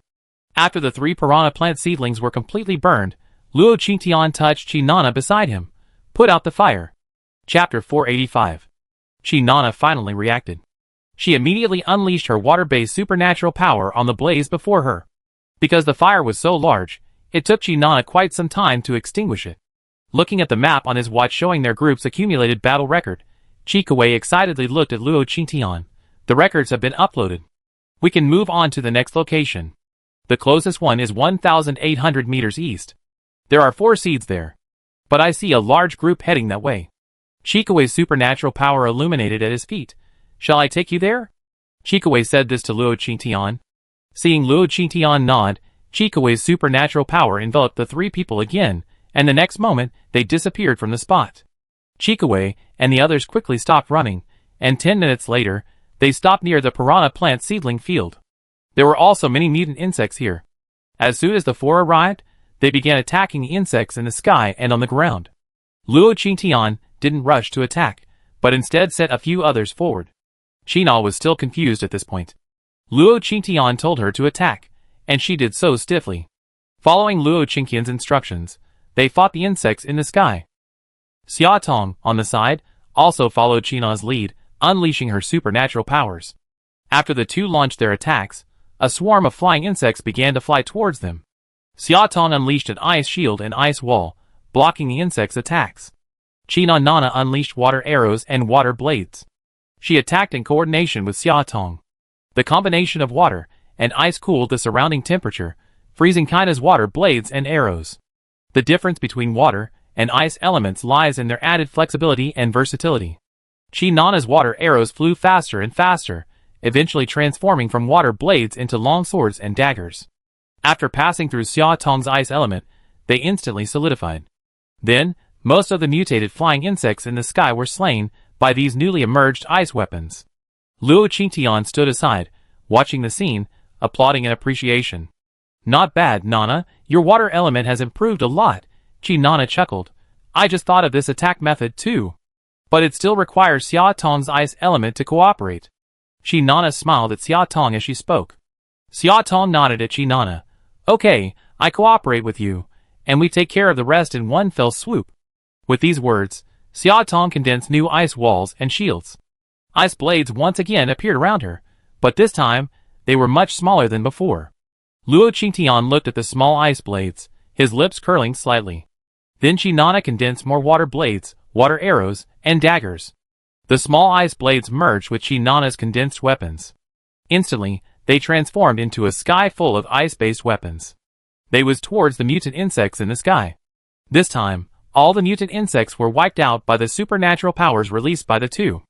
Watching the insects being completely slain, Chi-Nana and Xiaotong excitedly clapped their hands at each other. So we're so amazing. Yes. This is the first time I heard of supernatural powers being used in this way. Chikaway also watched the scene in amazement, then said, You're great. Don't be too happy just yet. There are 4 seedlings here. Chikaway said, as he walked over to the seedlings, took out his lighter, and set them ablaze. As he was about to finish off the last seedling, a water bolt flew towards him. It knocked the lighter out of Chikue's hand. It also struck Chikue's hand.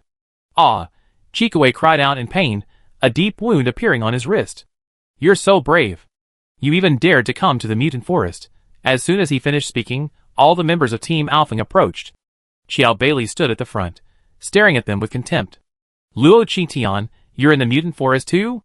Haha, great. You're all here. This way I don't have to deal with everyone one by one, Xiao Bailey said, as a water bolt, the thickness of her wrist, instantly condensed in her hand and shot towards Luo Qingtian's face. Behind him, Xiao Zilong's eyes faltered when he saw Luo Qingtian. Seeing Xiao Bailey's movements, he stepped forward to stop her. Xiao Bailey, what are you trying to do? But Xiao Zilong was a step too slow, and Xiao Bailey's water arrow still shot towards Luo Qingtian's face. Qingtian. Nana saw the water arrow coming and tried to condense it to block it, but before she could, it was already in front of Luo Qingtian. Luo Qingtian raised his hand. He punched the water arrow. The water arrow instantly exploded in Luo Qingtian's hand, creating a huge splash of water that also dispelled the remaining force of Luo Qingtian's punch. Xiao Bailey sneered from the other side. Do you think your martial arts skills can resist my water arrows? My superpowers are not something a useless person, like you who only has healing abilities can resist. As Xiao Bailey finished her words, she felt as if she had been struck by something and sent her flying. Ah! Xiao Bailey screamed.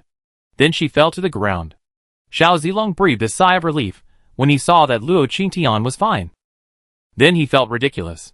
How could Xiao Bailey be a match for Luo Qingtian?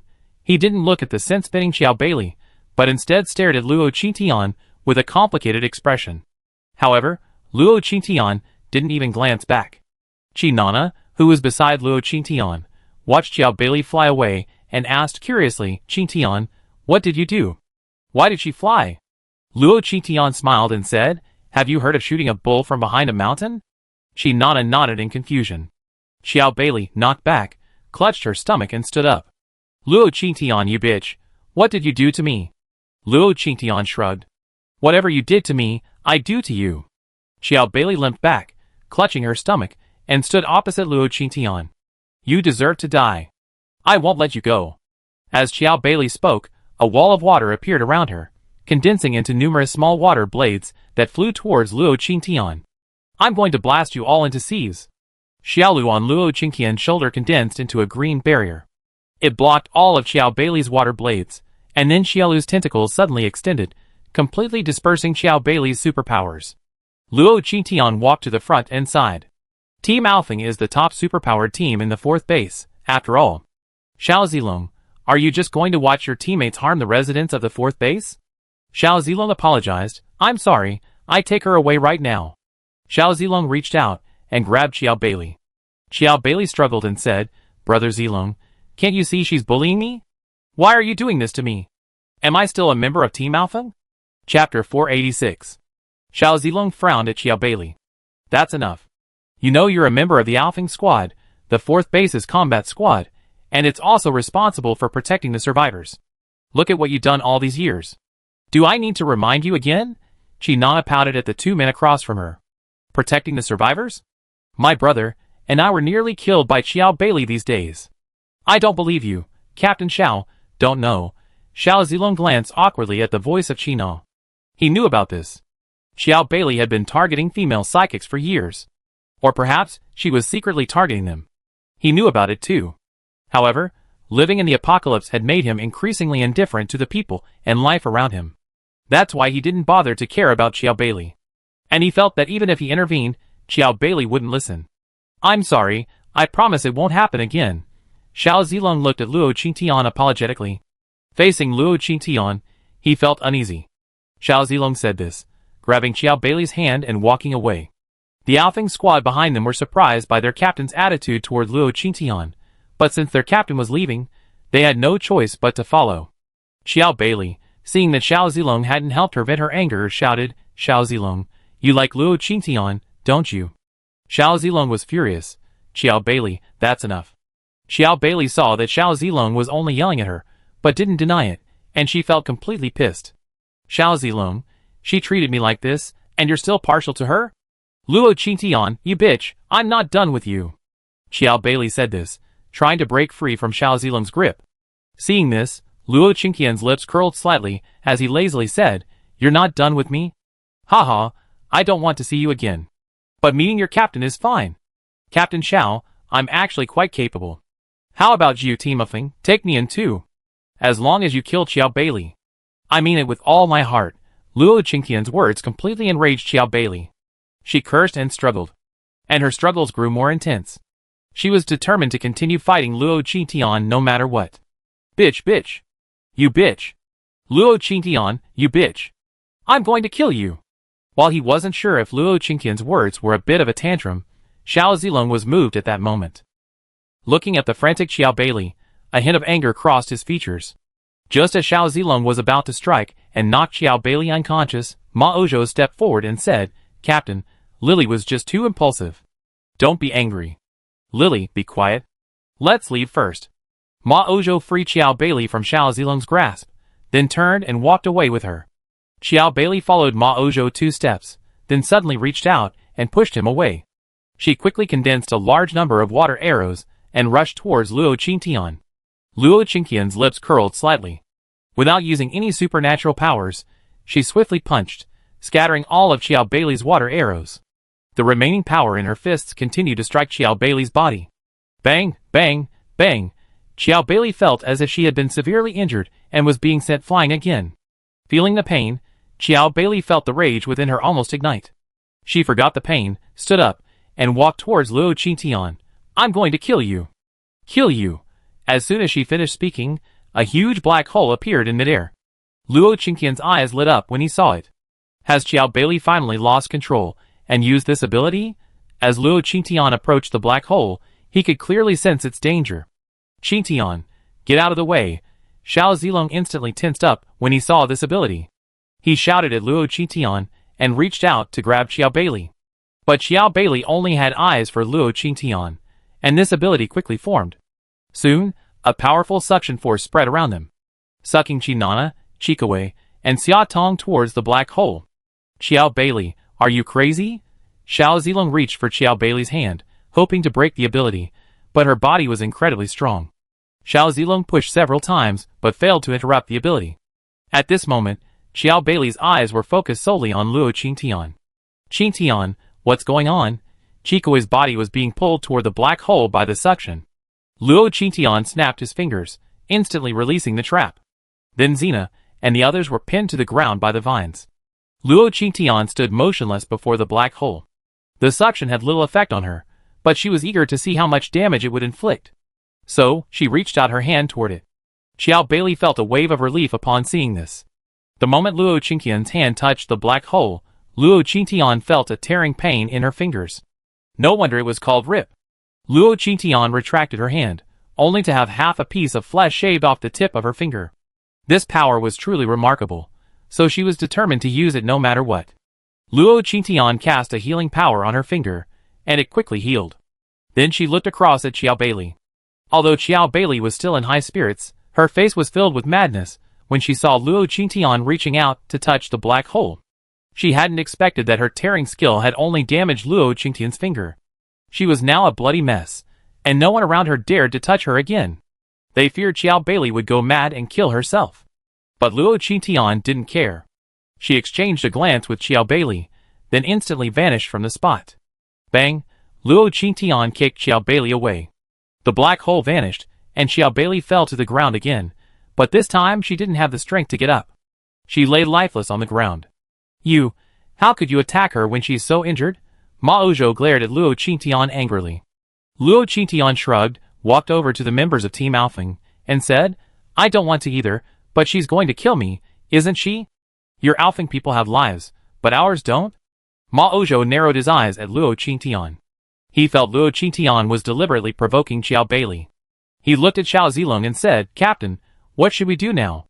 I don't know if Xiao Beili can make it to base like this." Xiao Zilong gave Luo Qingqian a complicated look.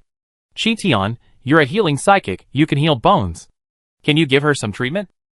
Luo Qingqian looked at Xiao Zilong with annoyance and said, "She's going to kill me. Why should I even heal her?" "What do you want?" Ma Ouzhou asked, glaring at Luo Qingqian angrily. Luo Qingtian smiled at Xiao Zilong and said, I can heal her, but I can't bear this injustice today in vain. So after I heal her, you must expel her from Team Alfeng. Chapter 487. Ma Ouzhou glared at Luo Qingtian angrily. How is this possible? Xiao Beili has been our teammate for years. What the hell are you? As soon as he finished speaking, Luo Qingtian vanished, and the next moment, Ma Ouzhou was seen being sent flying. Ma Ouzhou climbed to his feet, staring at Luo Qingtian with bloodshot eyes. Luo Qingtian, you bitch. As soon as he finished speaking, Ma Ouzhou stretched out his hand toward Luo Qingtian, and small stones on the ground and branches from the trees on both sides flew towards Luo Qingtian. A tang sword instantly appeared in Luo Qingtian's hand. She swiftly swung the sword, shattering the incoming stones and branches, and rushed towards Ma Ouzhou. Bang! As he reached Ma Ouzhou, Luo Qingtian slashed him 4 or 5 times in a row. Each blow wasn't fatal, but the pain was excruciating. Ma Ouzhou fell to the ground, covered in blood. He looked at Luo Qingtian with a look of terror. Upon seeing this, the other members of Team Alfeng all jumped into action. Li Xiaoxiao and Xiao Zilong were the only ones who remained motionless. A flaming sword suddenly appeared in Dongfang Lengge's hand, and he charged towards Luo Qingtian. But just as he reached Luo Qingtian, he was kicked away by Luo Qingtian. Many puppets appeared around Huaxiaga, one of which flew above Luo Qingtian's head. Luo Qingtian suddenly felt as if something was controlling his body. After a moment of stiffness, Luo Qingtian squinted his eyes, and looked at Huaxiaga in the distance. Bang! The puppet above Luo Qingtian's head instantly shattered. Huaxiaga himself fell to the ground, vomiting blood. Immediately, black, snake-like creatures appeared beneath Luo Qingtian's feet. Luo Qingtian sneered and suddenly vanished. The next moment, she appeared before Xie Bei and sent him flying with a punch. In a short while, she had dispatched every member of Team Alfeng. Luo Qingtian brushed the dust off her hands. The Alfeng team is just SOSO. It seems it doesn't matter whether I join or not. At this moment, the members of Team Alfeng looked at Luo Qingtian as if he were a monster. Ma Ouzhou pointed at Luo Qingtian and started to scold him.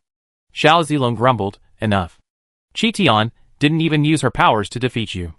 Can't you see that Qingtian held back? This is the true Black Angel, the one who killed the piranha plant mother with her bare hands. Qin Lang said that the piranha plant's data test exceeded 1500. Even exceeded 2000. These psychics, whose stats weren't even at 100, were nothing but noobs in front of Luo Qingtian. Xiao Zilong's words calmed everyone present. They had never imagined they would one day be defeated by a woman, without even using their powers. Luo Qingtian looked at Xiao Zilong with a half smile.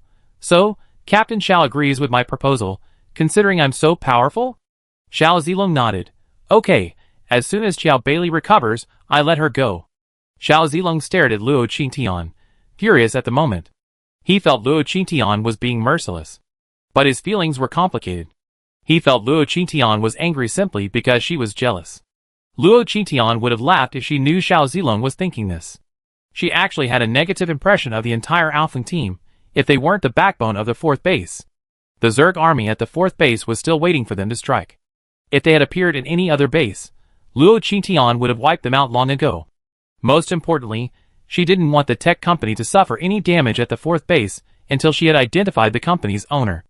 As for Xiao Beili, she chose to take action recently simply because she felt it was almost time for her to leave the 4th base. Luo Qingtian wasn't surprised to hear Xiao Zilong compromise. She looked at Xiao Zilong with a bright smile and said, okay, since Captain Xiao has promised, I take action. Of course, Captain Xiao should know my temper.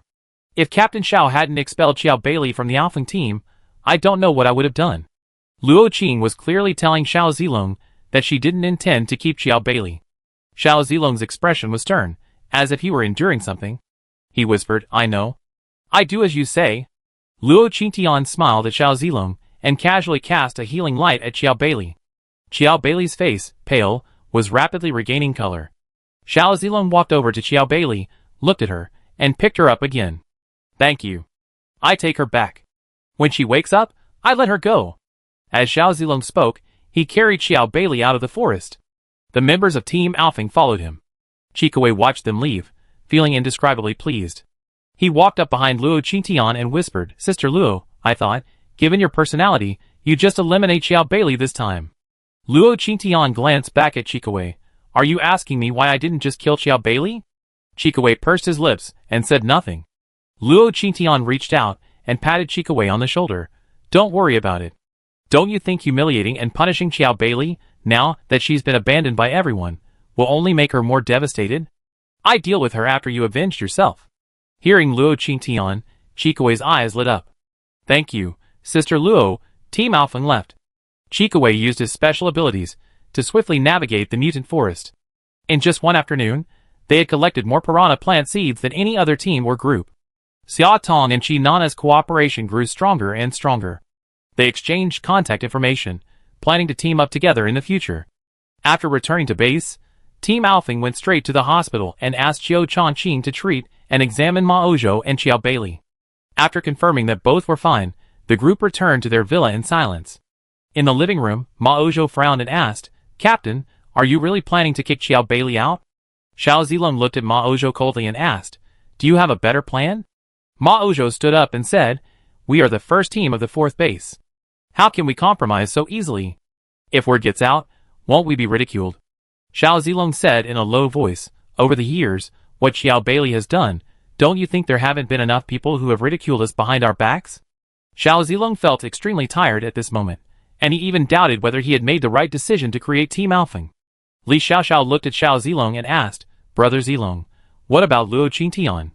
Before Li Xiaoxiao could even ask, Xiao Beili's voice rang out, What do you mean? Do you really want to kick me out? Chapter 488. Everyone turned to look and saw Xiao Beili standing in the second-floor stairwell.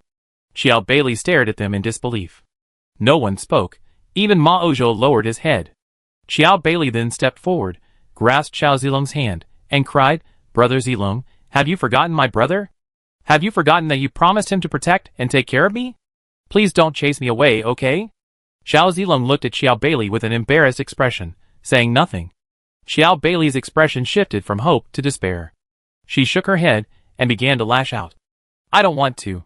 I won't leave Team Alfing no matter what. Xiao Zilong, you and your brother founded Team Alfing together. Now that your brother is dead, I'm a part of this team too. Xiao Zilong frowned upon hearing this. Xiao Beili, stop it. You offended too many people at the fourth base. If you leave Team Alfing, there will probably be many seeking revenge. Instead of fighting with me, you should pack up and leave the fourth base. Xiao Zilong said this out of genuine hope that Xiao Beili would leave.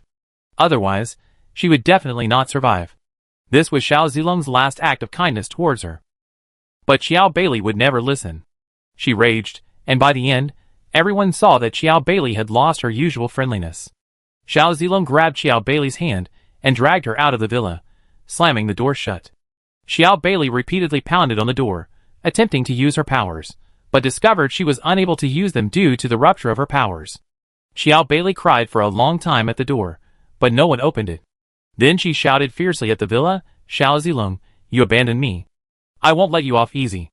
Just wait, I make you die with me. Xiao Beili turned and ran. It was already the next afternoon when Luo Qingtian and the others returned. As soon as he returned to the base, Luo Qingtian turned on his watch phone. The call came in. Luo Qingtian looked at Qinana and the others and said, Go and complete your mission first. I'll be back later. The three of them left without a second thought. Luo Qingtian answered the phone, and Qin Lang's wailing voice instantly rang out.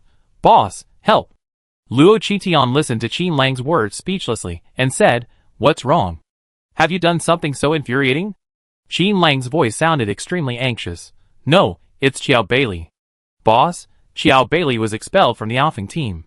On the day of her expulsion, she came to the control room to see me. You know, we have a partnership with the Alfing team, so I wasn't on guard against her. And her fighting skills are even higher than mine. Get straight to the point. Don't waste time. Luo Qingtian's tone was a little impatient. She pressed the summon button. And she pressed it at the highest power. So, the Zerg haven't attacked yet, so why are you so anxious? This means you sealed the tunnels, and the Zerg can't get through. Luo Qingtian opened the mini-map and looked around. Then Luo Qingtian's expression changed. Qin Lang was still wailing on the phone. That's true, but I'm experiencing a huge, unexplained vibration here, and I have a feeling something big is going to happen. Luo Qingtian sighed. Hurry and gather all the psychics and prepare for battle. Luo Qingtian hung up. Then, high-level flying Zerg appeared from all directions. Among the Zerg, Luo Qingtian spotted his old acquaintance, Xiao Bailey. Haha, Luo Qingtian, I didn't expect that. Luo Qingtian nodded. I certainly didn't expect you to be among a group of Zerg. By the way, how did you manage to communicate with them? Xiao Bailey sneered. Of course they already understand our human language. And do you think the fourth base is safe? The Zerg Queen has long been eyeing it. Luo Qingtian nodded in understanding. So you know the Zerg Queen? That's tantamount to betraying humanity. How did you do it? Xiao Bailey sneered. Betraying humanity? Luo Qingtian, you've probably forgotten. It's all because of you that I was expelled from the Alphing team. Now no one wants me. Since you don't want me, I make the entire fourth base disappear. Actually, being a Zerg member wouldn't be so bad either.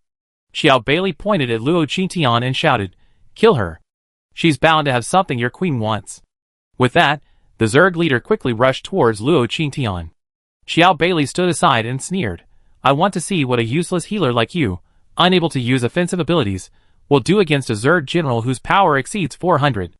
As Xiao Bailey finished speaking, she saw a pair of green wings suddenly appear behind Luo Qingtian. Luo Qingtian then soared into the air, a red, glowing bow appearing in his hand. Luo Qingtian drew his bow, and unleashed 12 flaming arrows in quick succession. Boom, boom, boom, the high-ranking Zerg general was instantly blasted to dust by Luo Qingtian. Xiao Bailey was utterly shocked. How could Luo Qingtian be so powerful? How could she possess offensive abilities, and her weapons, her actions? Xiao Bailey finally had to admit the truth. You're actually the Black Angel.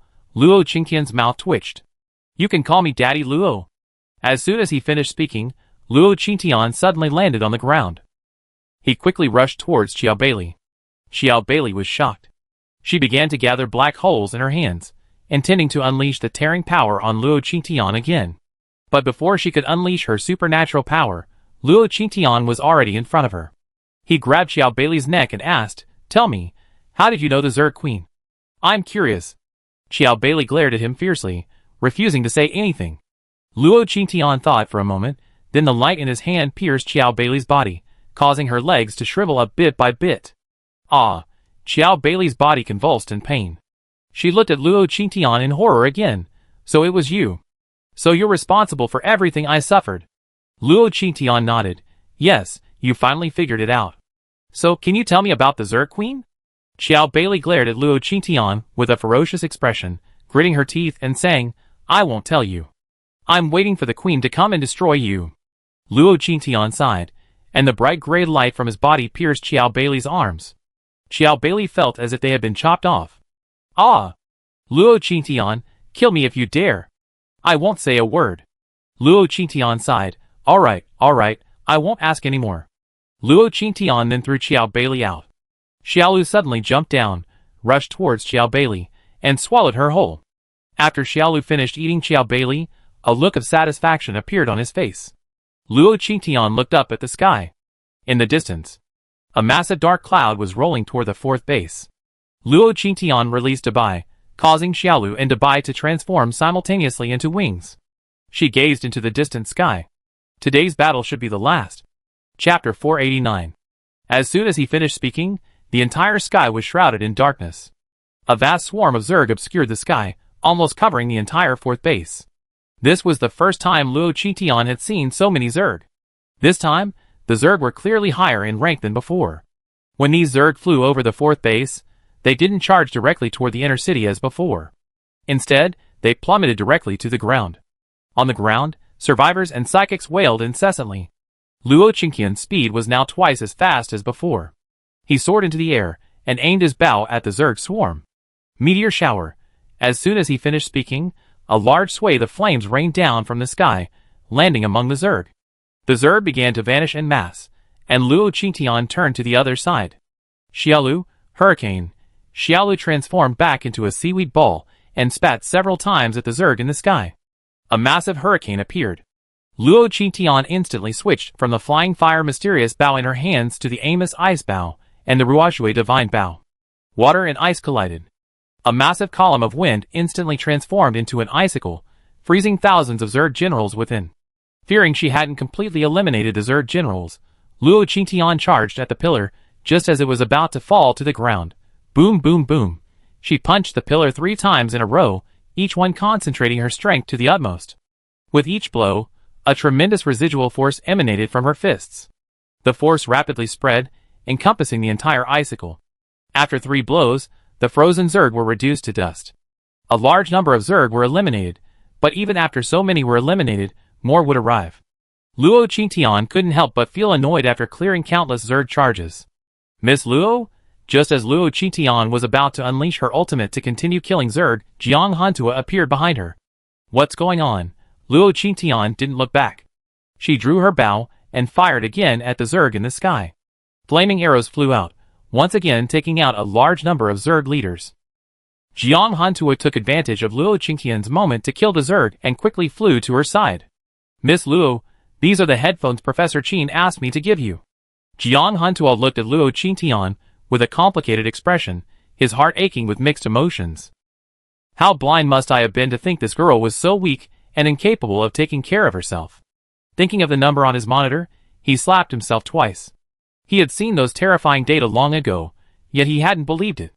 Luo Qingtian turned around, took the headphones, and put them on. Got it. Can you go back? Jiang Hantua nodded.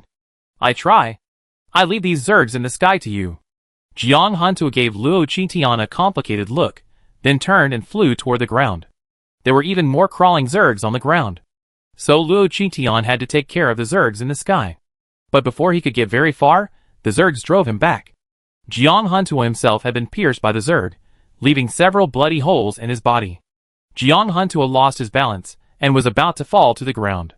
Noticing this, Luo Qingtian quickly flew over, grabbed Jiang Hantua's waist, and with her other hand, unleashed a healing power on him. The bloody holes on Jiang Hantua's body quickly healed, and Jiang Hantua recovered. Thank you, Sister Luo. Jiang Hantua looked at Luo Qingtian gratefully. Luo Qingtian released Jiang Hantua and said, I clear the way for you and get you down. As soon as he finished speaking, the flying fire mysterious bow appeared in Luo Qingtian's hand. He drew his bow and unleashed an arrow towards the ground. The massive flaming arrow, accompanied by a billowing heat wave, cut a path through the air, allowing Jiang Hantua to escape the Zerg encirclement. A moment later, the path was quickly overrun by the Zerg, and a large swarm surrounded Luo Qingtian once again. Luo Qingtian swapped the flying fire mysterious bow for a spear, which emanated a cold, damp air. At this moment, Qin Lang's voice reached Luo Qingtian's ears. Boss, something's wrong. I just detected a sound wave constantly summoning Zerg. The sound wave source is in the 3rd city. Do you have time to go over there? Luo Qingtian was so angry at Qin Lang's words that he laughed. What do you think? Can't you see what I'm doing? Qin Lang laughed dryly.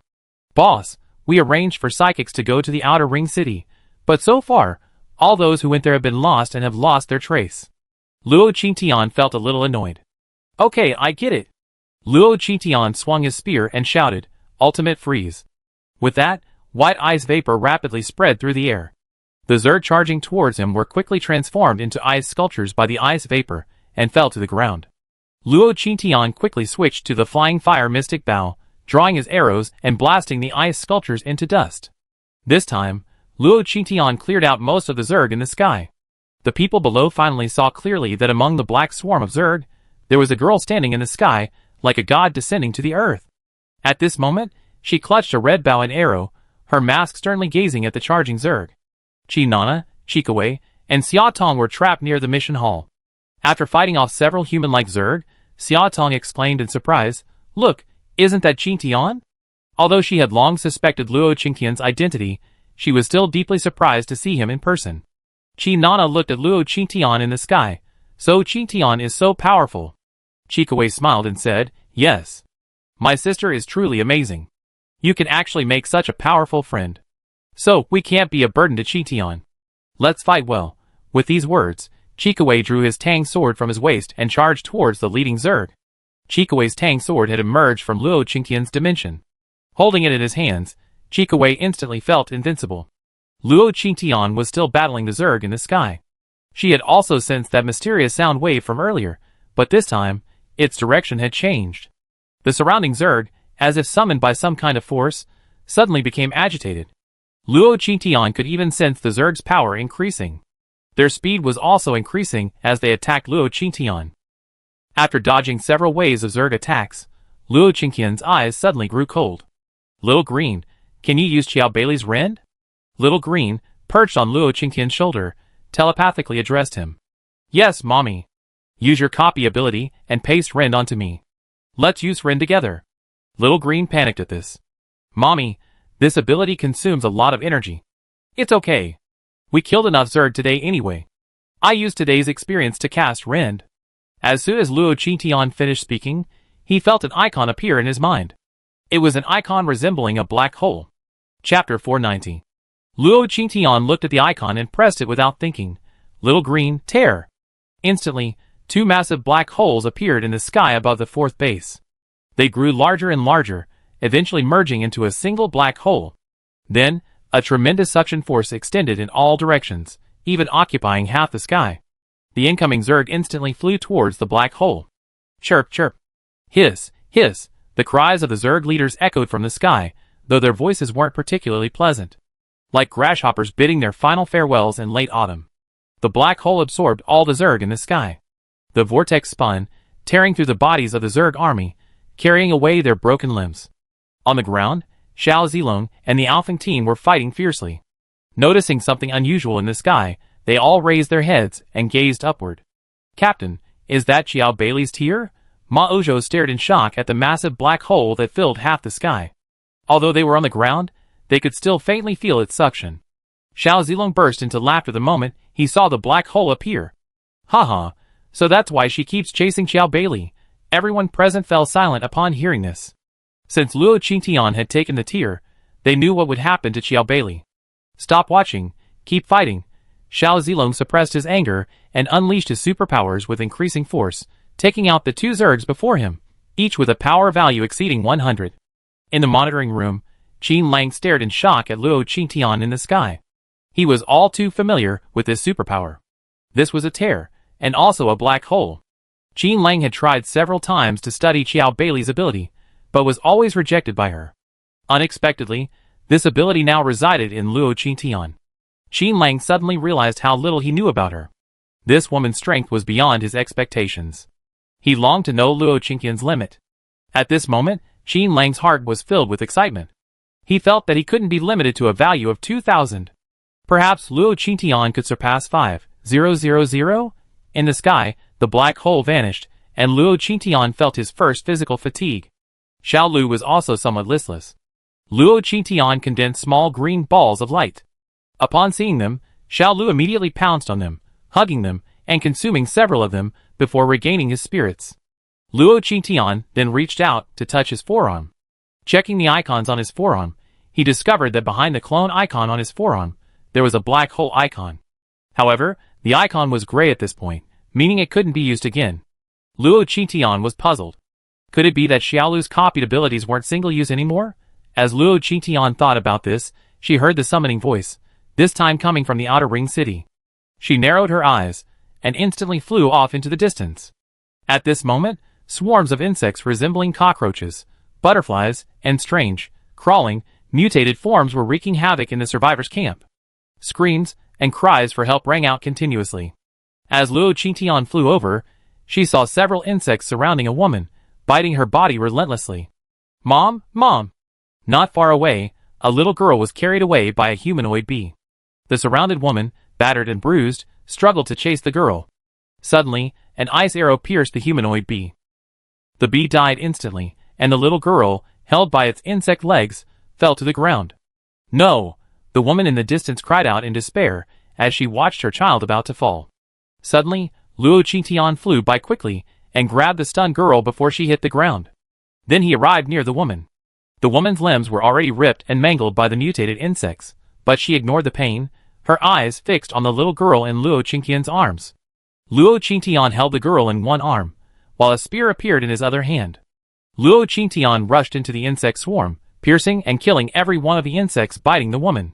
The woman collapsed to the ground like a rag. She opened her mouth to speak, but blood flowed out. Her body was covered in wounds, and there was even a bloody hole in her stomach, revealing her internal organs beneath the flesh. Please, please, take my child and let him live. The woman looked at Luo Qingtian desperately. Luo Qingtian glanced around. She didn't have time to care for a child right now. She released healing light towards the woman, and she instantly felt a surge of vital energy enveloping her body. She then discovered that her body was healing at a visible speed. After recovering, the woman kowtowed to Luo Qitian, Master Psychic. Thank you for saving us, mother and daughter. Please, take us away. Luo Qitian placed the little girl back into the woman's arms. In this apocalypse, only by becoming strong can you survive. I have more to do than protect you. Find a way to survive. Luo Qitian handed the woman a set of clothes, a tang sword, and a bottle of water. He turned and rushed in another direction. The woman watched Luo Qitian leave, and immediately changed her clothes.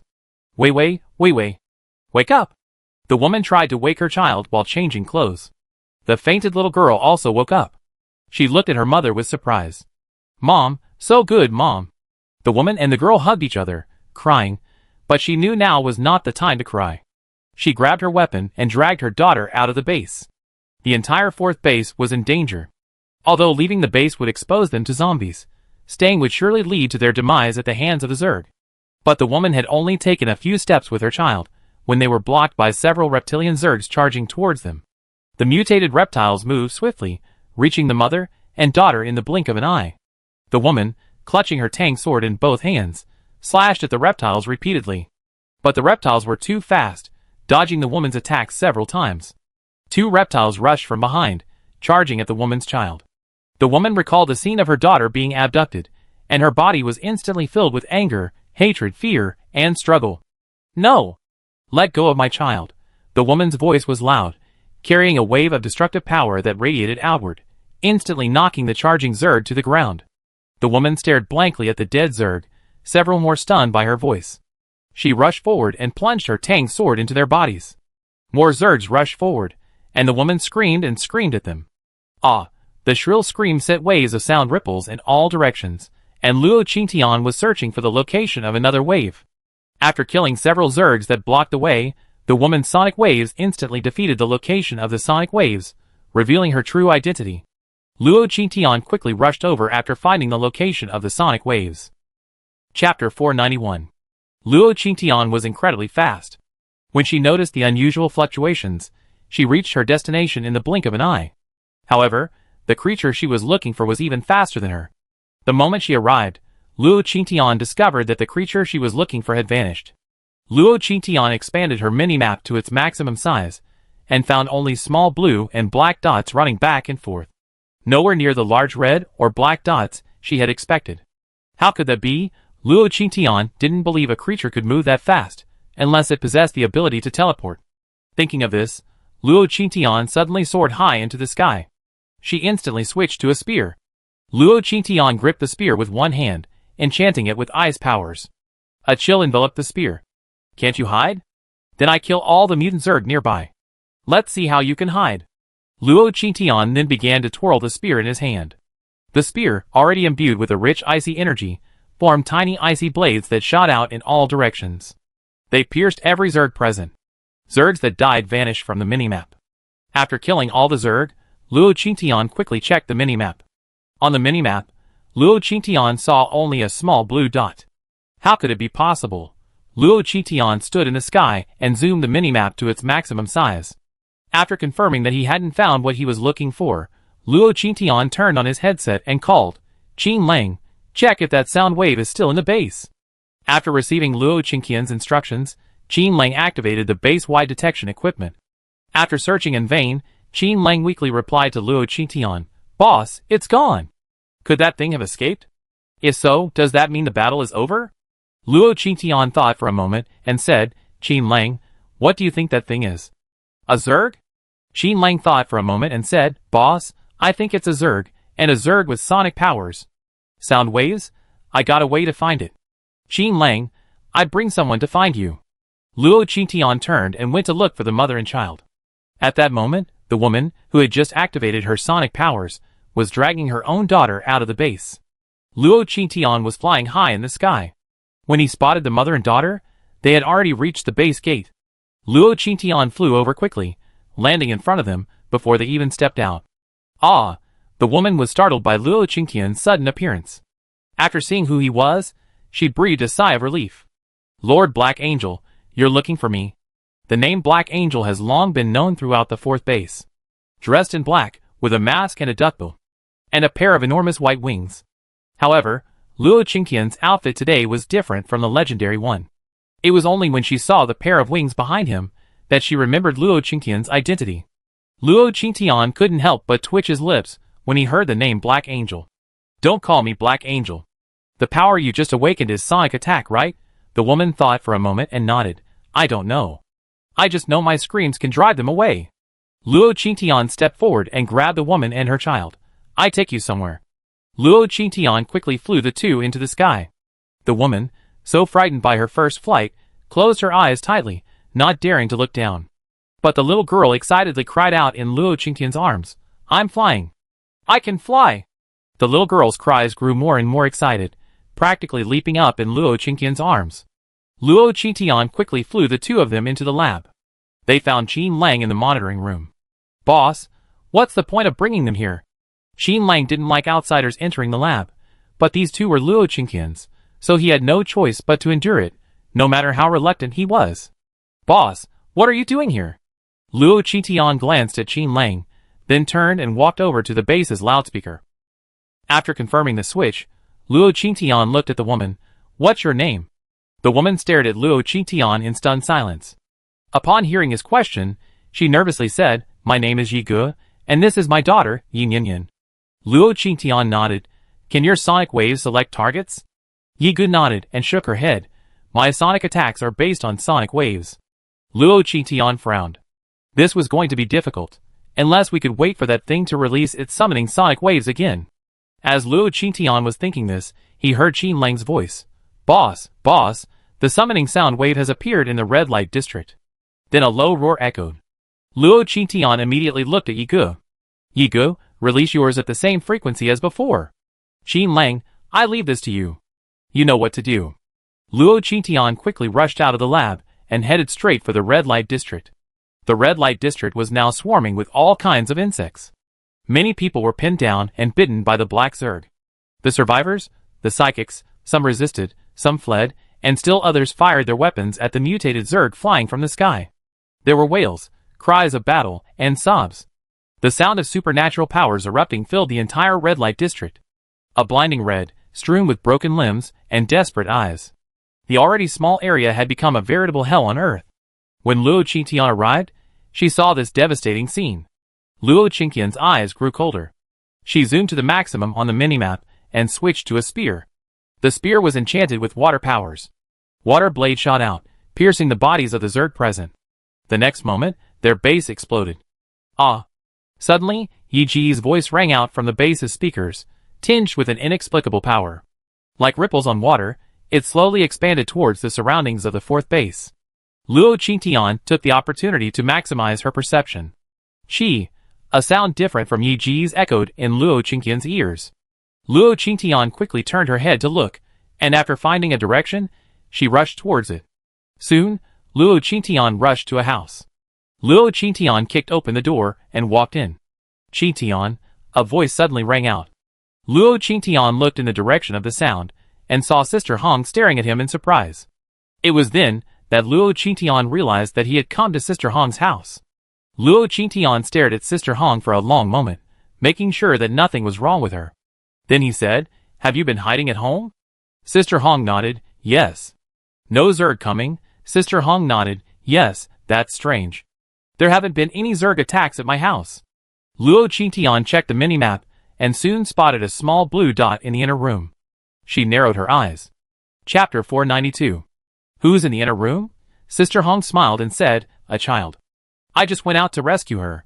Luo Qingtian turned to look at Sister Hong. Didn't you say you've been hiding at home? Sister Hong smiled awkwardly. I just heard they said you were out killing Zerg, so I wanted to go out and help. Luo Qingtian nodded, and turned to walk into the inner room. A small figure was shivering under the covers. Sister Hong followed Luo Qingtian into the inner room, and said, Qingtian, don't scare the child. She's lost her parents, and has no one to rely on. Luo Qingtian ignored Sister Hong, and walked straight to the bed. She lifted the covers, revealing a little girl looking at her timidly. Then the little girl cheered in surprise. Sister, is that you? Luo Qingtian was slightly startled when she saw Fufu. Fufu, why are you here? Aren't you in the inner city? Fufu's eyes were red. Sister, Fufu's home has been occupied. I don't know how I got here. I almost got eaten by bad bugs today. Luo Qingqian's eyes were filled with tenderness. Don't be afraid. I take you home with me. I have many brothers and sisters to protect you. Fufu's eyes lit up instantly. Really, sister? Will you stay with me too? Luo Qingqian stepped forward and rubbed Fufu's head. Yes, I will too. Let's go. I take you home. Fufu's eyes curved at Luo Qingqian's words. She excitedly stood up from the bed, put on her shoes, and skipped over to Luo Qingqian's side. Luo Qingqian held out his hand, and Fufu happily placed hers in his. Luo Qingqian held Fufu's hand tightly, and looked at Sister Hong. I almost cleared out the Zerg in the red light district. You better find some friends and leave for a while.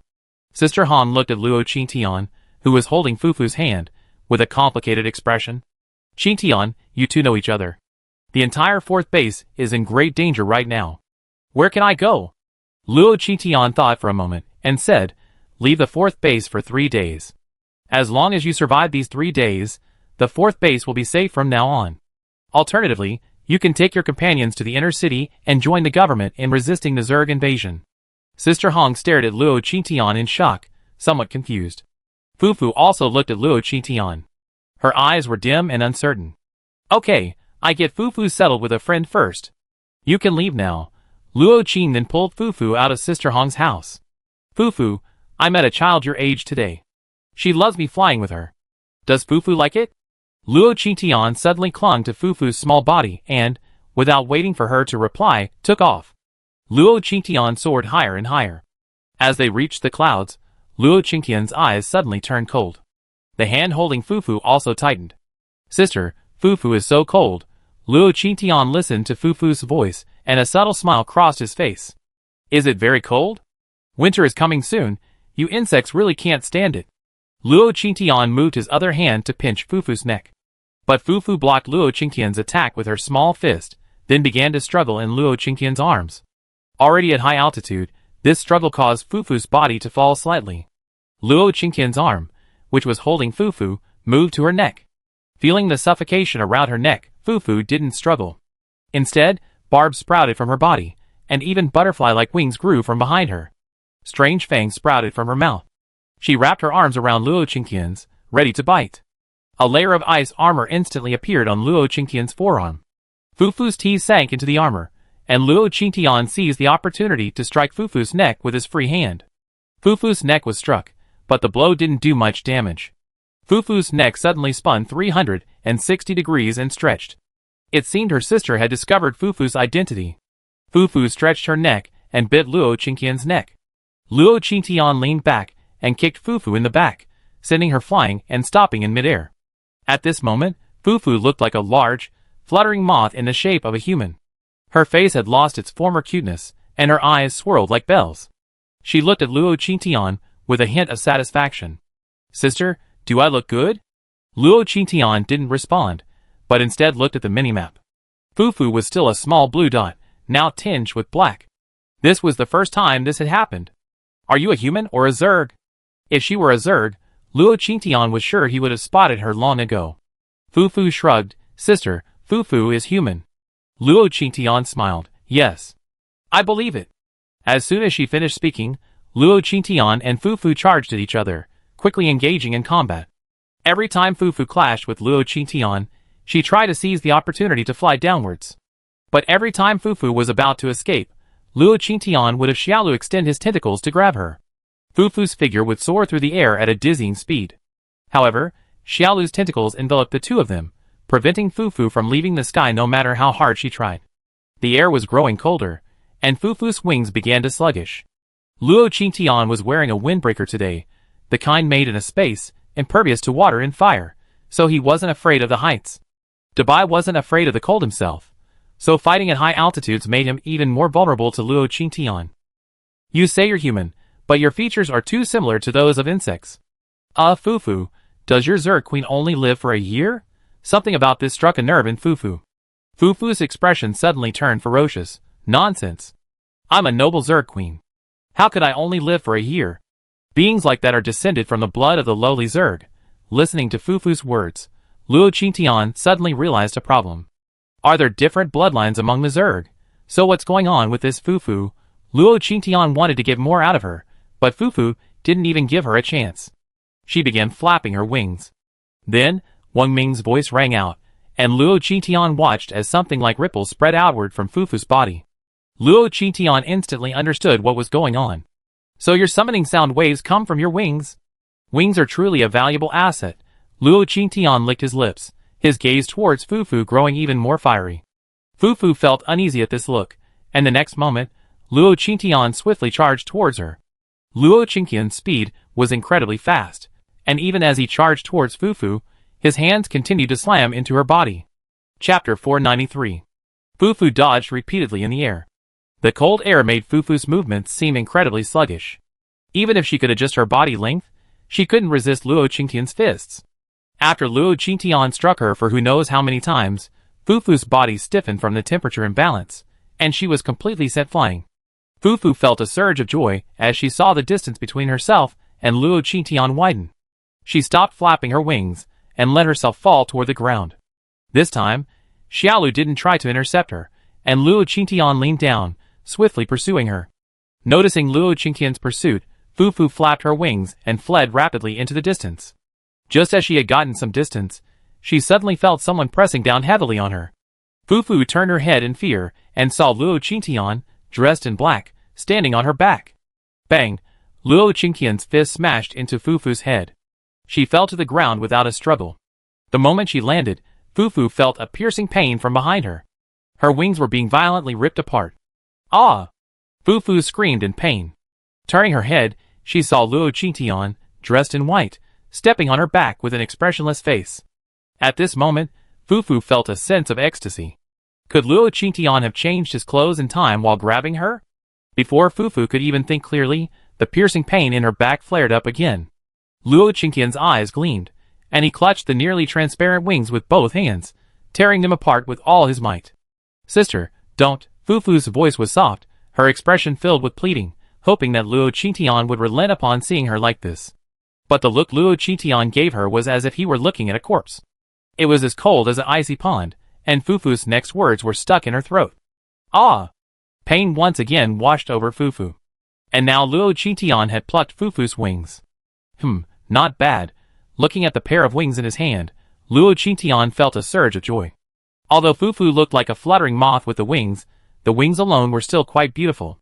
Fufu, these wings, I take them, Luo Qingtian said cheerfully, looking at Fufu beneath his feet. Fufu was already convulsing in pain, but upon hearing Luo Qingtian's words, she suddenly opened her eyes wide with anger and turned to look at Luo Qingtian. Luo Qingtian, I'm the Zerg Queen. Are you sure you want to treat me like this? Luo Qingtian sneered at Fufu. So Queen Fufu, how do you want me to treat you? But there's one thing I'm curious about. You said you're the Zerg Queen, and you said Zerg bloodlines have levels. You're so weak. Does that mean there are more powerful beings above you? Luo Qingtian bent his body slightly, and slowly approached Fufu. So Fufu, do you have many Zerg Queens? Or do you want to live? At this moment, Fufu's back was bleeding from the loss of her wings, but her blood was dark red, and carried the stench of decay. Fufu didn't rush to respond when she heard Luo Qingtian's voice. Luo Qingtian wasn't anxious either. He simply waited quietly for Fufu's response. What do you want to know? Will you let me go if I tell you? Luo Qingtian's lips curled slightly. Yes, I will let you go. So can you tell me why you were there? What was your original identity? Fufu was silent for a long time. I don't remember. I was there when I woke up. I originally led my troops to attack your fourth base, but there was an energy stone beneath the fourth base that could restrain us. Later, I used my last bit of strength to drive the energy stone deep underground. After that, I don't remember anything. Luo Qingtian frowned at Fufu. She knew the energy stone Fufu was referring to was probably the earth fragment. In other words, it was the earth fragment that restrained Fufu's power, causing her to lose her memory for a short period of time. You mean you lost your memory because of the energy stone? Then when did you regain your memory? Fufu thought for a moment and said, the day you came to see me, I wanted to talk to you, but after my memory returned, I knew we would eventually become enemies. Luo Qingtian narrowed her eyes in thought. Did my taking of the earth fragment indirectly lead to this Zerg attack? Is that so? Fufu, how did you Zerg appear? Where did you come from? Fufu fell silent again. Luo Qingtian looked at the marker on his minimap. It still showed Fufu as a small blue dot. But the color of the blue dot was beginning to fade. This meant that Fufu's life force was fading. Luo Qingtian waited quietly for Fufu to answer, but Fufu didn't respond. Luo Qingtian asked again, "Fufu, are you human?" After saying this, Fufu finally responded, "I am the Zerg Queen. I am the Great Zerg Queen." As soon as she finished speaking, Fufu began to struggle beneath Luo Qingtian's feet. Suddenly, sharp barbs sprouted from Fufu's back. Sensing danger, Luo Qingtian quickly pulled his foot back, and 8 spider legs instantly sprouted from Fufu's back. Controlling these 8 legs, Fufu swiftly ran forward. Luo Qingtian watched in astonishment as Fufu fled. "Oh my god, she's the Zerg Queen. Even in this state, she can still escape." After Luo Qingtian finished speaking, a black figure suddenly shot out from her body. As Fufu fled, she felt the pain in her back again. Then she saw Luo Qingtian, dressed in black, leap onto her back without her noticing. Bang! Fufu's body was slammed to the ground. But Fufu refused to give up. Tentacles continued to emanate from her body. Even a pair of transparent wings gradually emerged from her back. From a distance. At this moment, Fufu looked like a caterpillar. Or a mutated spider with a human face. In short, her appearance was becoming increasingly alien to humans. On the minimap, Luo Qingtian noticed that the small blue dot representing Fufu was gradually turning gray. This meant that Fufu was about to completely transcend the human realm. But Fufu herself was unaware of this. After struggling in vain, she tilted her head and looked at Luo Qingtian with a cold expression. "Fufu?" Luo Qingtian tried to call out Fufu's name, but suddenly a long tongue stretched out towards Luo Qingtian. As it reached Luo Qingtian, it was caught by Xielu's tentacles. Luo Qingtian stared at Fufu in shock. Even Luo Qingtian himself couldn't be sure what kind of being Fufu was. Suddenly Fufu, supported by her spider legs, rushed towards Luo Qingtian. Luo Qingtian stood still. The moment Fufu approached him, Luo Qingtian slammed his fist into the ground. "Domain." With his words, a vast domain quickly enveloped Fufu. Then it spread out in all directions. Bang! Fufu's spider legs, originally raised for attack, landed heavily on the ground, and even Fufu herself fell heavily to the ground. Chapter 494. Luo Qingtian looked at Fufu, who lay before him. "Fufu, can you hear me?" In the dim realm, Fufu lay trembling on the ground. After hearing Luo Qingtian's cry, Fufu raised her head with difficulty and looked at Luo Qingtian. The spider legs on her body lunged towards Luo Qingtian. But before they could penetrate, they were pinched by Luo Qingtian's 2 fingers. "It seems that becoming a queen has completely dehumanized you."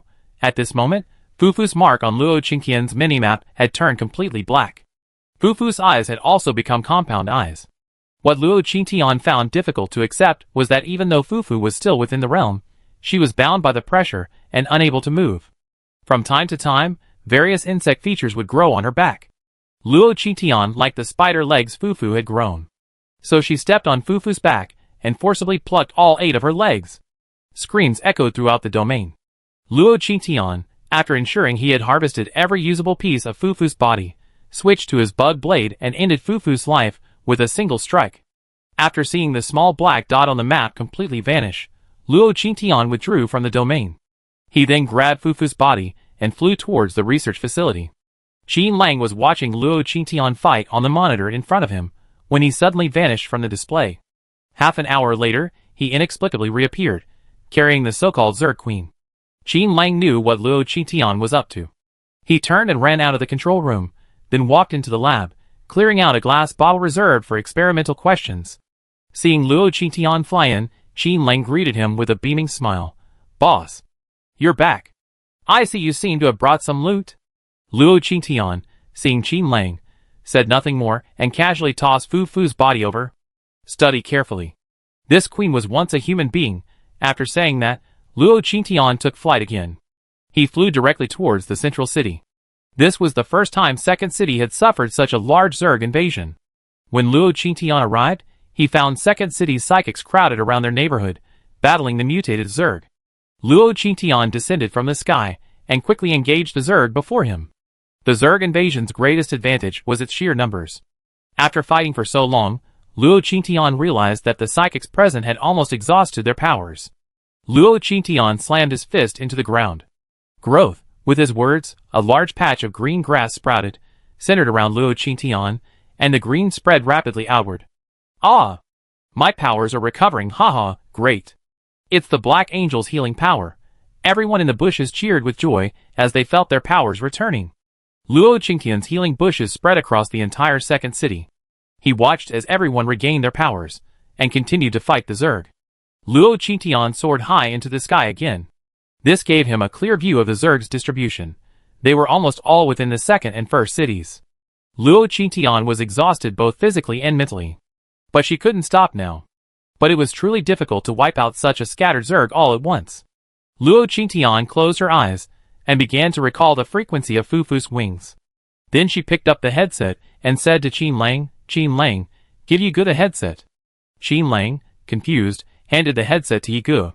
Luo Qingtian hummed softly into the headset. It was the language of the Zerg. After hearing this voice, Yigu used his special ability to mimic Luo Qingtian's voice. Lord Black Angel, are you asking me to imitate this voice and release sound waves? Yes. According to this sound wave, turn up the bass's loudspeaker to full blast. Also, don't call me Black Angel. Hearing the name Black Angel again, Luo Qingtian felt like going crazy. It was because of this name that she now considered the sight of black clothes a sin. After receiving Luo Qingtian's instructions, Yigu turned up the bass's loudspeaker to full blast. Then he began to release his sound waves into the loudspeaker. Assemble, assemble. All races, assemble. The loudspeaker's voice was so loud, and with the added power of the sound waves, it drifted across the entire base. Upon hearing this sound, all the Zerg abandoned their opponents and began to charge towards the inner city in unison. Soon, everyone in the fourth base realized that the Zerg were gathering. Though they didn't know what was going on, no one present dared to act rashly. They watched helplessly as the Zerg marched towards the first city. Over an hour later, nearly every street in the inner city was occupied by Zerg. As if summoned by some kind of force, they remained motionless in the square. After observing this scene, Luo Qingtian flew towards the square. Because of the Zerg's gathering, the people of the first city had been almost completely dispersed by officials. Such a massive gathering terrified all the psychics. Only Luo Qingtian calmly descended from the sky. The moment Luo Qingtian appeared, the Zerg surged towards him like a tide. Xiao Lu, copy tear for me. As soon as he finished speaking, above the inner city, two massive black holes appeared again, sucking in all the restless Zerg. By this time, the Zerg realized what was happening. Seeing the black holes appear, many Zerg fled towards the second city. Xiao Lu, hurricane.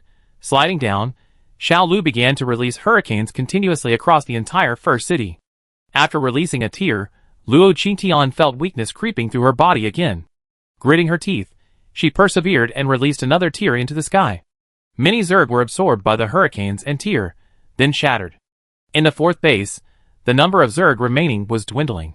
After the shattering and hurricane dissipated, the psychics rushed back to the inner city, and once again engaged the Zerg. Luo Qingtian was exhausted. It was a kind of mental and physical exhaustion.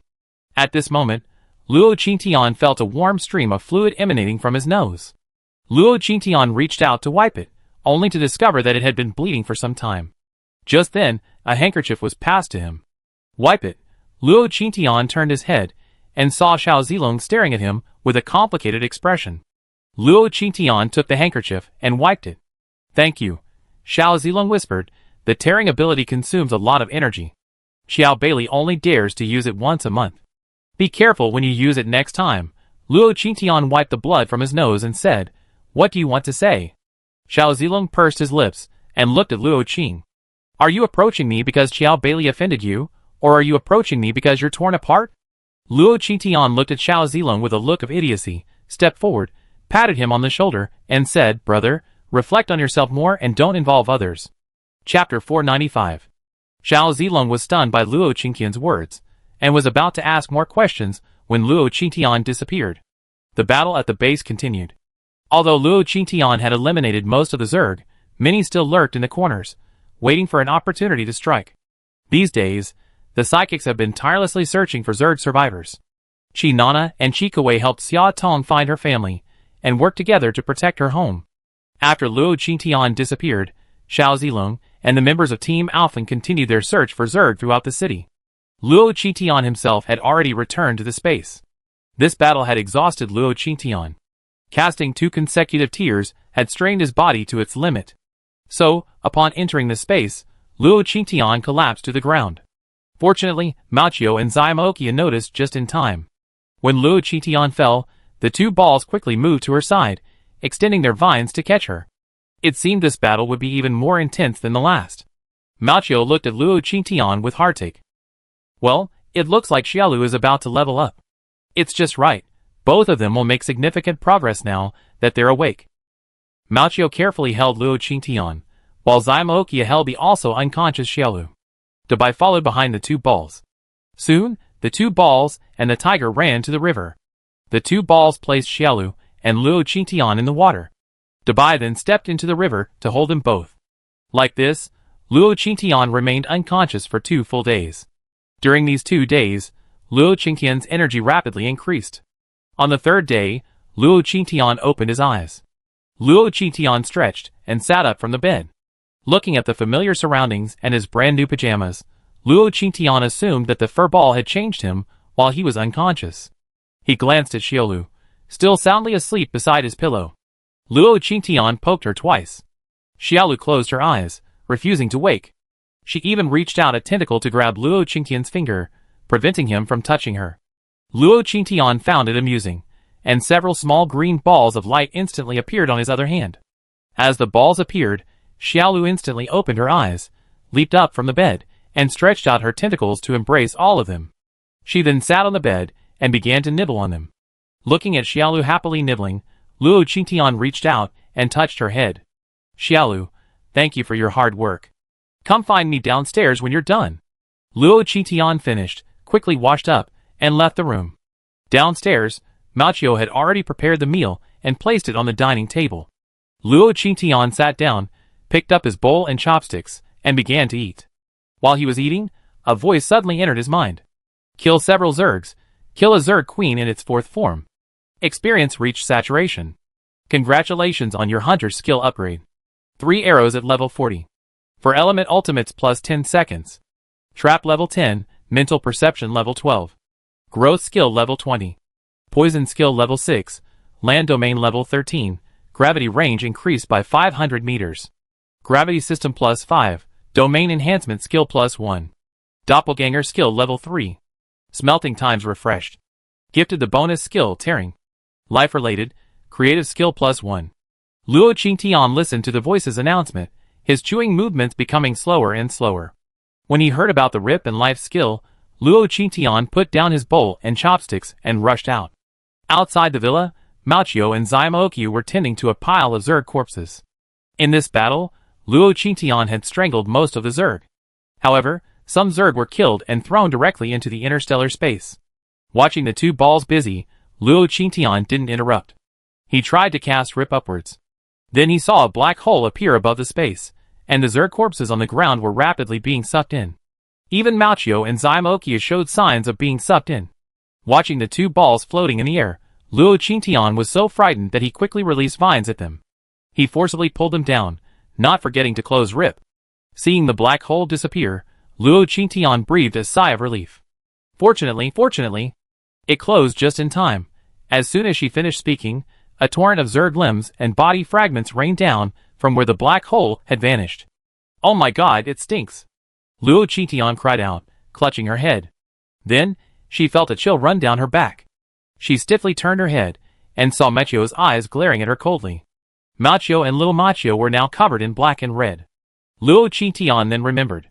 The Zerg corpses Machio and Little Machio had just dealt with had also been torn apart by the black hole. Snap! Machio's vines once again condensed into whips, and struck the ground fiercely. This time, even Little Machio condensed into whips. Then Luo Qingtian saw 2 balls, arranged in a triangular shape, rushing towards her at a rapid speed. Ah! No, I didn't mean to do that. Luo Qingtian, frightened by the 2 balls charging towards her, took off running. She wanted to escape the dimension, but then she remembered her dark and red clothes and her stinky smell. Luo Qingtian instantly dismissed the idea. She scurried across the dimension, apologizing as she went. Furry ball, I was wrong. No, I'm the master, you can't do this. Ah! With these words, the whip struck Luo Qingtian on the back. Luo Qingtian screamed and sped up. The two balls ran back and forth around the villa. Little Green floated over. Little Green, wings, wings. Looking at Little Green floating towards her, Luo Qingtian casually grabbed Little Green and placed it on her back. Little Green, cluelessly, transformed into wings, carrying Luo Qingtian high into the sky. But this time, Luo Qingtian was surprised to discover that Little Green's wings were actually two pairs, one above and one below. And the speed was much faster than before. Xiaolu, have you leveled up? Xiaolu couldn't respond to Luo Qingtian, but Luo Qingtian could clearly sense Xiaolu's joy. Just as Luo Qingtian and Xiaolu were both rejoicing, two long vines suddenly stretched out and wrapped around Luo Qingtian's ankles. Luo Qingtian looked down and saw Mao and Xiaomao pulling him from the ground. The corners of Luo Qingtian's mouth twitched. No way, you two are so petty. I already said I didn't mean it. Ah, before Luo Qingtian could finish, he was forcibly pulled down by the two balls on the ground. Luo Qingtian fell to the ground, grimace in pain. Just as he was about to resist, he saw the two balls swing their whips again. This time, Luo Qingtian was truly frightened and ran. The two balls blocked Luo Qingtian. Finally, Luo Qingtian had no choice but to run back to the villa and directly to the third floor. He rushed into the training room and shut out the two balls with his backhand. Luo Qingtian leaned against the door and took a deep breath. The training room was dim, with only a few small lights on. Luo Qingtian raised his hand to turn on the lights, but accidentally pressed a button on the wall, and the lights in the training room went out. Chapter 496. Luo Qingtian stared wide-eyed at the dense swarm of tiny robots before him. No way, I haven't rested enough yet, Luo Qingtian thought, and turned to open the door. But once training mode was activated, the entire training room was sealed. Soon, Luo Qingtian's screams rang out from the room. My healing skills! Ah! Mao and little Mao stood nervously at the door, listening for any sounds from within, fearing something might have happened to Luo Qingtian. Brother Yubai, is Qingtian really in trouble? This kid just reached the beginner level, and now she's in intermediate training mode, Mao said, trying to close the door control. Little Mao's vine stopped him. Don't worry, we keep our eyes on this place. We believe in this child. The human body is the least developed of all living things. Don't forget our ideals.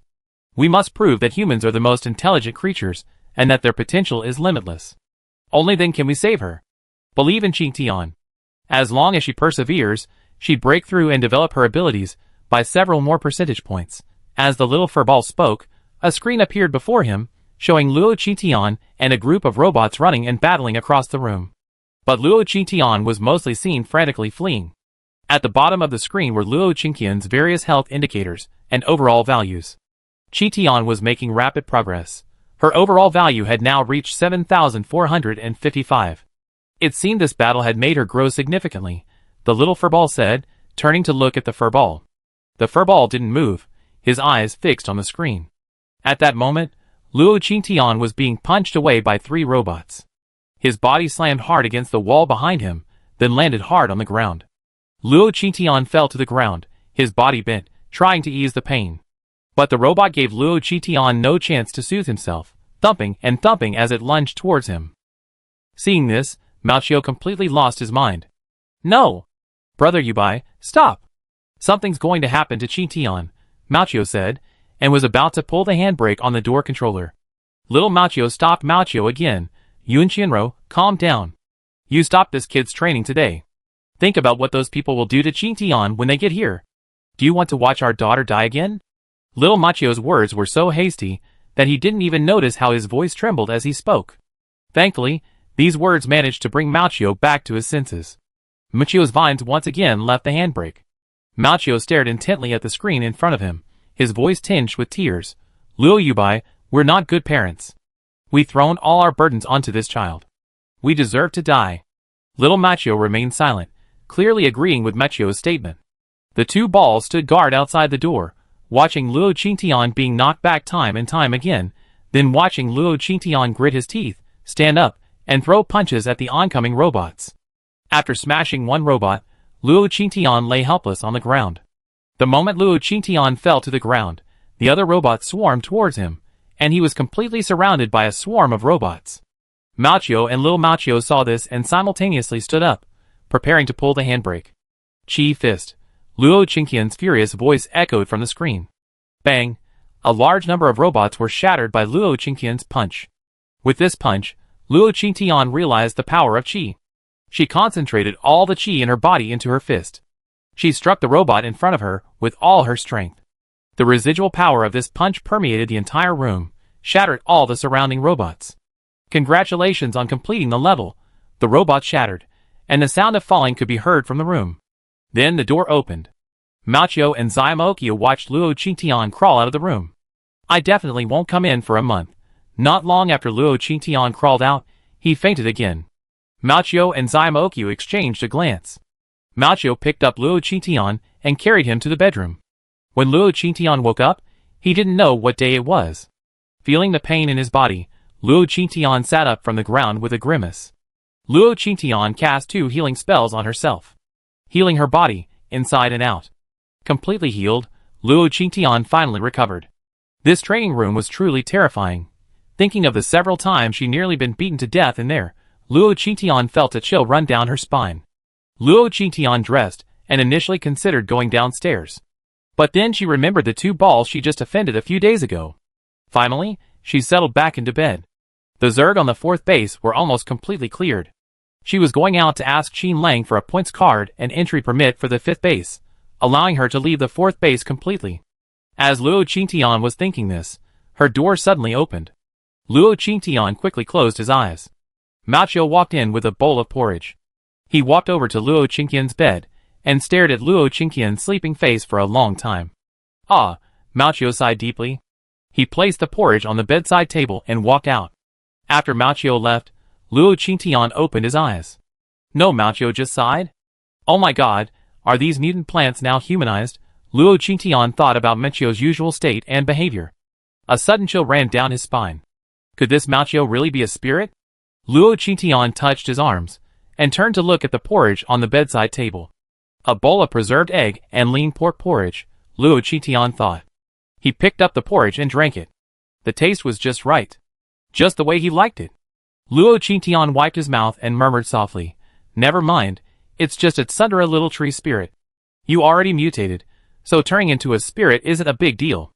At worst, I just let you go later." Luo Qingqian stretched out her forearm to check her upgrade bonus. Before she fainted, she remembered the voice announcing that her creative skill had been upgraded. Luo Qingqian clicked on life skills, then checked the small icon beneath the creative icon. A flash of a black door appeared within the small icon. Luo Qingqian's mouth twitched. So, after upgrading her creative skill, I get a door like this? Luo Qingqian took the door out and examined it. Is this door supposed to change my decor? Luo Qingqian placed the door against the wall, examining it carefully, then stepped forward to open it. On the other side of the door wasn't a wall, but a dark expanse. Seeing this, Luo Qingqian suddenly had a strange idea. Isn't this the way I'm going home? Luo Qingqian reached out her hand toward the door, tested it, and then walked in. On the other side of the room was another room, decorated identically to her own. Just as Luo Qingqian was wondering what was going on, the door opened and Shen Yuran walked in, vacuum cleaner in hand.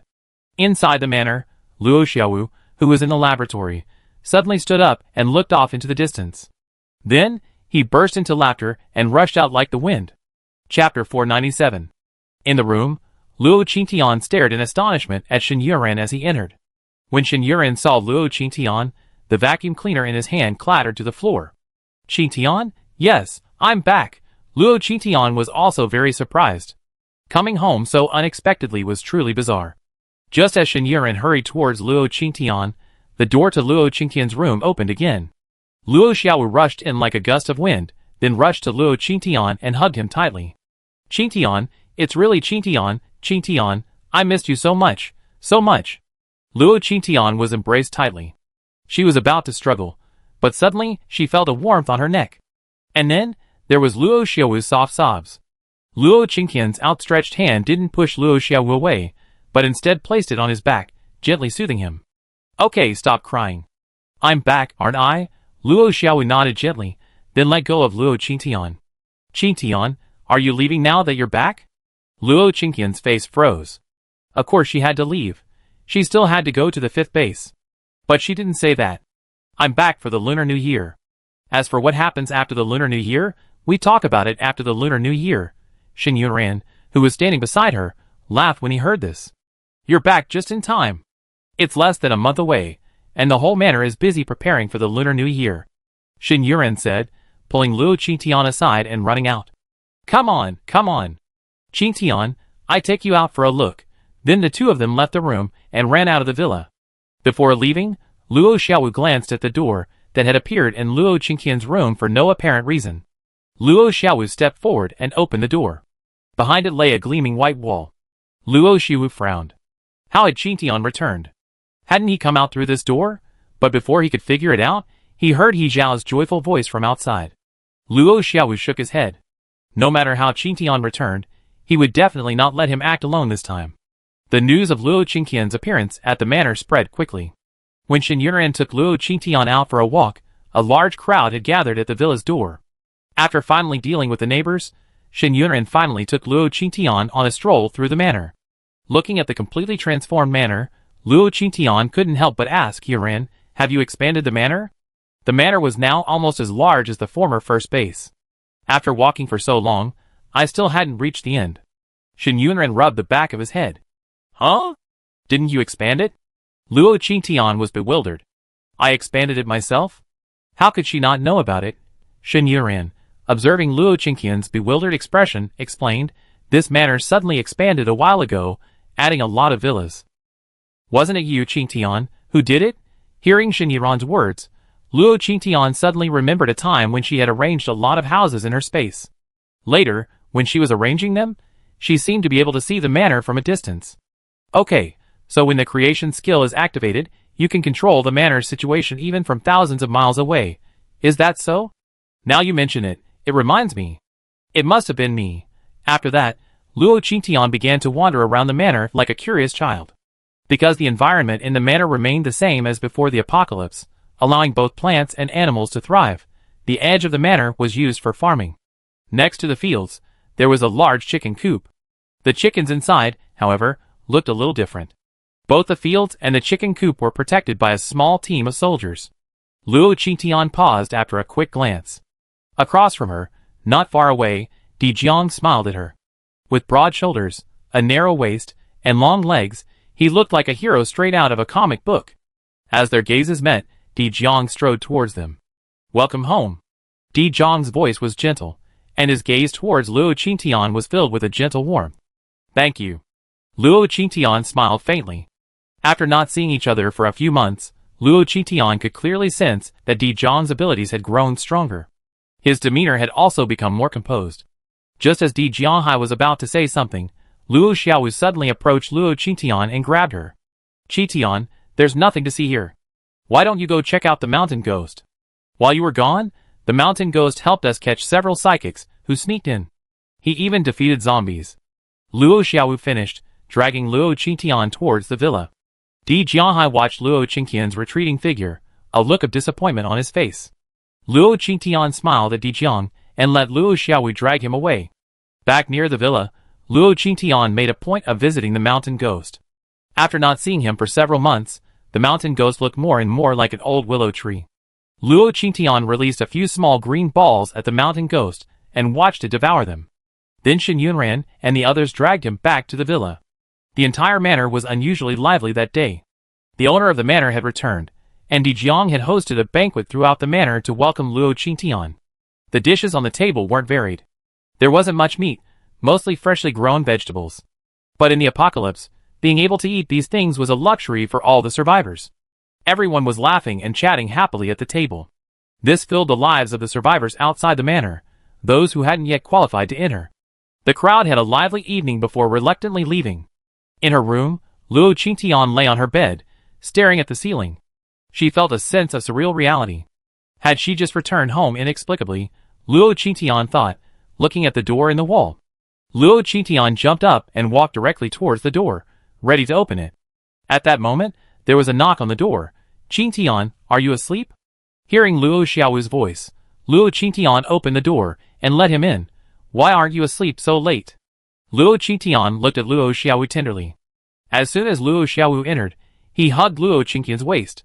Qingtian, are you leaving again? Luo Qingtian pushed Luo Xiaowu's hands away with some discomfort. I'm not leaving. I promise you I come back for the new year. Luo Qitian yawned and sat down on the bed. Luo Xiaowu followed closely behind him, then squatted at Luo Qingqian's knees like a puppy. Qitian, Mr. Tian said. I no longer have the fledgling system in my body. Now, Qitian, can you let me stay by your side? Luo Qitian looked down at Luo Xiaowu. Mr. Tian said you no longer have the fledgling system? Are you sure?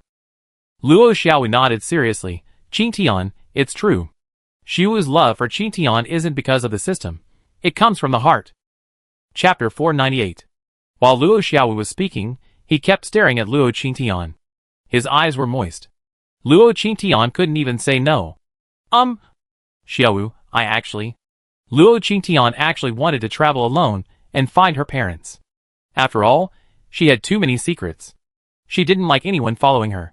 As if Luo Xiaowu understood what Luo Qitian meant, before Luo Qitian could finish, he hurriedly said, Qitian, please don't rush to answer me.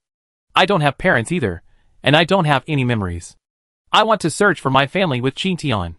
I won't cause any trouble for Qitian. Luo Qitian sighed inwardly. The words of refusal never came out. Never mind. I could leave anytime anyway. I could just sneak away when the time came. Let's talk about it after the new year. I still have a few days to stay home. Okay. Luo Xiaowu, not hearing Luo Qingqian's refusal, happily stood up and hurriedly left Luo Qingqian's room. After Luo Xiaowu left, Luo Qingqian opened the door in the wall. On the other side of the door was the villa in the space. Luo Qingqian tried to exit the space. Outside the space was the fourth base. It was late at night, and the streets of the base were deserted, but it was clear that the fourth base had been nearly repaired. Luo Qingqian walked along the streets of the fourth base, his smile widening. This is truly a great skill. At night, Luo Qingqian was soundly asleep. A wisp of black smoke entered Luo Qingqian's room.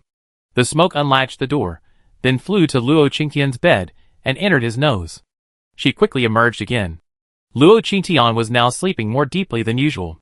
The door opened, and Luo Xiaowu entered silently. Luo Xiaowu walked over to Luo Qingqian's bed, gently climbed onto it, and then pulled Luo Qingqian into his arms. Qingqian, Xiaowu really missed you. Smelling the girl's body fragrance, Luo Xiaowu felt an unprecedented sense of satisfaction. The next morning, Luo Qingqian came downstairs in a good mood. Downstairs in the kitchen, Shen Yuren had already prepared breakfast. Seeing Luo Qingqian approach, Shen Yuren quickly served Luo Qingqian a bowl of porridge. Qingqian, good morning. I made your favorite preserved egg and lean pork porridge today. Luo Qingqian nodded and walked to the dining table and sat down. A moment later, Luo Xiaowu also entered the kitchen, served himself some porridge, and sat next to Luo Qingqian. A faint smile played on his face, like a cat that had stolen some fish. Luo Qingqian looked at Luo Xiaowu with amusement. Are you in a good mood so early in the morning? Luo Xiaowu took a sip of porridge and said, Yes, I'm glad to see Qingqian. Xiaowu was delighted. He yawned and walked into the kitchen. It's strange. Yuren and I have lived in this villa with you for several months, and you haven't said as much as you did this morning. He poured himself a bowl of porridge. Yes, the food has been better than ever since Qingqian returned. The table was filled with side dishes prepared by Shen Yuren. Shen Yuren placed the last dish on the table and sat down. The family chatted and laughed as they ate breakfast, the atmosphere warm and comfortable. After eating and drinking, many people suddenly arrived at Luo Qingqian's villa. Both men and women stood in the villa, and they all seemed particularly restrained when they saw Luo Qingqian. Greetings, owner. Several people bowed to Luo Qingqian. Luo Qingqian nodded slightly, then looked at Shen Yuren in confusion. Who are they? Shen Yuren smiled and said, They're here to inquire about the crop planting situation. In our manor right now, the psychics are out foraging for food during the day, while the survivors are planting crops here. Qingqian, you watch TV first. I take them outside to talk. Shen Yuren said, leading everyone out. Luo Qingqian sat on the sofa, watching the legend of Zhenhuan. He hurried out. Qingqian, I'm going to work. He said, and ran out. Soon, Luo Qingqian was alone in the room. Luo Xiaowu sat down next to Luo Qingqian, snacks in hand. Is Qingqian unhappy? Luo Qingqian shook his head. No, I just feel like everyone's busy. It feels good. Luo Xiaowu handed the potato chips to Luo Qingqian. We have a manor to live in and crops to plant now, all because of Qingqian. It's truly wonderful to have Qingqian around. Luo Qitian looked at Luo Xiaowu with amusement. You're so good at talking, aren't you busy? Luo Xiaowu said with a smile. I have enough points to last through the new year. I can buy Qitian anything she wants. I'm Mr. Tian's assistant now. I was on leave when I noticed you were back yesterday, Luo Xiaowu said, grabbing Luo Qingqian's hand and walking out. It was then that Luo Qingqian realized there was a supermarket and a shopping street in the manor. Although it was crowded, there were many people, many survivors busy buying New Year's items. Luo Xiaowu and Luo Qingqian played until the afternoon before returning home. When they returned to the villa, Di Jiang was sitting in the villa, waiting for the two. Seeing them return, Di Jiang stood up. You're back. Luo Qingqian nodded. Yes, you're back. Why are you here, Commander Di? Di Jiang smiled and said, I have something to talk to you about. Luo Qingqian handed the purchases to Luo Xiaowu and sat down across from Di Jiang. Tell me, what's up? Di Jiang coughed lightly before saying, I'd like to ask if this manor can be upgraded and expanded. It would be best if we expanded it before the new year. Base Zero sent a weather forecast. The temperature here is likely to drop to -35 to -50 degrees Celsius around the new year. Such temperatures are not bad for the people in the manor. But there are still many survivors outside the manor who can't come in and live there. Di Jiang looked at Luo Qingqian with some trepidation. Luo Qingqian thought for a moment and shook his head. I'm not sure about that. I haven't figured out how to upgrade the manor yet. I can only say I try my best. Disappointment flashed in Di Jiang's eyes when he heard Luo Qingqian's words. Then he smiled and said, Okay, thank you. Di Jiang made no move to leave immediately, as if he had something else to say. Luo Xiaowu noticed this and immediately stood up and said, Qitian, you must be tired after playing all day. Go upstairs and rest. I make you dinner. Luo Xiaowu glanced at Di Jiang after he finished speaking, his intention to send him away obvious. Di Jiang sighed inwardly, stood up, and said, Since you're tired, I won't bother you. Luo Qitian nodded and watched Di Jiang leave. Then he turned and went upstairs to his bedroom. Should I upgrade the manor? Luo Qingqian remembered that after upgrading his creative skills, he only paid attention to the newly appeared gate and didn't seem to pay much attention to the icons above. How about taking another look? Chapter 499. Luo Qingqian thought about this, returned to his room, and entered the space. Because Luo Qingqian had shredded all the Zerg corpses in the space a few days ago, this left Mauchio and Xiaomekia completely idle. So, the two balls had now begun a new round of farming in the space. As soon as Luo Qingqian entered the space, he saw the two balls, wearing small straw hats, busy in the vast fields. Luo Qingqian glanced at the two balls and opened his creative skills to check. Just as Luo Qingqian expected, the creative icon had many new buildings, and even several town plans. Luo Qingqian clicked the creative icon, and then all the icons below it appeared before her like a screen of light.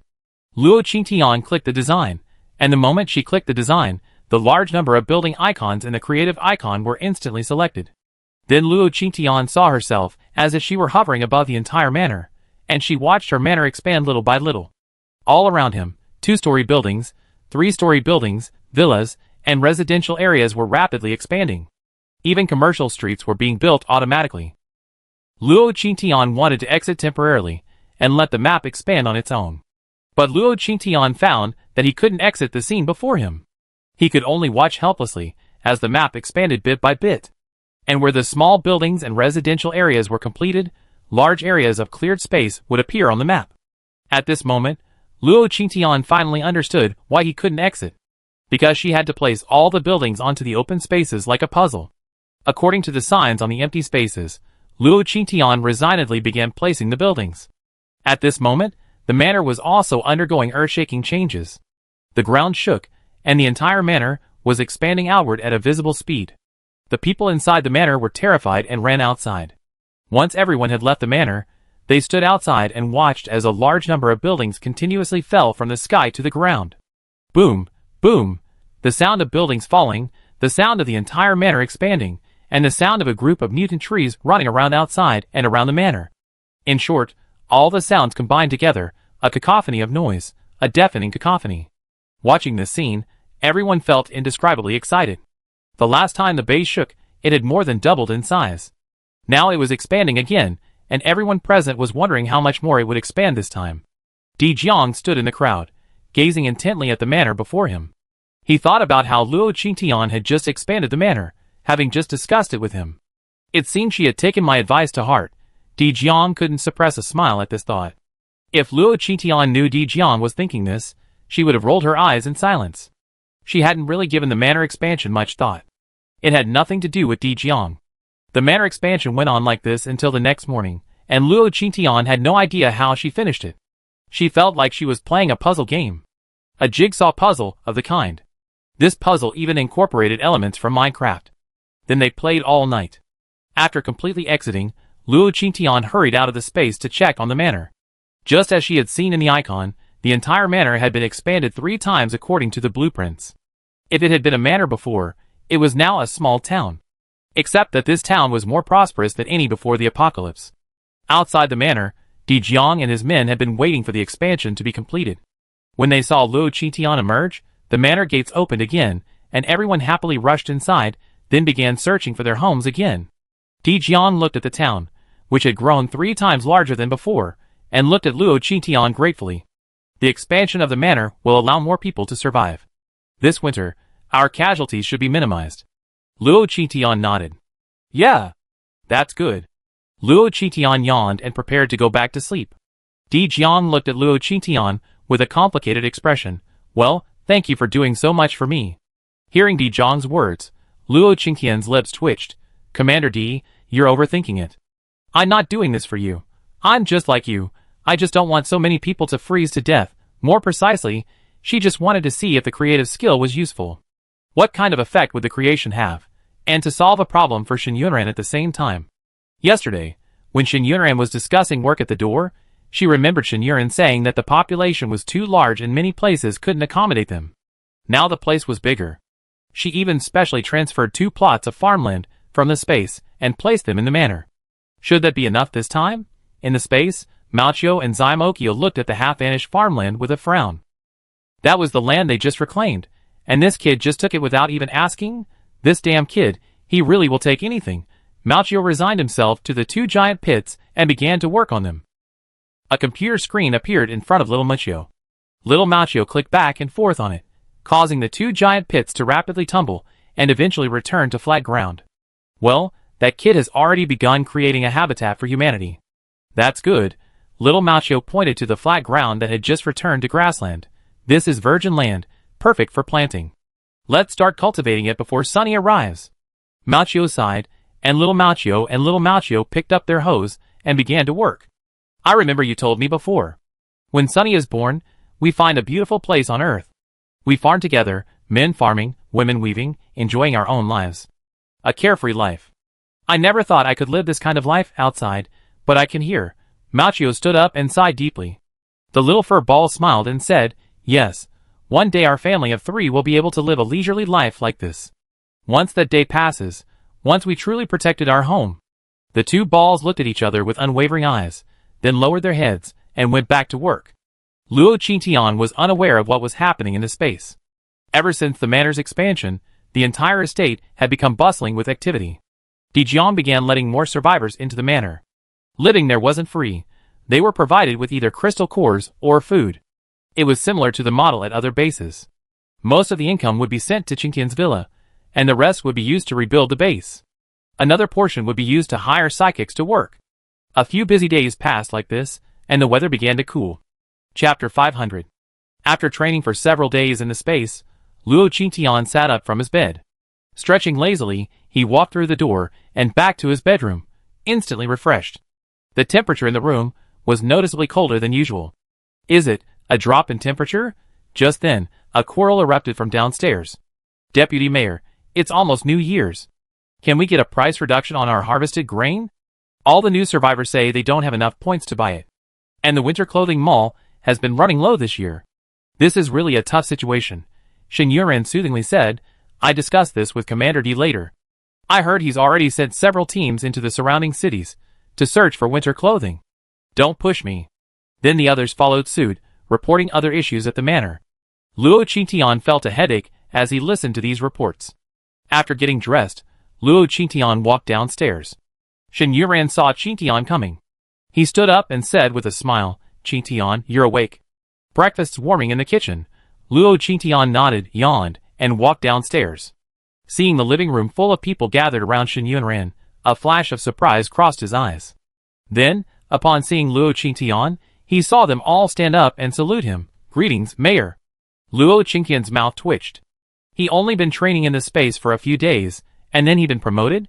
Before Luo Qingtian could finish her words, Luo Xiaowu suddenly jumped out, rushed to her side, took her hand, and looked at her resentfully. "Qingtian, where have you been?" Luo Xiaowu said, pulling Luo Qingtian into the kitchen. Luo Qingtian touched her nose and looked away guiltily. "I didn't go anywhere. I just felt bored with being idle, so I found a place to train." If she stayed in the manor forever, Luo Qingtian felt her body might rust. Luo Xiaowu stared at Luo Qingtian with moist, doe-like eyes, like an abandoned Xiaogo. "Qingtian, take me with you to training?" Luo Xiaowu had been sneaking into Luo Qingtian's room, looking for her these past few days, but he couldn't find her each time. If he hadn't been sure Luo Qingtian would stay for the new year, he would have thought she sneaked away again. Luo Qingtian finished his porridge and nodded. "Okay, we're free anyway. Let's find some tasks to do later." "And you, aren't you going to the lab?" Luo Xiaowu glanced at Luo Qingtian guiltily. "We're on New Year's holiday." Luo Qingtian raised an eyebrow. "Huh? So early? Okay then. Let's find a task to do later." In the living room, everyone was still engaged in a heated discussion. Shen Yunran was getting a headache from all the bickering. Then, he spotted Luo Xiaowu and Luo Qingtian trying to leave from the back of the crowd. "Wait a moment, you two." Shen Yunran stood up and quickly walked over to them. "Wait a moment," Shen Yunran said, hurriedly returning to the house, and pulling out 2 scarves and 2 cotton coats. "These are the warm clothes I just got yesterday. I saved 2 for you too. It's snowing and the temperature's dropping outside, so be careful when you go out," Shen Yunran said, putting the clothes on Luo Qingtian and wrapping his scarf around him. "Okay, go have fun." Shen Yunran returned to the crowd, continuing to listen to the quarrel. Luo Qingtian and Luo Xiaowu emerged from the villa, a blanket of white snow gracing their view. It was as if the entire world was covered in a thin, white gauze garment. A chill wind blew, its sharp edge distinctly felt. "It's quite cold." Luo Qingtian tightened his clothes and said, "Xiaowu, are we in a state of great need for warm clothing in our manor?" Before Luo Xiaowu could reply, Ma Ji's voice rang out from behind him. "Very much. Although the mayor has created many shops in our town, we still need to find what's in them. These past few days, many survivors have been buying warm clothing, causing a severe shortage in our town. Where is the mayor planning to go?" Luo Qingtian turned and saw Chen Hao and Ma Ji standing behind them. Chen Hao looked a little embarrassed when he saw Luo Qingtian. "I see. Then let's go out and find some warm clothing." "And why are you calling me mayor?" Ma Ji smiled and said, "Because our manor is expanding. It's now comparable in size to a small town. A few days ago, it was renamed Sunny Day Town. Since we couldn't find the mayor, we asked the deputy mayor to attend the inauguration ceremony." Luo Qingtian's mouth twitched. Could it be this way? Thinking of Shen Yunran surrounded by a group of people, Luo Qingtian felt goosebumps all over his body. This kind of comfortable life is definitely not for me. After the new year, I'm definitely going to run away. Is that so? Fine, you guys get busy. We leave first. Luo Qingtian waved and was about to leave, but halfway there, something suddenly occurred to her. She turned and walked over to Chen Hao. "I need a driver. Ma Ji, tell Di Jiang I borrow Chen Hao for now." Luo Qing finished, dragging Chen Hao towards the town exit. In the RV, Luo Qingtian and Luo Xiaowu were making milk tea. The cold wind howled outside, but the heater inside the RV turned on, warming the entire RV. Chen Hao resigned himself to his fate, sitting in the front seat and driving. "Qingtian, where are we going?" "I don't know." "Don't you have precognitive abilities? Why don't you release them and feel it out?" Chen Hao glanced speechlessly in the rearview mirror. "My abilities aren't stable." "It's okay. Just try. Once you find the direction, we head straight there." Chen Hao resigned himself to stopping the car halfway and began to release his abilities. Then he looked up at Luo Qing with a complicated expression. "Qingtian, I see quite a few people near the harbor. Should we go over and take a look?" "Haishar Harbor? Didn't I take all the boats there? How could there still be people there? Then let's go and take a look." Chen Hao nodded, started the car, and drove towards the harbor. A chill wind howled, and the 3 of them soon arrived near the harbor. As they tried to get out of the car, the cold wind blew in as soon as they opened the door, instantly dissipating the heat from the car. Luo Qingtian and Luo Xiaowu quickly got out, telling Chen how to drive away from the harbor and find a quiet place for themselves. Then the two of them quickly ran toward the harbor. For some unknown reason, many of the bungalows near the harbor had been completely destroyed. Ruins lay everywhere. When they reached the beach, many small blue dots appeared on Luo Qingqian's minimap. The two of them quickly ran to where they were. Why are there so many people? The two hid behind a few intact bungalows in the harbor and watched the people bustling about, unloading some cargo from a ship. At that moment, a man disembarked from the ship and shouted to the group, "Come on, brothers. After today's work, the boss will give us some meat tonight." Soon after, several more people disembarked. Their clothing looked very cool, as if they weren't afraid of the winter cold at all. But when Luo Qingqian saw these people, his expression changed. Chapter 501. Qingqian, is there something fishy about these people? I smell the scent of death on them. Luo Qingqian looked at the large red dots on the map. Indeed, they are dead. Luo Qingqian felt that the whole world was a bit unreal. Can someone explain it to her? Why would a group of zombie kings lead a group of humans transporting goods at this harbor? Luo Qingqian looked at the people standing on the boat. They were dressed coolly and looked handsome. They looked no different from humans, but the small map showed them as large red dots, even larger than the previous ones. Luo Qingqian was confused about what was going on. So Luo Xiaowu, and he could only hide nearby and watch. Qingqian, are we going to wait forever? Luo Qingqian covered Luo Xiaowu's mouth with his hand and shook his head. Then he leaned close to Luo Xiaowu's ear and whispered in a very low voice, "Those four wearing it are zombie kings. Their acuity is much higher than that of ordinary zombie kings. If you can avoid talking, do so." Luo Xiaowu felt the touch of his lips and the warmth against his ear, and his heart throbbed unspeakably. So, after hearing Luo Qingqian's words, Luo Xiaowu nodded with a smile. Seeing that Luo Xiaowu understood his meaning, Luo Qingqian lowered his hand and mouthed, "Follow me first." The two of them continued to wait at the port, and soon all the cargo was unloaded from the ship. A large truck drove in from outside the port. The men quickly loaded the cargo into the truck. Several zombie kings on board disembarked and folded up the boat. Then a car drove up. The zombie kings boarded the cars, and the sedan followed the truck as it drove off into the distance. Watching the two cars depart, Luo Qingqian made Xiaolu grow larger and fly. The two of them landed on Xiaolu's head. Then, they flew forward, following the two cars. Xiaolu flew behind the cars for a long time. Soon, they arrived at the foot of a tall building in High City. There weren't many zombies in High City these days. Especially in winter, many zombies went into hiding. The two cars simply stopped in front of the building. "Quick, go up and call for help. Get down and move the goods." Soon, many people came down from the building next door. Luo Qingqian frowned slightly as he stared at them. Many of these newcomers were zombie kings. Luo Qingqian was confused. What was going on? Could humans now coexist with zombie kings without any problems? It was like a group of cats and mice living together. It seemed unreal. At that moment, someone pulled a piece of frozen meat from the box. Then, they heard the man shout, "Ha ha ha, the food the boss brought back this time is truly fresh." At that moment, a zombie king stepped forward and said with a smile, "All right, as long as you're obedient and follow us closely, there'll be plenty of this kind of food in the future. I also brought back a lot of warm stuff this time. Hurry up and carry it upstairs." Yes, a group of people cheered and began to move the goods, while Luo Qingqian and Luo Xiaowu's faces paled.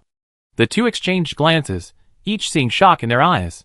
The frozen meat the man had just pulled out was clearly a severed human limb, and it looked like it had been well preserved.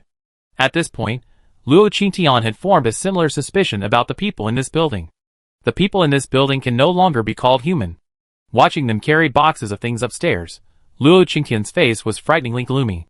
"Xiaowu, it looks like we're going on a killing spree today." Luo Xiaowu nodded. Indeed, these people who treat their own kind as food can no longer be called human. But I don't understand why these zombie kings coexist with humans. Luo Qingqian narrowed his eyes and smiled coldly. These zombie kings must be keeping them captive. It's winter, after all, and the zombie kings need nourishment too. Let's go, let's go! Luo Qingqian let Xiaolu down, and the two of them landed on the rooftop. But just as they reached the rooftop, the door opened. Luo Qingqian grabbed Luo Xiaowu's hand, and they quickly hid. The door opened, and a man and a woman walked in. After entering, they leaned against the wall and began kissing, with the man even slipping his hand into the woman's clothes. "Little devil, I wish I could eat you." The man's heavy breathing continued, followed by the woman's soft, tender voice beneath him. What nonsense! Who's going to eat who? The woman reached out to unbutton the man's pants, but he grabbed her hand. Stop it! It's so cold out here. If we really do that, aren't you afraid of freezing my tool? The man kissed the woman on the cheek twice more, and she wiped her saliva from her face in disgust. You're so useless, the woman said, glaring at the man with a cold gaze. He took 2 awkward steps back. Okay, don't be angry. I satisfy you tonight. The man was about to open the door, but the woman held it shut. The woman grabbed the man's neck and began to bite. The man smiled at first, but his expression changed as he continued to laugh. Ah! Xiaowei, what are you doing? Xiaowei said nothing. She tightened her grip on the man, causing him to bite and struggle.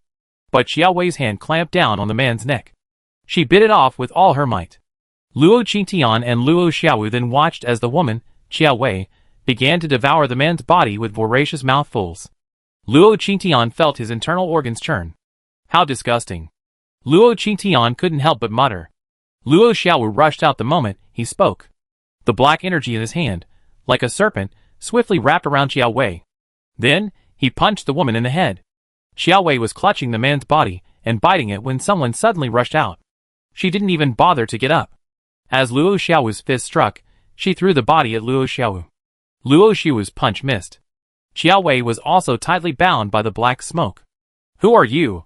The woman looked at Luo Xiaowu, fearless, as he charged forward. Luo Xiaowu then took action again, charging at Xiaowei. Xiaowei was about to resist when someone suddenly appeared from behind, plunging a dagger into her head. Luo Qingtian and Luo Xiaowu worked together, one attracting the Zombie King's attention while the other launched a sneak attack, ensuring a fatal blow. Watching the Zombie King die instantly, Luo Qingtian pulled the dagger from his head with disdain. Zombies these days are becoming more and more human-like. Luo Qingtian patted Xiaolu's head, and Xiaolu jumped down and devoured the Zombie King in one gulp. Then he spat out 3 crystal cores. Chapter 502. Luo Qingtian looked at the crystal cores with some surprise. Fire, water, and ice? Are all the Zombie King's abilities so powerful these days? Luo Qingtian held up 3 crystal cores to Luo Xiaowu. Pick one. Luo Xiaowu shook his head. I never need crystal cores to level up. These are useless to me. If Qingtian comes across a dark-type crystal core, please keep it for me. Luo Qingtian thought for a moment and nodded. No problem. I save any dark-type crystal cores I come across in the future. Take a deep breath, and we be ready to go down. We just managed to kill the female zombie so quickly by taking them by surprise. But those zombies behind us won't be easy. Be careful. Luo Qingtian finished, and the 2 of them rested on the rooftop for a while before opening the door and heading downstairs. As soon as they entered the hallway, they were hit by a foul odor emanating from the stairwell. Blackened bloodstains could be seen everywhere on the floor, walls, and stairwell. There were even bones in the corners. Why do I feel like I entered a cave of bones? Luo Qingtian couldn't help rubbing his arms as he surveyed his surroundings. Luo Xiaowu looked at Luo Qingtian tenderly, then stepped to his side, shielding him from the bones in the corner. The 2 of them descended silently. As they reached the next flight of stairs, they heard a man's sneering voice from a room in the building. What a bunch of idiots. Give them a few cotton coats and a few bones, and they willingly betray humanity and become our running dogs. What are you talking about? That's our food reserves. And these people are quite useful. But speaking of food reserves, I prefer the people from that newly built base on the outskirts of the city. I caught one last time, and it tastes delicious. Hearing the conversation inside, Luo Qingtian frowned. A base outside the city? Wasn't that their own town? These zombie kings were actually planning to take over their town. Luo Qingtian's aura suddenly grew cold, and his gaze towards the room was filled with murderous intent. Just as Luo Qingtian was about to charge in, he heard the 2 zombie kings inside continue. Don't worry, I already sent people in. I believe it won't be long before that base will be ours. With all the stored food, you can eat whatever you want. Then the zombie king's characteristic laughter echoed from the room. The cold voice echoed in the empty hallway. Luo Qingtian's face was so gloomy that it seemed to freeze. She looked up at Luo Xiaowu. Let's go! We can't let any of these people in the building go unpunished today. With that, the 2 of them quietly approached the door of the talking room and hid on either side. The 2 exchanged glances, and the next moment, Luo Qingtian's voice was heard. Domain. Then the surrounding light dimmed. Luo Xiaowu felt dazed as Luo Qingtian transported him to a strange place. Luo Qingtian cast a ward over Luo Xiaowu and Xiaolu, shielding them from the pressure of the domain. He then charged towards the two zombie kings. Who are you? How did you get in? The zombie king stared at Luo Qingtian, charging towards him, in shock. He raised his foot, intending to attack Luo Qingtian. But the pressure of the domain was so great that the zombie king's movements became incredibly slow. The moment Luo Qingtian charged forward, he kicked the zombie king in the chest. Luo Xiaowu, who was standing behind him, saw this and rushed out. While Luo Qingtian was attacking the first zombie king, he attacked the next. The two zombie kings moved incredibly slowly, no match for Luo Qingtian and Luo Xiaowu. After just a few rounds, Luo Qingtian's dagger pierced their heads before they could even unleash their powers. Luo Xiaowu, on his part, smashed the zombie kings' heads with his fists. The two zombie kings died quickly. Xiaolu jumped off Luo Qingtian's shoulders and devoured them in one gulp. Then he spat out a number of crystal cores. Luo Qingtian collected the crystal cores and then withdrew his domain. As soon as he withdrew his domain, he heard a conversation outside. What's going on? Weren't Brother Chui and Brother Wang discussing things on the rooftop? Why are they gone? Yes, look, Sister Qiaowei's gone too. Dinner's almost ready, and the three of them are out again. Luo Xiaowu and Luo Qingtian hid behind the door, watching the people enter. Just as they were about to leave, Luo Xiaowu and Luo Qingtian suddenly closed the door.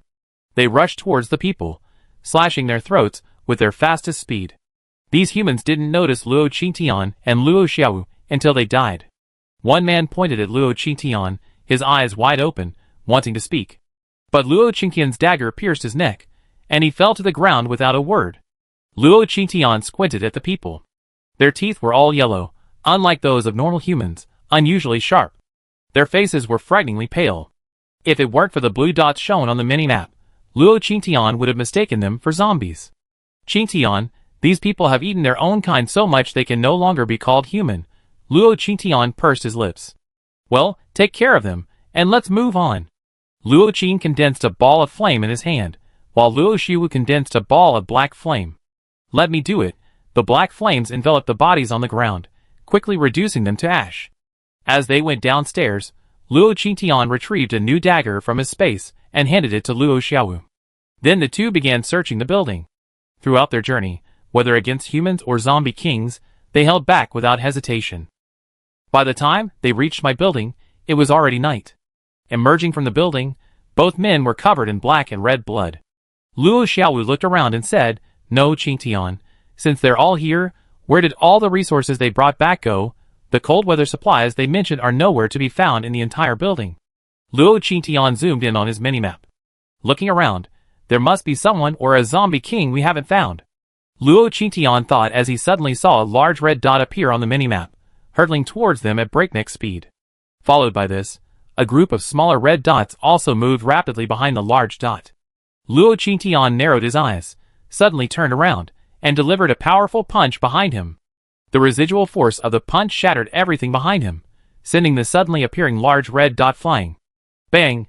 The sound reverberated throughout the surroundings, and a man in black appeared behind Luo Qingtian. He sneered at Luo Qingtian. A psychic? Very impressive. Chapter 503. Luo Qingtian looked at the man who appeared before him. Zombie King? It seems you're quite formidable, too. The zombie king before him was dressed in a well-tailored gentleman's suit. His complexion was pale and handsome, and his every move exuded a unique aura. He looked like he had stepped out of a comic book. Of course, if you ignored his pale, bloodless complexion, it would be easy to mistake him for some Western aristocrat. I think I should introduce myself. In the eyes of you ordinary people, I am indeed the zombie king, but among us new humans, I am a king of noble blood. Luo Qingtian couldn't help but twitch his lips as he listened to the zombie king's explanation. This zombie king's interpretation of his identity was no less utterly terrifying than Luo Qingtian's own when someone called him the Black Angel. In short, it was as awkward as if he could dig his way out of a 3-bedroom apartment with his feet, and goosebumps covered his entire body. To describe the zombie king in one sentence, he was a middle school boy who loved anime. Okay, I get it. You were also a man who believed in light in your life. Luo Qingtian looked at the zombie king with an expression that said, I understand you. The zombie king didn't understand Luo Qingtian's gaze, but he was certain of one thing. Luo Qingtian looked down on him. So, his gaze towards Luo Qingtian was filled with a hint of indifference and displeasure. Psychic, you look delicious, As soon as he finished speaking, a water ball, a fire ball, a metal ball, and a black flame ball swirled around the Zombie King. These 4 balls told Luo Qingtian that the Zombie King possessed 4 attributes. When Luo Qingtian saw these 4 attributes, especially the black flame ball, his face instantly lit up with a fiery glow. Yes, indeed. I think you're quite delicious too. As Luo Qing said this, her entire body glowed.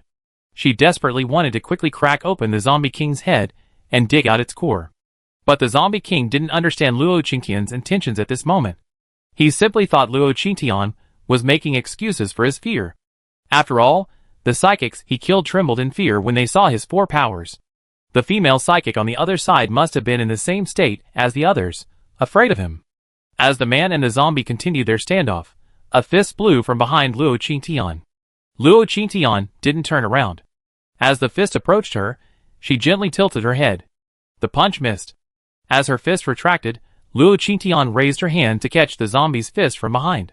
The dagger instantly appeared in her hand. Luo Qingtian fiercely tugged at the Zombie King attacking from behind, catching it off guard by the sudden force. Leaning forward, Luo Qingtian plunged the dagger into the Zombie King's head with swift and fierce force. The movement was lightning fast, without a single pause. The Zombie King on the other side watched his companion die before him.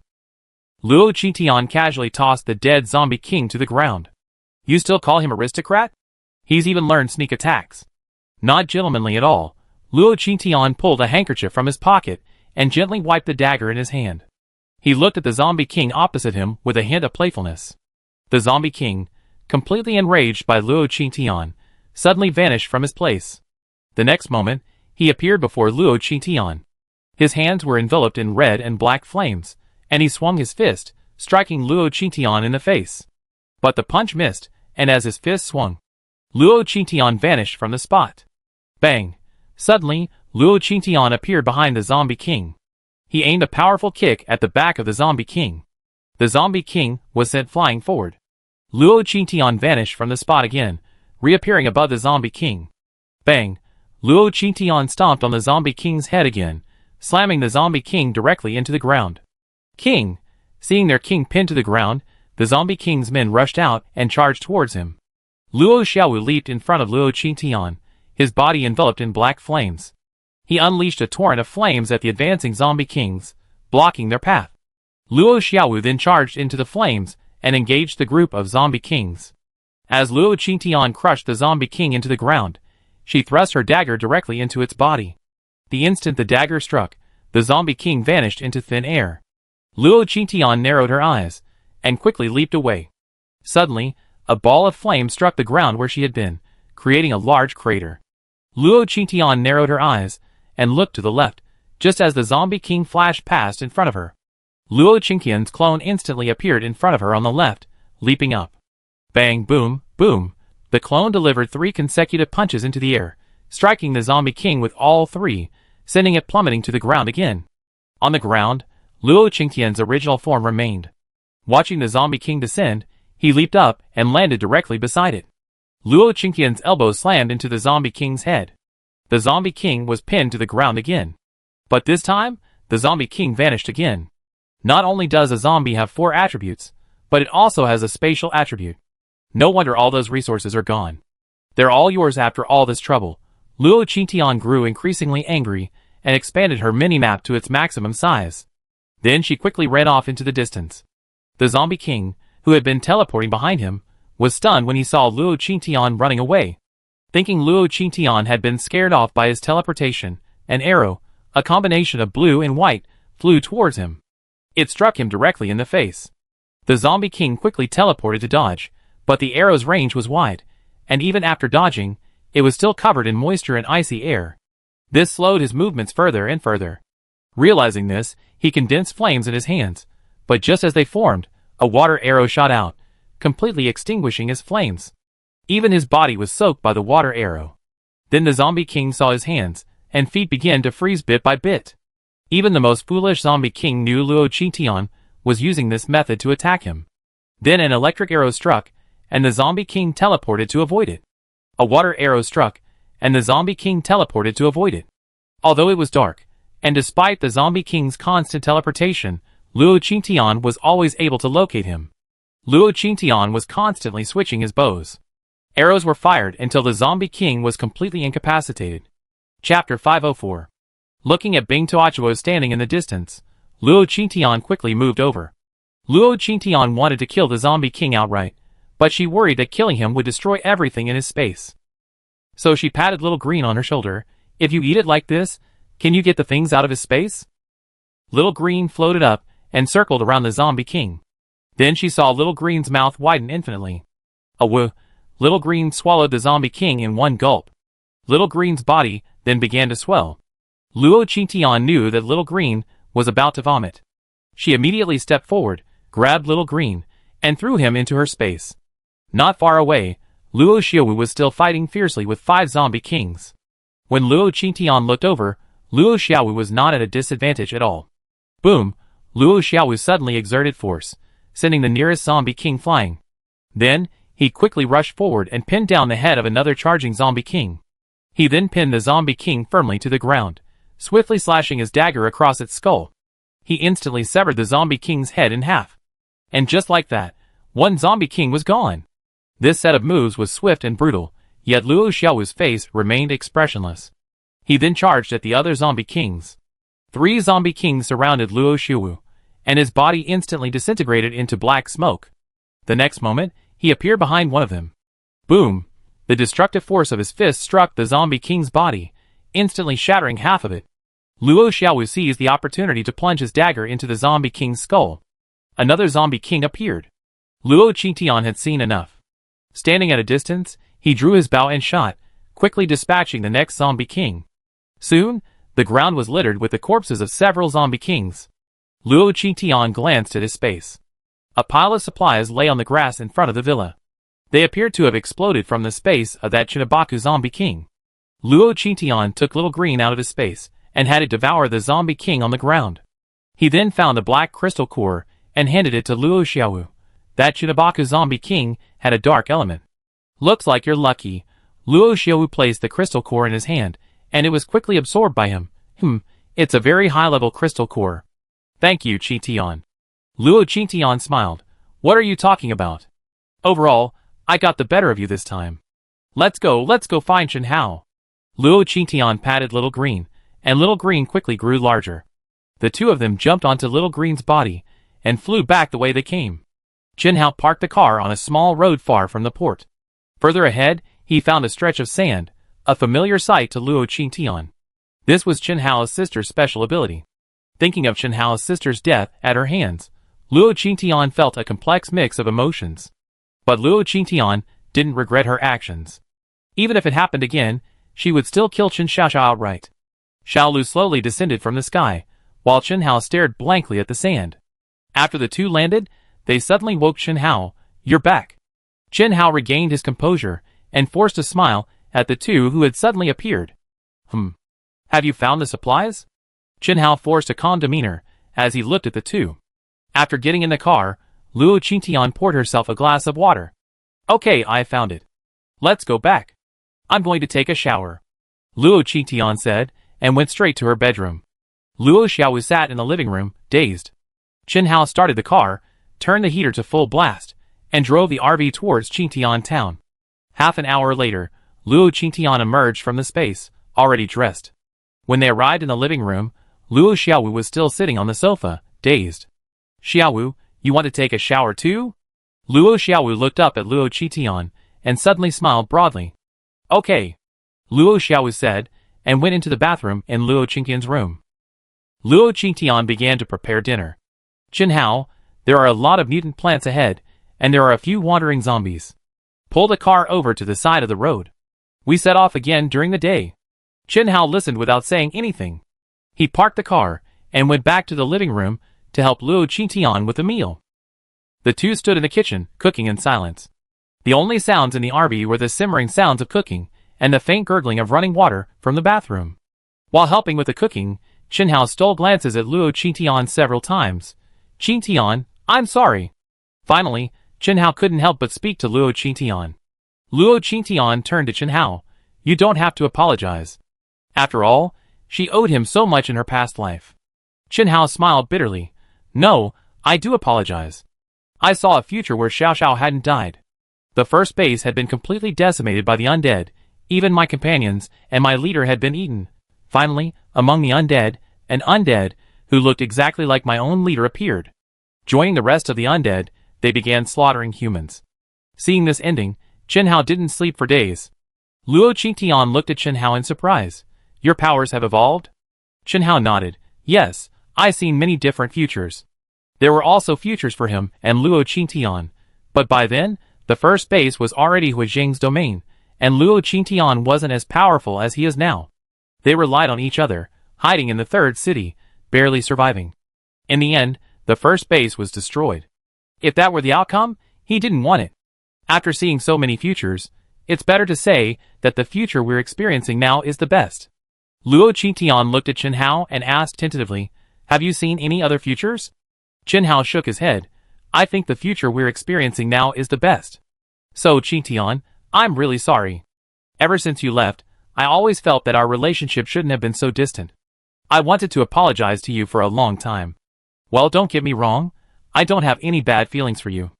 I just think we should be very good friends. Like family. I think we should be. Chen Hao didn't even know what he was saying. He felt he and Luo Qingtian should be very close. They shouldn't be as distant as they are now.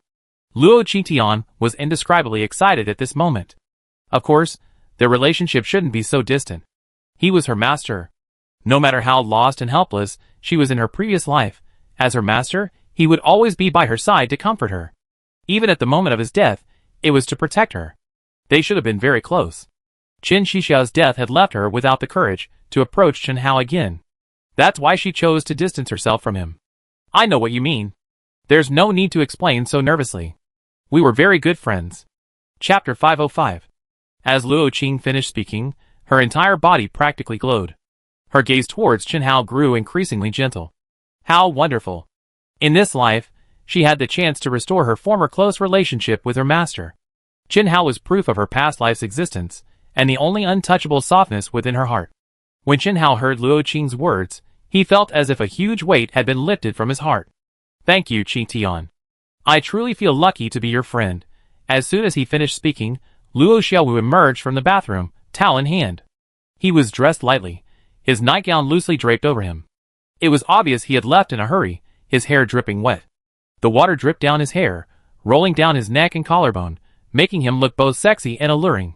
When he emerged, the corners of his eyes were red, and he looked at Luo Qingtian with an expression as if he had suffered some kind of injustice. Luo Qingtian and Chen Hao stared at the scene in shock. Xiaowu, even though the heater's on, you still be cold coming out like this, right? Chen Hao, as if suddenly realizing something, quickly said, I turned the air conditioner up to high. Xiaowu, you catch a cold. Chen Hao turned and went to fix the air conditioner. Luo Xiaowu blushed and looked at Luo Qingtian. Qingtian, I'm hungry. And my clothes are all torn and can't be worn anymore. Luo Qingtian then realized that the zombie kings today were quite powerful, and Luo Xiaowu's clothes had been torn while using his superpowers to fight them.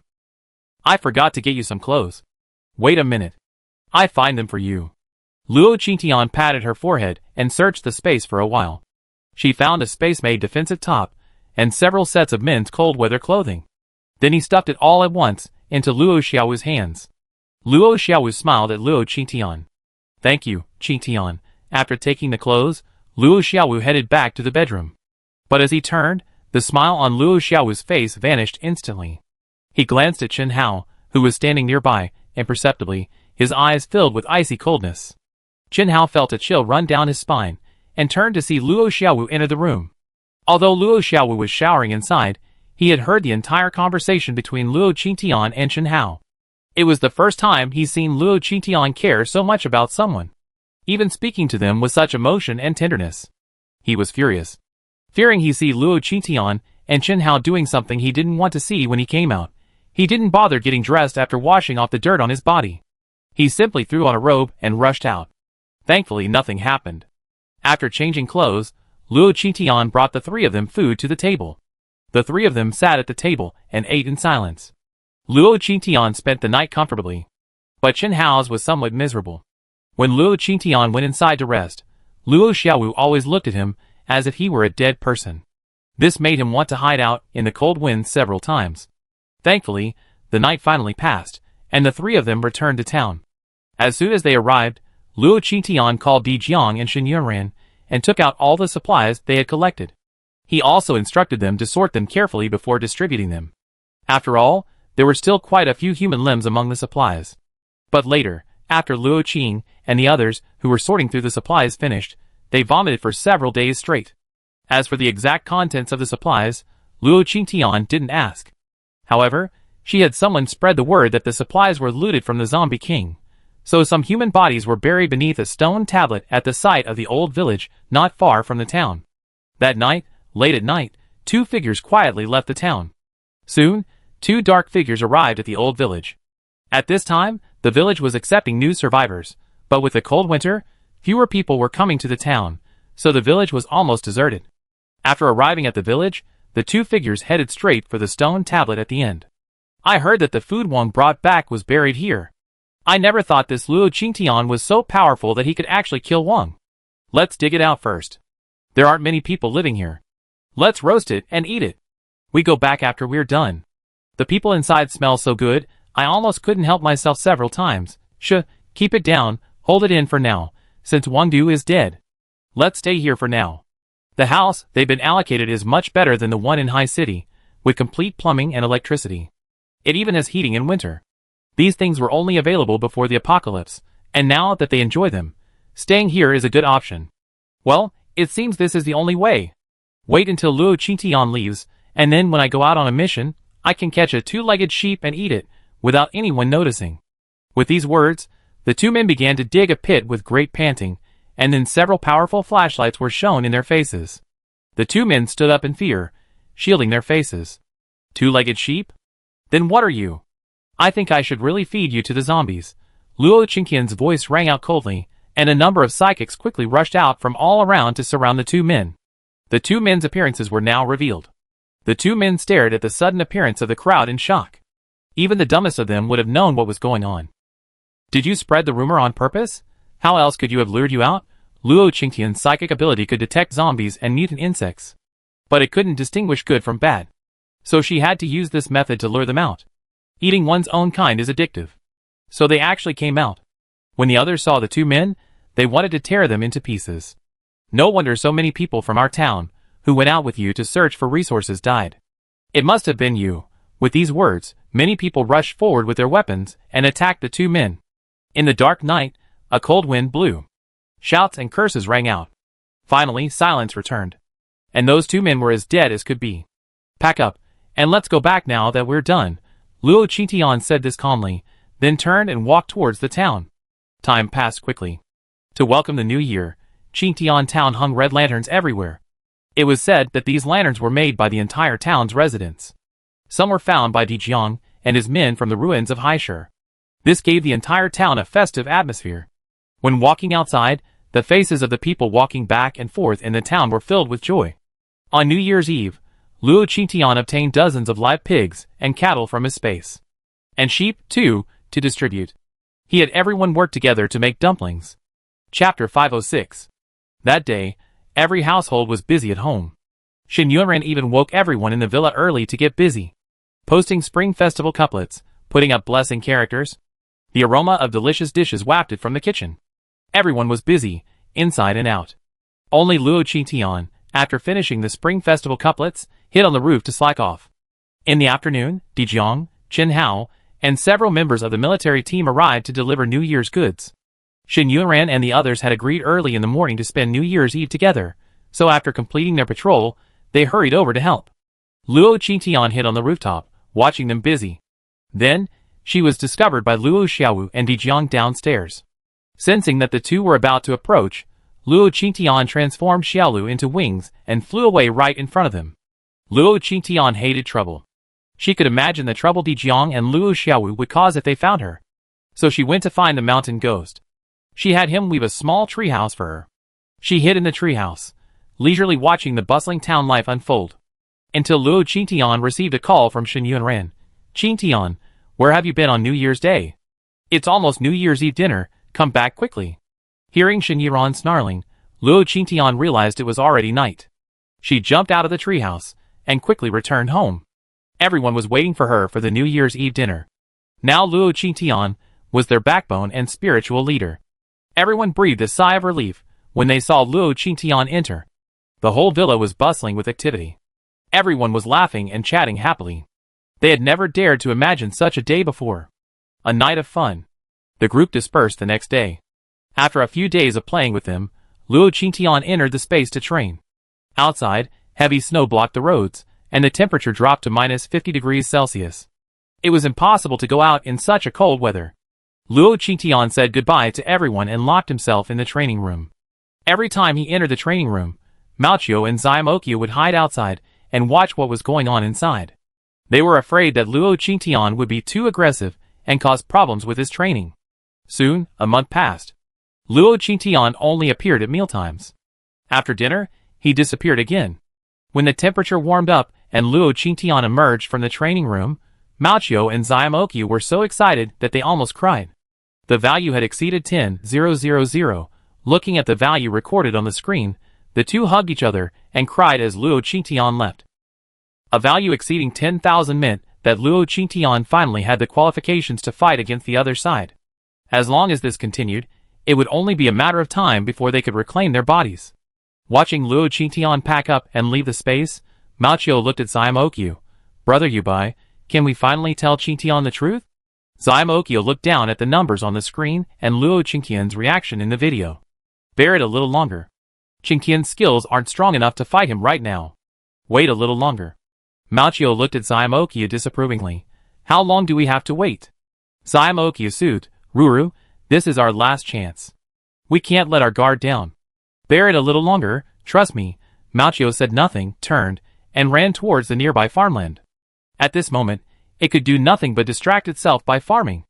After leaving the space, Luo Qingtian found Shen Yuanren and told him he was leaving. Everyone had known about Luo Qingtian's departure for a long time.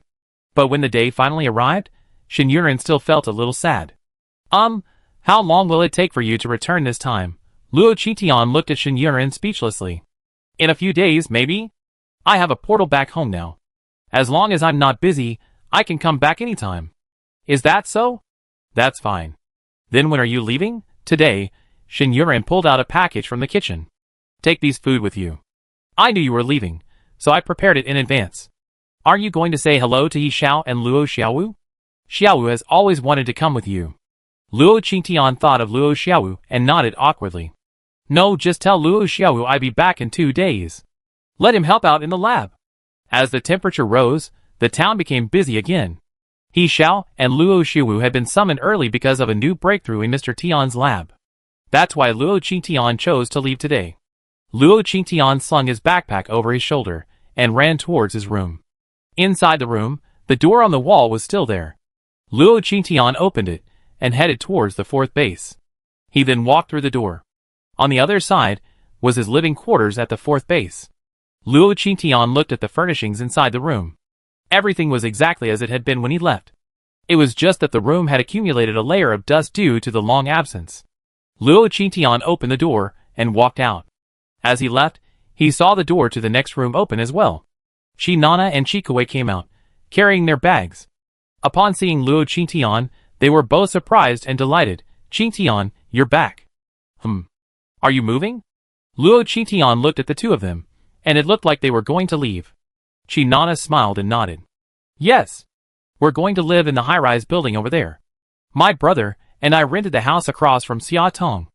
Luo Qingtian smiled and nodded. That's great. You have permanent teammates from now on.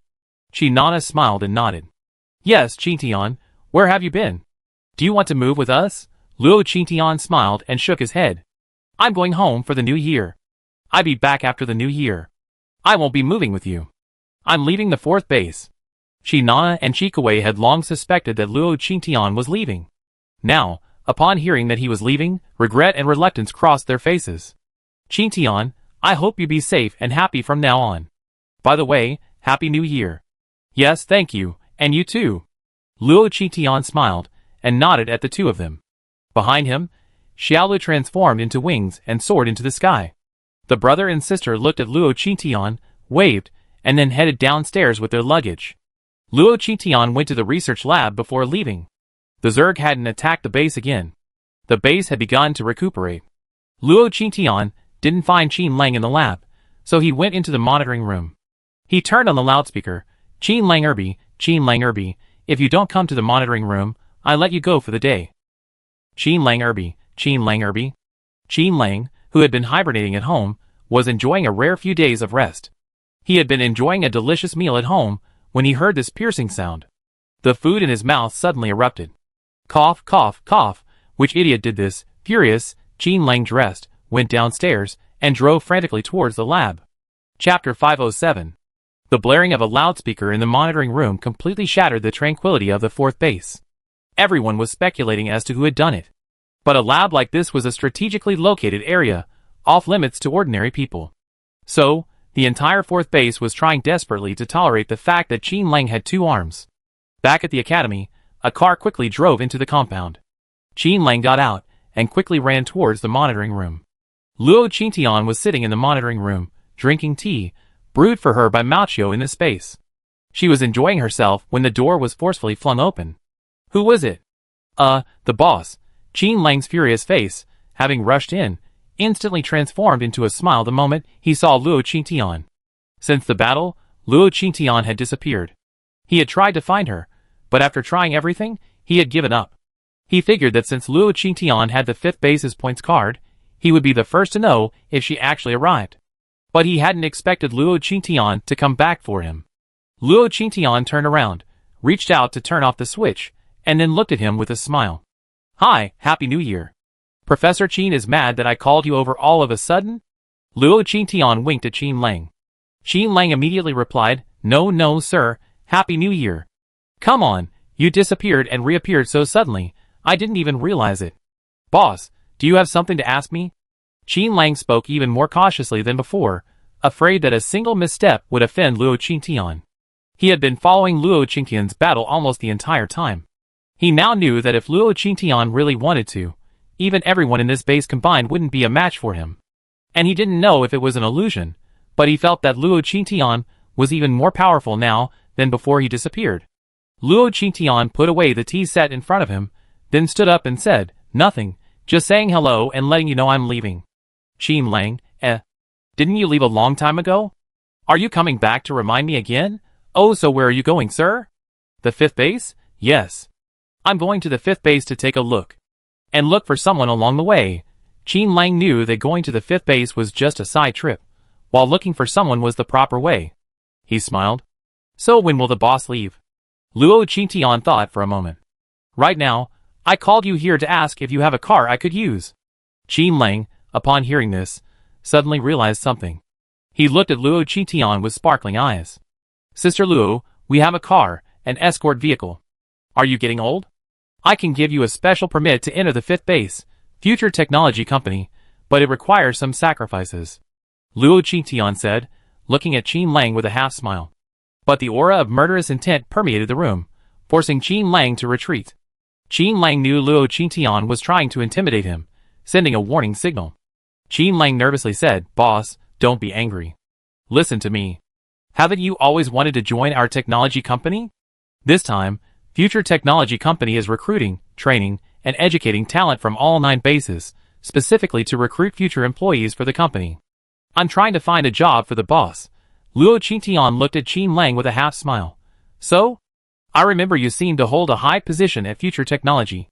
If you really want me to join, do you really need such a cumbersome process? Qin Lang, don't try to be so naive in front of me, unless you want to die at my hands. After Luo Qingtian finished speaking, Xiaolu suddenly leaped onto Luo Qingtian's head. 3 vines instantly shot out from its body, wrapping Qin Lang tightly around him. Qin Lang, strangled, screamed in fear, Boss, listen to me. I really don't have any hidden intentions. If I had let you join the company directly, I would have gone through multiple rounds of scrutiny. And if I truly trusted you, you wouldn't have been assigned to Base 4. If I had let you join directly, you wouldn't have had the chance to meet our boss at all. Our boss will visit the new employee training camp. Especially at graduation, he will personally preside over the event. After saying this, Luo Qingtian raised his hand and touched Xiaolu. The vines surrounding Xiaolu quickly retreated. Qin Lang slumped to the ground, coughing non-stop. So when do we leave? Qin Lang looked up at Luo Qingtian, panting slightly. Tomorrow morning? Boss, you can rest up at the government guest house for the night. Someone will pick you up in the morning. Luo Qingtian nodded. Okay, give me the room number. Qin Lang stood up and pulled out a new bracelet and a camera from a drawer. I enter some information for you first. Qin Lang flicked the camera's power button, then turned on the computer behind him and quickly created a registration form for Luo Qingtian. Soon, a new student card appeared in Qin Lang's hand. Qin Lang handed it to Luo Qingtian. All right. Boss, you now have 2 ID cards, a 5th base senior citizen ID card and a student ID card. These 2 cards will facilitate your travels around the 5th base. Have a safe trip. Luo Qingtian nodded and asked for her room number at the guest house. He turned to leave. Qin Lang suddenly thought and whispered, Sister Luo, this training camp you're attending is for the support department, and the selection process for the support department is brutal. But if you're selected, you won't be on missions anymore and will only stay at the company. Don't reveal your abilities, okay? Got it. Luo Qingtian waved without looking back and left. Watching Luo Qingtian leave, Qin Lang breathed a sigh of relief, his smile growing wider. Like a monkey who'd been given candy. Of course, Luo Qingtian didn't know any of this. After leaving the research institute, she flew directly to the guest house in First City. Luo Qingtian found her room. She swiped her card to enter, making sure the room was empty and unobstructed. Luo Qingtian entered the space. Since there was still some time until tomorrow, she might as well go train for a while. Climbing out of the training room, Luo Qingtian felt as if her bones were falling apart. God knows why the robots in the training room had all transformed into titans. They'd beaten her to a pulp. She didn't know how she managed to hold on. By the end, she'd broken 3 ribs and her internal organs were dislocated. It felt truly painful. It must have been a mistake to give herself a massive healing boost. She ultimately passed out from the pain. When she awoke, Luo Qingtian was already back in her room. She got out of bed and checked the time. It was already evening. After a quick wash, Luo Qingtian left the space and returned to the guest house. As soon as she emerged, she heard the sound of her door unlocking. Chapter 508. Then Luo Qingtian saw someone push the door open and walk in. Who? Luo Qingtian's eyes narrowed as he watched the woman walk in. The woman across from him hadn't expected anyone to be in the room. She frowned at Luo Qingtian. You were in the room. Why didn't you open the door when I knocked? Luo Qingtian didn't answer, but instead asked, Who are you? Why are you in this room? The woman looked at Luo Qingtian's cold face, and for some reason, she felt a sense of inexplicable fear in her heart. My name is Lin Yuyu. I'm a healing psychic. You? Aren't you also a healing psychic? Why are you asking me? Luo Qingtian felt something was wrong when he heard this. Are they all from the therapy department? Are you also going to the Future Technology Company's freshman training camp? Lin Yu nodded slightly. Yes. I was originally going to our 4th base by myself. I just received the news today that there's another freshman in the therapy department, just like me. Luo Qingtian sighed and nodded. Oh, then you rest up. Luo Qingtian finished, shouldering her backpack and walking out. Then she picked up the phone and called Qin Lang. Qin Lang's heart was in turmoil, worried that Luo Qingtian might discover something before leaving. Then he saw Luo Qingtian's call. No way. Discovered so soon? Qin Lang answered the phone tremblingly and said with a smile, Boss, hee. Did you rest well? Hee, Qin Lang. I give you 3 minutes. If you don't find me a private room quickly, I destroy your research institute. Qin Lang breathed a sigh of relief. Fortunately, no one discovered anything. But then he thought back to Luo Qingtian's words and nearly jumped up in fear. I'm giving you your own private room, right? Did Lin Yu come looking for you? Boss, that room is definitely yours. Her room is on the 2nd floor. The VIP room on the 12th floor is yours. Upon hearing this, Luo Qingtian turned and returned to her room. Lin Yu was happily pacing around the room. This was the VIP room on the 12th floor, the equivalent of a presidential suite before the apocalypse. Those who could live here were of high status. After hearing this, Lin Yu was filled with curiosity about Luo Qingtian, and a touch of jealousy. We were all freshmen, so why did Luo Qingtian get to live here? I didn't expect Luo Qingtian to come in and leave without a word. This room is mine. Haha, this is my first time staying in such a nice place, Lin Yu said, and was about to make her bed. But before she could do anything, someone grabbed her collar. Who the hell is? Lin Yu turned her head and looked behind her, only to see Luo Qingtian, who had just left, walking back. Didn't you leave? Why are you back? Luo Qingtian sneered and scooped her up. Is this your room? How dare you pretend to be someone like me? Lin Yuyu was frightened and screamed, nonsense. We're both in the treatment department, so the tech company naturally gave us this room. Besides, this is a suite, so we can each have one. Luo Qingtian sneered. I'm afraid you haven't figured it out. This isn't the right place for you, is it? As soon as he finished speaking, a group of people suddenly arrived at the door, including Jiang Hantuo. Miss Luo, I'm sorry. We're negligent. Sorry to bother you. Lin Yuyu looked at Luo Qingtian in shock. Although she had guessed that Luo Qingtian was someone special, she hadn't expected the people here to be so respectful. Luo Qingtian looked at Jiang Hantuo. Take her away. Don't let anyone disturb me. Jiang Hantuo nodded respectfully, then had Lin Yuyu forcibly take it away. As he was leaving, Jiang Hantuo said to Luo Qing, Angel Luo, Happy New Year. I wish you a safe journey. Luo Qingtian's lips twitched. Had he successfully ascended from a black angel to a Luo angel with a surname? Thank you. I'm leaving tomorrow morning. From now on, I leave Qinana and Qikuei in your care. Okay, Jiang Hantuo smiled and nodded. Then he respectfully left. After Jiang Hantuo left, Luo Qingtian finally lay down on the bed. Jiang Han walked upstairs, his smile widening immensely. But as they reached the guesthouse entrance, Lin Yuyu stopped Jiang Hantuo. Captain Jiang, why can't I stay upstairs? Who was that person, anyway? Jiang Hantuo frowned at Lin Yuyu. Lin Yuyu, you stole the waiter's access card and violated the rules by going up 12 floors. Originally, your training privileges should have been revoked. But since it was your first offense, the person above didn't pursue the matter, so I let it go. But if you still don't know what's good for you, I can revoke your access to the bus tomorrow. Lin Yuyu fell silent immediately after hearing this. Captain Jiang, I know I was wrong. I was just curious about the identity of the woman I was studying with. Jiang Hantuo frowned. Don't ask questions you shouldn't ask. Knowing too much won't do you any good. With that, Jiang Hantuo strode away. Lin Yuyu's stolen card was taken away, and she was forcibly returned to her room. Luo Qingtian slept well all night, and early the next morning, someone knocked on the door. Knock, knock, knock. Who is it? Luo Qingtian stood up and began to get dressed. A waiter appeared outside the door.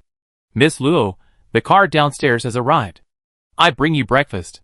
Please come downstairs and meet us after dinner. Luo Qingtian stood up and opened the door. A waiter came in, pushing a food cart.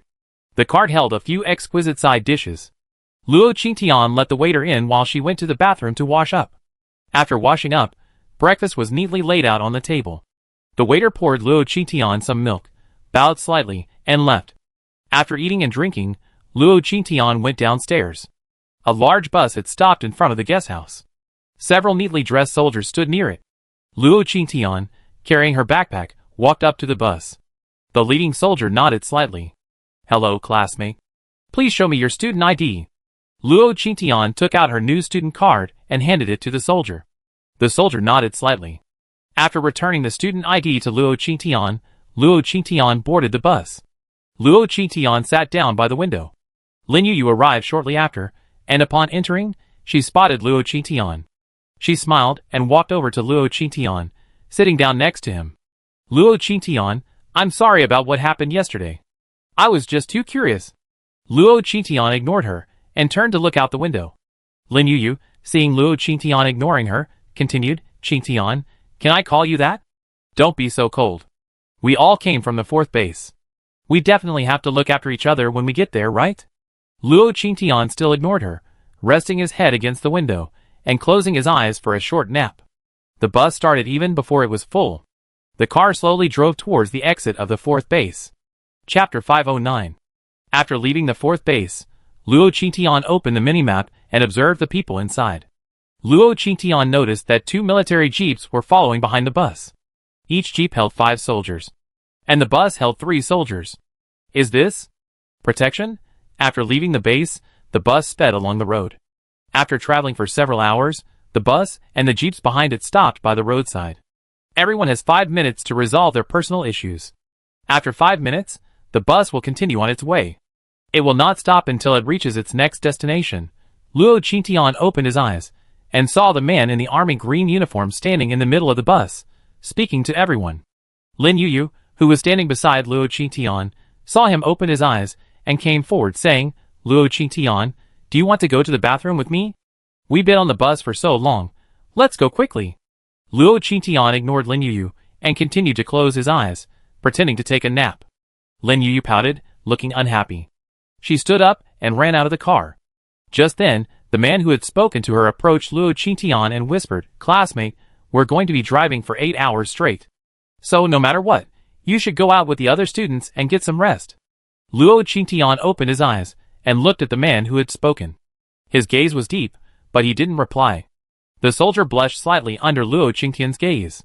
It was indeed a bit unseemly for a grown man like him to talk to a girl about going to the bathroom. But there was no way to stop on the road ahead, and it was even dangerous. So, despite his embarrassment, he had to speak up. Luo Qingtian also had a thought, stood up, and said, "Okay, thank you." Luo Qingtian left her seat and walked forward. The soldier watched Luo Qingtian's retreating figure, feeling a strange sense of relief. For some reason, he kept sensing a powerful aura around this girl. But the next time he felt it, he thought it was just an illusion. With this thought in mind, he pulled out his detector to test Luo Qingtian's strength, only to discover she had already gotten off the bus. The man smiled. "Let's wait until the girl returns to check." Before Luo Qingtian got off the bus, she noticed the man pulling out the broken pocket watch-like detector, so she got off faster. This, however, gave Luo Qingtian a headache. She had been going into the rookie training camp undercover. But now, with this detector, it was a deadly weapon against her. It seemed she had to think of a solution. Luo Qingtian thought, found a secluded spot, and used the portal to head home. In the villa, Shen Yunren was away. Luo Xiaowu and Yi Xiao were arguing in the living room. Suddenly, Luo Xiaowu looked upstairs in surprise. Then he saw Luo Qingtian hurried downstairs. "Qingtian." Luo Xiaowu was about to hug Qingtian, but Luo Qingtian stopped him. He then looked at Yi Xiao and handed him a pocket watch detector. "This is a force value detector. It can detect my data now. See if there's any way to influence it, or if you can create something to hide my values." Yi Xiao took the pocket watch and examined it. "I heard this thing is very popular in the 4th and 5th bases. Commander D has already applied to the government for it, and hopes we can get it too. It's just that our specifications are not up to par, so it hasn't been approved." Luo Qingtian didn't understand. "What do you mean by not enough?" Yi Xiao said, "We were just a manor back then, not enough to be a base. We weren't recognized by the government, so we couldn't enjoy some of the state's benefits. How could it be like this?" But Luo Qingtian didn't have much time. She found a lot of ores and materials from the space. "I leave the things and materials here. You guys help me find a solution." Luo Qingtian trudged upstairs. Behind her, Luo Xiaowu stared at her back. "Qingtian, can't you take me with you when you leave?" But Luo Xiaowu spoke so quietly that even if Luo Qingtian heard, he pretended not to hear. Yi Xiao saw Luo Xiaowu's lost expression and patted him on the shoulder. "Don't be disappointed. Qingtian, it's easy to go home now. Just stay at the base, and you see Qingtian often. Qingtian's in trouble now, so let's solve that problem first. As for today's data problem, let's put it aside for now." Luo Xiaowu nodded. The two picked up the things Luo Qingtian left behind and headed towards the laboratory. By the time Luo Qingtian returned, everyone had already returned to the bus.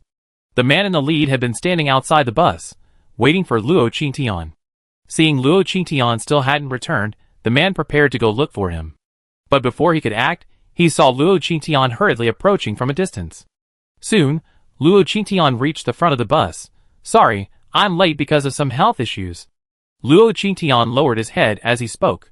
The man didn't know what was going on, but the words he had been about to blame ended up being, "Hurry up and get on the bus." Luo Qingtian nodded and quickly boarded the bus. The seats were still quite empty. Luo Qingtian found a separate window seat and sat down, closing his eyes and continuing his nap. The bus started and continued on its way. It drove for several hours, and just as the man had said, the car showed no sign of stopping for the road ahead. The only difference was that the road they were heading towards was a steep one leading into the mountains and forests. And the road was extremely dangerous. Luo Qingtian maximized his senses and discovered that the area near the mountains and forests was teeming with dangerous mutant animals, and even the plants were extremely dangerous. Do these people even realize the dangers here? Before Luo Qingtian could fully grasp the situation, someone shouted, "Instructor Chung, where are we going? It looks very dangerous here." Luo Qingtian opened his eyes and looked at the man who had spoken. It turned out to be Chung. Then, his clear voice rang out, "We're going to Chiang Base to pick up the other trainees. The road ahead is very dangerous, so everyone, hold on to the handles. We're going to accelerate." As soon as he finished speaking, the bus began to shake violently, as if struck by something. But the driver didn't stop. Instead, he slammed on the accelerator and sped forward. Luo Qingtian sat in the bus, feeling several times as if it were about to take flight. Screams filled the air. As they reached a downhill slope, Instructor Chung yelled, "Hold on!" Then the bus shot down like a rocket. Just as everyone thought they were about to escape the attack, a sudden, loud crash erupted from the roof. Boom! The roof of the car suddenly felt like a lump. Chapter 510. Ah! What's that on the roof? Lin Yuyu, not far behind Luo Qingtian, pointed at the dented area and yelled. Then Instructor Cheng's walkie-talkie rang. "Chung Hua, there's a giant eagle attacking your car's roof. We cover you here, speed up." Chung Hua whispered into the walkie-talkie, "Roger." Then he shouted to the driver in front, "Speed up, try to get away." With that, the car sped forward again. Luo Qingtian looked up at the monitor ahead. The speed had now exceeded 200 kilometers per hour. Even at such a high speed, it couldn't outrun the giant eagle. It was now looking down, poised to attack the bus again. Its claws were even clawing at the bus. At that moment, gunfire rang out.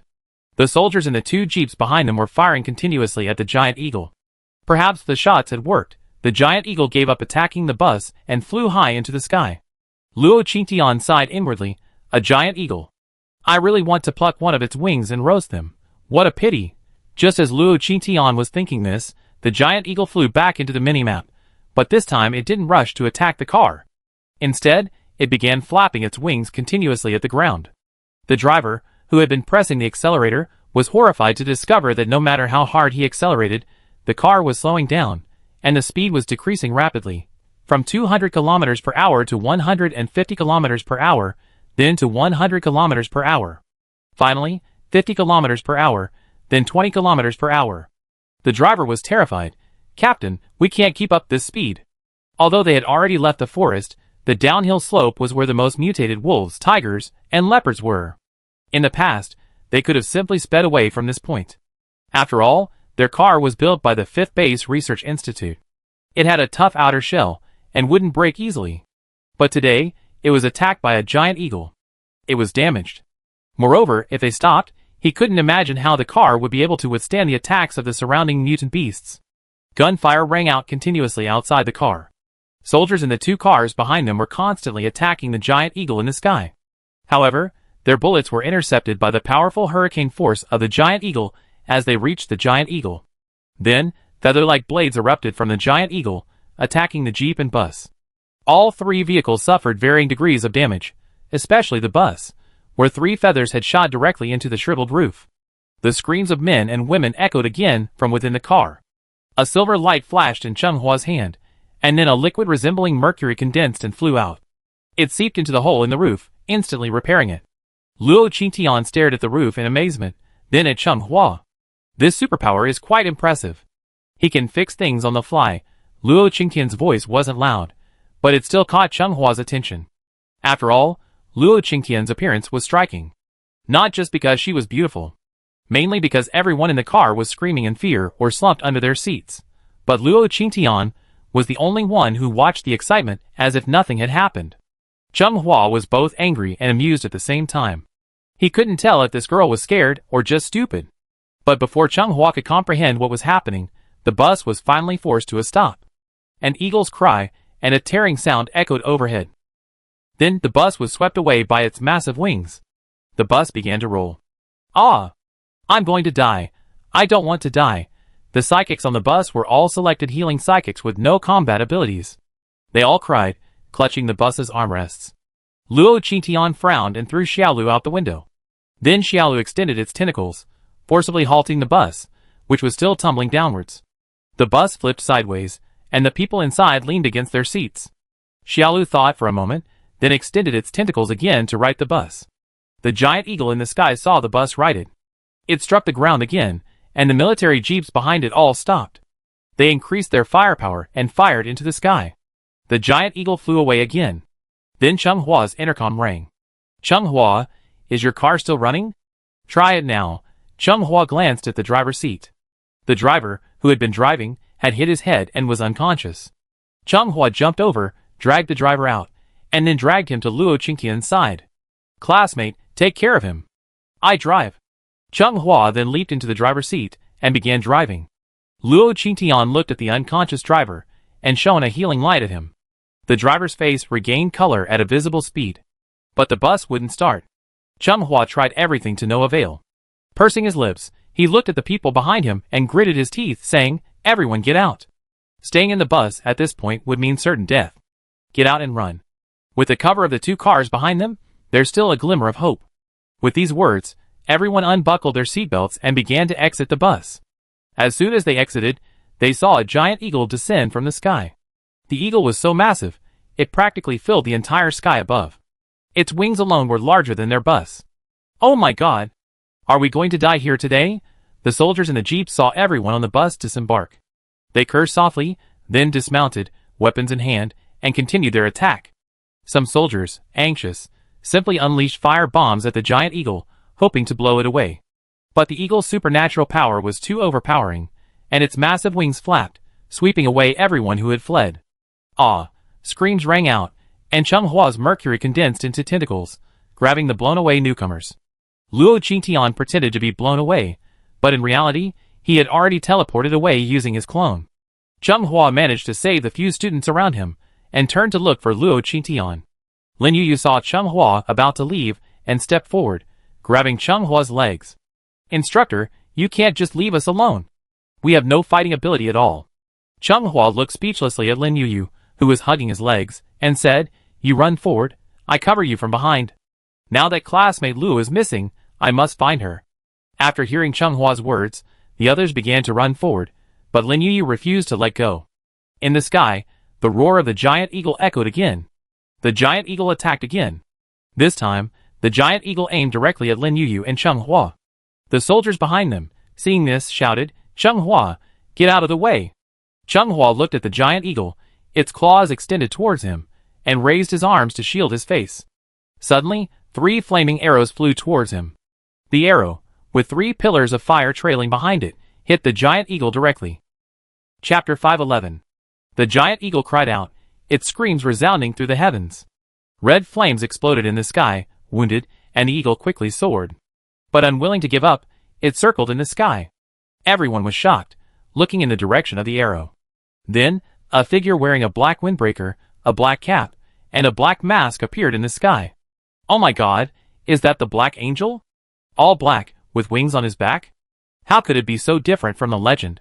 Someone in the ranks of soldiers excitedly pointed at Luo Qingtian in the sky. The others were also looking at Luo Qingtian.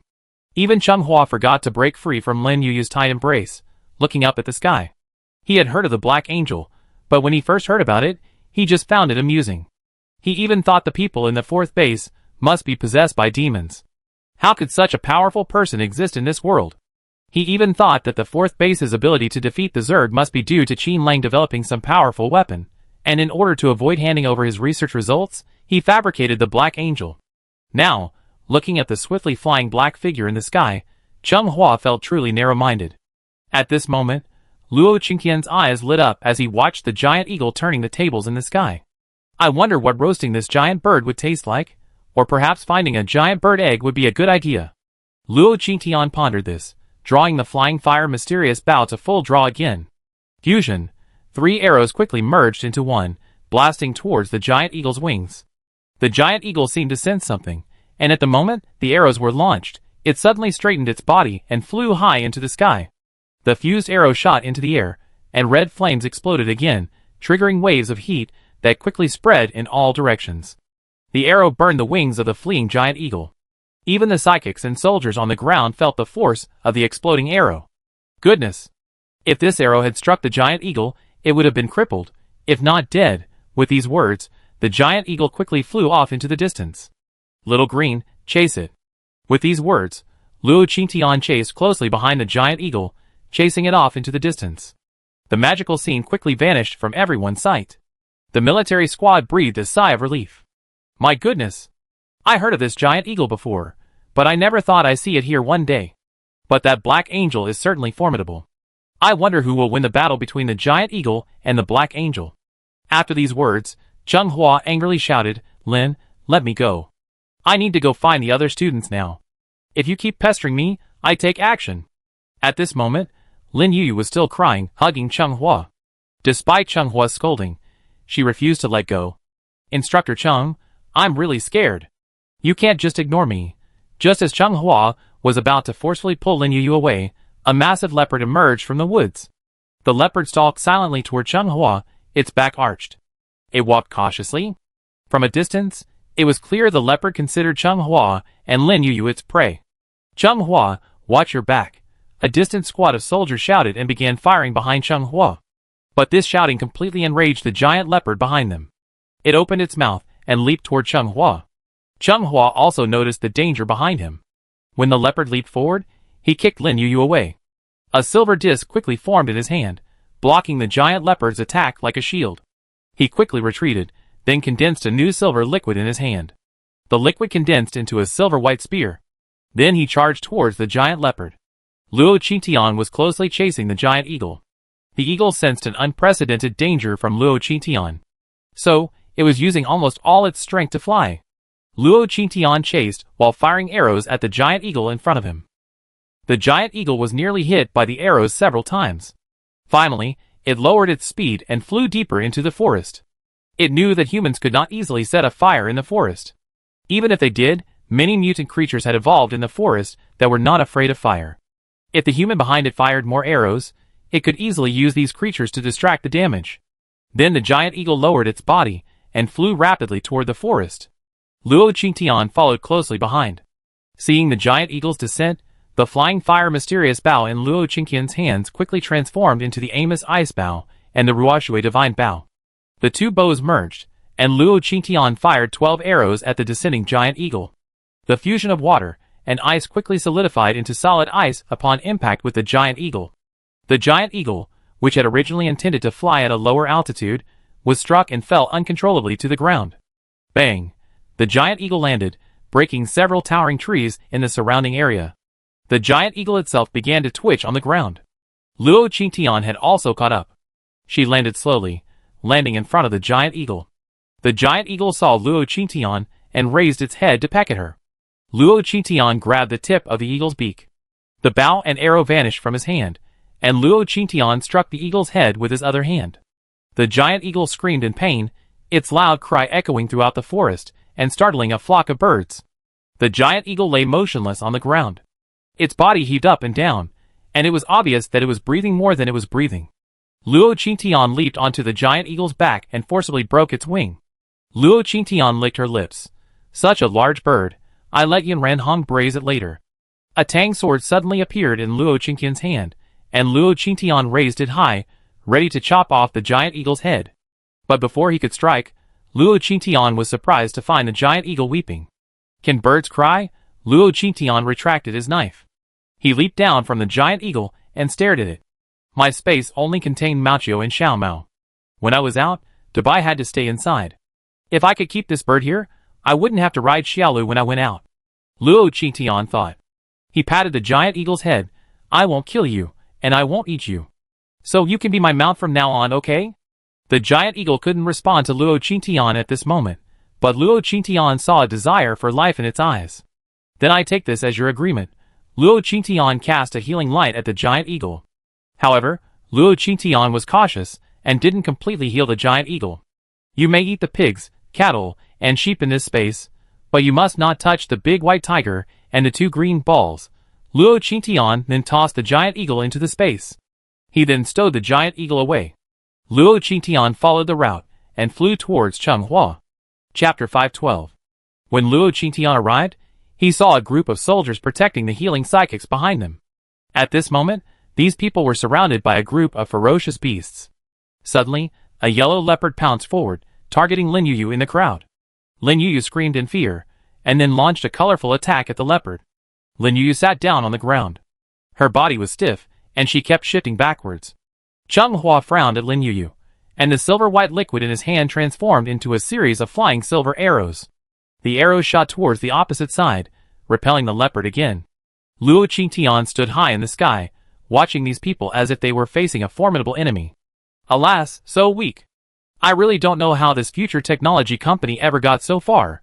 Thinking of this, Luo Qingqian's flying fire mysterious bow instantly appeared in his hand, and he drew the bow and fired the arrow in a smooth, flowing, one-shot success. Then everyone watched as the ferocious beasts surrounding them were pierced one by massive flaming arrows.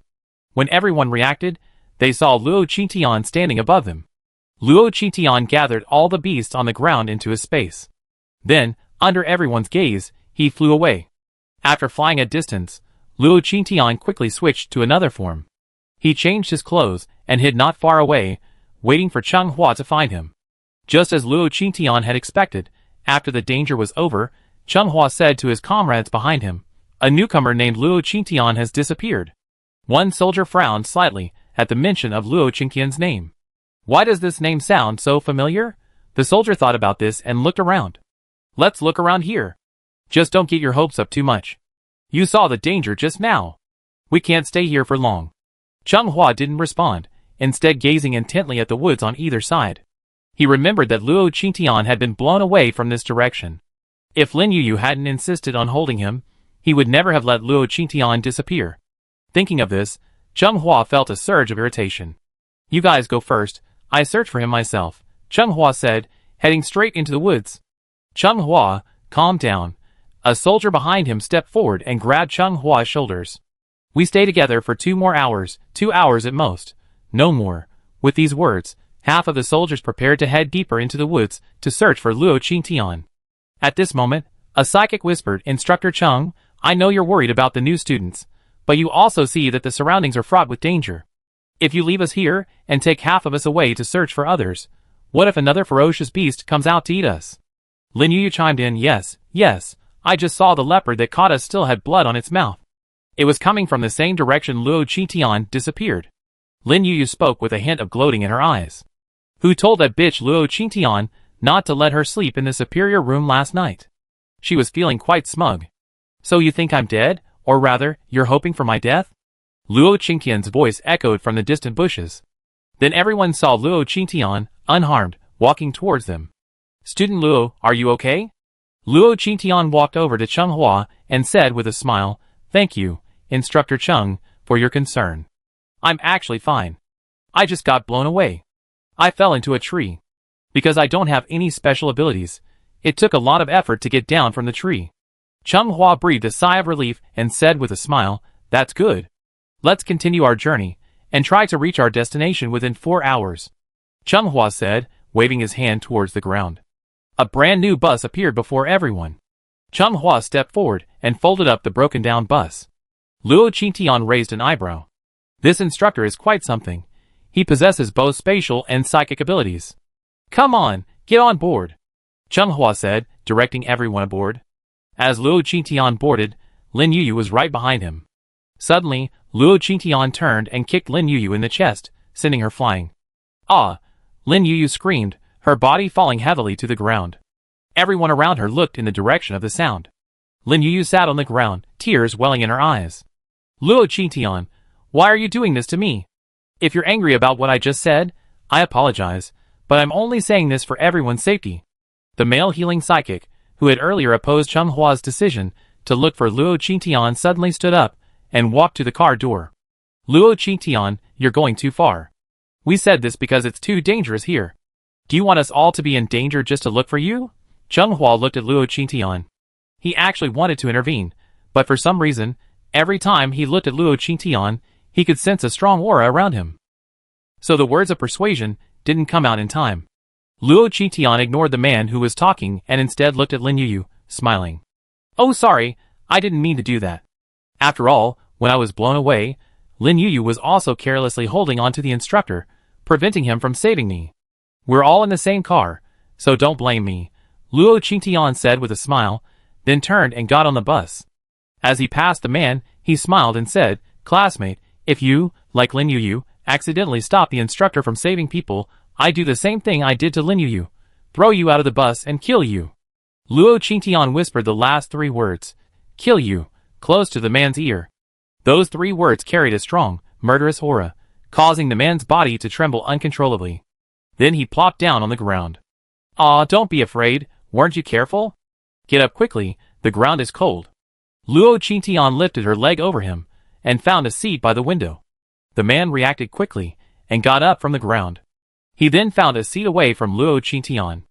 Lin Yuyu was startled by Luo Qingtian's actions. In the end, Cheng Hua stepped forward and pulled Lin Yuyu up from the ground. "Hurry up and get on the bus. Do you want to stay here overnight?"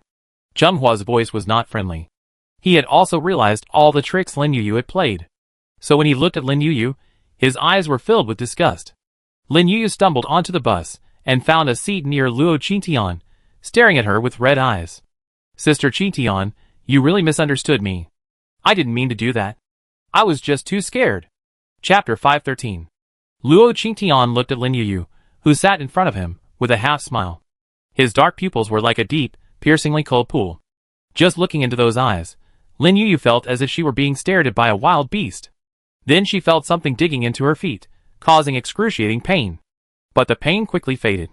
She didn't even have the chance to scream, as if it were all an illusion. Not far away, Cheng Hua had been keeping an eye on Luo Qingtian. Seeing that Luo Qingtian ignored Lin Yuyu, Cheng Hua breathed a sigh of relief and turned to look out the window. Thinking about what had happened today, it felt like something was truly unreal. The car sped along the road for 3 hours. Finally, the bus left the dangerous mountain forest.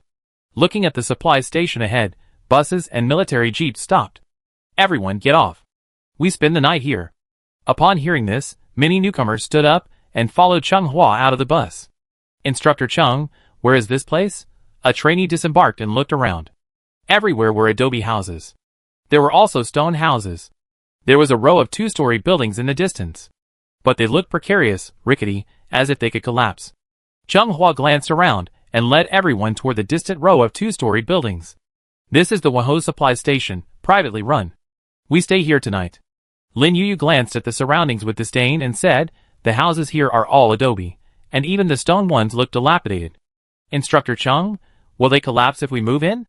Cheng Hua glanced at Lin Yuyu and said, "No, don't worry. All the houses here were built by Earth-type psychics. Blessed with psychic powers, these houses will remain strong unless the zombie king comes to cause trouble." With these words, everyone arrived at the 2-story buildings. Cheng Hua asked everyone to wait at the door while he walked in and spoke to a man for a long time. Finally, a bag of food appeared in his hand. The man handed Cheng Hua a key ring. Cheng Hua came out with a key and pointed to the row of 2-story buildings in front of him. Buildings 1 through 4 are ours. Each building can accommodate 6 people. Go in and choose your own room. Cheng Hua then looked at the team of soldiers and psychics following behind him. "All of you, go to Building 5. We leave at 5 a.m. tomorrow." With these words, Cheng Hua headed towards Building 5. After Cheng Hua left, the newcomers breathed a sigh of relief. Everyone headed towards the 2-story buildings. Then he prepared to take a good rest.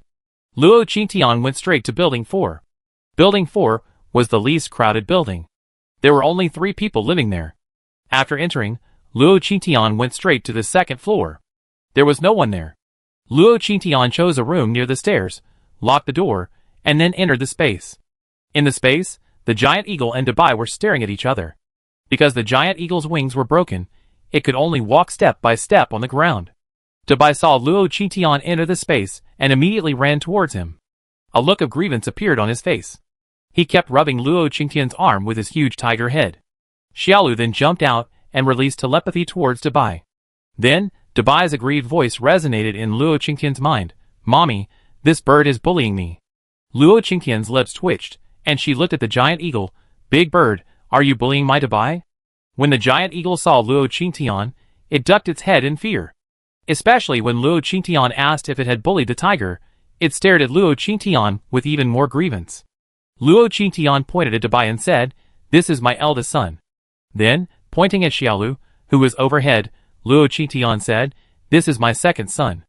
Luo Qing arrived at this point, pointing at the fur ball and the little fur ball behind her, and was about to speak when she saw the 2 balls simultaneously condense small whips, staring at her coldly.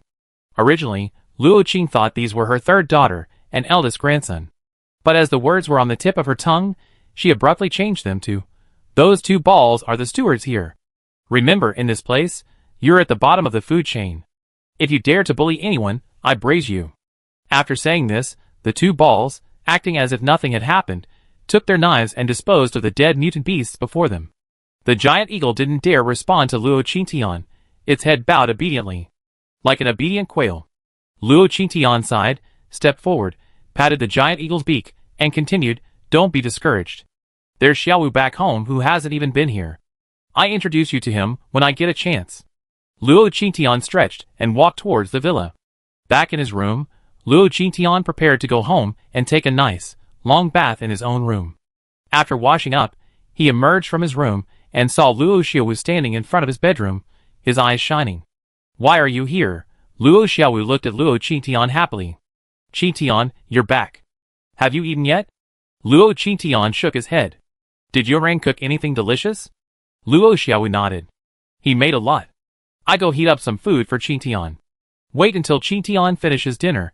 Come see what he shall, and I have made." Hearing Luo Xiaowu's words, Luo Qingtian almost guessed what it was. "You figured it out in less than a day? You're really fast." The two of them chatted as they went downstairs together.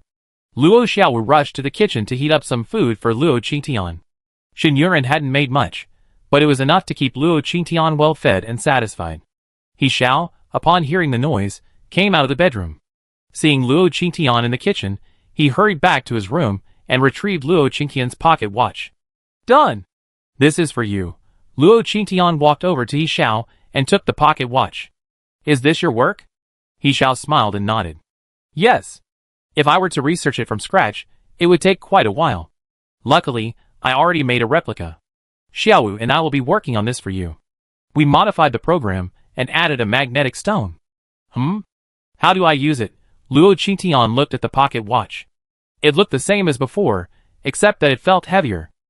He Xiao was about to speak when Luo Xiaowu stepped forward, pointed to the control button next to the pocket watch, and said, "Select a number here. Qingtian, if you want someone to see your value, just select one yourself. The magnetic stone inside is for connecting to other testers. Anyone who wants to use the tester to measure your strength will be connected to the magnetic stone, and the value you select will be synchronized with the other tester." Chapter 514. After hearing Luo Xiaowu's explanation, Luo Qingtian gave them a thumbs up. "You two are amazing. You even came up with this. Although the method is a bit dangerous, thankfully no one will pay attention to it." He Xiao smiled and said, "It can't be helped. You're so impatient. So Xiwu and I came up with this quick fix. Later, we research ways to mask your own stats. Well, come on.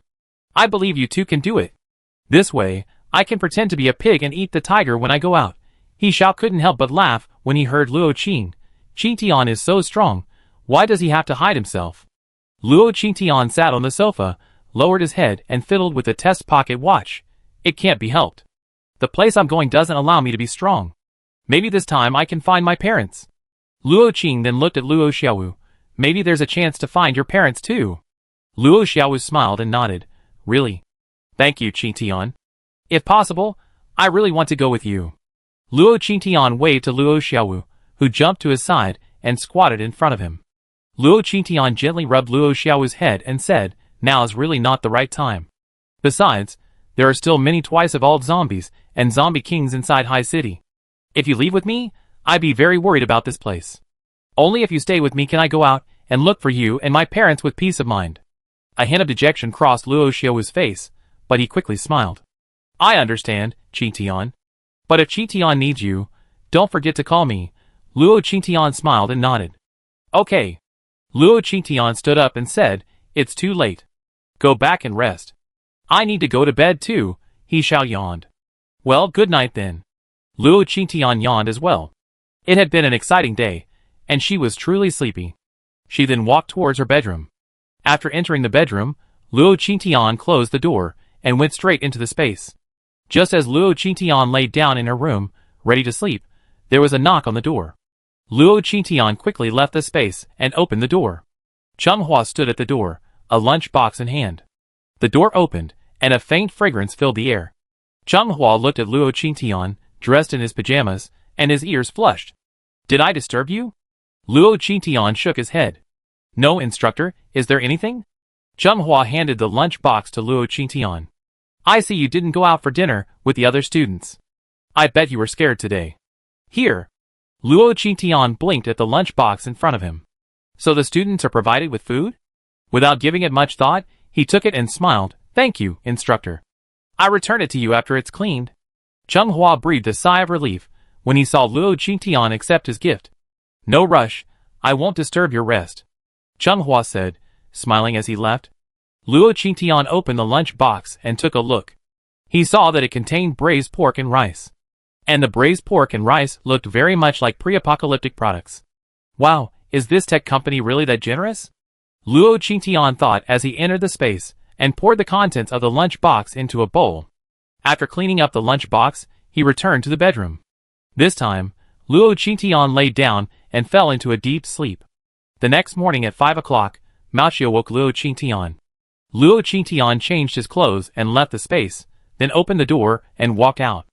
As soon as he opened the door, Luo Qingtian's beautiful eyes narrowed instantly. A strong smell of blood. Luo Qingtian opened the minimap to its maximum size. The small blue dots around were still there, and there was no sign of a small red dot. But Luo Qingtian didn't relax and walked downstairs step by step. Downstairs in the hall, Chung Hua and 2 members of the military team were standing there. They were obviously exhausted. The faint smell of blood could still be smelled on them. What happened? Luo Qingtian walked downstairs and slowly approached the group. Chung Hua saw Luo Qingtian and looked her up and down. Luo, did you just get up? Luo Qingtian nodded. Yes. Why do you all look so tired? But what happened? Just as she finished speaking, Lin Yu walked in. Sister Qingtian, you're such a good sleeper. You didn't even wake me up after all the noise last night. It's a credit to Instructor Chung and the other soldiers who stayed here all night to watch over you. Lin Yu said this as she distributed the buns she had bought to Chung Hua and the other 2 soldiers. Luo Qingtian frowned and glanced at Lin Yu. At that glance, Lin Yu felt as if her legs had been drained dry, and she fell to the ground in pain. Luo Qingtian took 2 steps back, aggrieved. Lin Yu, you're almost my mom's age. Can you please stop calling me sister? Also, I really didn't hear anything last night. It wasn't because I slept soundly, nor was it because I deliberately didn't want to hear. It was because I didn't properly heal myself when I came down from the tree yesterday, and I was injured. So after dinner, I used up the last bit of my supernatural power, and after lying down, I didn't know anything. I only woke up this morning. If you hadn't stopped Instructor Chung from saving me yesterday, none of this would have happened. And what did you mean by falling to the ground? Were you trying to scam me? Lin Yu wanted to scream in pain, but the excruciating pain in her legs was gone. She immediately shook her head. That wasn't my intention. I might have had a leg cramp during the battle last night. Luo Qingtian nodded in understanding. That Lin classmate is truly amazing. He can even delay a leg cramp. Luo Qing turned to look at Chung Hua and cast a healing light at them. The fatigue and physical pain all vanished in that moment. Chung Hua looked at Luo Qingtian in surprise. Your healing skills. Luo Qingtian shrugged. Well, my healing skills can cure everything, but they're a bit laborious. Chung Hua instantly understood. No wonder she changed into her pajamas early, when he'd gone to deliver food last night. She was truly exhausted. So you're feeling better now, aren't you? A group of people came to the supply station to rob us last night, and among them was a zombie king. It took us all our might to eliminate them all. A flash of surprise flashed in Luo Qingtian's eyes. Zombies and humans acting simultaneously? Thinking of the zombie kings in High City, have zombies now generally evolved to the point of being like normal humans? Chung Hua frowned and nodded. Yes. Acting together with zombies. If I hadn't seen that zombie king biting and eating people, I have found it hard to believe there was a zombie king among those we fought yesterday. Chapter 515. Luo Qingtian pursed her lips, her brow furrowing slightly. She didn't know how many such people and zombie kings existed in High City, but if this situation were widespread, it meant that the zombies were constantly evolving, even faster than humans. This wasn't good news. It was because of this worry that she kept going back to check on them, fearing something might happen back home. Thankfully, Luo Xiao and Di Jiang were both there, which gave her some peace of mind. I never thought people would mingle with the zombies these days, Luo Qingtian sighed. Chung Hua's tone grew heavy. After the apocalypse, some people didn't want to be controlled, and even wanted to do inhumane things, like cannibalism. That's why we come to this. After Chung Hua finished speaking, his aura became cold and murderous. But he quickly regained consciousness. He glanced at his watch, stood up, and said, "Time's up. Let's get ready to go." With that, Chung Hua headed straight for the door. The jeep outside was already packed, and the new trainees were waiting. Chung Hua counted the number of people, confirmed no casualties, and called everyone aboard. The bus sped away from the Wonho supply station. Over an hour later, the bus pulled into a base. The base didn't look particularly prosperous. As the bus pulled in, a few skinny survivors blocked its path, demanding food. Chung Hua pulled a bag of multi-grain steamed buns from his space and fiercely threw them into the distance. The survivors gathered around the bus and quickly ran away. The bus took advantage of this break and sped deeper into the base. It soon stopped in front of a small Western-style building. This time, Chung Hua didn't let Luo Qingtian and the others get off. Instead, he led a few soldiers inside. "Hello, we are soldiers from the 5th base, responsible for this transfer. Excuse me, is Lu Moran here?" Soon, the door to the small building opened, and a young man, who looked only 14 or 15, stepped out. "Hello, I'm Lu Moran." Chung Hua looked Lu Moran up and down. "Student Lu, I'm the instructor escorting you to the Future Science and Technology Academy at the 5th base. My name is Chung Hua, and you can call me Instructor Chung. I wonder if you're ready for your trip. If not, we have 3 minutes to wait for you." Lu Moran nodded. "Thank you, Instructor Chung. I'm ready and can leave with you." The two of them boarded the bus, and it started moving again. Luo Qingqian's mind was buzzing. Wait a minute. Chung Hua just said he was going to the Future Science and Technology Academy. Wasn't he supposed to be attending the boot camp? The boot camp and the academy are two completely different things. Luo Qingtian thought about this and looked up at a female student behind him. "Classmate, let me ask you, are we going to the boot camp?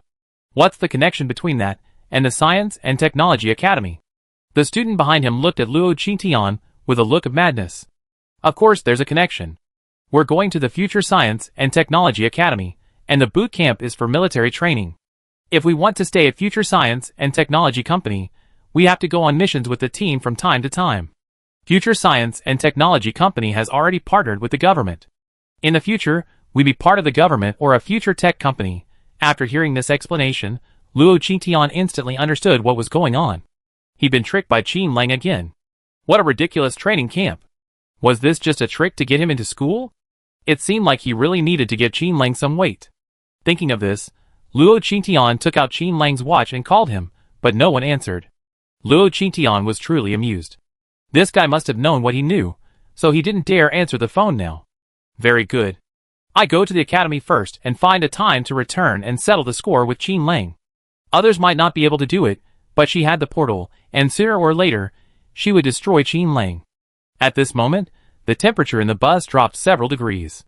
The students closest to Luo Qingtian could even feel the cold breeze blowing against him. Of course, this feeling was fleeting. The bus left the base and continued on its way. Luo Qingtian calmed down and remained silent, looking out the window. The car left the base and headed for the next base. The car drove for several hours again, this time stopping at a highway intersection. Next to the intersection was an abandoned service area. 2 military jeeps drove in first and checked, confirming there was nothing dangerous inside. After exiting the service area, they made a military safety gesture in the direction of the bus. Chung Hua stood up and said to the crowd, "The car behind us will be driving for 8 hours straight without stopping. If you want to resolve your own problems, do so now. You only have 3 minutes." Upon hearing this, everyone got out of the car and searched for a nearby place to resolve the situation. This time, Luo Qingtian didn't stay in the car, but got out and walked towards the grassy area next to the service area. But he hadn't walked far when he heard Chung Hua's voice. "Don't go too far, we be leaving soon." Luo Qingtian didn't respond, but eventually stopped and rested near the service station railing. Lin Yuyu looked at Luo Qingtian standing in the distance, her eyes darkening. Pretending to need to use the restroom, she also walked towards Luo Qingtian. But before she got any closer, a ball of pink smoke gathered in her hand. The smoke was about to dissipate and flew towards Luo Qingtian again. Luo Qingtian was just thinking about how to get to the 4th base to settle the score with Qin Lang when he suddenly heard noisy footsteps behind him. Then a huge creature rushed out from behind Luo Qingtian and charged towards him. "Luo Qingtian, be careful." Not far away, Chung Hua had been keeping an eye on Luo Qingtian. Seeing something suddenly burst out from behind him, he rushed towards him. Luo Qingtian had already noticed the thing behind him. It was a mutated wild boar. As the boar's tusks lunged at him, Luo Qingtian feigned fear and fell to the ground, then quickly rolled over, avoiding the boar's impact. Luo Qingtian quickly stood up and feigned fear as he ran towards Cheng Hua. Cheng Hua, watching Luo Qingtian running towards him, forced himself to speed up. Behind them, the enormous wild boar also charged towards them. The ground trembled with its massive body. Cheng Hua's long, dark eyes flickered as he stared at the charging boar. The white liquid in his hand instantly transformed into a trident. He reached out and grabbed Luo Qingtian's wrist, pulled it hard, and pulled Luo Qingtian behind him. He stabbed the mutant wild boar's eyebrows with the trident in his hand. Chapter 516. The trident flew out quickly and pierced the wild boar's head. The wild boar rolled in pain. Cheng Hua looked behind him at Luo Qingtian, grabbed Luo Qingtian's hand, and ran away. "Follow me," Cheng Hua said, regardless of Luo Qingtian's opinion.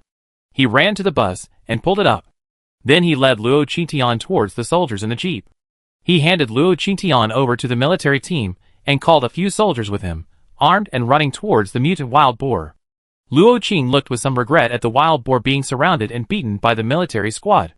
"Alas, I never tasted this mutated wild boar before. If I took this pork back to Shen, who knows, he'd probably make a whole bunch of delicious dishes out of it." A soldier behind Luo Qingtian couldn't help but laugh at his words. "Do you think wild boar tastes good?" After the apocalypse, many plants and animals mutated after being exposed to acid rain, and their bodies are naturally tainted with toxins.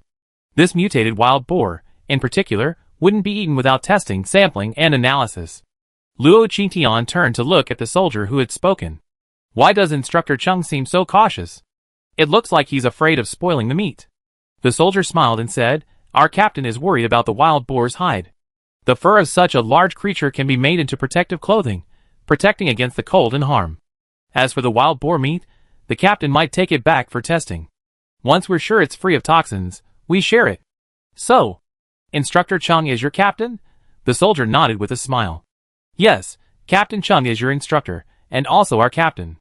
He's the second in command of the 5th Base Military District, and the primary contact for cooperation with technology companies." Luo Qingtian looked at Cheng Hua in surprise. "I didn't expect your captain to have so many titles," the soldier smiled. "Our instructor was at the regimental level before the apocalypse. The only one who can compare to him is probably Di Jiang from the 1st Base. But I heard the 1st Base was destroyed by the zombie wave. I wonder what's become of the legendary Commander D now." Hearing the soldier mention the 1st Base's destruction, Luo Qingtian looked away with a guilty conscience. Okay, that's what Di Jiang told his superiors. But thinking about how he destroyed the 1st Base, it was almost like a zombie siege. At this moment, Cheng Hua led a small team of soldiers to surround the wild boar and attack it. The wild boar struggled frantically, charging around. Finally, it crashed into a stone pillar at the service station. The stone pillar shattered, and the wild boar was completely dead. Cheng Hua stepped forward and checked the boar's vital signs, confirming it was indeed dead. He then stored it in his space. Then he turned back to the students who had huddled together. "Have you all resolved your issues? Get ready to depart." Cheng Hua then unloaded the bus and began arranging for everyone to board. Before getting on, Luo Qingtian glanced at where he stood. How could there be a wild boar in such a place? And why would it rush onto the road? This is strange, doesn't it? "Luo, what's wrong?" Cheng Hua saw Luo Qingtian standing there in a daze, thinking he was frightened, and approached to ask. Luo Qingtian came back to his senses. "It's okay. Thank you, instructor, for saving me. I was a little puzzled. Why is there a wild boar here, and it's charging towards me? It must have been captive by the people at the service area and mutated." Cheng Hua was also puzzled by this question. Mutated large animals generally have extremely high IQs. But the wild boar they just killed was clearly much more aggressive than normal beasts. That's why he had put the wild boar away, intending to take it back to the lab to check if there was anything wrong with it, to prevent such problems from occurring in humans or zombies. The last person to get on the bus was Lin Yuyu. She once again sat in front of Luo Qingtian, giving him a suggestive smile as she sat down. Luo Qingtian frowned and leaned back. For some reason, Lin Yuyu exuded a pungent fragrance that made Luo Qingtian uneasy. After Cheng Hua waited for everyone to board, he quickly took a head count, and the bus started moving again. This time, the bus showed no sign of stopping and arrived at a new base in one go. It was already quite late when they arrived. Cheng Hua negotiated with the base's director, and ultimately the bus and the soldiers followed him to the base's guest house. They planned to spend the night and leave. The guest house had few rooms, so all the students ended up sharing a room. For some reason, Lin Yuyu went to Changhua and asked to stay with Luo Qingtian. Mr. Luo, we all came from the 4th base together. You wouldn't mind sharing a room with me, would you? Luo Qingtian frowned at Lin Yuyu, wondering how she gotten so involved with him. If the occasion hadn't been inappropriate, Luo Qingtian would have wanted to rip Lin Yuyu's head off to see what she was thinking. I don't mind, but I'm afraid of someone grinding their teeth, farting, or talking in their sleep next to me at night. If I ever find out you have those nasty habits, I just throw you out. Lin Yuyu's face flushed red with anger. What nonsense! I don't have any of those problems. Oh, that's good. And you don't have body odor, right?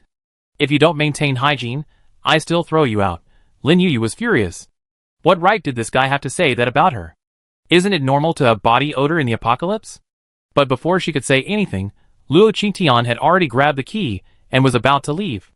Lin Yuyu watched Luo Qingtian leave and followed him angrily. Using the keys distributed by Changhua, the two found their rooms. As soon as they entered the room, Lin Yuyu said with a smile, Luo Qingtian, you never imagined it. Now that you're out here, no one will pamper you anymore, and you have to share a room with me. Luo Qingtian looked at Lin Yuyu with amusement. So, you insisted on sharing a room with me just to tell me this? What are you trying to prove? That you have the same status as me? That you're superior? Haha, when you're out in the world, you give yourself that status.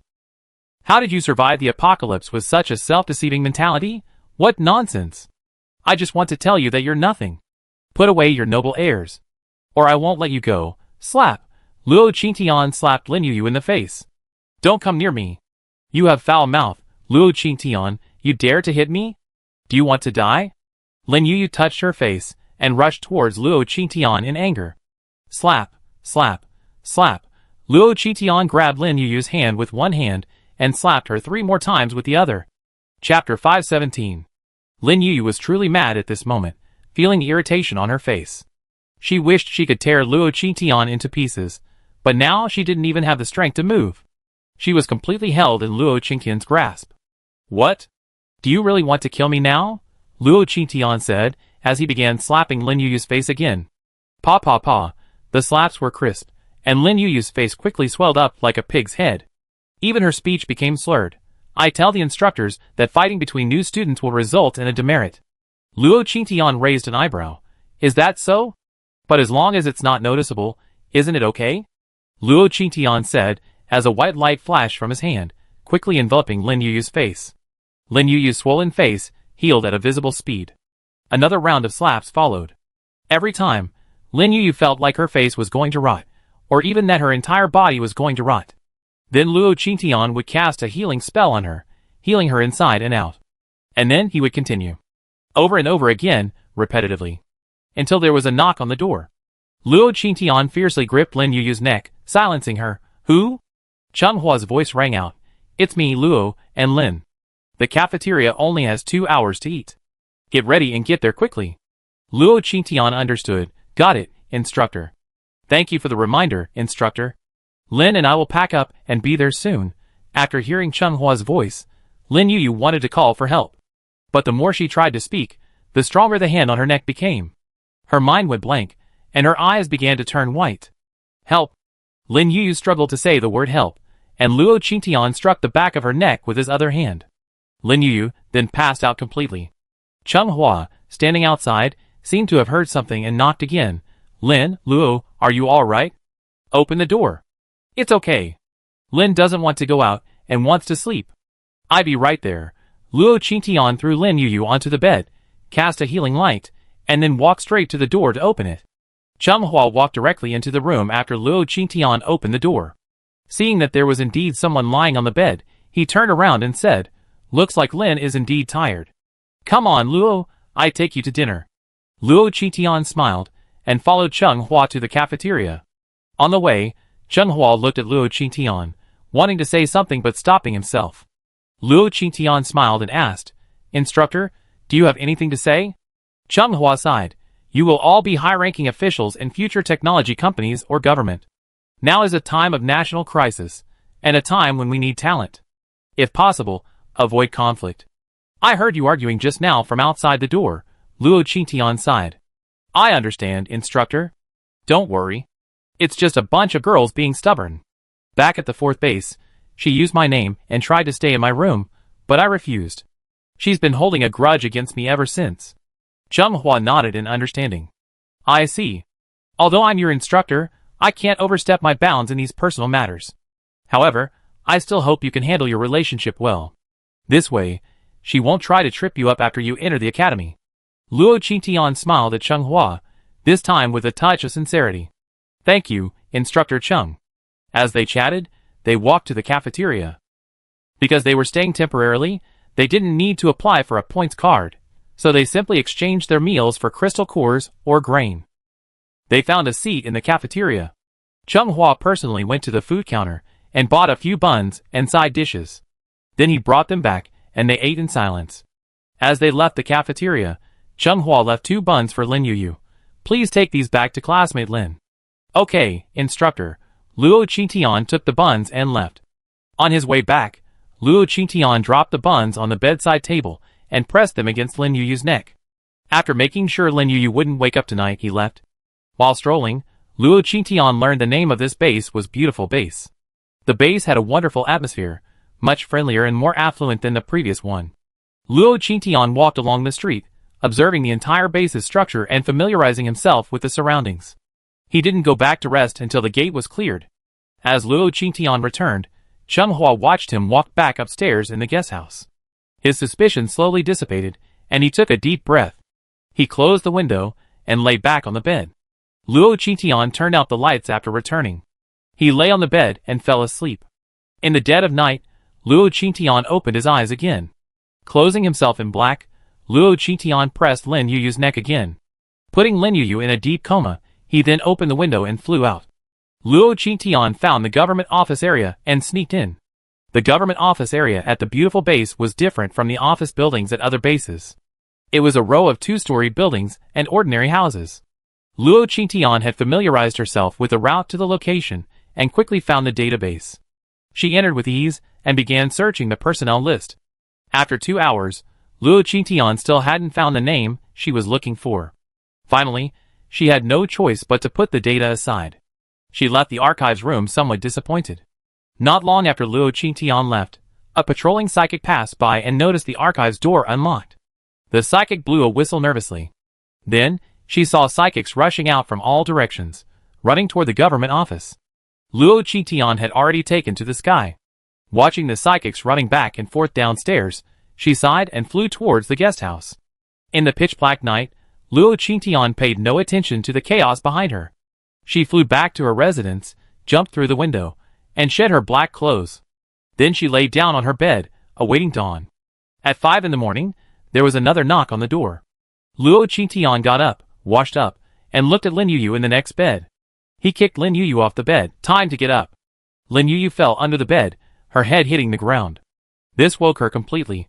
Luo Qingtian, how dare you kiss me? Do you want to die? Lin Yuyu's voice was loud enough for anyone passing by to hear. Changhua happened to be standing at the door. Lin, Luo, are you okay? When Lin Yuyu heard Chenghua's voice, she instantly remembered everything Luo Qingtian had done to her last night. She glanced at Luo Qingtian, rushed out, and opened the door. She threw herself into Chenghua's arms. Instructor Cheng, save me. Chapter 518. Luo Qingtian stood behind, watching the scene. When he saw Lin Yuyu lunge at Changhua, he opened his mouth and made an O shape. Wow! Just when Luo Qingtian and Lin Yuyu thought Changhua would embrace her, Changhua took a step back, avoiding Lin Yuyu's bear hug. Lin Yuyu fell to the ground. Changhua stepped forward and pulled her up. Lin, what's wrong? Lin Yuyu cried. Luo Qingtian hit me. And she hit me all night long. Changhua pursed her lips and looked at Luo Qingtian. I didn't. She wronged me? I went out for a walk after dinner last night. She came back in the middle of the night and went to sleep right away. How could I have hit her? Changhua had no doubt about this. After all, he saw Luo Qingtian leaving the house last night. Do you have any evidence? Changhua looked at Lin Yuyu.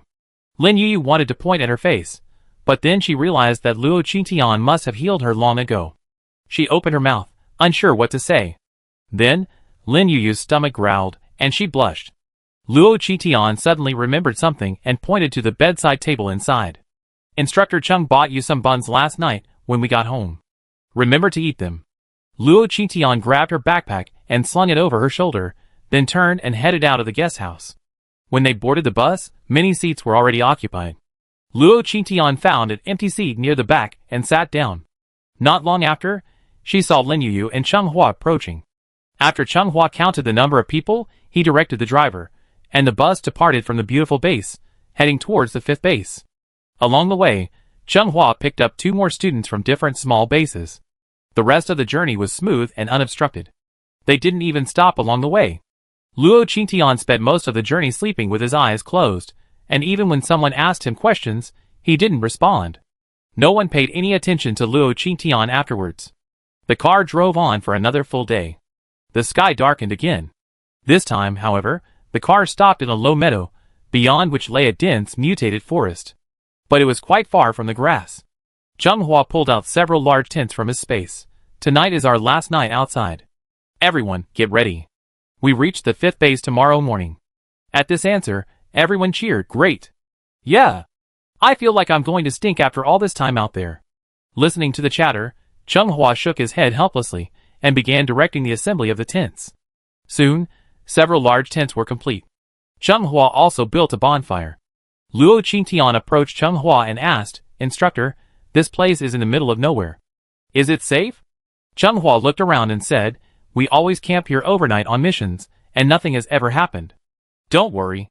The soldier next to Chung Hua smiled and said, even if there are any problems, with our captain here, it'd be fine. Luo, just rest assured. When you get to the training camp, you won't have such a relaxing time like this. Luo Qingtian's eyebrows raised slightly when he heard this. What do you mean? The soldier was about to respond with a smile, but Chung Hua gave him a cold look, and he immediately shut up and turned to prepare food. Luo Qingtian looked at Chung Hua again, who whispered, I can't tell you the details of the training yet. You find out when you get there. Luo Qingtian didn't ask any further questions. He turned and walked towards the dense forest for a while. After making sure no one was following him, he started calling Qin Lang. This time, Qin Lang finally answered, Boss, why did you think of me? Luo Qingtian's voice was brisk. Professor Qin, I actually just wanted to tell you that I have a skill called teleportation. I can teleport back to any place I've been to at any time. After saying this, Qin Lang froze to the ground. Haha, boss, are you kidding me again? Luo Qingtian said thoughtfully, perhaps not. Boss, I was wrong. Qin Lang, a man of insight, promptly admitted his mistake to Luo Qingtian. Luo Qingtian smiled. Where did you go wrong? Well, let me think about it. You admit you tricked me?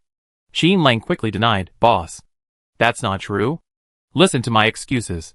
No, listen to my explanation. The method I'm telling you is true, even though you're here to be a trainee. But once you graduate from the rookie training camp, you'll be able to see our boss. As for the academy, whether you go or not is entirely up to you. Didn't I give you 2 ID cards? So what's your goal? Luo Qingtian absolutely didn't believe Qin Lang would force himself into the academy for no reason. Qin Lang coughed lightly. If you're truly free, or if the boss is the person you're looking for. Have you ever considered taking first place in the academy under the name of the 4th base? Luo Qingtian's eyes twitched. Does this guy really think he's a student? Haha, you're dreaming, Luo Qing said as she hung up. But before she did, she added, if I ever find out you're hiding something from me, I throw you into the Zerg. Qin Lang looked at the hung-up phone, wiped the sweat from his forehead, and began to wonder if Luo Qing's teleportation ability was real. Thinking of Xiao Bailey's tearing, Qin Lang felt his hair stand on end. Luo Qingtian had the ability to absorb other people's superpowers, so a teleportation like this wouldn't be impossible. Qin Lang was now feeling a little regretful. Why had he impulsively plotted against Luo Qingtian? Was it too late for him to run now? After hanging up, Luo Qingtian prepared to turn back. A few steps later, footsteps were heard behind him again. Luo Qingtian's minimap was always open. She could clearly see 3 mutated giant wolves approaching from behind her. Luo Qingtian narrowed her eyes. He glanced at the distant squad of soldiers busy preparing food, then thought of the wild boar Chung Hua and his team had hunted yesterday and taken away. Luo Qingtian made sure no one was paying attention, then turned and ran deeper into the dense forest. As Luo Qingtian ran, Lin Yuyu, who had been chatting with other psychics, glanced at Luo Qingtian, her lips curled slightly. Hate blazed in her eyes. Then she feigned composure and continued to chat cheerfully with a new acquaintance before her. After Luo Qingtian rushed into the dense forest, a tang sword quickly appeared in his hand. Luo Qingtian's eyes narrowed slightly. He paused, looking at the 3 mutant giant wolves in front of him with a half-smile. The 3 giant wolves' eyes were crimson, much like the wild boar from the day before. Luo Qingtian frowned slightly. The 3 giant wolves quickly charged towards Luo Qingtian. Chapter 519. A cold glint flashed in Luo Qingtian's eyes. She clutched her tang sword and leaped to her feet as the 3 giant wolves charged. Little Green quickly transformed into wings and clung to Luo Qingtian's back. 3 giant wolves simultaneously pounced on Luo Qingtian's previous position. Luo Qingtian seized the opportunity to leap down and punch one of the giant wolves in the head. Bang! Luo Qingtian's punch was powerful. The giant wolf's head was instantly shattered. The giant wolf didn't even have time to scream before its death was irreparable. The other 2 giant wolves, seeing their companion dead, pounced again. Luo Qingtian seized the opportunity to leap to her feet. She instantly switched her tang sword to the Amos ice bow. 3 ice arrows blasted out, piercing the other 2 giant wolves. This also caused a loud noise, drawing the attention of Changhua, who was cooking in the distance. The minimap showed Changhua and his men swiftly running towards them. Luo Qingtian had collected the 3 giant wolves. Then he ran at breakneck speed towards the other side of the dense forest. Changhua had been cooking with his comrades. When he was about to take a head count, he noticed Luo Qingtian was missing. His heart skipped a beat. Then, he heard a loud noise coming from the dense forest ahead. He called a few people and ran towards the forest. But when they arrived, all that remained was the devastation of the battle. There was no one in sight. "Hurry and find someone," Changhua said, heading forward. "Luo Qingtian, are you there?" Chenghua's pace became more anxious as he shouted. He didn't know how long he had walked when Luo Qingtian's voice came from a distant tree. "Instructor, I'm here." Changhua breathed a sigh of relief when he heard the voice. Seeing Luo Qingtian dangling motionlessly from the tree, he felt a mixture of amusement and anger. "Didn't I tell you not to wander off? Who sent you into this dense forest?" Luo Qingtian looked aggrieved. "I was chased in here. Just now, I found a chance to call the 4th base to report my safety. Then 3 giant wolves appeared, chasing me. I called out, but no one answered. In the end, I was cornered here." Changhua leaped up, landed on the tree, and scooped Luo Qingtian down from the trunk. After landing, Changhua frowned and asked, "Then how did you escape?" Luo Qingtian glanced guiltily at the sky. "A woman dressed in black and with wings saved me. You all call her the Black Angel." After saying this, Luo Qingtian felt completely unwell. She never imagined that one day, she would use herself to conceal herself. When Changhua heard the word Black Angel, her brows furrowed slightly. How did the Black Angel appear here? And just happen to save Luo Qingtian? If he wasn't mistaken, Luo Qingtian reeked of blood. But when he carried Luo Qingtian down, he hadn't found any wounds.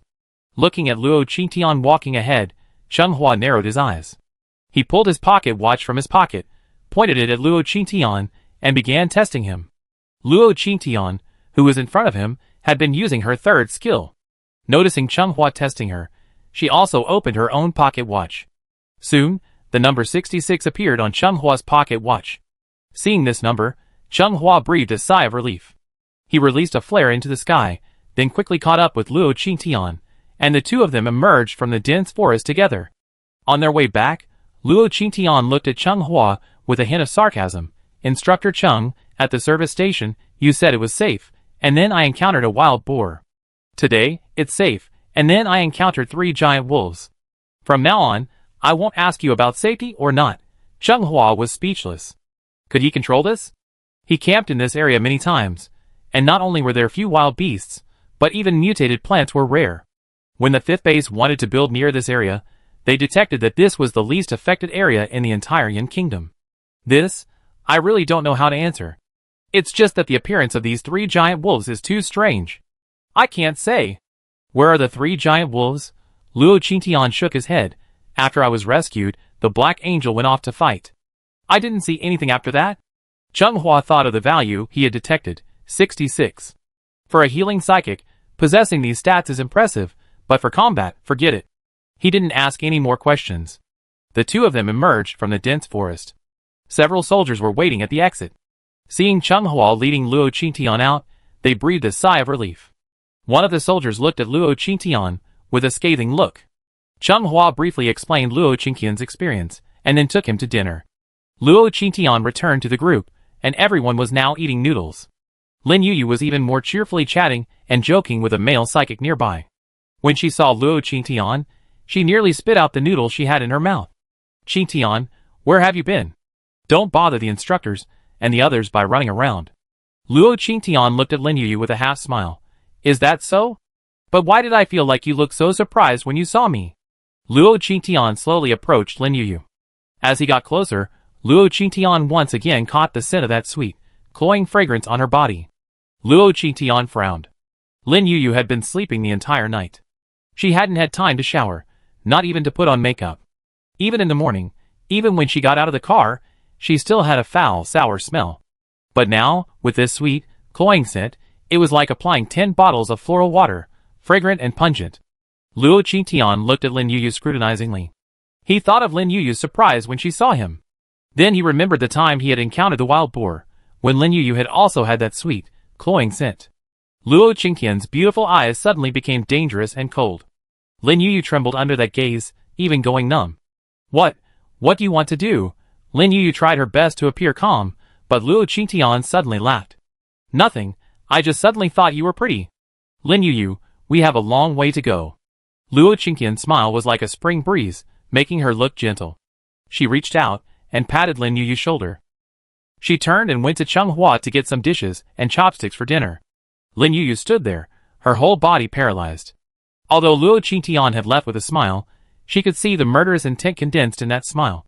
She slowly turned her head to look in the direction Luo Qingtian had left. No, she couldn't just sit there and wait for death. She had to find a way to kill Luo Qingtian. The wild boar and wolf hadn't killed her because she was lucky. Someone had rescued her. But what about when no one rescued her?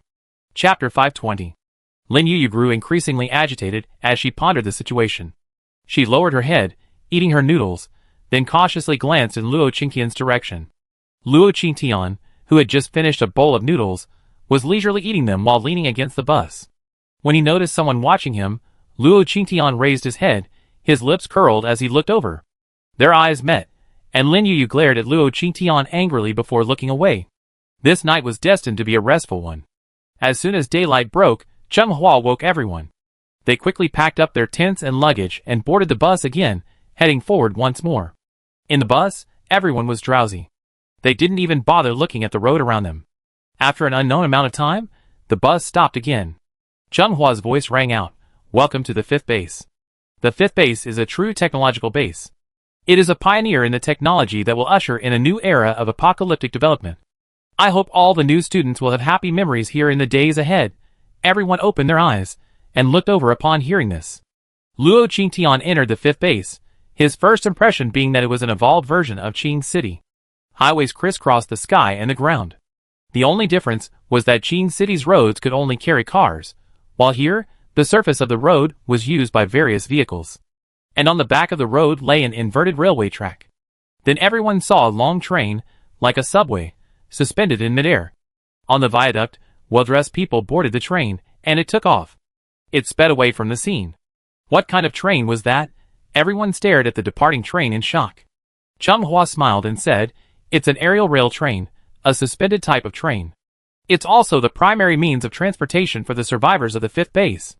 "Let's go, our train is almost here," Cheng Hua said as he packed up the bus behind him. Then he said to the soldiers behind him, "You go back and report first. Chen stays."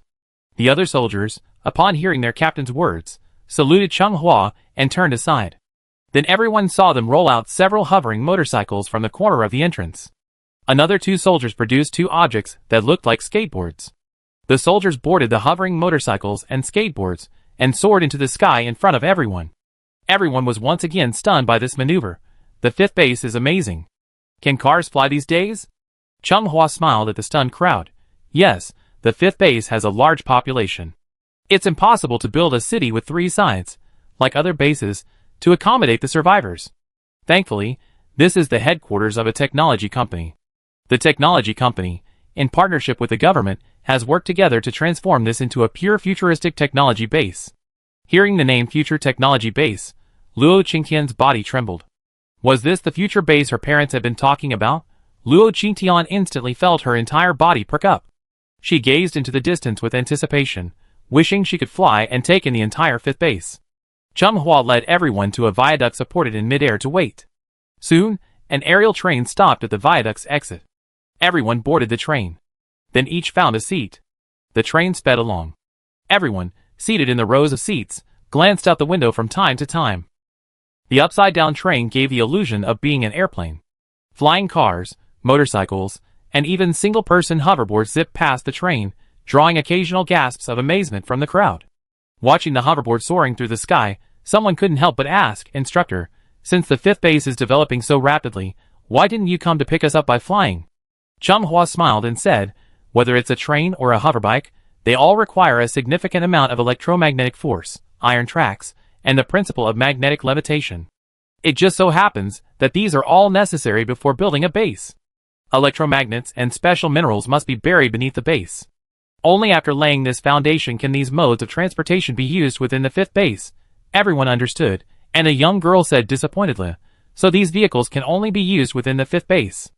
I was thinking of buying a hoverbike when I return." Chum Hua chuckled, "Don't worry. Technology is advancing, and everything is moving in a positive direction. A flying motorcycle that can leave the fifth base is not impossible." After hearing Chum Hua's words, the crowd began chattering again. The train traveled for over half an hour before stopping. Chum Hua led his men out of the carriage and arrived at another overpass.